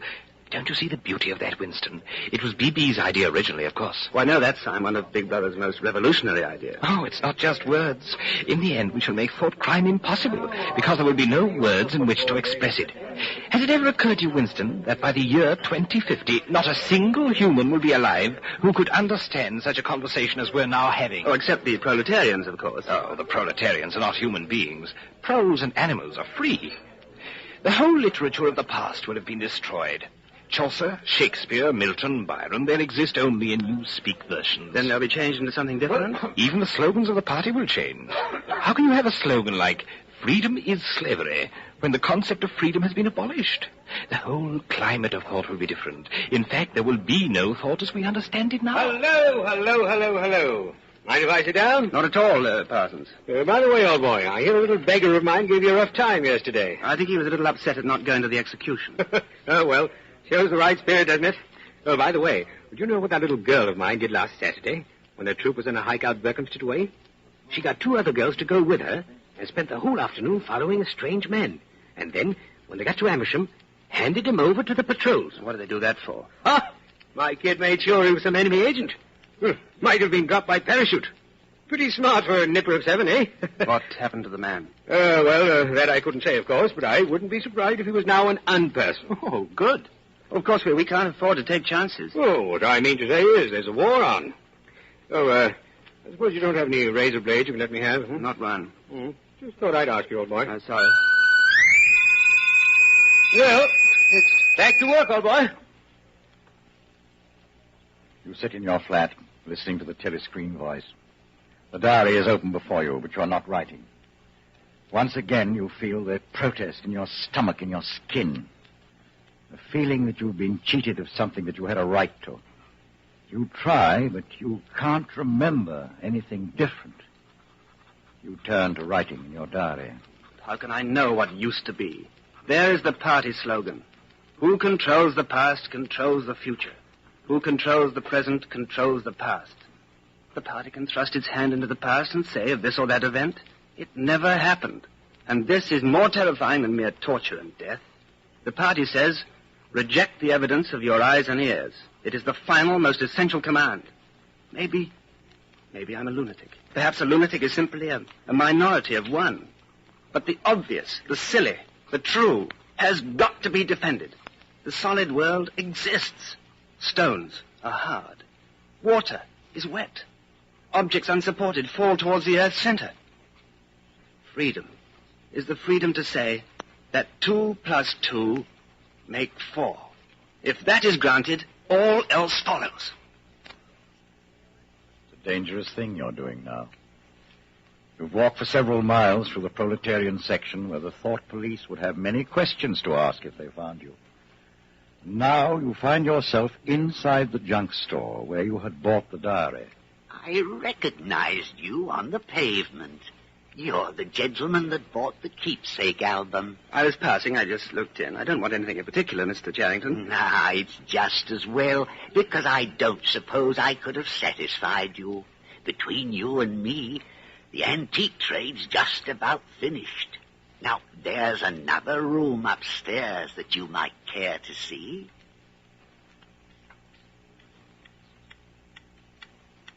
You lived here at one time? Until my wife died. Now, don't you think this is a quiet, cozy room? There's no telescreen. I never had one of those things. Now, if you happen to be interested in old prints, here, sir. The frame's fixed to the wall, but I could unscrew it for you, I dare say. I know that building, Mr. Charrington. It's a ruin now. It's in the middle of the street outside the Palace of Justice. That's right, sir. It was a church at one time. St. Clement's Dane, its name was. Oranges and lemons, say the bells of St. Clement's. What's that? Oh, that was a rhyme we had when I was a little boy, a full 60 years ago. How does it go on? I don't remember, but I do know how it ended up. Here comes a candle to light you to bed. Here comes a chopper to chop off your head. It was a kind of dance. And when they came to, here comes a chopper to chop off your head, they brought their arms down and caught you. It was just the names of churches.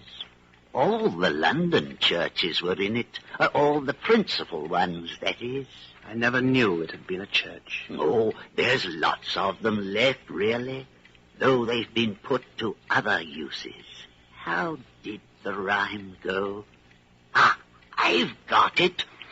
You owe me 3 farthings, say the bells of St. Martin's. There now. That's as far as I can get. A farthing. That was a small copper coin. Looked something like a cent. Where was St. Martin's? That's still standing in Victoria Square. It's the building where they have the models of the rock bonnets and the floating fortresses and the pictures of enemy atrocities. St. Martin's in the Fields, it used to be called. You leave, Mr. Charrington. You should never have come back here without knowing if the old man could be trusted. You start down the street. You'll come back to buy the engraving of St. Clement's Dane and carry it home hidden under the jacket of your overalls. And you'll even drag the rest of the poem out of Mr. Charrington's memory.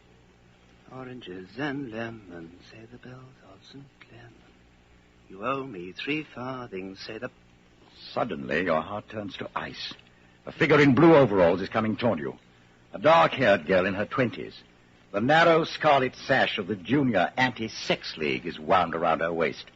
You know her, but you've never spoken to her. She looks straight into your face, and then walks on quickly as though she hadn't seen you. For a few seconds, you're too paralyzed to move. Then you turn and walk heavily away. It's at night they come for you. Always at night. The proper thing is to kill yourself before they get you. And they'll get you. Once you've succumbed to thought crime, you're dead.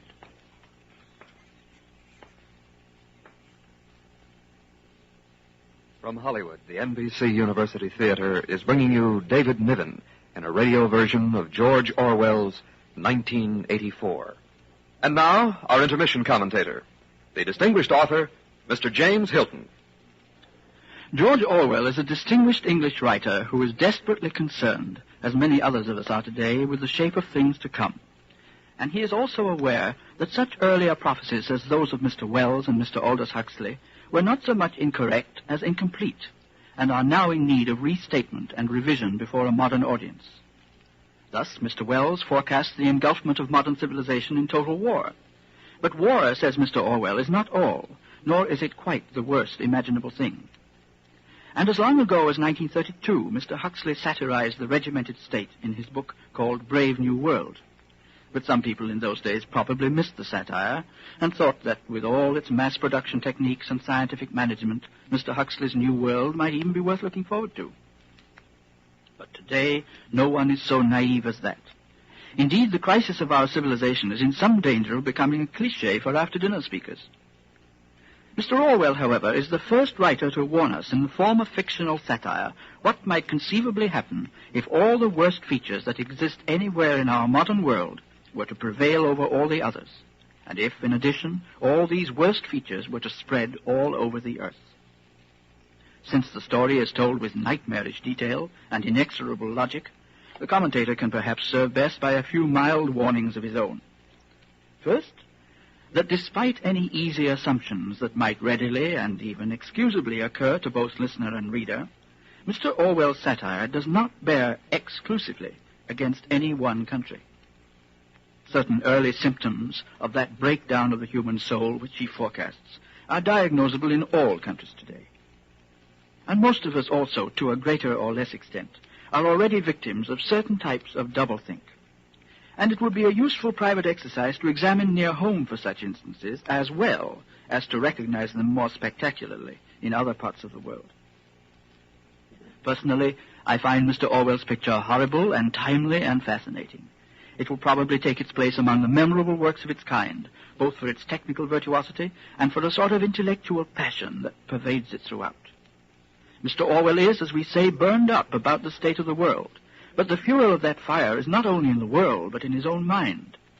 This is what makes the satirist at all times and in all ages. And it's why, having read Mr. Orwell's 1984, you may not feel you'd like to meet any of its characters, but you do feel you'd like to meet Mr. Orwell, if only for an argument. Outside of literature, however, it might be said that 1984 suffers from a philosophic flaw inherent in all such prophetic fiction. It does not allow for the fact that history is not an exact science, perhaps not even a science at all, and that any equation of the future is bound to contain many variables. And yet, with all the reservations some of us might make, this book that Mr. Orwell has written deserves our serious attention. It is not a likable story, and one may hope and even believe that it is not a likely story either. But when we think of all that has happened throughout the world during our own lifetimes, it does not seem quite an impossible story. Thank you, Mr. Hilton. It's the middle of the morning, and you've left the work cubicle to go to the lavatory. A solitary figure comes toward you from the other end of the long, brightly lit corridor. It's the girl with the dark hair. 4 days ago, you ran into her outside the junk shop. She's about 10 feet from you. Oh, are you hurt? It's nothing. My arm. I'll be all right in a second. You haven't broken anything? No, I'm all right. It just hurt for a moment, that's all. Here, let me help you up. Thanks. I'll be all right. I only gave my wrist a bit of a bang. Thanks, comrade. She walks off briskly.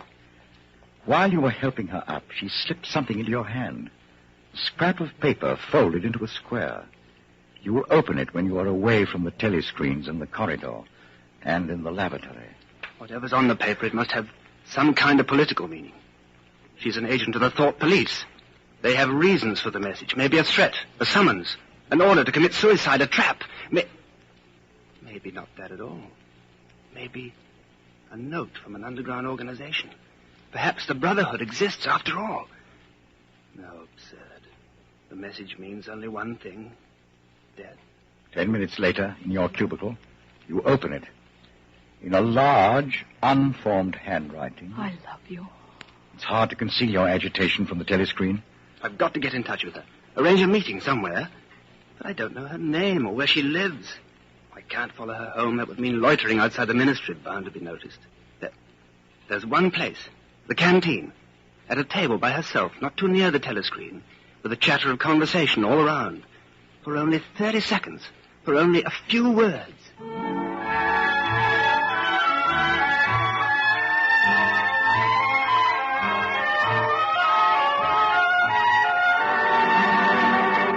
A week goes by. At last it happens. You both sit eating the watery stew. You continue eating, you don't look up. What time do you leave work? 18:30. Where can we meet? Victory Square, near the monument. Full of telescreens. Doesn't matter if there's a crowd. Any signal? No. Don't come up until you see me among a lot of people. And don't look at me. Just keep somewhere near me. What time? 19 hours. All right.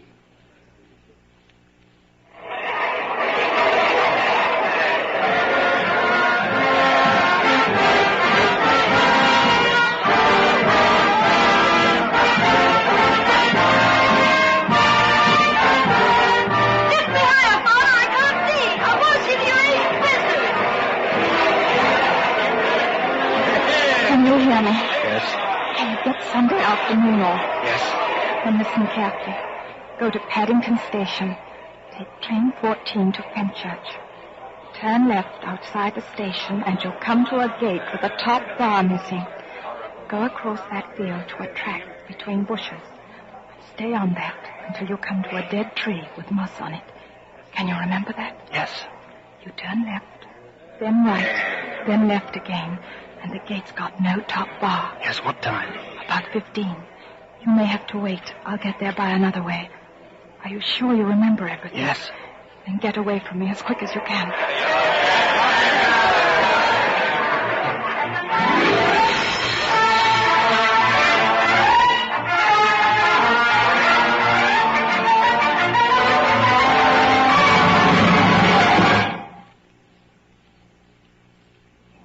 Here we are.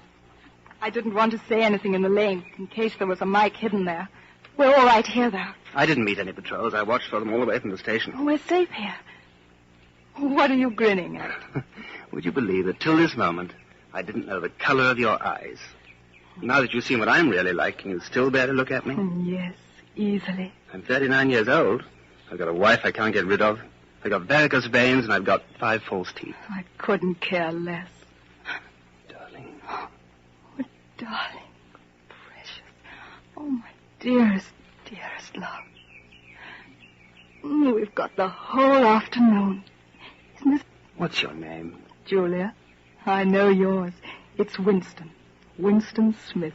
How did you find that out? I expect I'm better at finding out things than you are, dear. Tell me, what did you think of me before that day I gave you the note?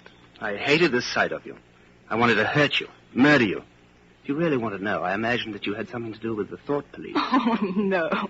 Not the thought police. Well, perhaps not exactly that, but from your general appearance, merely because you're young and fresh and healthy, I thought that probably... You thought I was a good party member. And you also thought that if I had a quarter of a chance, I'd denounce you as a thought criminal and get you killed off. Yes, something of that kind. Well, a great many young girls are like that, you know. This bloody sash that does it. Wait, I'll rip the thing off. There. Have a piece of chocolate. Where did you get this? Black market. You're very young. 10 years younger than I am. What could attract you in a man like me? As soon as I saw you, I knew you were against them. Against the party. Against the bloody rotten swine in the inner party. Julia, listen. I'm against the purity the party preaches and the goodness. I don't want any virtue to exist anywhere. I want everyone to be corrupt to the bones. Well, then, I ought to suit you, dear. I'm corrupt to the very bones. You never go back to the clearing in the wood. You and Julia can meet only in the streets, in a different place every evening, and never for more than a half hour at a time. You don't even discuss the possibility of getting married. No committee would sanction it, even if Catherine could somehow be gotten rid of. It's hopeless, even as a daydream. What was she like, your wife?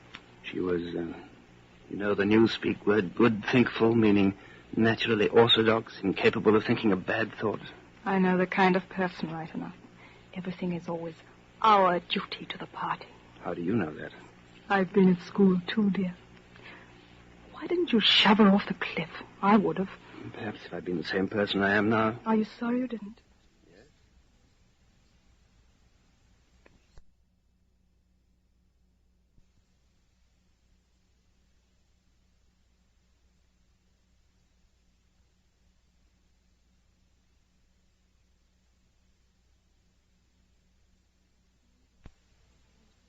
I am now. Are you sorry you didn't? Yes. On the whole, I'm sorry I didn't. But it doesn't really matter. In this game we're playing, we can't win. We are the dead. We're not dead yet. Not physically. 6 months, a year, 5 years conceivably. I'm afraid of death. You're young, so you're more afraid of it. We put it off as long as we can, but it makes very little difference. Oh, rubbish. Don't you enjoy being alive? Look, darling, I'm real. I'm solid, alive. Don't you like that? Yes, I like that.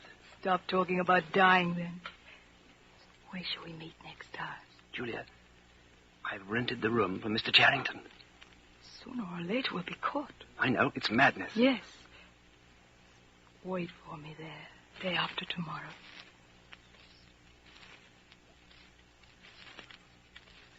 Wait. Just let me show you what I've brought. Look here. Go on. Go on, open it. Sugar. Real, not saccharine. And here, a loaf of white bread. But look, this is the one I'm really proud of. Coffee. Oh, real coffee. There's a whole kilo here. How'd you manage to get hold of all these things? Oh, it's all in a party stuff. And look, I've got a little packet of tea, too. Real tea, not blackberry leaves. There's been a lot of tea about lately. They captured India or something. But listen, dear, I want you to turn your back on me for a bit. And don't turn around till I tell you. You can turn around now. Well? Beautiful. I've never seen a woman of the party with cosmetics on her face. And scent, too. Yes, dear. And scent, too. And do you know what I'm going to do next? I'm going to get hold of a real woman's frock and silk stockings and high heels. Oh, darling, in this room, I'm going to be a woman, not a party comrade. A woman.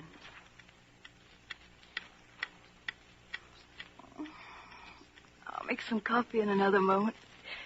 We've still got an hour. What time do they cut the lights off at your flats? 23:30. It's 23 at the hospital. Hi! Get out of there, you filthy brute! What was it? A rat. I saw his beastly nose. Oh, there's a hole down there. Rats? In this room? Oh, they're all over. Some parts of London are just swarming with them.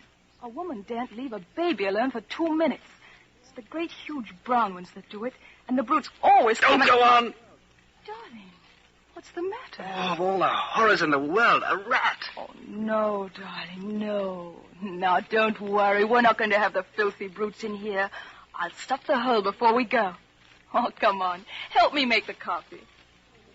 Darling, I've been meaning to ask you. That picture over there on the wall, would that be about 100 years old? More. 200, I dare say. One can't tell. It's impossible to discover the age of anything nowadays. What is that place? I've seen it before somewhere. It's a church, or at least it used to be. St. Clement's Dane, its name was. Oranges and lemons, say the bells of St. Clement. You owe me 3 farthings, say the bells of St. Martin's. I can't remember how it goes after that. But anyway, I remember it ends up, here comes a candle to light you to bed. Here comes a chopper to chop off your head. Who taught you that? My grandfather. He was vaporized when I was 8. I wonder what a lemon was. Oh, I can remember lemons. They were quite common in the 50s. They were so sour it set your teeth on edge even to smell them. Oh, dear. I suppose it's almost time we were leaving. I should start washing this paint off. I'll get the lipstick off your face afterwards. It happens at last. The expected message comes. We're walking down the long corridor of the ministry. You turn around. It's O'Brien. I was reading one of your Newspeak articles the other day. You take a scholarly interest in Newspeak, I believe. Well, hardly scholarly. I'm only an amateur. I've never had anything to do with the construction of the language. But you write it very elegantly. Have you seen the 10th edition of the Newspeak Dictionary? No, I didn't think it had been issued yet. A few advance copies have been circulated. I have one myself. It might interest you to look at it, perhaps. Yes, very much so. Some of the new developments are most ingenious. Let me see. Perhaps you could pick it up at my flat sometime that suited you. Wait. Let me give you my address.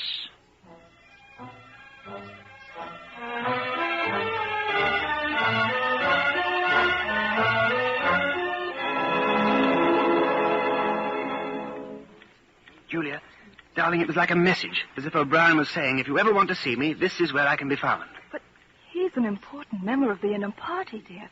If it's a trap... Darling, this is part of something that happened years ago. First, it was a secret, involuntary thought. Then I started a diary. I've moved from thoughts to words. And now, from words to action. Where will it end? In the ministry of love. I've accepted that. The end was contained in the beginning. Has it ever occurred to you that the best thing for us to do would be simply to walk out of here before it's too late and never see each other again? Yes, dear. It's occurred to me several times.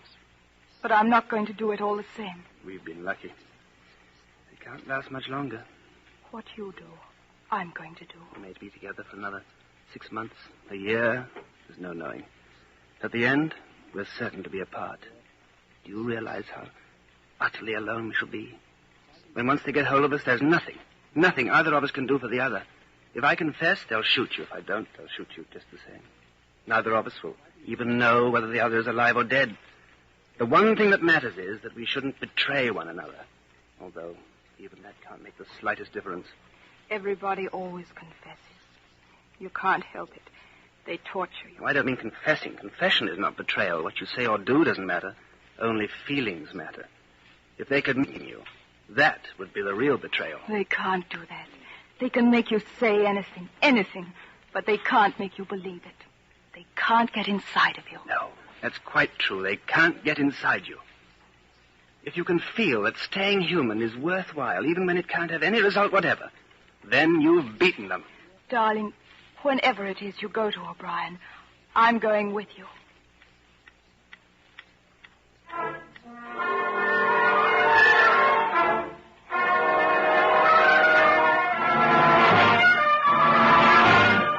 Just a moment. You can turn it off. Yes, Winston. We have that privilege. Well, shall I say it, or will you? I'll say it. That thing is really turned off? Yes. Everything is turned off. We're alone. All right. We have come here because we believe that there is some kind of secret conspiracy, some kind of secret organization working against the party, and that you are involved in it. We want to join it and work for it. We are enemies of the party. We disbelieve in the principles of Ingsoc. We are thought criminals. We are also adulterers. I tell you this because we want to put ourselves at your mercy. Yes. First, let us all take a drink. I think it's fitting that we should begin by drinking a health. To our leader, to Emmanuel Goldstein. Then there is such a person as Goldstein? Yes, and he's alive. Where, I don't know. And the conspiracy, the organization, it is real? It's not simply an invention of the thought police? No, it's real. The Brotherhood, we call it. You'll never know much more about it than that it exists, and that you belong to it. I'll come back to that presently. Now to the matter. What are you prepared to do? Anything we are capable of. You are prepared to give your lives? Yes. To commit murder? Yes. To commit acts of sabotage which may cost the deaths of hundreds of innocent people? Yes. To cheat, to forge, to blackmail, to corrupt the minds of children, to distribute habit-forming drugs, to do anything which is likely to weaken the power of the party? Yes. You are prepared to commit suicide if and when we order it? Yes. You are prepared, the two of you, to separate and never see one another again? No. No. You did well to tell me. You understand that you'll be fighting in the dark. Later, I shall send you a book from which you will learn the true nature of the society we live in and the strategy by which we shall destroy it. Brotherhood exists, but I cannot tell you. You will get used to living without results, without hope. We are the dead. Our only true life is in the future. Do you carry a briefcase to work? As a rule, yes. What is it like? Oh, black, very shabby, 2 straps. Good. One day soon in the street, a man will touch you on the arm and say, I think you've dropped your briefcase. The one he gives you will contain a copy of Goldstein's book. You'll return it within 14 days. You must leave in a couple of minutes. We shall meet again. If we do meet again. In the place where there is no darkness? In the place where there is no darkness. In the meantime, is there anything you wish to say before you leave? Any question? Yes. Did you ever hear an old rhyme that begins, Oranges and lemons, say the bells of St. Clement? Yes, Winston. Oranges and lemons, say the bells of St. Clement's. You owe me 3 farthings, say the bells of St. Martin's. When will you pay me, say the bells of Old Bailey. When I get rich, say the bells of Shoreditch. You knew the last line? Yes, I knew the last line. Now, I'm afraid it's time for you to go.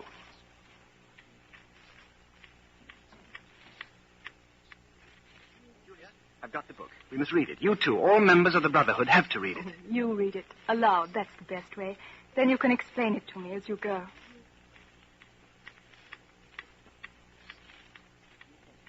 The new movements which appeared in the middle years of the century, Ingsoc in Oceania, Neo-Bolshevism in Eurasia, death worship in East Asia, had the conscious aim of perpetuating unfreedom and inequality. The new movements grew out of the old ones and tended to loyalty. Even the names of the four ministries exhibit an impudence in their deliberate reversal of the facts. The Ministry of Peace concerns itself with war. The Ministry of Truth with lies. The Ministry of Love with torture. The Ministry of Plenty with starvations. These contradictions are not accidental. They are deliberate exercises in double think. For it is only by reconciling contradictions that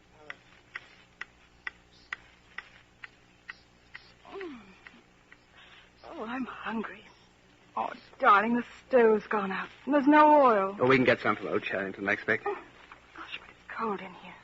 Do you remember the thrush that sang to us that first day at the edge of the wood? He wasn't singing to us. He was just singing. No, not to us.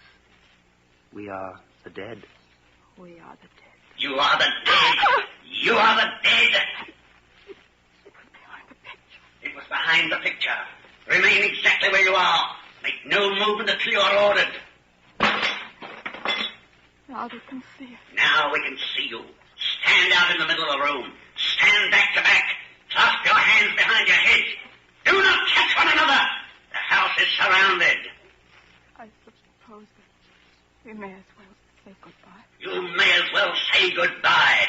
And by the way, while we are on the subject, here comes a candle to light you to bed. Here comes a chopper to chop off your head.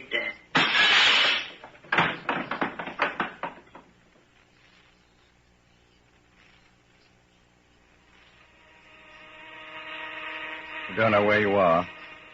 The windowless cell with white porcelain walls might be in the Ministry of Love. Concealed lamps flooded with a cold light. There's a low, steady humming sound. It is the place where there is no darkness. Smith! 6079, Smith W. Hands out of the pockets in the cells. There is a telescreen on each wall. You started to reach into your overalls for stray breadcrumbs. You haven't eaten since you were arrested.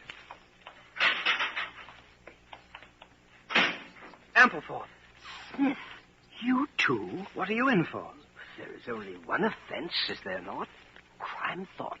And you have committed it? Apparently. We were producing a definitive edition of Kipling. I allowed the word God to remain at the end of a line. I couldn't help it. The rhyme was rod.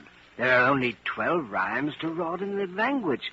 There was no other rhyme. Do you know what time it is? No, I don't. There's no difference between night and day in this place. No talking in the cells. Ampleforth, room 101. Time passes. Your hunger grows. Prisoners, men and women, are brought into your cell and are taken out. To room 101. Then the cell door opens once again.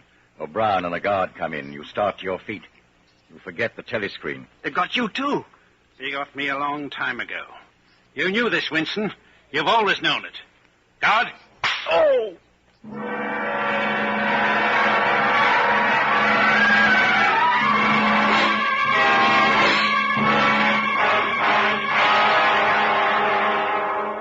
With that blow, the nightmare starts, and you confess to anything and everything. The confessions are a formality. The torture is real. And it goes on and on and on and on. Now you're lying strapped to a table. You can't move. There's a strong light falling in your face. O'Brien is standing at your side. On the other side, a man in a white coat holding a hypodermic syringe. I told you that we met here again. Yes, would oh! That's only a sample of what I can do by turning this dial. Remember that. If you lie to me, you will cry out with pain instantly. Do you understand that? Yes. I'm taking trouble with you, Winston, because you're worth trouble. You suffer from a defective memory. Fortunately, it is curable. There's a party slogan dealing with the control of the past. Repeat it, if you please. Who controls the past controls the future. Who controls the present controls the past. Good. Is it your opinion, Winston, that the past has any real existence? No. Then where does the past exist, if at all? In records, it's written down in the mind, in human memories. But we, the party, control all records, and we control all memories. Then we control the past, do we not? But how can you stop people remembering things? How can you control memory? You've not controlled mine. On the contrary, you have not controlled it. That is what has brought you here. Do you remember writing in your diary, freedom is the freedom to say that 2 plus 2 make 4? How many fingers am I holding up, Winston? 4. And if the party says that it's not 4, but 5, then how many? 4. How many fingers, Winston? 4. How many fingers, Winston? 4. What else can I say? 4. How many fingers, Winston? 4. Stop it! Stop it! 4. How many fingers, Winston? 5. You're lying. You still think there are 4. How many, please? 4, 5, 4, anything you like. Stop it! Stop the pain! Stop! You're a slow learner, Winston. How can I help it? How can I help seeing what's in front of my eyes? 2 and 2 are 4. Sometimes, Winston. Sometimes they are 5 or 3 or all of them at once. You must try harder. It's not easy to become sane. It's not easy.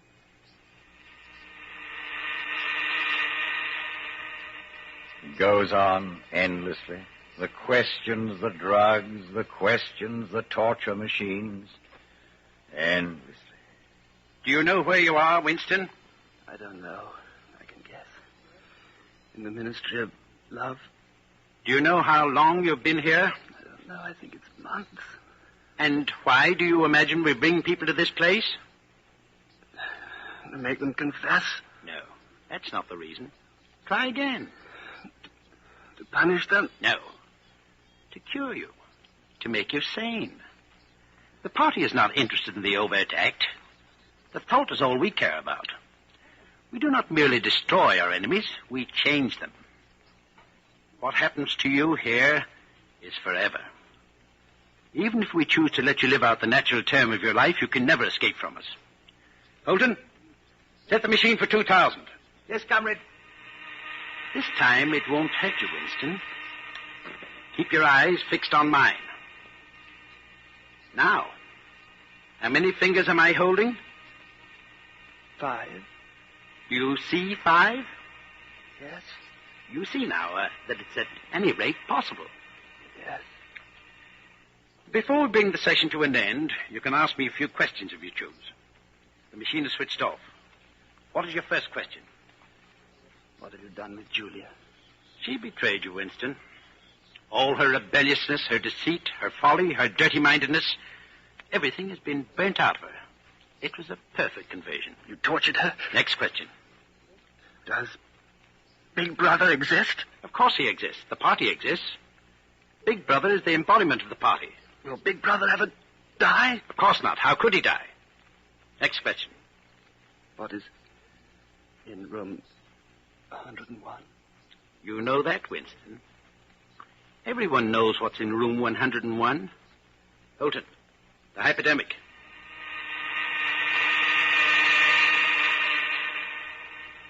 We have beaten you, Winston. We have broken you. Can you think of any single degradation that has not happened to you? I have not betrayed Julia. No, that is perfectly true. You have not betrayed Julia. Tell me, how soon will they shoot me? It might be a long time. You're a difficult case. But don't give up hope. Everyone is cured sooner or later. In the end, we shall shoot you.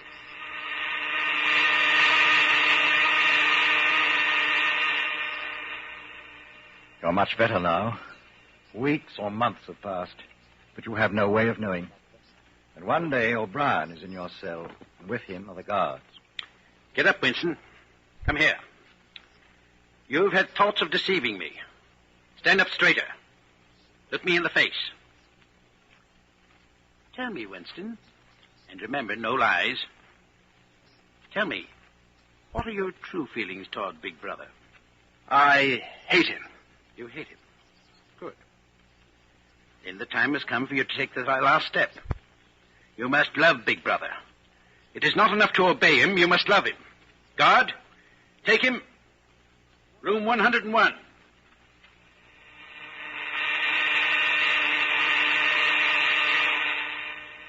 You're strapped upright in a chair, so tightly that you can move nothing, not even your head. There are two small tables in front of you, and for a moment you're alone. Then O'Brien comes in. Winston, you asked me once what was in room 101. Everyone knows the answer.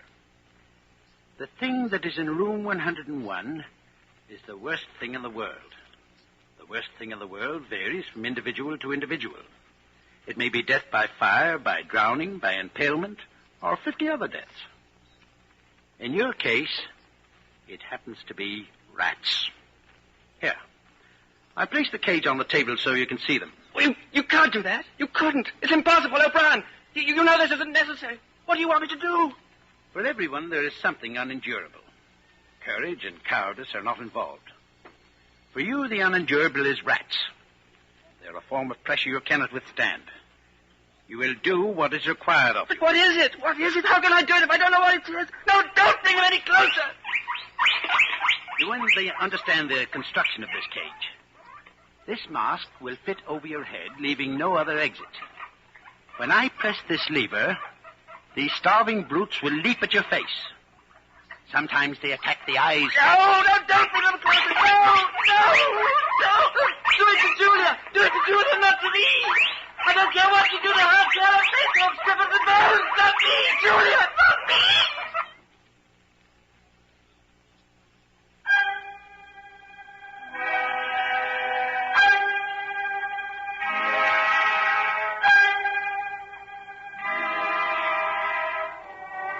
It is the lonely hour of 15. Cafe is almost empty. You sit at your usual place, drinking victory gin and studying the chess problems and the times. Nobody pays any attention to you. You've even seen Julia again. There was no danger in it. On a cold, biting March day, you had come across her in the park. I betrayed you. I betrayed you. Sometimes they threaten you with something you can't even think about. Then you don't care. You want it to happen to the other person. And that's what you keep shouting. All you care about is yourself. All you care about is yourself. You don't feel the same toward the other person any longer. No, you don't feel the same. What happens to you there is forever. Something is burned out. We must meet again. Yes, we must meet again.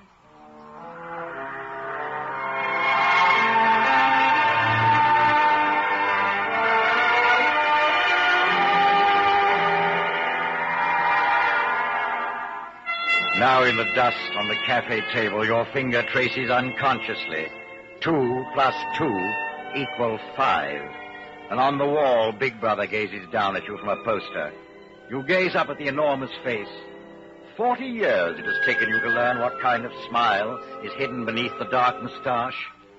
Oh, cruel, needless misunderstanding. Oh, stubborn, self-willed exile from the loving breast. 2 gin-soaked tears trickle down the sides of your nose. It's all right. Everything is all right. The struggle is finished. You have won the victory over yourself. I love you, Big Brother.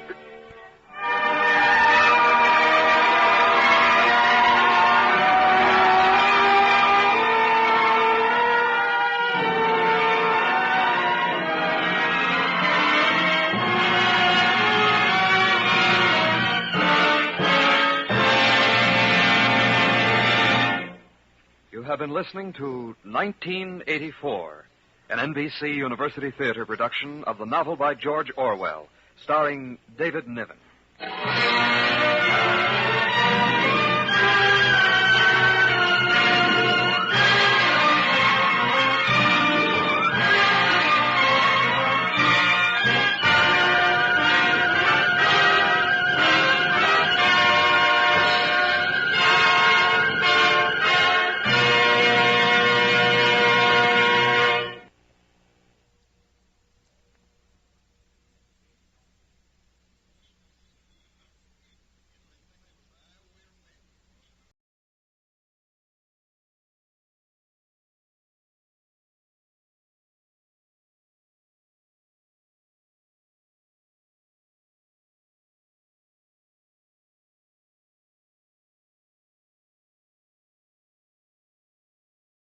You are listening to Chesterton Radio at chestertonradio.com. Ladies and gentlemen, the distinguished author, Mr. Aldous Huxley. Brave New World is a fantastic parable about the dehumanization of human beings.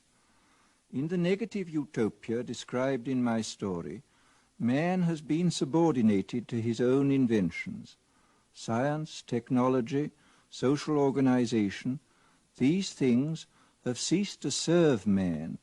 They have become his masters. A quarter of a century has passed since the book was published. In that time, our world has taken so many steps in the wrong direction that if I were writing today, I would date my story not 600 years in the future, but at the most 200. The price of liberty and even of common humanity is eternal vigilance.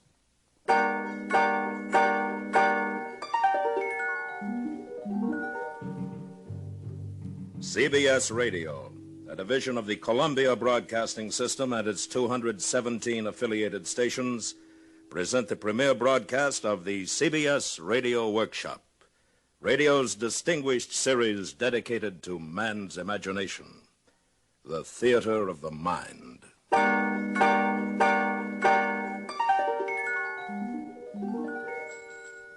Tonight, part one of 2 half-hour programs devoted to one of the world's most shocking and famous novels, Aldous Huxley's terrifying forecast of the future, Brave New World. We are proud to have Mr. Huxley as narrator for these broadcasts. Original music is composed and conducted by Bernard Herrmann.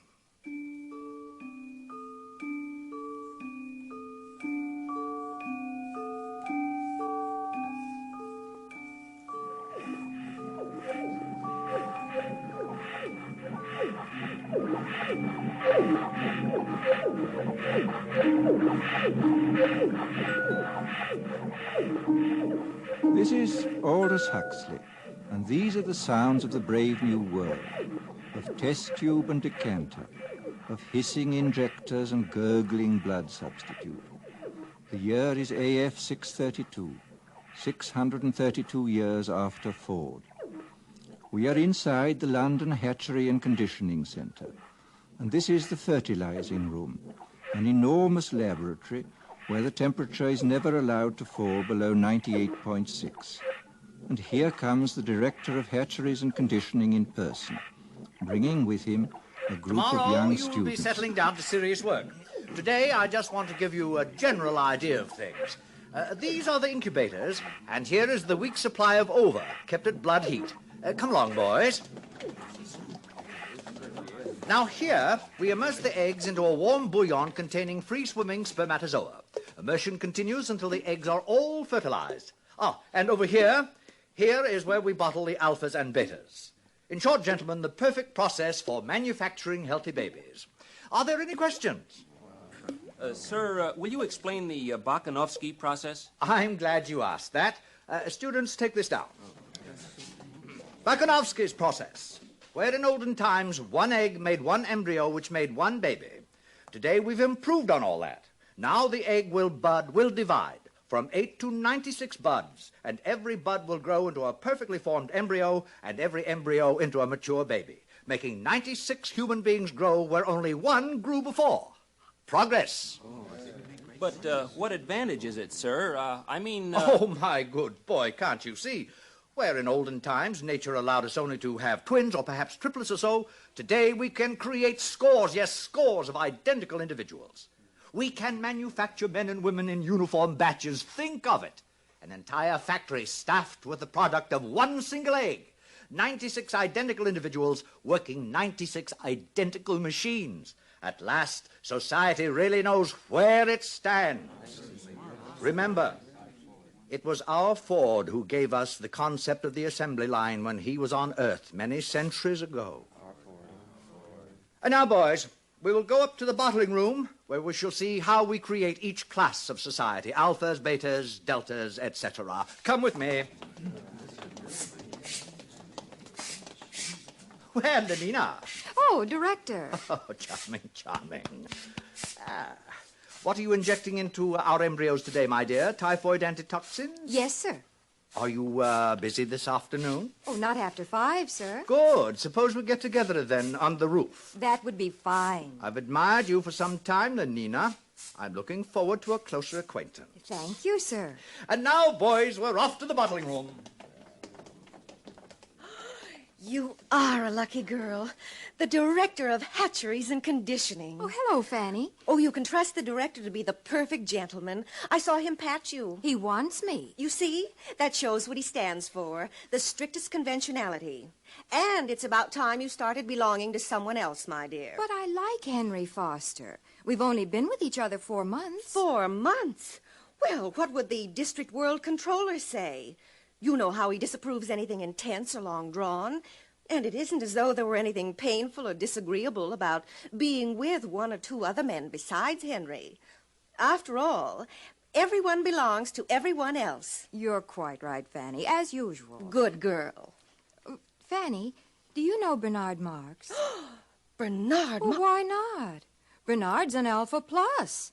Besides, he asked me to go to New Mexico, to the Savage Reservation with him. But his reputation... They say he doesn't like obstacle golf. Oh, they say. And that he spends most of his time by himself alone. They say somebody made a mistake when he was still in the bottle. Thought he was a gamma and put alcohol into his blood substitute. That's why he's so stunted. Oh, what nonsense. Oh, very well, Lenina. It's your life, my dear. But I think you're heading for trouble.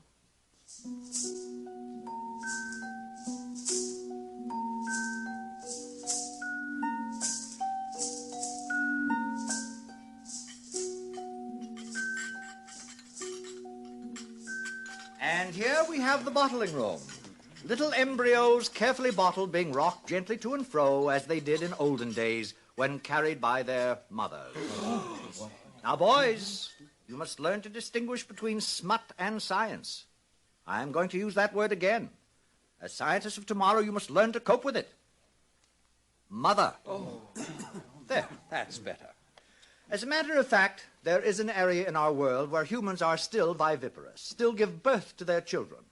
The Savage Reservation in New Mexico. I visited there once myself, many years ago. Dreadful, filthy place. Naturally, civilization has improved on all that. It is here we control the embryo's growth, each batch carefully regulated to produce the exact class of citizen we desire. And here is our Mr. Henry Foster in charge of bottling. Oh, Henry. Yes, sir. Please explain the process to the students. Oh, delighted, sir. By the way, Henry, before you begin, I made a date with Lenina Crown this afternoon. Oh, really? I'm delighted, sir. I'm sure you'll enjoy belonging to her. Good. Very pneumatic girl. Now, please proceed. This way, gentlemen. Here we advance the process. One by one, the eggs are transferred from their test tubes into these larger decanters and moved along to the labelers, carefully labeled as to heredity, date of fertilization, sex, name, serial number. Gentlemen, there are 88 cubic feet of card index in this room. Now, here is where we actually predestine and condition. Nothing is so unstabilizing to society as unhappy people. We avoid all that by preconditioning our embryos. And now we are entering the heat conditioning room. Hot tunnels alternating with cool tunnels. Exposure to cold is accompanied by exposure to X-rays. By the time these babies are decanted, they have a perfect horror of cold. Thus, they are perfectly prepared to emigrate to the tropics, to be miners and acetate silk spinners and steel workers. And that is the secret of happiness and virtue, liking what you have got to do. All conditioning aims at that, making people like their unescapable social destiny. Oh, 10 to 3, boys. Time to visit the nurseries.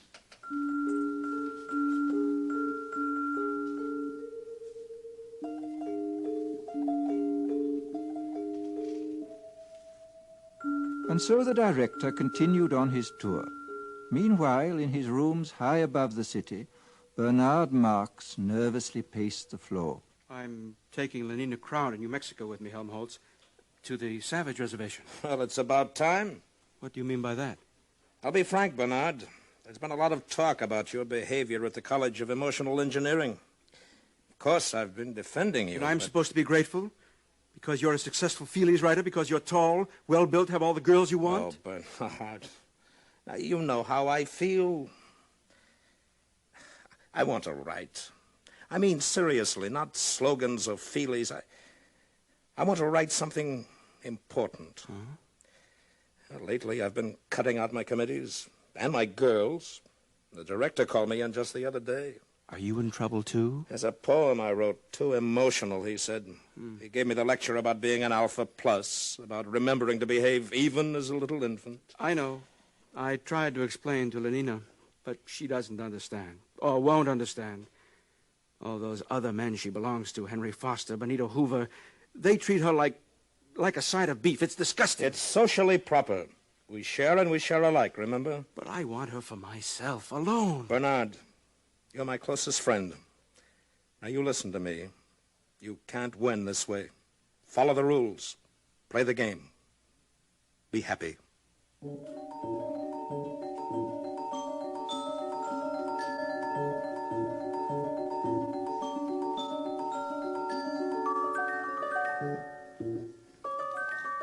The nursery was on the 5th floor. The sign over the door said, Neo-Pavlovian Conditioning Room. It was a large, bare room, very bright and sunny. Half a dozen nurses, trousered and jacketed in the regulation white viscose linen uniform, were engaged in setting out bowls of roses in a long row across the floor. The nurses stiffened to attention as the director of hatcheries and conditioning came in, followed by his students. Set out the books. In silence, the nurses obeyed his command. Between the rose bowls, the books were duly set out. Now bring in the children.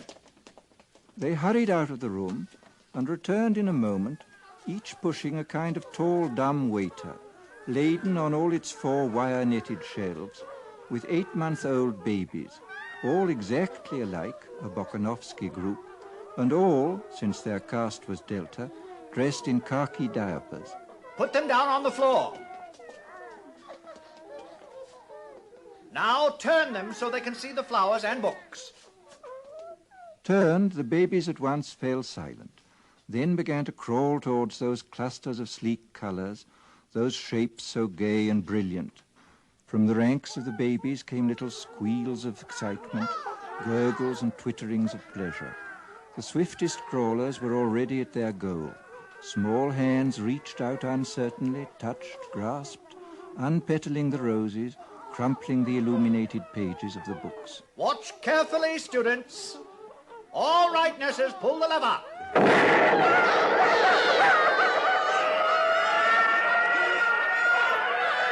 And now we proceed to rub in the lesson with a mild electric shock.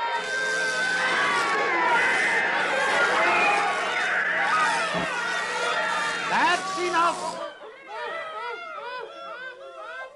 All right, take them away, nurses.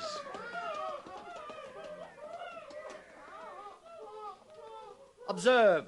Henceforth, books and flowers will be associated in their minds with loud, unpleasant noises and electric shock. And after 200 repetitions of the same or a similar lesson, will be wedded forever. What man has joined, nature is powerless to put asunder. They'll be safe from books and botany all their lives. But, sir, Since these are lower caste children anyway and will never read, why bother to condition them against flowers? Simple economics. If gammas, deltas, or even epsilons like flowers in nature, soon you'd see them wasting their time visiting the countryside. And of what economic use is that? A love of nature keeps no factories busy. It was decided to abolish it, at least among the lower classes. Any further questions? Sir, would you tell us about sleep teaching? I'm glad you asked that. The most ingenious development of all, sleep teaching, is given to all our children as they grow to maturity. A little voice murmurs slogans in their ear all the night long while they sleep. Of course, it's useless for teaching, but as a method for giving post-hypnotic suggestions, it is invaluable. It's what conditions our minds to love our future role in life. Now, boys, tell me some of the lessons we've all learned through sleep teaching. A gram is better than a dam. A good example. We have learned to take a gram of soma whenever we feel out of sorts. Euphoric, narcotic, pleasantly hallucinant. It transports our minds into a beautiful sleep filled with wonderful images. It gives a soma holiday, thus preventing unnecessary impulses such as anger, jealousy, envy, anxiety. Next. Ending is better than mending. Good. It's better to throw away something than to repair it. New clothing, new possessions keep our factories humming and make us happier. Next. I'm glad I'm not a gamma. Ah, yes. We're all taught in our sleep to enjoy our own caste, whatever it may be. Gammas are taught to think, I'm glad I'm not an epsilon. Betas learn to be glad they're not deltas or gammas. And glad they're not alphas, because we alphas sometimes have to use our minds, and that's very painful. It's very good indeed. Well, students, I think our tour is over for today. I'm sure most of you have dates with pneumatic young ladies. Some, of course, will be wanting to get in a game of obstacle golf. But before we finish, I'd like to add a few footnotes to the things you've seen today. Today, we have a controlled society, a happy society. We have stability. There was a time when these things did not exist. Didn't people grow old and feeble in those days, sir? Indeed they did. Old men in the bad old days used to renounce, retire, take to religion, spend their time reading, thinking. Now, such is progress. At 60, we have the tastes and the powers of a 17-year-old. The old men have no time, no leisure from pleasure, not a moment to sit down and think. They're much too busy scampering from feely to feely, from girl to pneumatic girl. Fortunate boys, no pains have been spared to make your lives emotionally easy, to preserve you as far as possible from having emotions at all. Ford's in his flivver, all's well with the world. Ford's in his flivver, all's well with the world.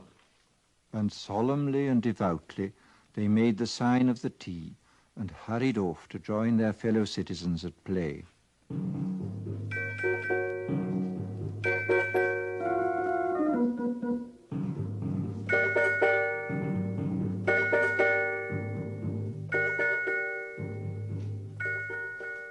In spite of Fanny's dire warnings, Lenina Crown made a date that evening with the eccentric Mr. Marks, partly to show Fanny her courage, and partly because she was curious. When they were safely in their helicopter and climbing above the city, she turned to him. Shall we play escalator squash or go to the Feelies? Escalator squash is a waste of time. But what else is time for? All right, then, let's go to the Feelies. You know, they're showing love on a bearskin rug, and everyone says it's terribly exciting. You can Lenina, actually please, feel... couldn't we just go for a walk and be alone together? But, Bernard, we'll be alone all night. Well, I meant alone for talking. Talking? What about? Oh, you're beginning to feel nasty, I can tell. Take a soma, Bernard. I'd rather be myself and nasty, not somebody else, however jolly. A gammon 9 saves 9. Oh, for Ford's sake, be quiet. Bernard. Lenina, don't you ever want to be just you? Not enslaved by your own conditioning, to be free? But I am free. I'm free to have the most wonderful time. Everybody's happy nowadays. But wouldn't you like to be free to be happy in your own way and not somebody else's? I simply don't understand you. Bernard, do you really like me? Everyone says I'm awfully pneumatic.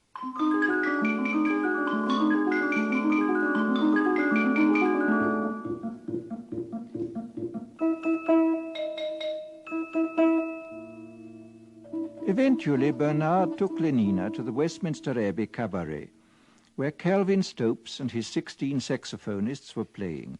Also featured was London's finest scent and colour organ, and all the latest synthetic music. With the aid of 4 Soma tablets, Bernard managed to spend a successful evening with the girl, and the next morning he agreed to apply at once for a permit to visit the Savage Reservation. He was quite nervous as he stood before the large desk of the Director of Hatcheries and Conditioning. Oh, going to take Lenina Crown, I see. Yes, sir. Very pneumatic. Yes, sir. New Mexico Reservation. How long ago was it? Let me see. 20, 25 years? I must have been your age then. Sir? I had the same idea as you. Wanted to have a look at the Savages. Got a permit for New Mexico and went there for my summer holiday. With my girl of the moment. She was a beta minus, I think. Oh, yes. She had yellow hair and was especially pneumatic. Well, it was terrible. We rode about on horses and all that, and the last day of our stay, she got lost. Somewhere in those horrid mountains. Lost. We never did find her, poor girl. Must have fallen in some crevice. Yes, we searched for days, but no luck. Miserable trip. You must have had a terrible shock. What? Oh, don't imagine there was anything unethical about it. Nothing emotional or long drawn. It was all perfectly healthy and normal. I'm sure it was, sir. What's that? Oh. Mr. Marks, I should like to take this opportunity of saying I'm not at all pleased with the reports I receive of your behavior outside working hours. Alphas are so conditioned that they do not have to be infantile in their emotional behavior, but that is all the more reason for their making a special effort to conform. And so, Mr. Marks, I give you fair warning. Yes, sir. If ever I again hear of any lapse from a proper standard of infantile decorum, I shall ask for your transference to a subcenter, preferably to Iceland. Good morning.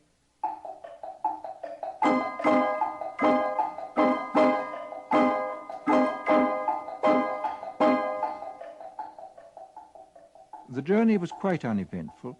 The Blue Pacific rocket lost 4 minutes in a tornado over Texas, but was able to land at Santa Fe less than 40 seconds behind schedule. Lenina and Bernard slept that night at Santa Fe, and Lenina was very happy. Imagine 60 escalator squash racket courts in the hotel, and obstacle and electromagnetic golf, too. Oh, Bernard, it's simply too lovely. There will be no scent organs, television, or even hot water once we get out on the reservation. I can stand it. You'll see. Only progress is lovely, isn't it?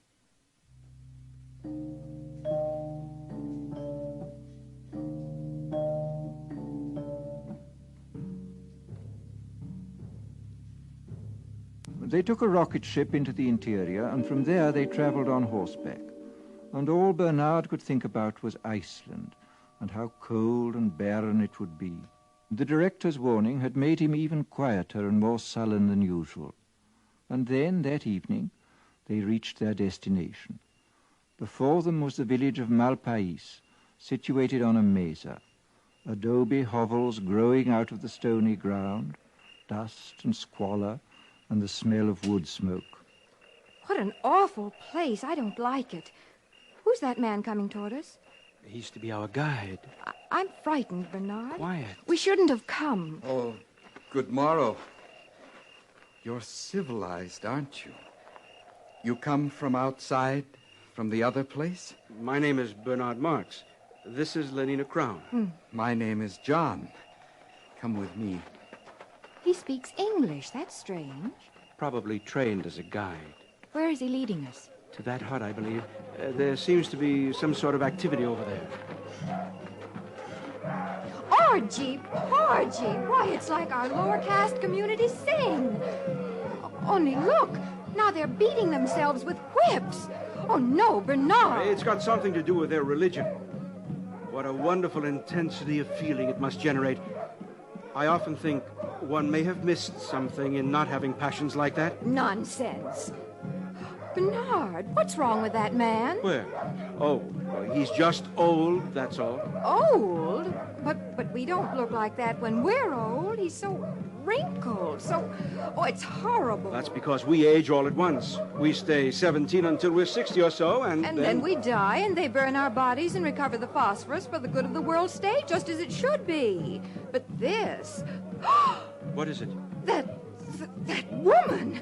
Oh, Bernard, no. Take me away. Take me away. She's only nursing her baby, Lenina. That's her child. She's the mother. Bernard, how can you be so vulgar? I think I'll be sick. Please, Bernard, anywhere. Anywhere. Is something wrong? I think we'd better take Lenina inside. Over here. Follow me. My soma. I'm out of soma. Bernard. I'm sorry, Lenina. I didn't bring him. Oh. Here. Inside. This is my home. This is my home. You are welcome to remain here. John? John? Yes, Mother? Mother? These are people from the outside, Mother. They have come to see the reservation. From the other place? You're from the other place. Don't come near me. But don't you see, I'm from there, too. I'm civilized. I don't belong here. It's all a terrible mistake. This is my mother, Linda. Were you born here? No. I tell you, I was decanted like normal people. Oh, thank Ford someone has come. At last, thank Ford. Bernard, please keep her away. Could you tell us about yourself, please? Well, I came here 25 years ago with a man. His name was Thomas. We went riding together on horses.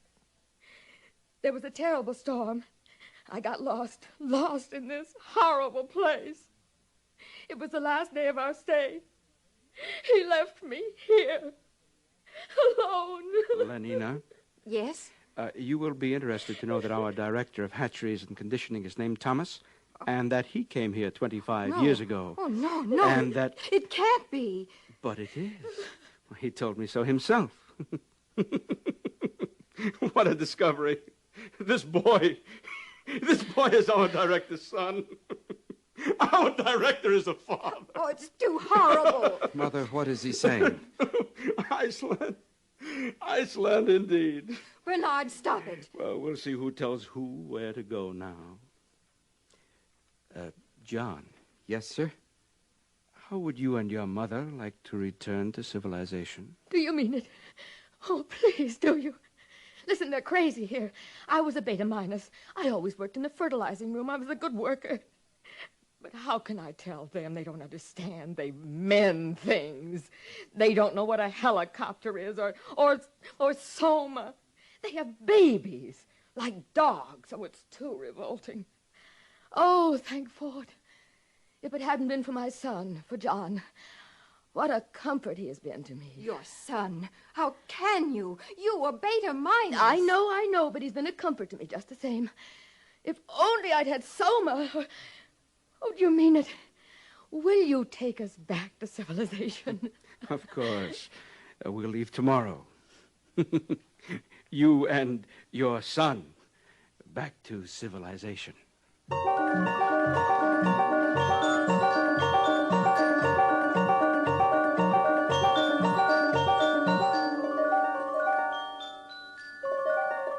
And Bernard was as good as his word. That very night, he and John and his mother and Lenina took the Blue Pacific rocket to London.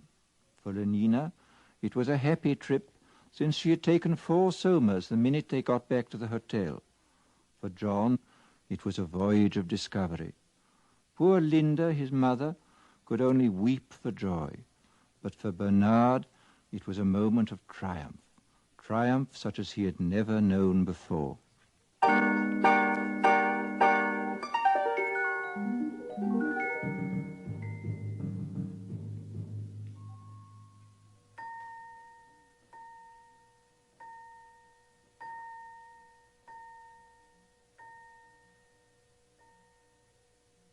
Brave New World, Part 1, by Aldous Huxley.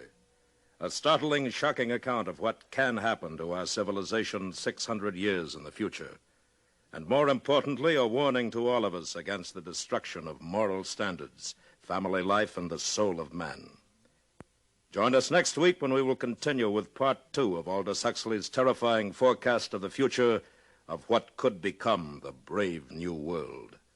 Presented on the CBS Radio Workshop. The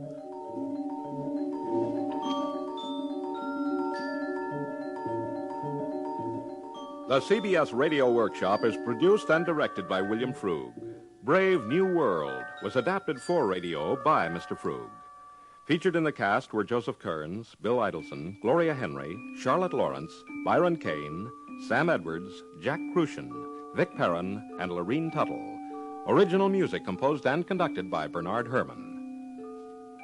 This is the CBS Radio Network.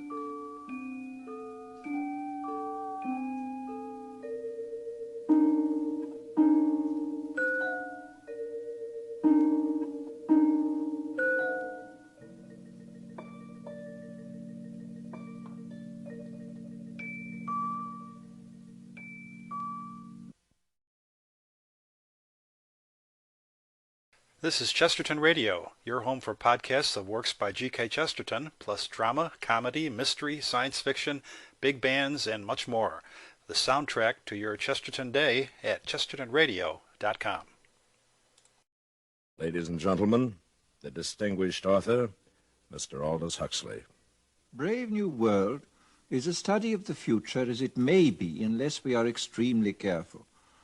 It depicts a society in which man has replaced nature by science, morality by drugs, individuality by total conformity. It is a hideous prospect, yet we seem determined to follow this path of self-destruction. But Brave New World need not be our future. The choice, after all, is always in our own hands.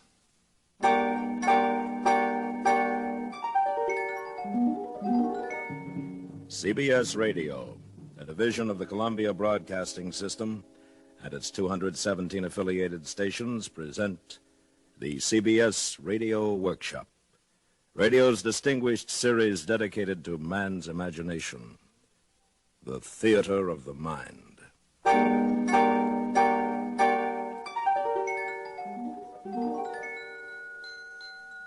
Tonight, Part 2 of 2 half-hour programs devoted to one of the world's most shocking and famous novels, Aldous Huxley's terrifying forecast of the future, Brave New World.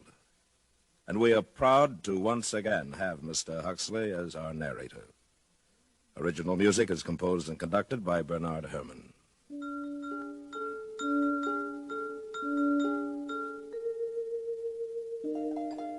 This is Aldous Huxley. In the garden outside the London Hatchery and Conditioning Centre, it was playtime. Naked in the warm June sunshine, 600 or 700 little boys and girls were running with shrill yells over the lawns, or playing games, or squatting silently in twos and threes among the flowering shrubs. And strolling across the smooth turf came the director of hatcheries and conditioning, followed eagerly by a group of new students. And here we have playtime for our little tots. Notice the games, all carefully constructed to use as many mechanical devices as possible. In olden times, children used to play simple games using only a ball and a bat. Oh, madness. Nothing was added to increase consumption. Then came our Ford. He taught us the principle of mass production in the assembly line many centuries ago and changed all that. Good morning, Director. Sir, what an unexpected pleasure. Boys, this is the resident controller for Western Europe. This is his Ford ship, Mustafa Mond. Boys? Good morning, sir. Good morning, sir. I was just showing the students the children, sir. Lovely children. Busy as bees at their unrestricted play. Controller, if you have the time, I wonder if you might tell the students something about the bad old days. I might. Where are you taking them? To the Hatchery and Conditioning Center to see the manufacturing of the babies. Very well, I'll walk along with you. Yes, in the old days, children lived in a place called home.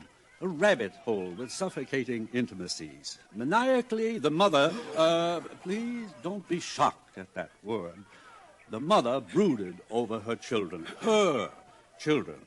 Our Ford, or our Freud, as for some inscrutable reason he chose to call himself whenever he spoke of psychological matters, our Freud was the first to reveal the appalling dangers of family life. Unpleasant as they may seem, students, these are facts. People used to be viviparous, gave birth to their children. What were the consequences? A world dominated by mothers and fathers was a world full of every kind of perversion, from sadism to chastity. There were also husbands, wives, and lovers. Now everyone belongs to everyone else. Thank Ford for progress. Yes, thank Ford. Actually, we still preserve a few outmoded ethics of pre-stable societies in our savage reservations. Did you ever visit a reservation, Director? Yes, I once went to look at the savages in New Mexico. Well, that must have been 25 years ago. Father's marriage. Oh, very repulsive. Yes. Well, here we are. I'll say goodbye. Goodbye, Controller, and thank you. Thank you, sir. Thank you, sir. You're welcome. And now, boys, if you'll follow me inside the hatchery.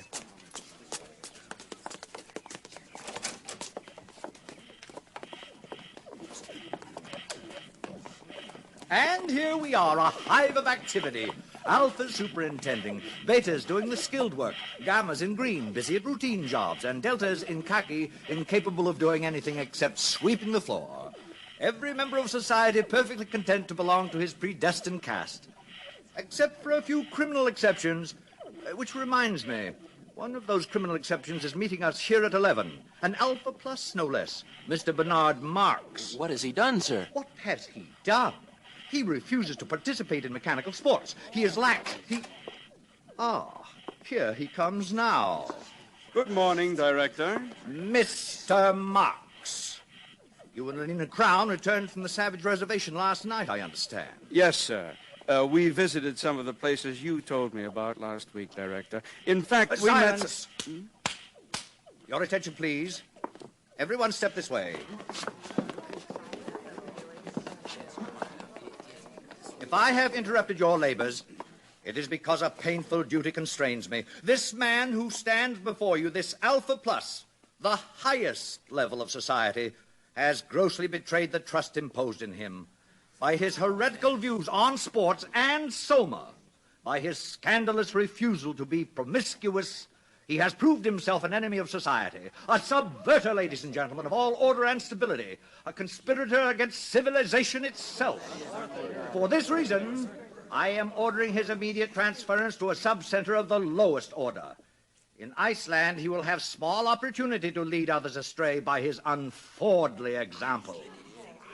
Bernard Marks, can you show any reason why I should not now execute the judgment passed upon you? Yes, I can. What did you say? You told me you visited the Savage Reservation 25 years ago, Director, with a young Beta Minus, I believe. You told me she was lost during a storm and that you returned without her. I thought perhaps you'd like to see her again. Linda?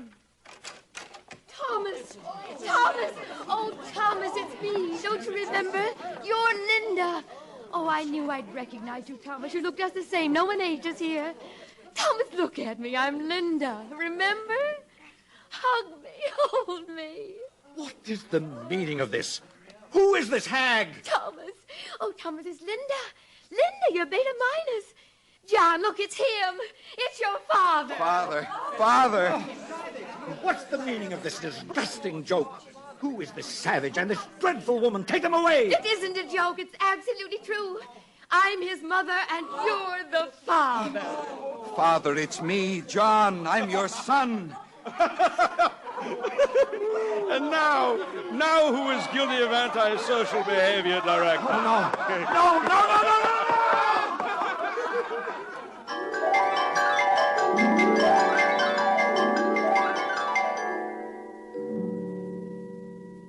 A father as director of hatcheries. It was out of the question. The controller asked for his resignation, and all upper caste London was wild to see the savage and his mother. Bernard Marks became a hero, and even Lenina Crown had her share of reflected glory. Good morning, Lenina. Oh, good morning, Fanny. Well, you certainly seem pleased with yourself. Yes, I am pleased. Bernard called up half an hour ago. He has to go to a party at the controller's, and he asked me if I'd take the savage to the Feelies this evening. Oh, lucky girl. What's he like, Lenina?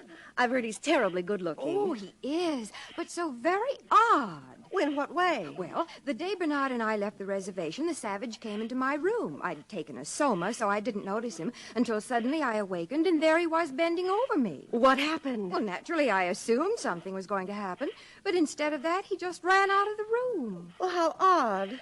What a terribly ungentlemanly thing to do. Doesn't he like you? Oh, I'm sure he does, so I can't make it out. And, oh, please don't tell this to anyone, Fanny. It upsets me because I like him. I mean, I really like him. Lenina. I know it's immoral, but I just can't help myself. I do like him.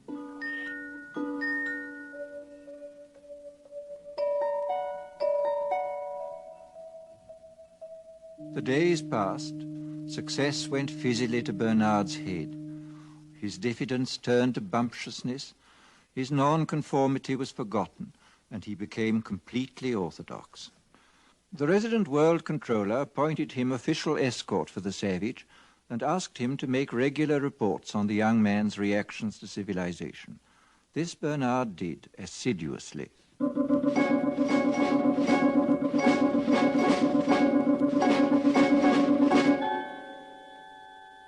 Today I sent the savage to the Feelies with Lenina Crown. The feature was 3 weeks in a helicopter. Instead of holding the knobs on the chair arms, thus enabling him to experience the sensations of the lovers on the screen, the savage refused to participate. Lenina tells me he called the film vulgar and indecent.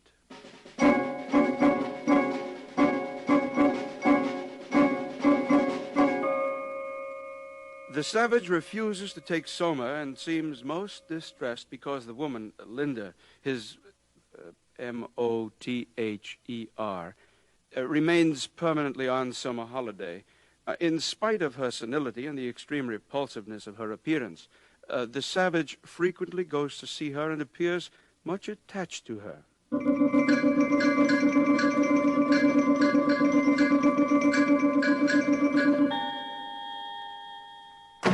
What do you mean you refuse to come down to dinner? Bernard, I'm sick. I've eaten civilization and I'm sick. Do you realize that I've invited the most important people in London tonight? The 4 Chief Justices here.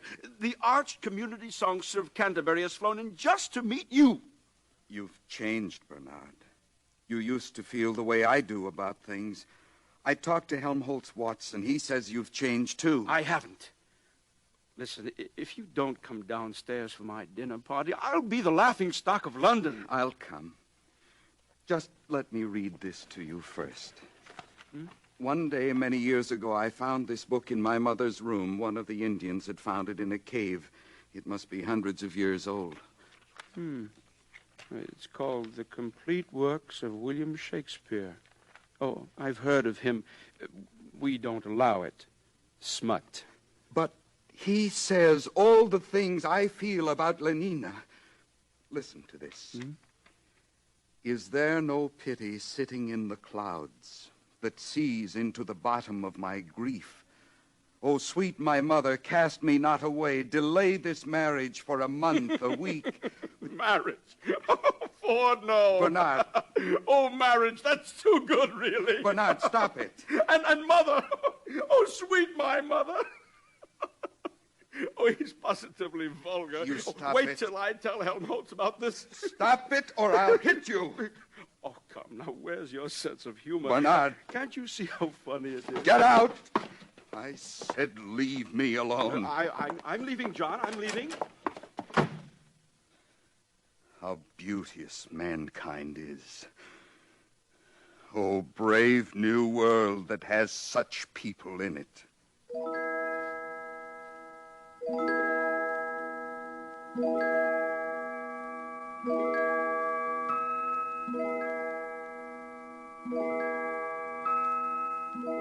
The next morning, a pneumatic young girl, crisply clad in a beta-minus viscose linen suit, stood outside the door of the savage's apartment and somewhat nervously rang the buzzer. What? Lenina. You don't seem very glad to see me, John. Not glad. Oh, if you only knew. May I come in, then? May I kiss your hand, Lenina? My hand? admired Lenina. Indeed, the top of admiration, worth what's dearest in the world. I wanted to do something first to show I was worthy of you. What are you talking about? Lenina, tell me something. I'll do anything you tell me, anything at all. I'd sweep the floor if you wanted. But we've got vacuum cleaners here. It isn't necessary. No, of course it isn't necessary. But some kinds of baseness are nobly undergone. I'd like to undergo something noble, just to show you how much I love you, Lenina. Do you mean it, John? Yes, but I hadn't meant to say it, not until I... Listen, Lenina, on the reservation, people get married. Get what? For always. They make a promise to live together for always. What a disgusting idea. Answer me this question, John. Do you really like me or don't you? I love you more than anything in the world. Well, then, why on earth didn't you say so?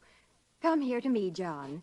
Hug me. Oh, but Lenina... Hug me till you drug me, honey. Kiss me till I'm in a coma. Lenina, what are you doing? No, get away from me. Don't come near me. Hug me, honey. You strumpet. A gran is better than a dad. Get out. But don't you want Get me? out of my sight. Oh, John! Before I kill you. Well, he's mad. He's gone mad. Oh, thou weed, who art so lovely fair and smell'st so sweet that the sense aches at thee. Impudent strumpet, impudent strumpet, impudent strumpet. Hello? Yes, this is Mr. Savage. Who's ill? Linda. My mother dying.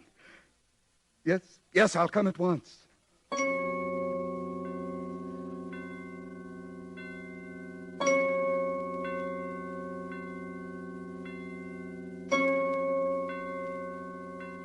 Welcome to the Park Lane Hospital for the Dying. You've come to see someone in the galloping senility ward? Yes. My mother. Oh, how vulgar. You know who I mean. Linda. Oh, yes. Room 43, bed 16. She'll be dying any minute now. This way, please. Is there any hope? Well, of course not. Or else she wouldn't have been sent here. Through these doors.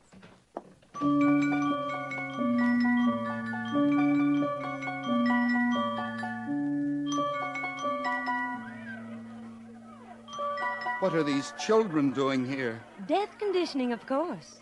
It starts at 18 months. Every tot spends 2 mornings a week in a hospital for the dying. All the best toys are kept here, and they get chocolate ice cream on death days. They learn to take dying as a matter of course. This way. Oh, here we are. Well, I must go. I've got my batch of children coming. Time for their chocolate ice cream.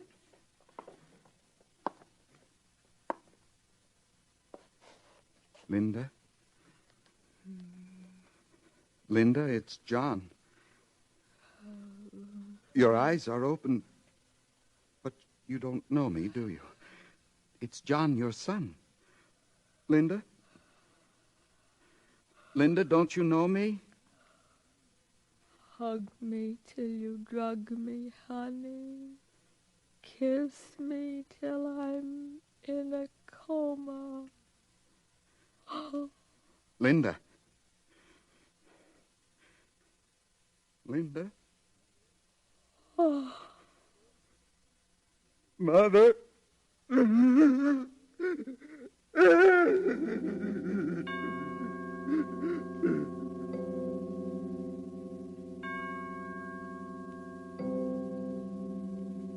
The menial staff of the Park Lane Hospital for the Dying consisted of 162 deltas, 84 red-headed female twins, and 78 identical mongoloid male twins. At 6, when their working day was over, the 2 groups assembled in the vestibule of the hospital and were served their daily soma ration. It was into this crowd that the savage walked, so overcome with his grief and his remorse that he did not realize he was shouldering his way into the gathering throng. All All right, here it is. Soma distribution. In good order, please. Oh, hurry up there. Stand in line for your Soma. Linda died because of this. Oh, now don't grab. There's enough for everybody. 1 gram for an evening's delight, 2 for a trip to the gorgeous East, and 4 for a weekend in paradise. How beauteous mankind is. How brave new world that has such people in it. Stop! Stop! Ford is a savage. Listen, I beg you, lend me your ears. Don't take that horrible stuff. It's poison. Mr. Savage, please. The people are waiting. You're slaves, all of you. Don't you want to be men? Don't you want freedom? Freedom? Ford Almighty, call the police. From somewhere behind the milling, angry crowd, Bernard Marx saw the savage. He and his friend Helmholtz Watson had been searching for John. Now they hurried forward. Helmholtz, he's mad. They'll lynch him. Oh, Ford, help us. Ford, help those who help themselves, Bernard. Come on. Where are you going? Come back. It's a fight, a real fight. I've been waiting all my life for this. Man at last. I'll make you free whether you want to be or not. Give me those Soma boxes. Sir, Mr. Savage, no. Stop it. Helmholtz, join me. Yes. Throw the poison pills away. By all means, throw them away. Stop it. Freedom! Be men and be free! Over here, officers, this way. Give them the Throw them away. Freedom! Stand up as men. Win your freedom. Soma spray. Win John. your John. freedom. Take them to the resident controller's office. All right. All right, it's all over. We're all happy now. We're so happy we all love each other, don't we? Oh, yes, we all love each other. Line up for your Soma.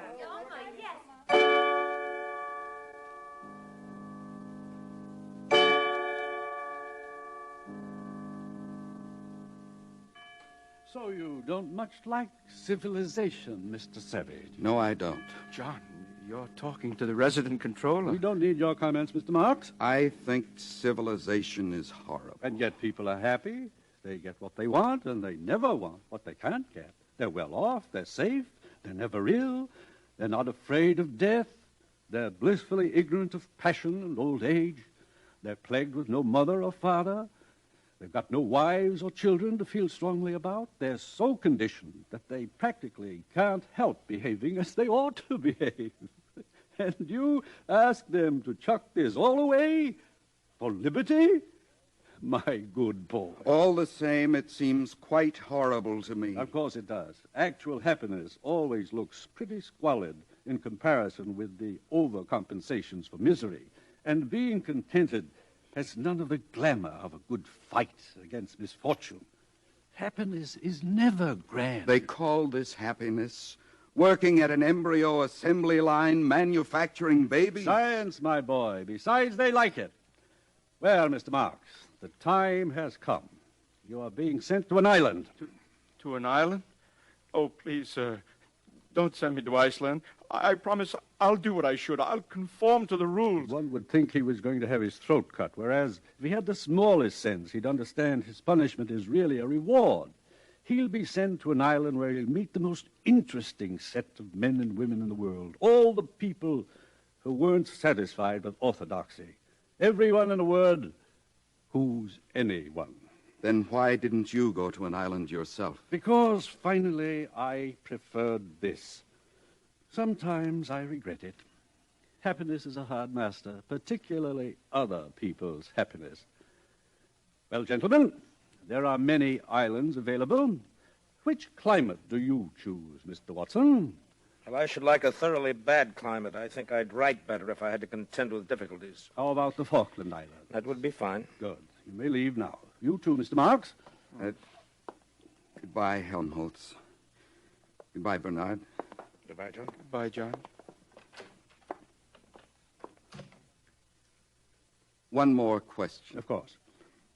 Where is God in this scheme of yours? It's a subject that has always had a great interest for me. You've never read this, of course, the Holy Bible, New and Old Testaments.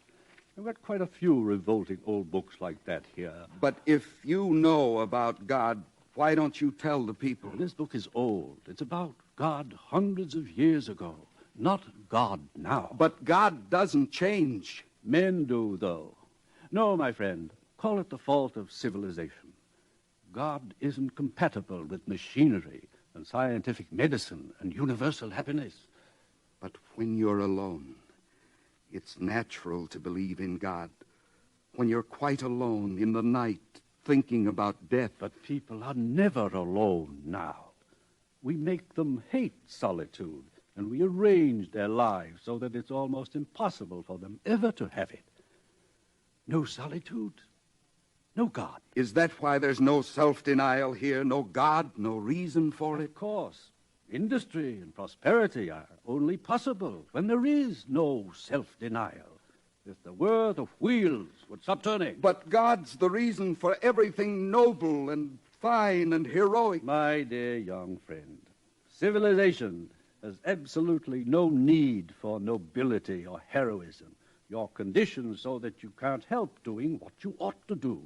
And what you ought to do is, on the whole, so pleasant. So many of the natural impulses are allowed free play that there really aren't any temptations to resist. Anybody can be virtuous now. No temptations, no inconveniences. But I like the inconveniences. We don't. We prefer to do things comfortably. But I don't want comfort. I want God. I want poetry. I want real danger. I want freedom. I want goodness. I want sin. In fact, you're claiming the right to be unhappy. All right. I'm claiming the right to be unhappy. Not to mention the right to grow old and ugly and impotent. The right to have cancer. The right to have too little to eat. The right to live in constant apprehension of what may happen tomorrow. The right to be tortured by unspeakable pains of every kind. I claim them all. You're welcome.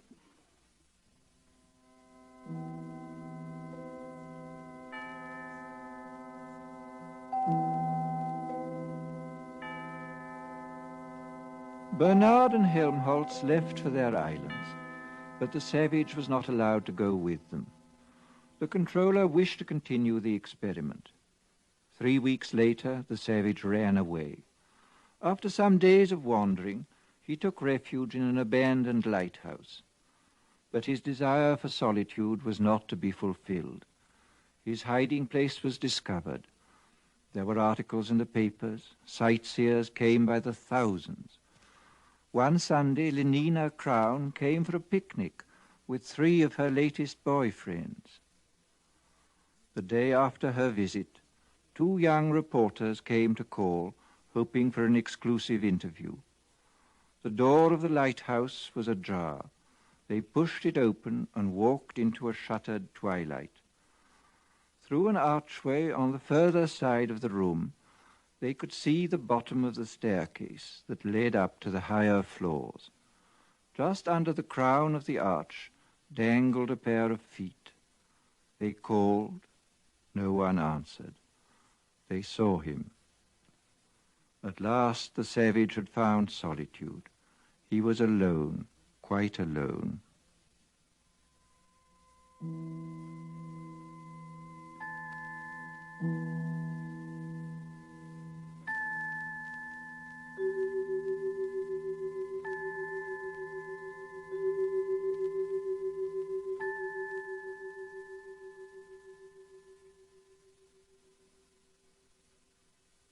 Thus concludes Brave New World by Aldous Huxley. We wish to thank Mr. Huxley for appearing on these broadcasts as our narrator.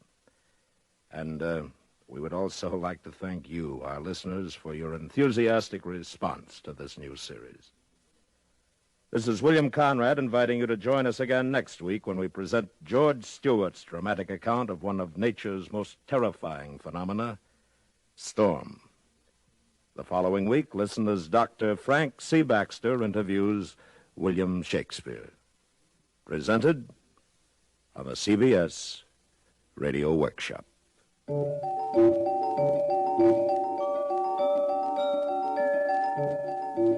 CBS Radio Workshop is produced and directed by William Frug.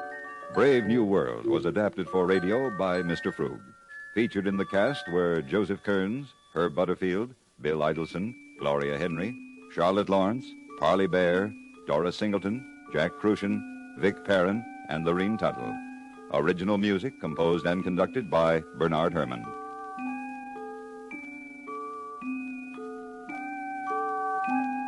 America listens most to the CBS Radio Network.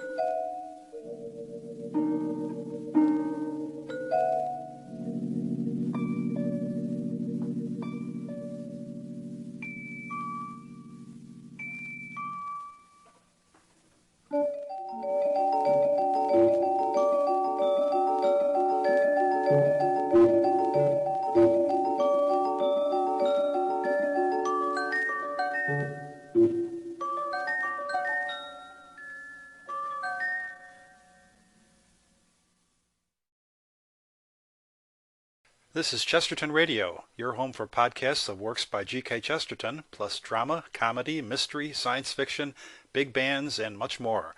The soundtrack to your Chesterton day at chestertonradio.com.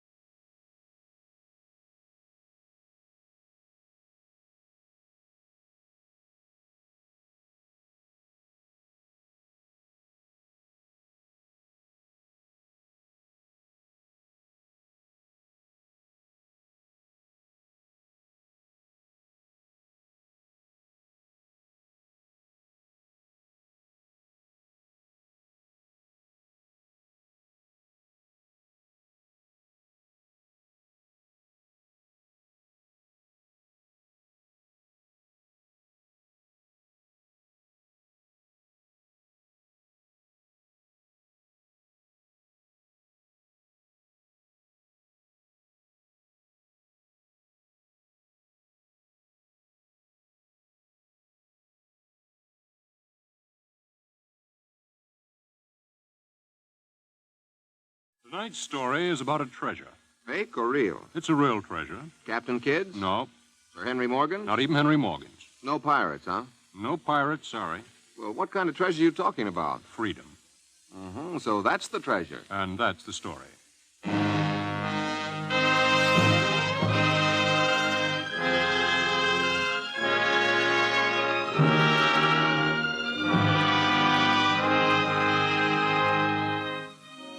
The NBC University of the Air presents We Came This Way, a new historical series for our listeners at home and overseas. With John W. Vandercook as the narrator, we present Chapter 6, a story of the struggle for the freedom of men's minds in We Came This Way.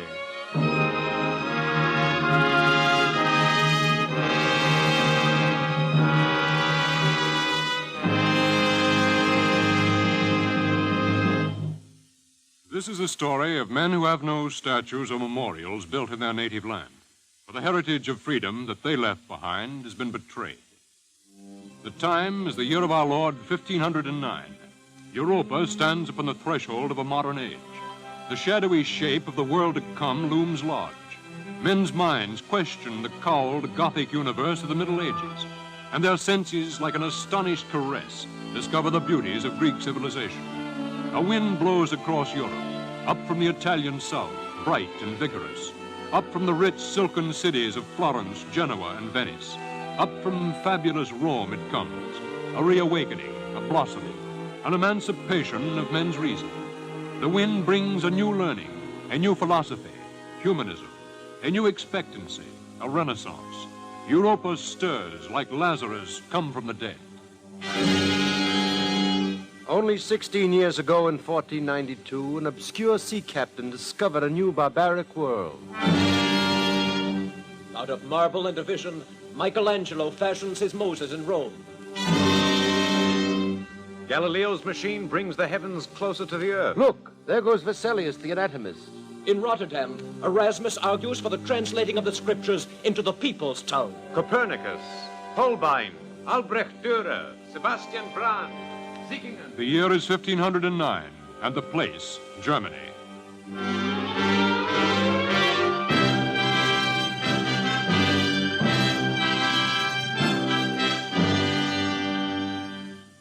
'16th century Germany, a crazy quilt of a land, an idiot Tom of tatters of armed and suspicious cities under the sovereignty of the Holy Roman Empire and its Emperor Maximilian I, who, by the grace of God and powerful feudal princes, rules this land. But the wind blowing from the south is blowing strong here, driving the darkness from the minds of men, raising the enormous question of man's relationship to man. And throughout this fragmentary patchwork empire, scholars arise, seekers after truth.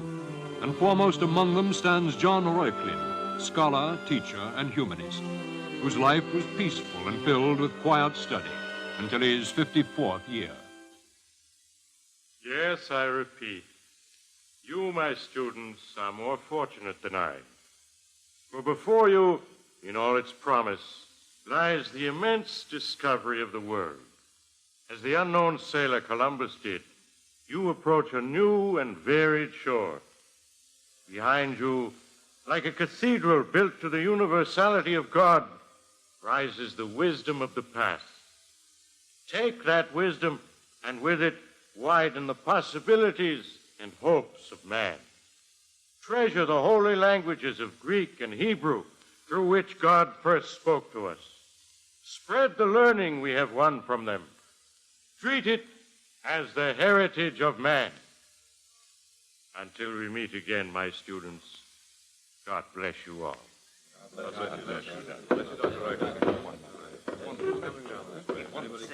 God is love, man is hope, and the bond between them, yes, combined in an indescribable... What a time to be alive in. You loan me a gulden, Damon, I promise I'll pay you back next... Pfefferkorn. Eh?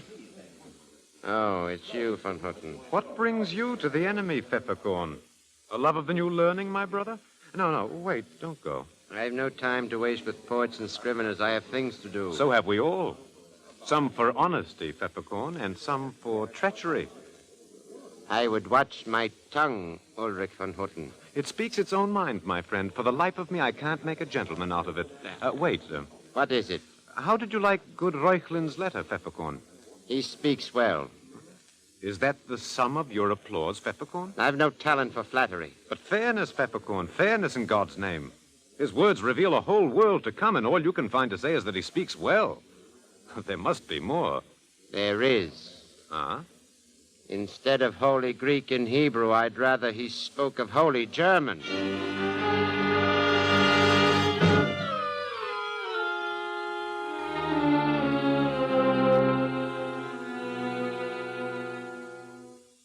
My Lord Prince, the danger is very great. That I could discern myself, Peppercorn. This new learning is like a plague in the universities. At Erfurt, in Freiburg... In providing myself an informer, I could have done better with an ass. I know all these things, Peppercorn. Patience, my lord. It will shortly come together. You come by a long and dull route, man. Well? The peasant's yoke is a heavy one, my lord. They still stand. But they are restless, though without confidence or courage to do more than groan. These humanists will give them what they lack, my lord. For their nonsense about the freedom of men's reason and potentialities will sift and diffuse down to the mass. And a time will come when, on the strength of it, a peasant who used this scythe to cut his hay will use it for a bloodier cutting. So? So, my lord, I've found a way to cut down the tree before it blooms. How? We will discredit them. Discredit whom? The peasants? No, my lord, the bookworms. How? We will drive a wedge against their new learning by attacking their Holy Greek and Hebrew. Holy Greek and Hebrew? Their Holy Hebrew first, my lord. We will get more support for that. Will you speak sense, man? In the name of winning the Jews to Christianity, we will confiscate and burn all their books, my lord. And the fire we light will burn the humanists. But I will not be surprised, my lord, if in this we find them to be enemies of the church. Peppercorn, your pardon. I have maligned your intelligence. What would you have me do? A mandate, my Lord Prince. Get me a mandate from the Emperor.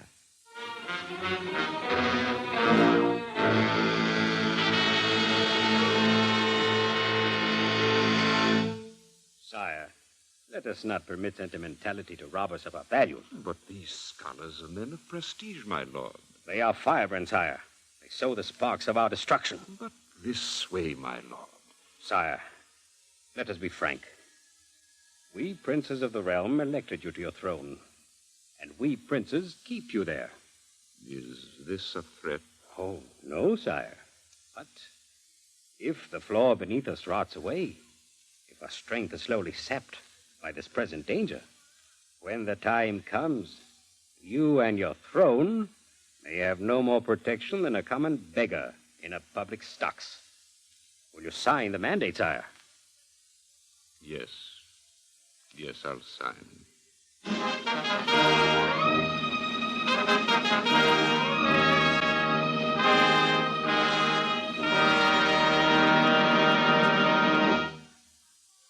I, Maximilian, Emperor of the Holy Roman Empire, after solemn conclave with my princes of the realm, do hereby command Albert, Archbishop of Mainz, to gather evidence on the subject of Hebrew books, whether it would be praiseworthy and beneficial to our holy religion to destroy such books. Further, do I command that the Archbishop secure the suggestions of Jakob von Hochstaden, Victor von Carbon, and Dr. John Reuchlin upon this matter. Such suggestions to be set in writing and given to John Pfefferkorn, my ambassador in this matter. Signed this day of our Lord by my hand. You make more of it than is there, Ulrich. Do I, Dr. Reuchlin? It's my suspicious nature, Dr. Reuchlin. And your cynicism. I find nothing ideal about peppercorn. What does the mandate actually command, Ulrich? An opinion, a suggestion. And it leaves the gathering of evidence in the Archbishop's hand. A friend to the new learning. In 1,500 years, we've failed to convert them. Doctor, I think it's a trap. Perhaps. I think that the princes are striking out at us, and through you. Why don't you leave Cologne, Doctor? Go away, Ulrich. Truth has but a handful of champions as it is. No, Ulrich. If it is a trap, I shall try to be the only one to fall in it. Aye, like the cornerstone of a great wall.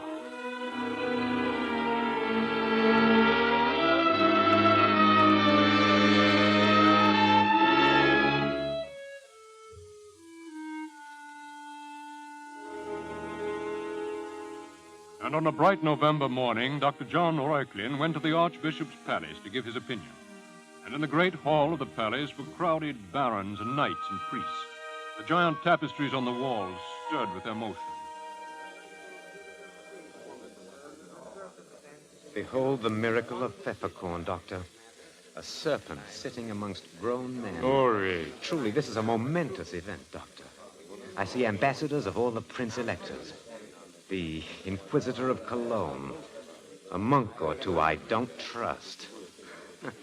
The hall has more the look of a field of battle than a congress of learned opinion. Quiet, Ulrich. The Archbishop is... My lords, please, my lord. His Highness, the Emperor Maximilian, sends his good wishes, my lords, and begs that no malice guide us in our deliberations here this day. Peppercorn smile. I will Ulrich, add my please. hopes to his majesties, my lord. For we are here in the sight of God, and upon his work. Let us not in manner of thought, or deed, or word, profane it, nor cast a single shadow upon the light of his divine justice. Before me lies the imperial mandate, my lords, upon the subject whether it be praiseworthy and beneficial to our holy religion to destroy such books as the Jews use, and commanding the opinions of 3 learned men. Victor von Carbon, is such an opinion prepared? It is, Your Reverence. Jakob von Hochstraten. I am ready, Your Reverence. And you, Dr. John Reuchlin. I am prepared. Then, Victor von Carbon, read us yours. I never liked his face, Doctor. It formed his opinion before his brains. My lords, if you please, my lord. Your Reverence, my noble lords, my opinion is brief and to the point. I say the books of the Jews be burnt. We cannot hope to win them to our religion unless we destroy the root of theirs. Burn each one. The Old Testament, the Talmud, the Kabbalah. Destroy them not only for the good of our church, but for the good of Germany. For Germany? Doctor, I see the fine, all, unsubtle hand of our Victor von princes in Carbon? this. Yes, Your Reverence, that is all. The Emperor's thanks, my lord. Now, Jakob von Hochstraten. Your Reverence, I find no need to read my lengthy opinion, for the sum of it meets with Brother von Carbon's thoughts. I, too, say, burn their books. These assassins killed justice twice. I am through, Your Reverence. The Emperor's thanks, my lord. That makes 2 opinions, my lords, both for burning. We have one more. Dr. John Reuchlin. Are you afraid, Doctor? You stand alone here. Do not worry, Ulrich. They eye you like a starved, unpaid executioner. Dr. Reuchlin. I am ready, Your Reverence. My lords, I speak not here in hasty judgment. For a man's opinion is an uncertain thing. Time, the ultimate critic, often has proved him wrong. And not alone time, my lords, but ignorance and the power of self-interest often colors the conclusions of men. In this matter, I have tried to be impartial, to come to it not like an unyielding enemy, but like an honest scholar. What are these books that you would burn? commentaries, books on ceremonies, on arts and sciences, poetry and fables. Before a judgment can be rendered on these, they must be subject to a careful examination, not piecemeal, not by hearsay, not by hostility. It is true, my lords, there is much that is contrary to our holy religion in these books, but that is the nature of their belief, a belief which is protected by law.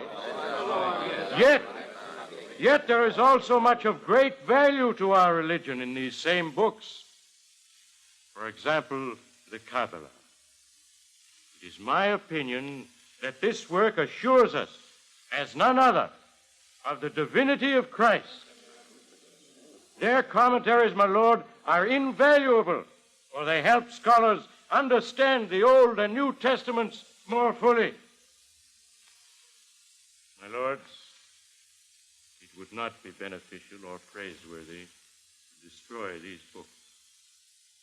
I stand against this burning. My lord! My lord! Your Reverence! A word, Your Reverence. What is it, John Peppercorn? I have a word to say, if it please Your Reverence. Well? My lords, for 30 years I have fought as a warrior of our church. But never, my lords, have I heard the anti-Christian like of this. What have we heard from the lips of this learned man, this advocate of humanism? Is treason to the Mother Church. Sitting amongst us is the Inquisitor of Cologne, our guardian in such matters. I demand that Dr. Jean Reuchlin be seized and tried before the Inquisitor's court as an enemy of the Church.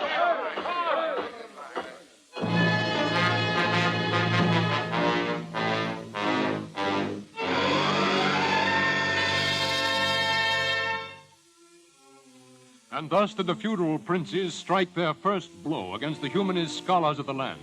And the enormity of the plan, the realization of what and who was the real victim, slowly seeped into the consciousness of the teachers, the poets, and the painters. And for the first time in history, men of goodwill came together to fight back.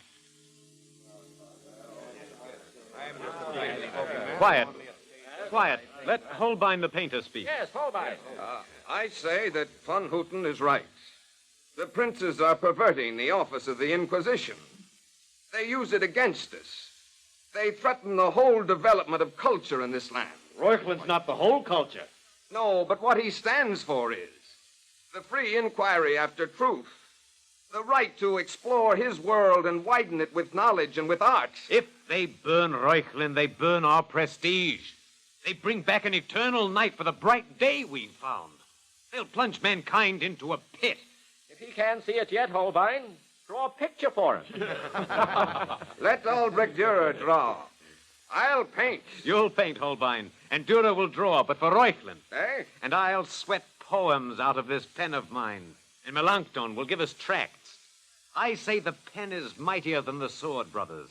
I say truth will batter down the strongest fortress in this land. The words have a fine poetic ring, Ulrich. But what's the meaning? This.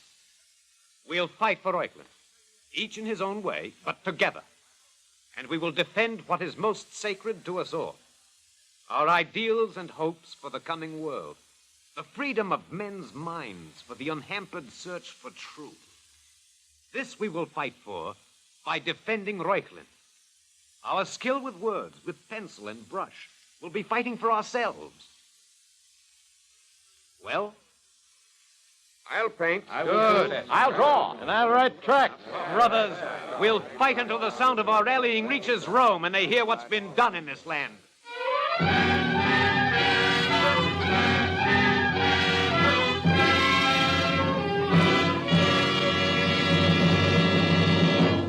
Witness against the Dr. John Reuchlin, Sebastian Baum of Strasbourg, student of the accused. My Lord Prince. What is it, Peppercorn? May I see you privately, my lord? It cannot wait. Come this way. It has only just come to my attention, my lord. What is it? This, my lord. Look at it. A drawing? By Albrecht Dürer. Why, this is you, Peppercorn, in chains. And you, my lord, behind me, also in chains. What? descending into the mouth of hell while Christ commands us down. How dare he? Not only he, my lord. Here, a tract by Melanchthon, a poem by Ulrich von Hutten, all attacking us. I'll have them flogged. It's not as simple as that, my lord. They are all fighting back. These bookworms? Aye, it is the miracle of the age. The bookworms, marching as one. I'll have them buried as one. Yes, my lord. But meanwhile, there are questions being asked in Rome. The Pope? And the cardinals. These bookworms' voices seem to have carried across the Alps. Will they act? In Rome, I mean? I do not know, my lord. Then we must move swiftly, Peppercorn. Reuchlin must be a corpse before they do.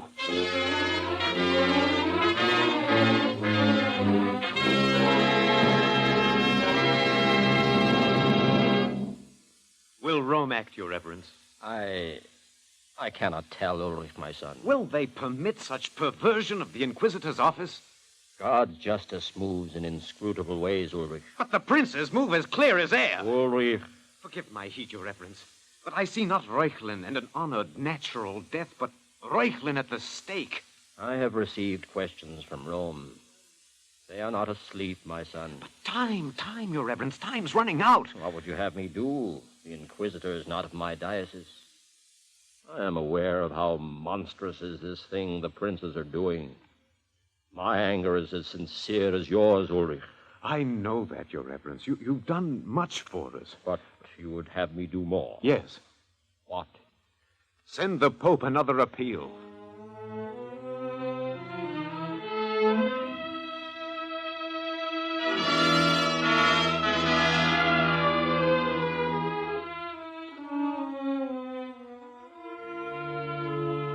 And the clamor and protest of the enlightened men of 16th Germany, 16th century Germany rose and gained strength.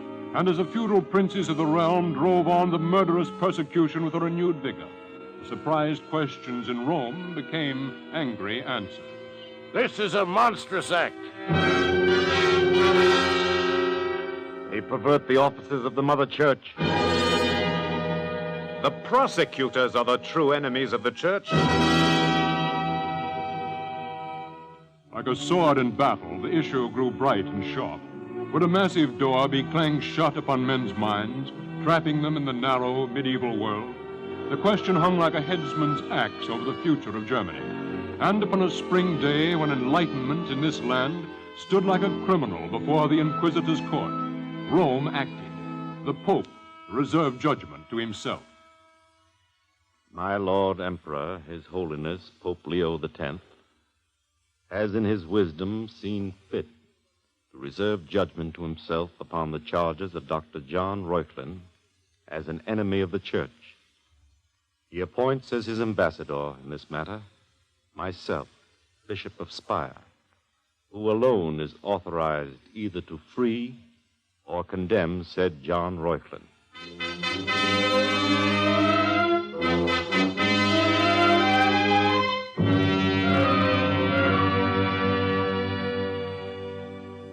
The prince-electors are here, Your Reverence. Let them come in. The bishop will see you, my lords. Good day to you, Your Reverence. Good day to you, my lords. I am honored by your visit. You know why we are here, Your Reverence. My judgment on Reuchlin? Yes. I have not reached any as yet. He is guilty. That remains to be seen, my lord. The evidence is conclusive, Your Reverence. What he said regarding the Hebrew book... I have not read it all. Your Reverence, let us cease this playing. The issue and the guilt are clear in our eyes, and immediate action is necessary. Our peasants grow restless with these fools' words about the potentiality of man. We are good Christians, Your Reverence, but we are also princes of an empire. We will defend our land and rights with all the strength we can command.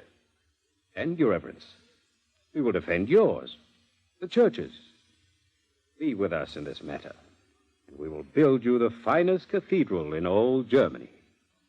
It is as I have said, my lords. As yet, I have not read all the evidence.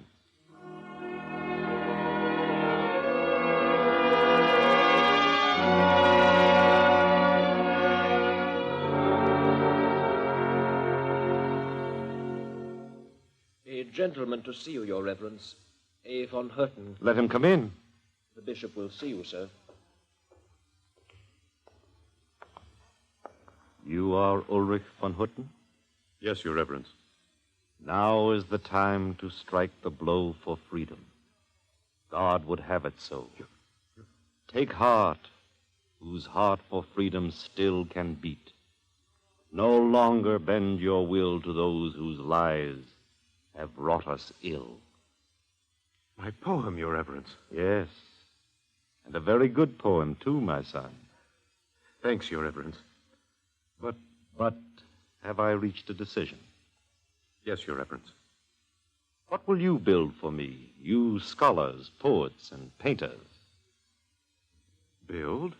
The princes of the empire have promised me the finest cathedral in all Germany, if I see this matter their way.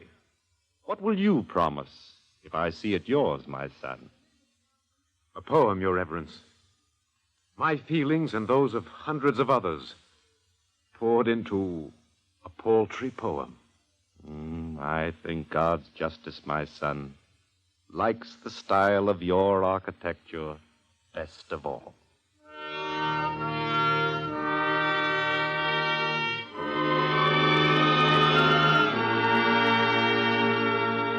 And in a few days, the papal legate, the Bishop of Speyer, rendered judgment. I, Bishop of Speyer, with full authorization from His Holiness, Pope Leo X, find that the writings and teachings of John Reuchlin, in reference to such books as the Jews use, as not being harmful to our Mother Church. And further do I find John Pfefferkorn, instigator of these charges, guilty of slander, and find him a son. And the fight was won. The attack upon the emancipation of men's mind, upon the freedom of their reason, was foiled, but only for a little while. What began as a great promise was wiped out in the blood of countless peasants, as Germany from 1518 to 1648 plunged into a century of civil wars. And after the final struggle, the 30 Years' War, the nation was devastated and impoverished. The peasants in brutal servitude, great provinces razed by fire and sword. Science and art had fled, and the great hopeful learning of the universities was replaced by narrow, pedantic ignorance. It was the dream of the feudal princes that ultimately won the land. And because that dream is still murderously alive in Germany today, we comprehend how enormous is the betrayal of those early years. That heritage of freedom left by the scholars, the poets, and the painters stands like forgotten ruins in a lost land.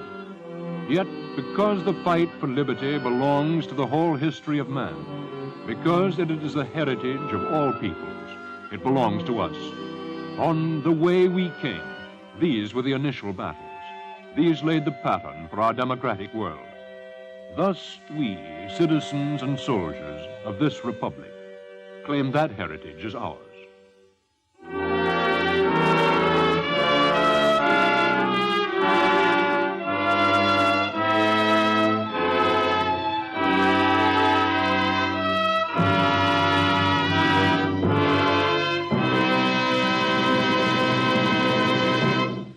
The NBC University of the Air has brought you Chapter 6 of the new historical series, We Came This Way. Next week, We Came This Way will present a story of the Netherlands in the days of William the Silent. Tonight's script was written by Rayful Hayes and directed by Ira Avery. The original music is composed by Leo Kempinski and conducted by Milton Cadams.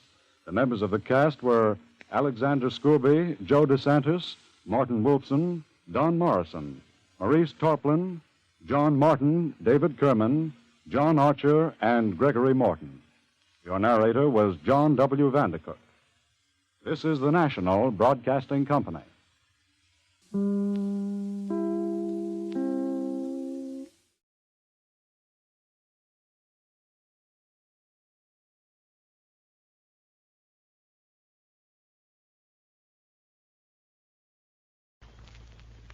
One Man's Family, brought to you by the makers of Fleischmann's Yeast and Royal Puddings.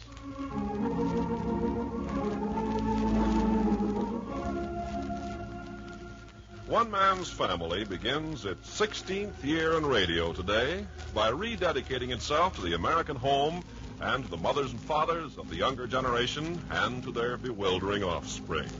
Today we present Chapter 5, Book 62, entitled One Man's Family Celebrates its 15th Anniversary. From 1932 to 1947. Goodness. That's right, Mom. From Herbert Hoover to Harry Truman. From Flapper to Bobby Soxer. From WPA to OPA. Yes, Cliff, I was just going to say, from the Great Depression, when there was plenty of everything and no money to buy it, to plenty of money and nothing to buy. 1932 to 47. From the period of the great American isolation through our greatest war to our present conviction that we are part of the world community. 15 full years, 15 historical years, 15 dramatic years. The end of Prohibition, the Great Depression, the rise and fall of Hitler and Mussolini, the rise and fall of gang warfare in the United States. The rise and fall of women's skirts and their rise again. Yes, 15 years is a good long span. Why, just imagine it. There are young men and women walking the streets today who can't remember time when one man's family didn't exist. I can hardly remember myself. Yes, and through all these years, one man's family has had one central theme, one main purpose for being, the American home, the American family. The paramount thought being that so long as the American family survived, these United States would remain safe and secure. Oh, yes. Throughout the years, one man's family has meant many things to many people. There was, for instance, the wife who wrote that her husband's last deathbed request was to hear the Barbers, and afterwards closed his eyes and went to sleep. And the young man who was arrested in Chicago for purse snatching, only he said he didn't do it, that he was listening to one man's family at the time. And he told the judge the story of that week so completely that he was acquitted. And the convict in the South Carolina prison, who always heard the show because the Barbers were the kind of family he had always meant to have. But somehow the penitentiary got him.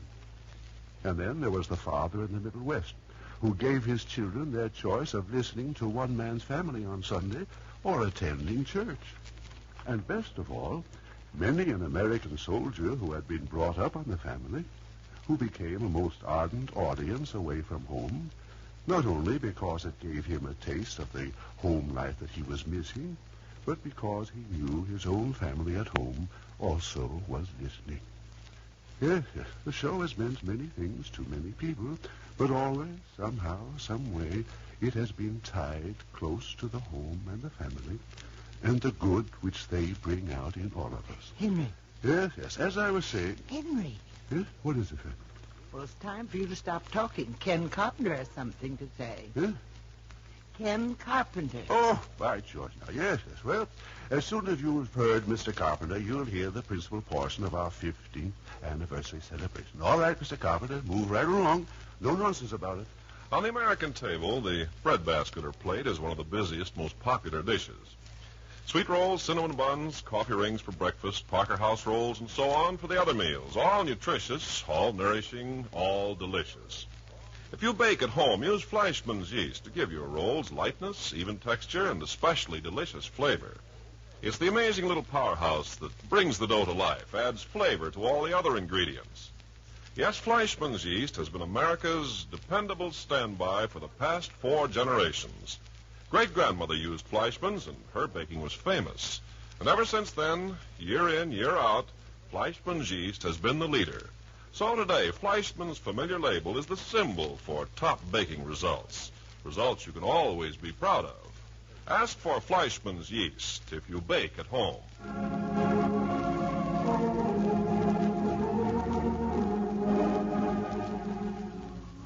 Now I'm going to turn the show over to Paul. Thank you. As we said in the opening today, from the beginning of our 16th year, we are rededicating one man's family to the American home and the American family. For 15 years, this has been our principal theme, as we're going to demonstrate for you in a moment. But first, may I suggest that today, more than any time in your memory or mine, the need for the home and what the home stands for is most vital. That now, if ever, There is need for the moral strength, the unswerving integrity, the basic Christian ethics and tenets, which are the stuff the American home is made of. We hope to prove to you the urgent, crying need for a revitalized family life today. And now, to go far back into the pages of One Man's Family. This is what we said on April the 6th, 1934. Clifford, please. In these United States, we pride ourselves that all men are born free and equal, but there is no royal family set apart from the rest of us. I think this is a mistake. I think there's a touch of royalty in every conservative, firmly established American home. I believe the children of these homes are born to the purple. They have behind them glory and honor and dignity and tradition. Just as surely as empires were molded by the will of kings, so this nation is molded by the will of the American family. And just as surely as empires crumbled under the touch of dissolute, degenerate monarchs, so this nation will fall away with the corruption of the American family. A bit of something to think about. You know, I can remember Dad saying that to us way back there, just as plain as though it was yesterday. 1934. Goodness, Cliff, you and I weren't dry behind the ears yet. You couldn't have told us that then. How true, how true. Goodness, we were young. You were young. What does that make me? Bottle baby, no doubt. Well, that's what we said in 34. And now, here is what we said in 1936. Mom, will you do the honors? Already, Paul? Here, Mom, put on your glasses. Oh, goodness. Where's that copy you gave me, Paul? Right in your hands, Mother. Of course. Now, Paul. Yes. This is what we said in 1936. Marriage is the gateway through which a man or woman obtains personal experience in the field of human relations. Parenthood is the opportunity for putting that experience to practical use. Parents should not say, we shall have children because it is our God-given right, but rather we shall have children because we are able to give them intelligent, physical, mental, and moral training. Mother love may be beautiful, but mother love combined with intelligent discipline is the force which turns children into normal human beings and good citizens. Misdirected and misguided offspring results in one of civilization's most appalling wastes and expensive problems. For an undisciplined, unprincipled child grows into a useless citizen, another human life wasted, another burden for civilization to bear. Good citizens are necessary to civilization, but good parents are obligatory if civilization is to continue. Exactly. You still agree to that, huh, Dad? More than ever. Oh, yes. What a waste of time and effort and pain and worry to go to all the trouble of conceiving and bringing a child into the world only to abandon him to indolence, dishonor, and disreputable habits.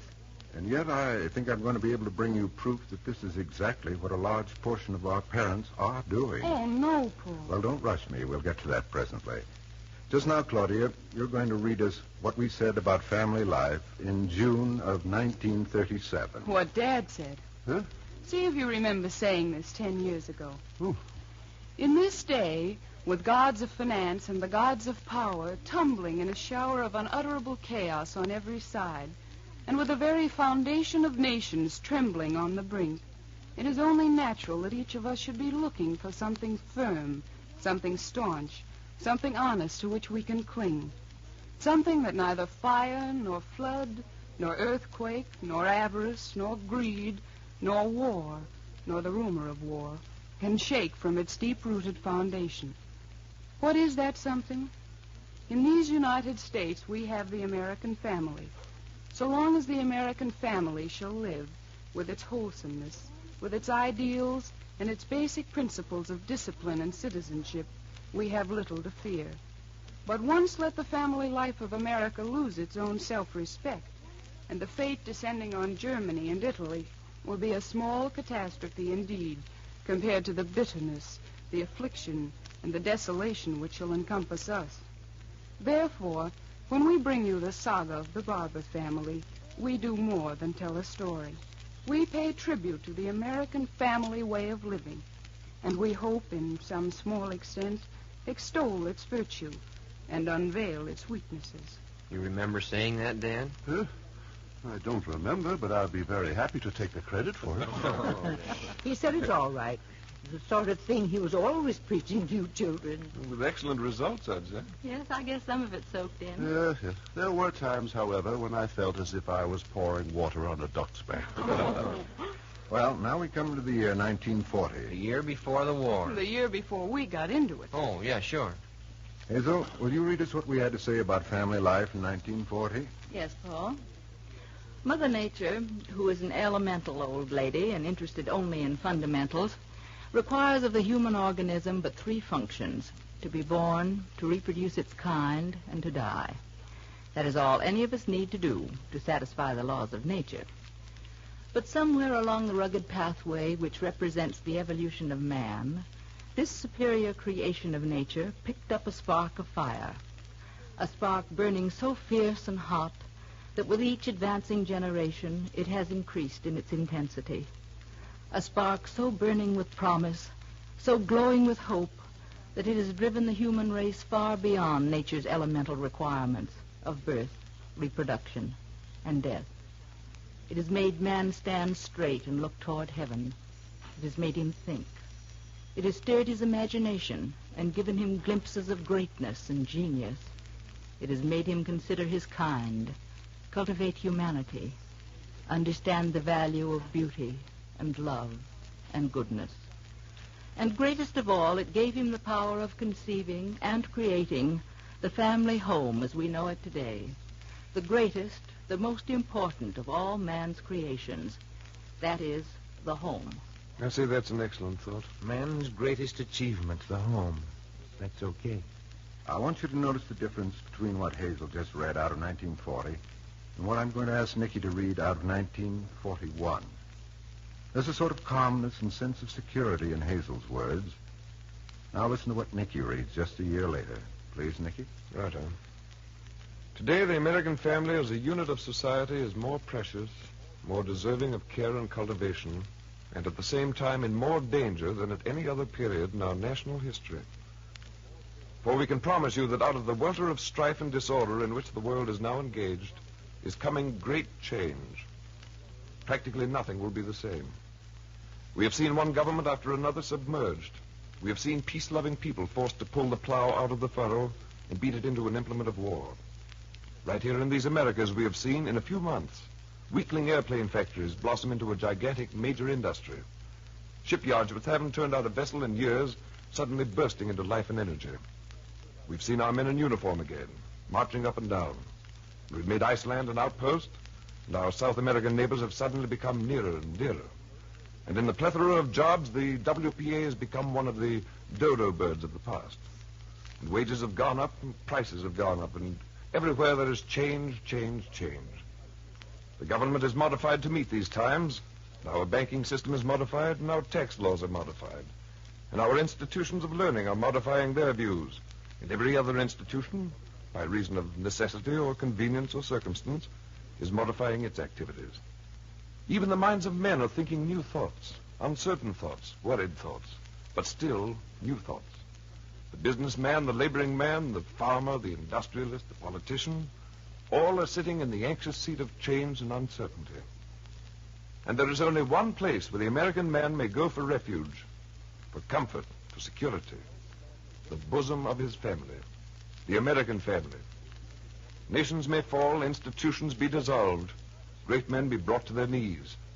But so long as the American father can close the door of his home against the world, so long as the American mother can gather her children about her to love them and teach them, so long as the American child can have the granite solid foundation of the home to cling to, family love to warm the heart, and family continuity to give him a belief in and a hope for the future, all is not lost. In a word, so long as the American home exists, America itself exists. But beware, the American family is not modified with the changing of other institutions. There is the danger. It must be warmed and watched and nurtured as never before, lest it slip through our fingers and is gone, as many other things are being lost to us in these restless, urgent days. Beautifully done, Nicholas. Oh, yes. But did you notice the urgency, the sense of a need for preserving something important? Yes. What I read had a feeling that we possessed something precious. What Nicky read hinted at a dread of losing it. Yes, there was undoubtedly a great transition in American living from the early part of 1940 to the end of 1941. Oh, there was indeed. And now we come to 1947. Oh, we're jumping the war years completely? Yes, we're doing that deliberately. What we feared, what we dreaded might happen in 1941 is becoming a reality in 1947. Hazel, will you read this letter which we received a few weeks ago? When you've read it, I'll explain further. Miss Paul. Office of the Director, Federal Bureau of Investigation, United States Department of Justice, Washington, D.C., March 29, 1947. Dear Mr. Barber, on Sunday afternoon, March 23rd, I listened to One Man's Family, as is my custom on Sunday, whenever it is possible to sit down with a radio. I did want to drop this personal note to tell you how deeply I appreciate the splendid manner in which you developed the necessity of building up the home and the need for emphasizing constructive family life. I thought the program was particularly well done. The need is so great that this point cannot be stressed too frequently, and possibly by constant emphasis an impression can be made. With best wishes and kind regards, sincerely yours, J. Edgar Hoover. Hey, a pat on the head right from the top. Golly. But that's not the point. The important thing is that even our leaders in Washington are worried about the American family and the carelessness and laxity of today's parents. And just to emphasize Mr. Hoover's point, and to demonstrate what One Man's Family is still emphasizing after 15 years, I want to repeat what was said by Jack and Dad on the show of March 23rd. Go ahead, Jack.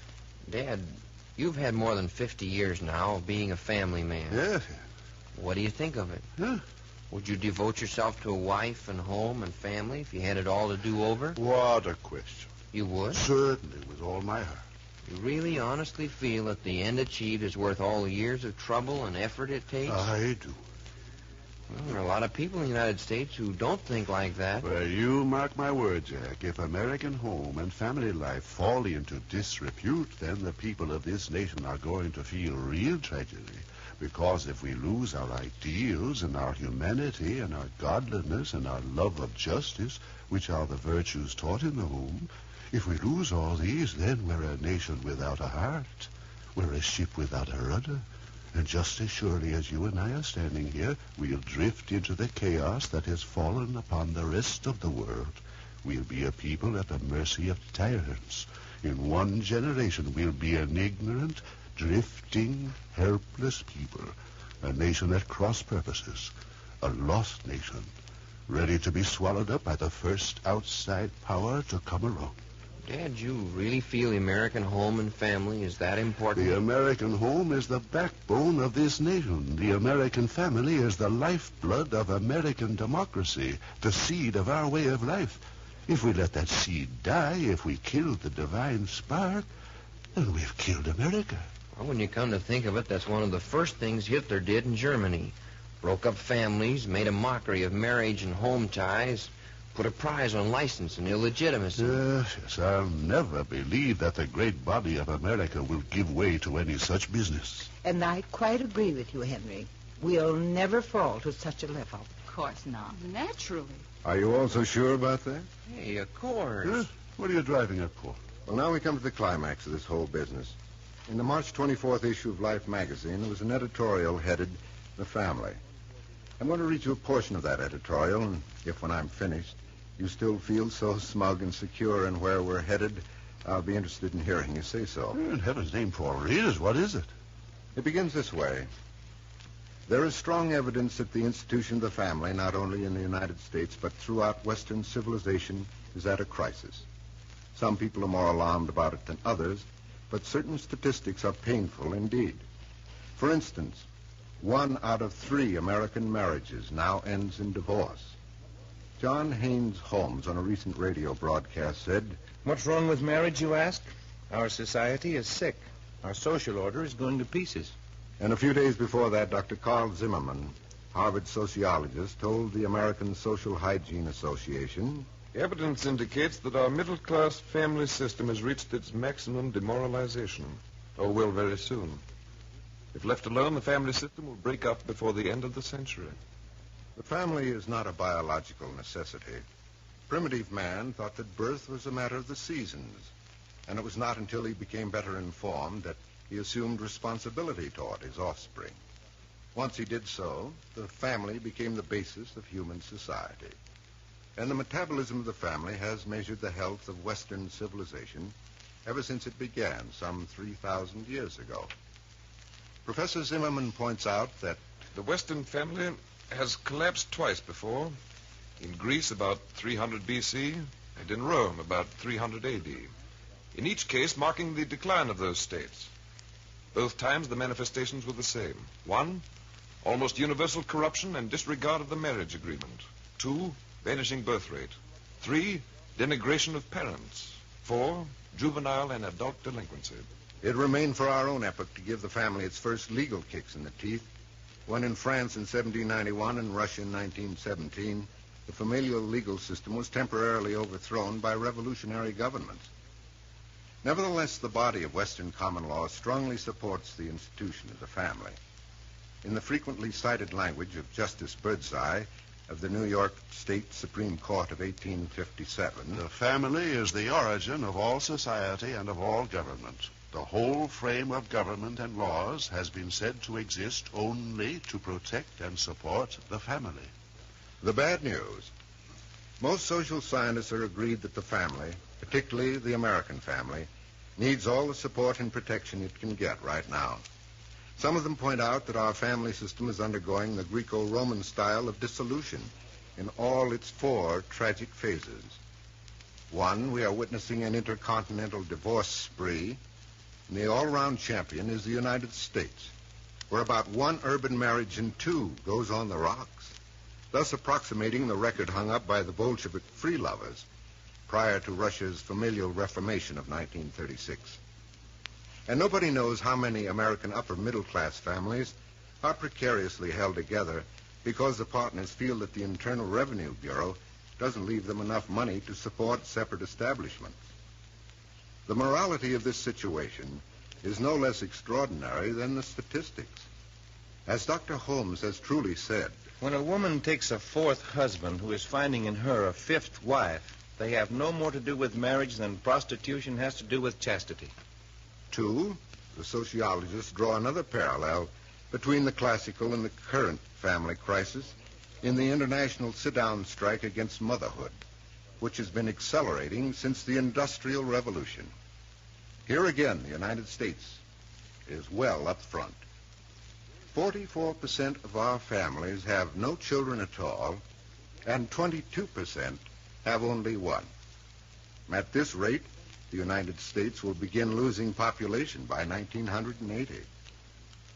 3, sociologists Austin L. Porterfield and H. Ellenson Sally find the old sex moral so broken among all ages and classes that it is becoming increasingly difficult to define sex delinquency, and perhaps meaningless to try to do so, except in certain types of behavior involving cruelty and exploitation.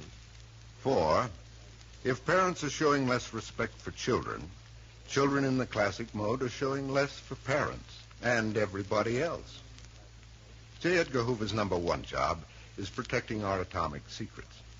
Number 2 is curbing juvenile crime. The recent batch of laws requiring premarital health inspection and cooling off periods prior to marriage licensing are nothing more than a recognition by the state of the decline of parental control. Why? As social scientists see it, the chief enemies of the Western family are the selfishness and brutality of our age. They see these qualities arising in part from our family degeneration and then returning to further the family's destruction. To some sociologists, incidentally, the wholesome family means a permanent pair of parents and at least 3 children. As an institution, of course, the family needs no defense. It is the traditional seat of humanitarianism in the human race, the center of all important informal child education and personality development. The wealth of nations does not consist in natural resources, but in the character of the people. No one can seriously deny that the family is the basic cell responsible for the production of those people and that character. Every remedy proposed for rescuing the family today was grasped at in one way or another by the Augustine Caesars in their attempt to restore the Roman family in the last 2 centuries of the empire. They may work now. They didn't work then. But if the sociologists offer us dubious hope, we can look elsewhere. The problem is moral as well as social. And what we have that the Greeks and Romans didn't have is a universal moral code, the most important of whose codicils is the definition of right and wrong, familial, no less than personal.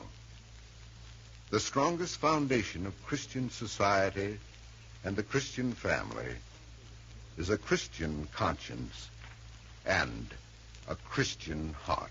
Huh? Why, if that's all we've got left, then it's time we all got down on our knees and prayed. Yes. Is it any wonder that we've made the home and the family our theme for 15 years? And we'd better continue to do so now and so long as we're able. We are dedicated and rededicated to its world without end. Amen.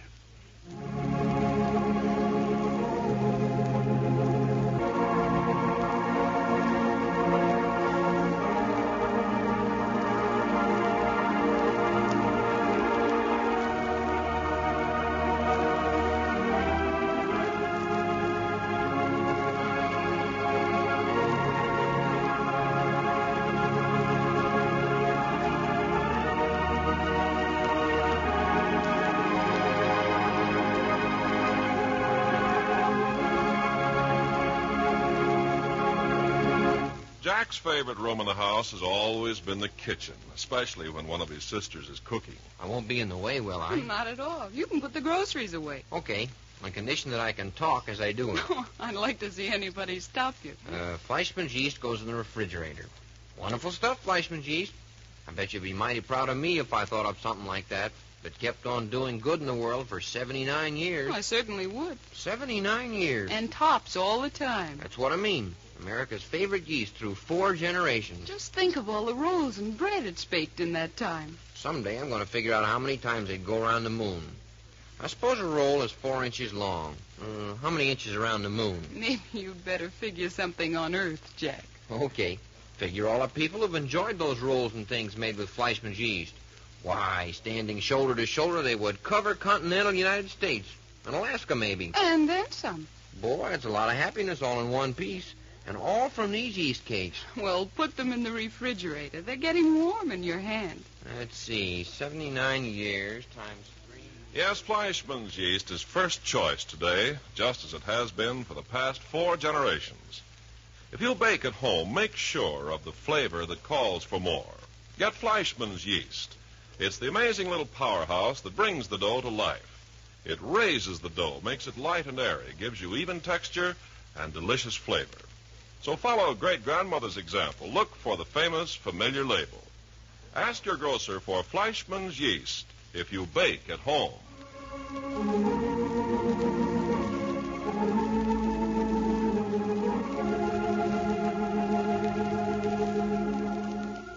You've just heard Chapter 5, Book 62 of One Man's Family, written and produced under the direction of Carlton E. Morse for the makers of Fleischmann's yeast and Royal Puddings.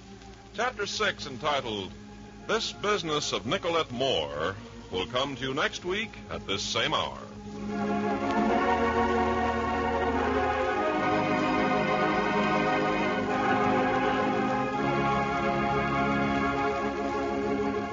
You're worried because food bills seem to be getting higher and higher?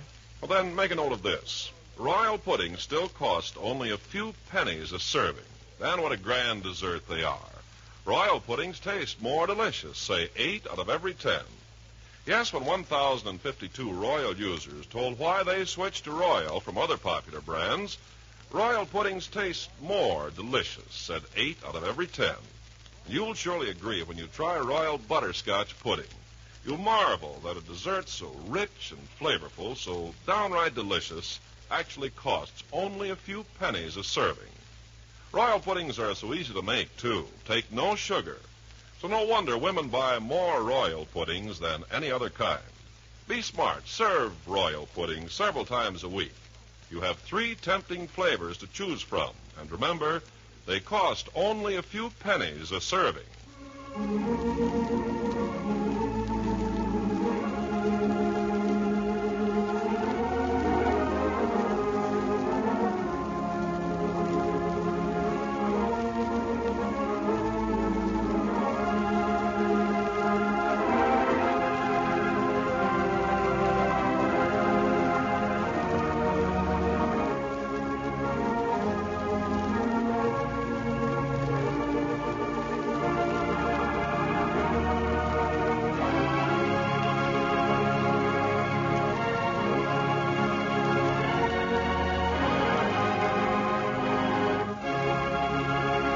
One Man's Family comes to you from California. This is NBC, the national broadcasting company.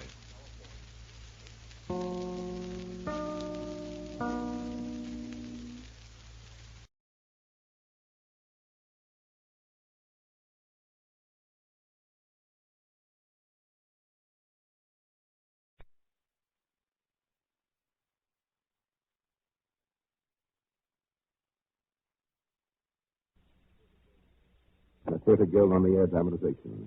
It's because George Orwell's great novel, 1984, deals with the most terrifying subject in the news today, the threat to all free men of communism or totalitarian domination in any form.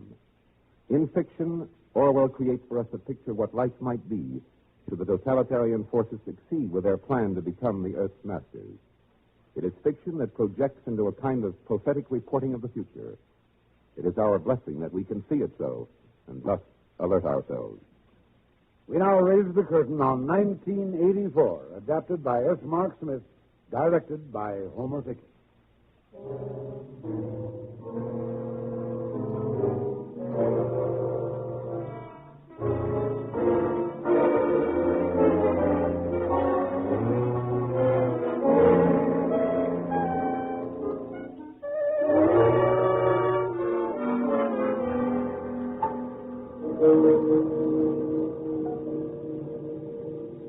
It is a bright, cold April day in the year 1984.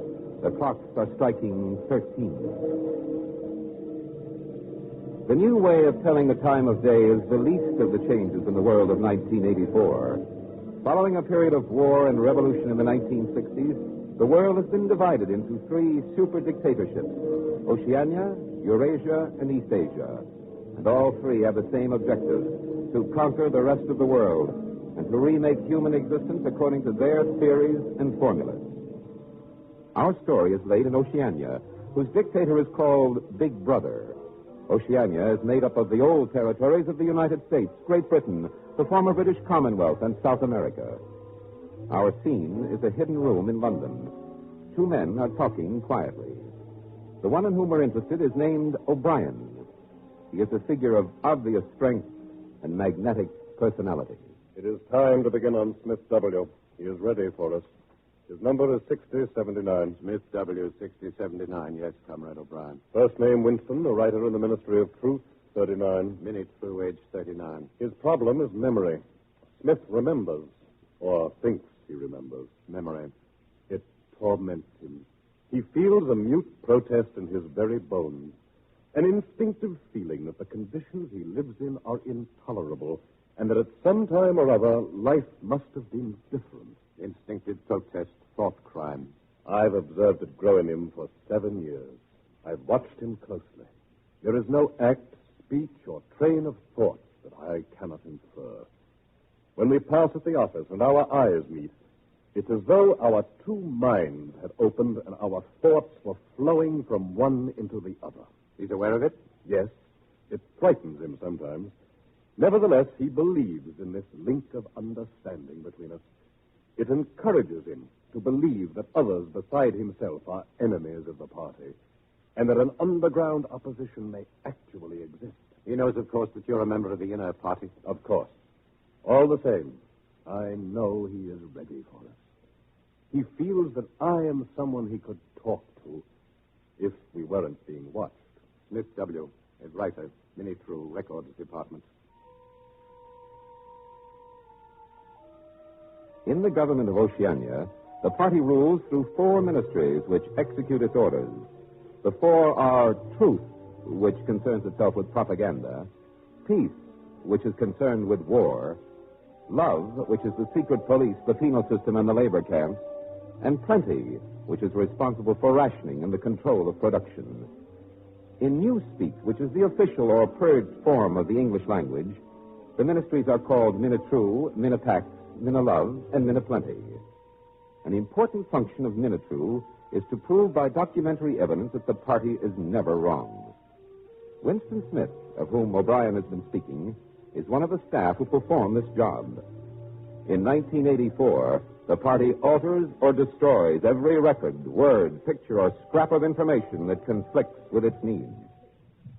It applies the same process to human beings. Even the date of the year becomes uncertain. The past is dead. The future is unimaginable. In the end, the party will announce that 2 and 2 make 5, and it will have to be believed. You wander in the forest on the bottom of the sea, and always there are the eyes watching you, enveloping you. But if the party can thrust its hand into the past and say of this or that event, it never happened, that surely is more terrifying than mere torture or death. The truth is true. I must hold on to that. Water is wet. Objects unsupported fall to earth by the force of gravity. Do you hear this, O'Brien? I address it to you.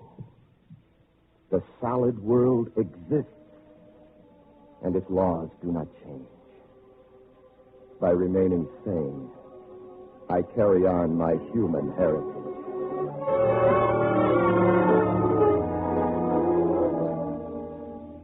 It's Smith. Was he married, Comrade O'Brien? He was 9-10 years ago. After 15 months, they applied for a separation. The usual reason, Comrade O'Brien? Yes, there were no children. Lately, he has noticed a girl at the ministry. He doesn't know her name, and they don't work in the same section. Yet she keeps turning up around him for no reason. He feels that in some way she's dangerous to him. He even thinks she may be an agent of the 4th Police. But she's young, pretty, dark-haired.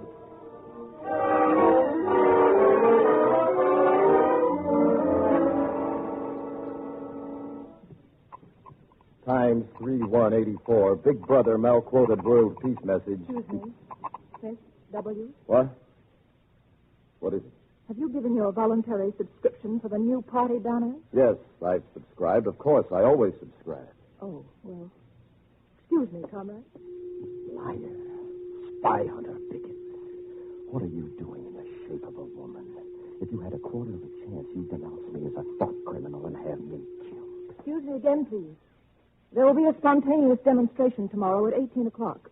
Personnel of all offices will gather in the main hall at the central telescreen for a 2-minute hate meeting. Of course, I know. I have it on my calendar. Well, I thought I'd remind you. Goodbye, comrade. If I could only tell her to her face. If I could shout it at the top of my voice. But they're watching, man. Get hold of yourself or you'll give yourself away. Your worst enemy is your own nervous system. In 1984, the universal slogan posted everywhere with a benign-looking portrait of the dictator is, Big Brother is watching you. And the eyes of Big Brother and the party are the thought police. The thought police watch you through the telescreens, which are fixed on the walls at your place of work and in your home. And when or how often they have plugged in your wire is something you can never guess. The telescreens combine the functions of the earlier telephone, radio, and television instruments, and they regulate everyone's life. For example, at 7:15 every morning, the telescreen in his room awakens Winston. Age 30 to 40, everyone up. Up, 30 to 40s on your feet. Hands on hips, and touch your toes. Up. Then. Up. Then. Smith. Huh? 6079 Smith W. What, me? Yes, you. Then, Law, you're not fined, Smith W. Anyone under 40 is perfectly capable of touching his toes. Don't you see me? I touch mine, and I'm 43.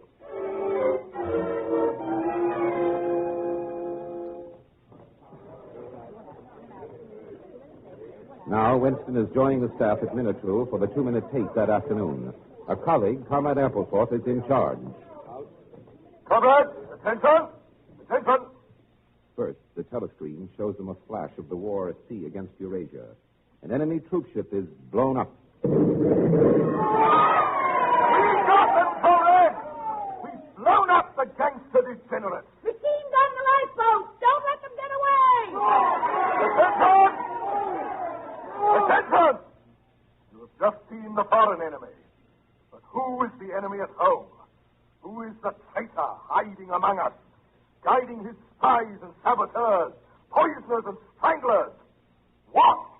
The telescreen fades in the features of the alleged leader of a mysterious underground conspiracy against the party. Goldstein! Goldstein!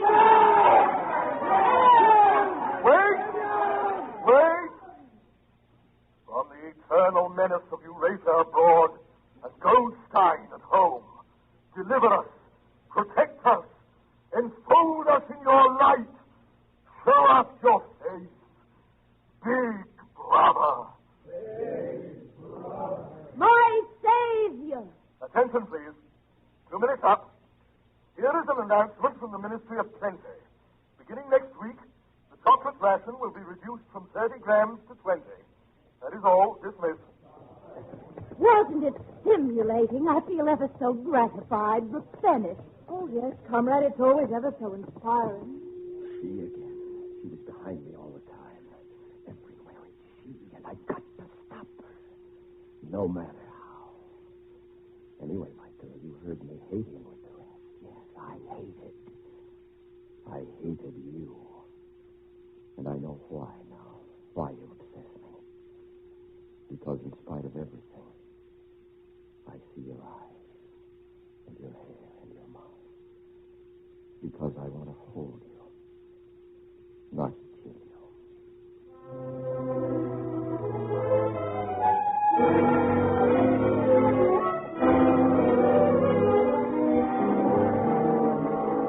To escape from the interminable, restless monologue that runs through his mind, Winston has wandered off on an evening walk, losing himself down unknown streets in the labyrinths of London.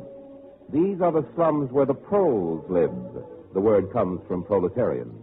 In 1984, proles are about 85% of the population. Coming out of his reverie, Winston is reminded that he has no business in the slums. A dim, old shop attracts his attention as an inconspicuous place to get his bearings. Anyone here? Oh. Good evening, sir. Did you want to look around? Well, I Not didn't much want any... to offer you, I'm afraid. Just selling off a few odds and ends. Winston has wandered into a pocket of the past. An old antique shop somehow preserved in this corner of the slum. He is curiously stirred by the few relics on the shelves. For instance, this diary. Open it. There's been no paper made like that for 50 years, I dare say. Oh, and I've some prints of old London in a room upstairs. That's another item that's disappeared nowadays.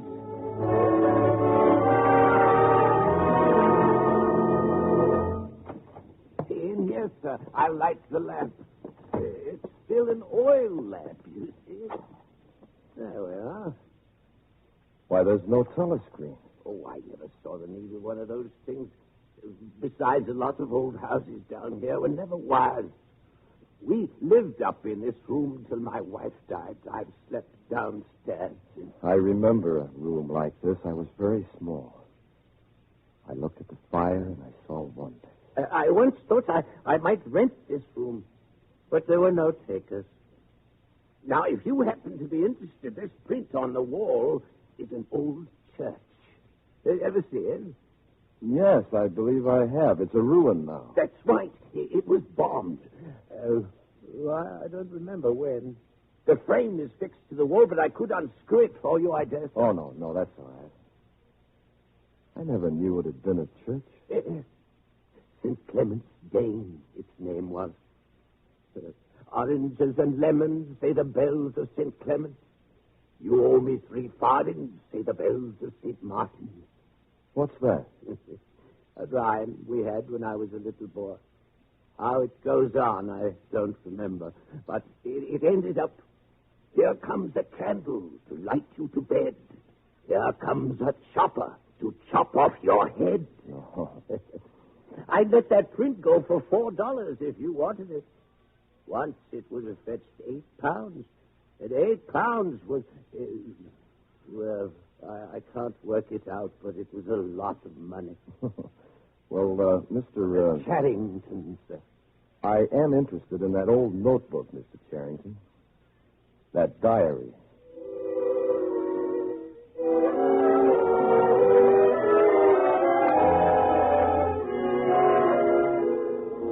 April 17, 1984.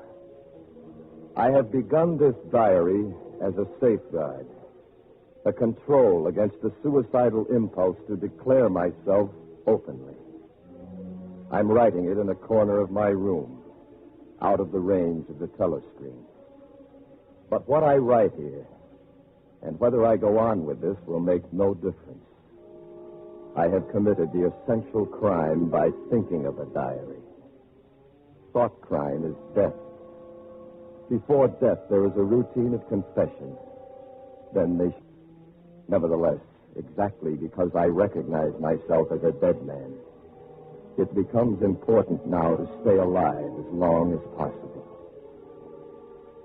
Down with Big Brother. There, I've written it. Down with Big Brother.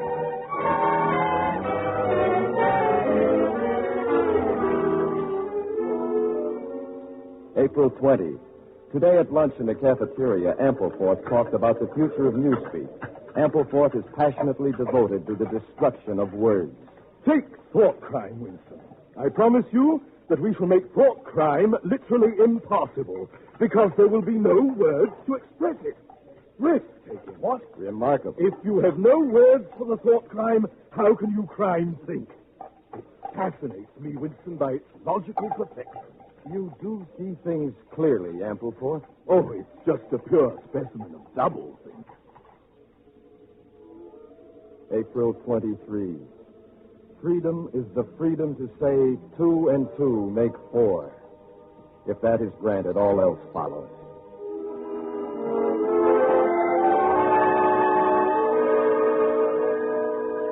April 24. Last night in a dream, everything was light.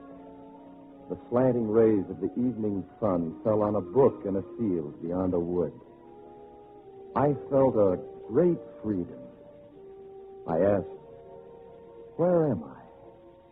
This is the golden country. The dark-haired girl at the office came across the field, and her arms opened wide to me in a gesture of infinite grace and splendor. I ran to meet her, when suddenly the light vanished. A wall of darkness arose, and I was in my old nightmare of the unendurable thing that waits for me behind that wall. In panic, I escaped down a pitch-dark corridor, and there I heard a voice, quiet and casual. I am with you. I know precisely what you are feeling. But don't worry. Yes, we shall meet in the place where there is no dark. I've never known why I have this belief in O'Brien, but it doesn't matter. His voice had said, we shall meet in the place where there is no darkness, and whatever that may signify. I believe that in some way or another, it will come true.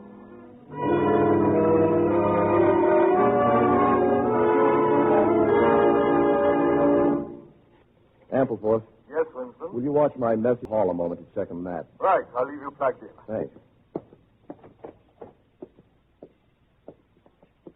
That girl coming up the corridor. She again. What's out? Probably my death. Unfolded on the desk now.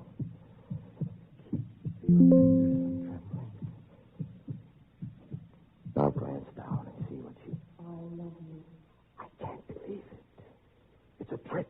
I love you. It's a trick. Maybe. I love you.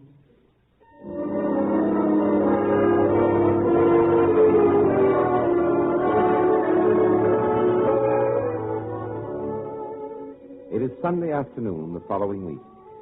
For days, Winston had been in a kind of fever that he might lose the girl if he didn't act quickly.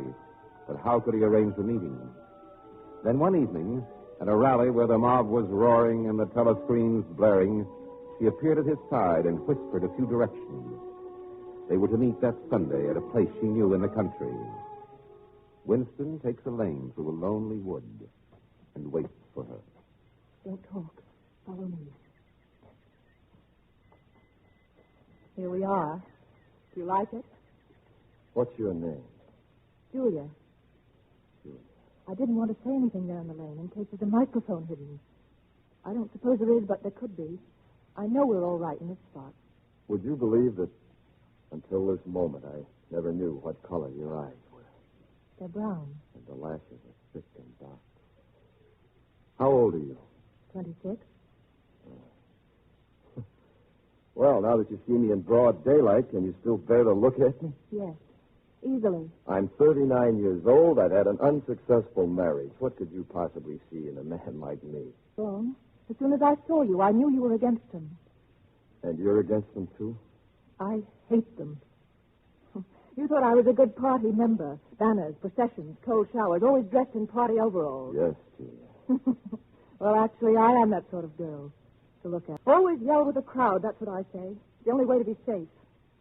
And you want to be safe? Doesn't everyone? Listen to that fellow up there. He just sings away for nothing. Please himself. It's the golden country. Almost. The golden country? A dream, a landscape I've imagined. I just can't believe this. No, don't stand up.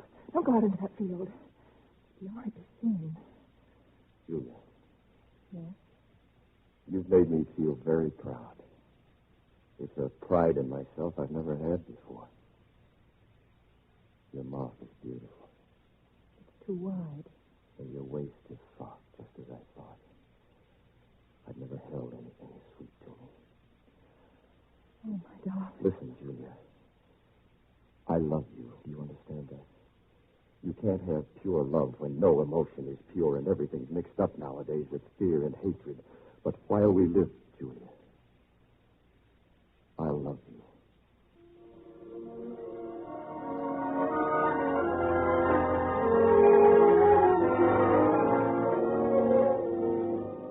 May 20th. I've rented old Charrington's upstairs room. It's lunacy, perhaps, and at best we can only go there once in a while. But the temptation of having a hiding place that was truly our own was too much for me. This door goes down to the alley and the backyard, Mr. Smith. You'll have your own entrance, you see. I dare say everyone wants a little privacy now and then.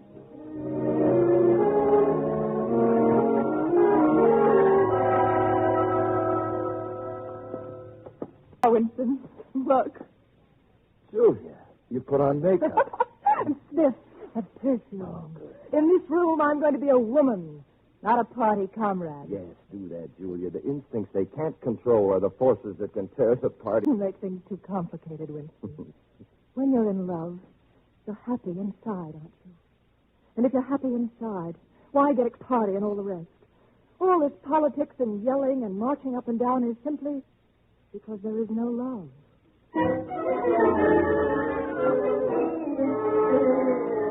June 1. It has happened at last. The expected message has come. The underground conspiracy does exist, and I have reached the outer edge of it. All my life, it seems to me, I've known it would confront me just so. Smith. Oh, good afternoon, Comrade O'Brien. Smith, I noticed you take a scholarly interest in Newspeak. Well, it's just in the course of the work. I have an early edition of the Newspeak dictionary that would interest you, I should think. You might pick it up at my flat sometime. At your flat? It's the old 4th edition. Very rare, you remember. Here, I'll give you my address.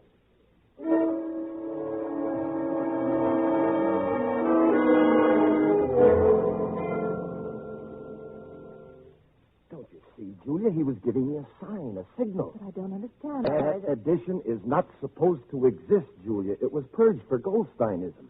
O'Brien's remark was an obvious code message. Well, to tell you the truth, these tales about Goldstein and his underground always struck me as rubbish. I think the party itself made them up for some reason, and you have to pretend to believe them. Julia, why don't you walk out of here before it's too late?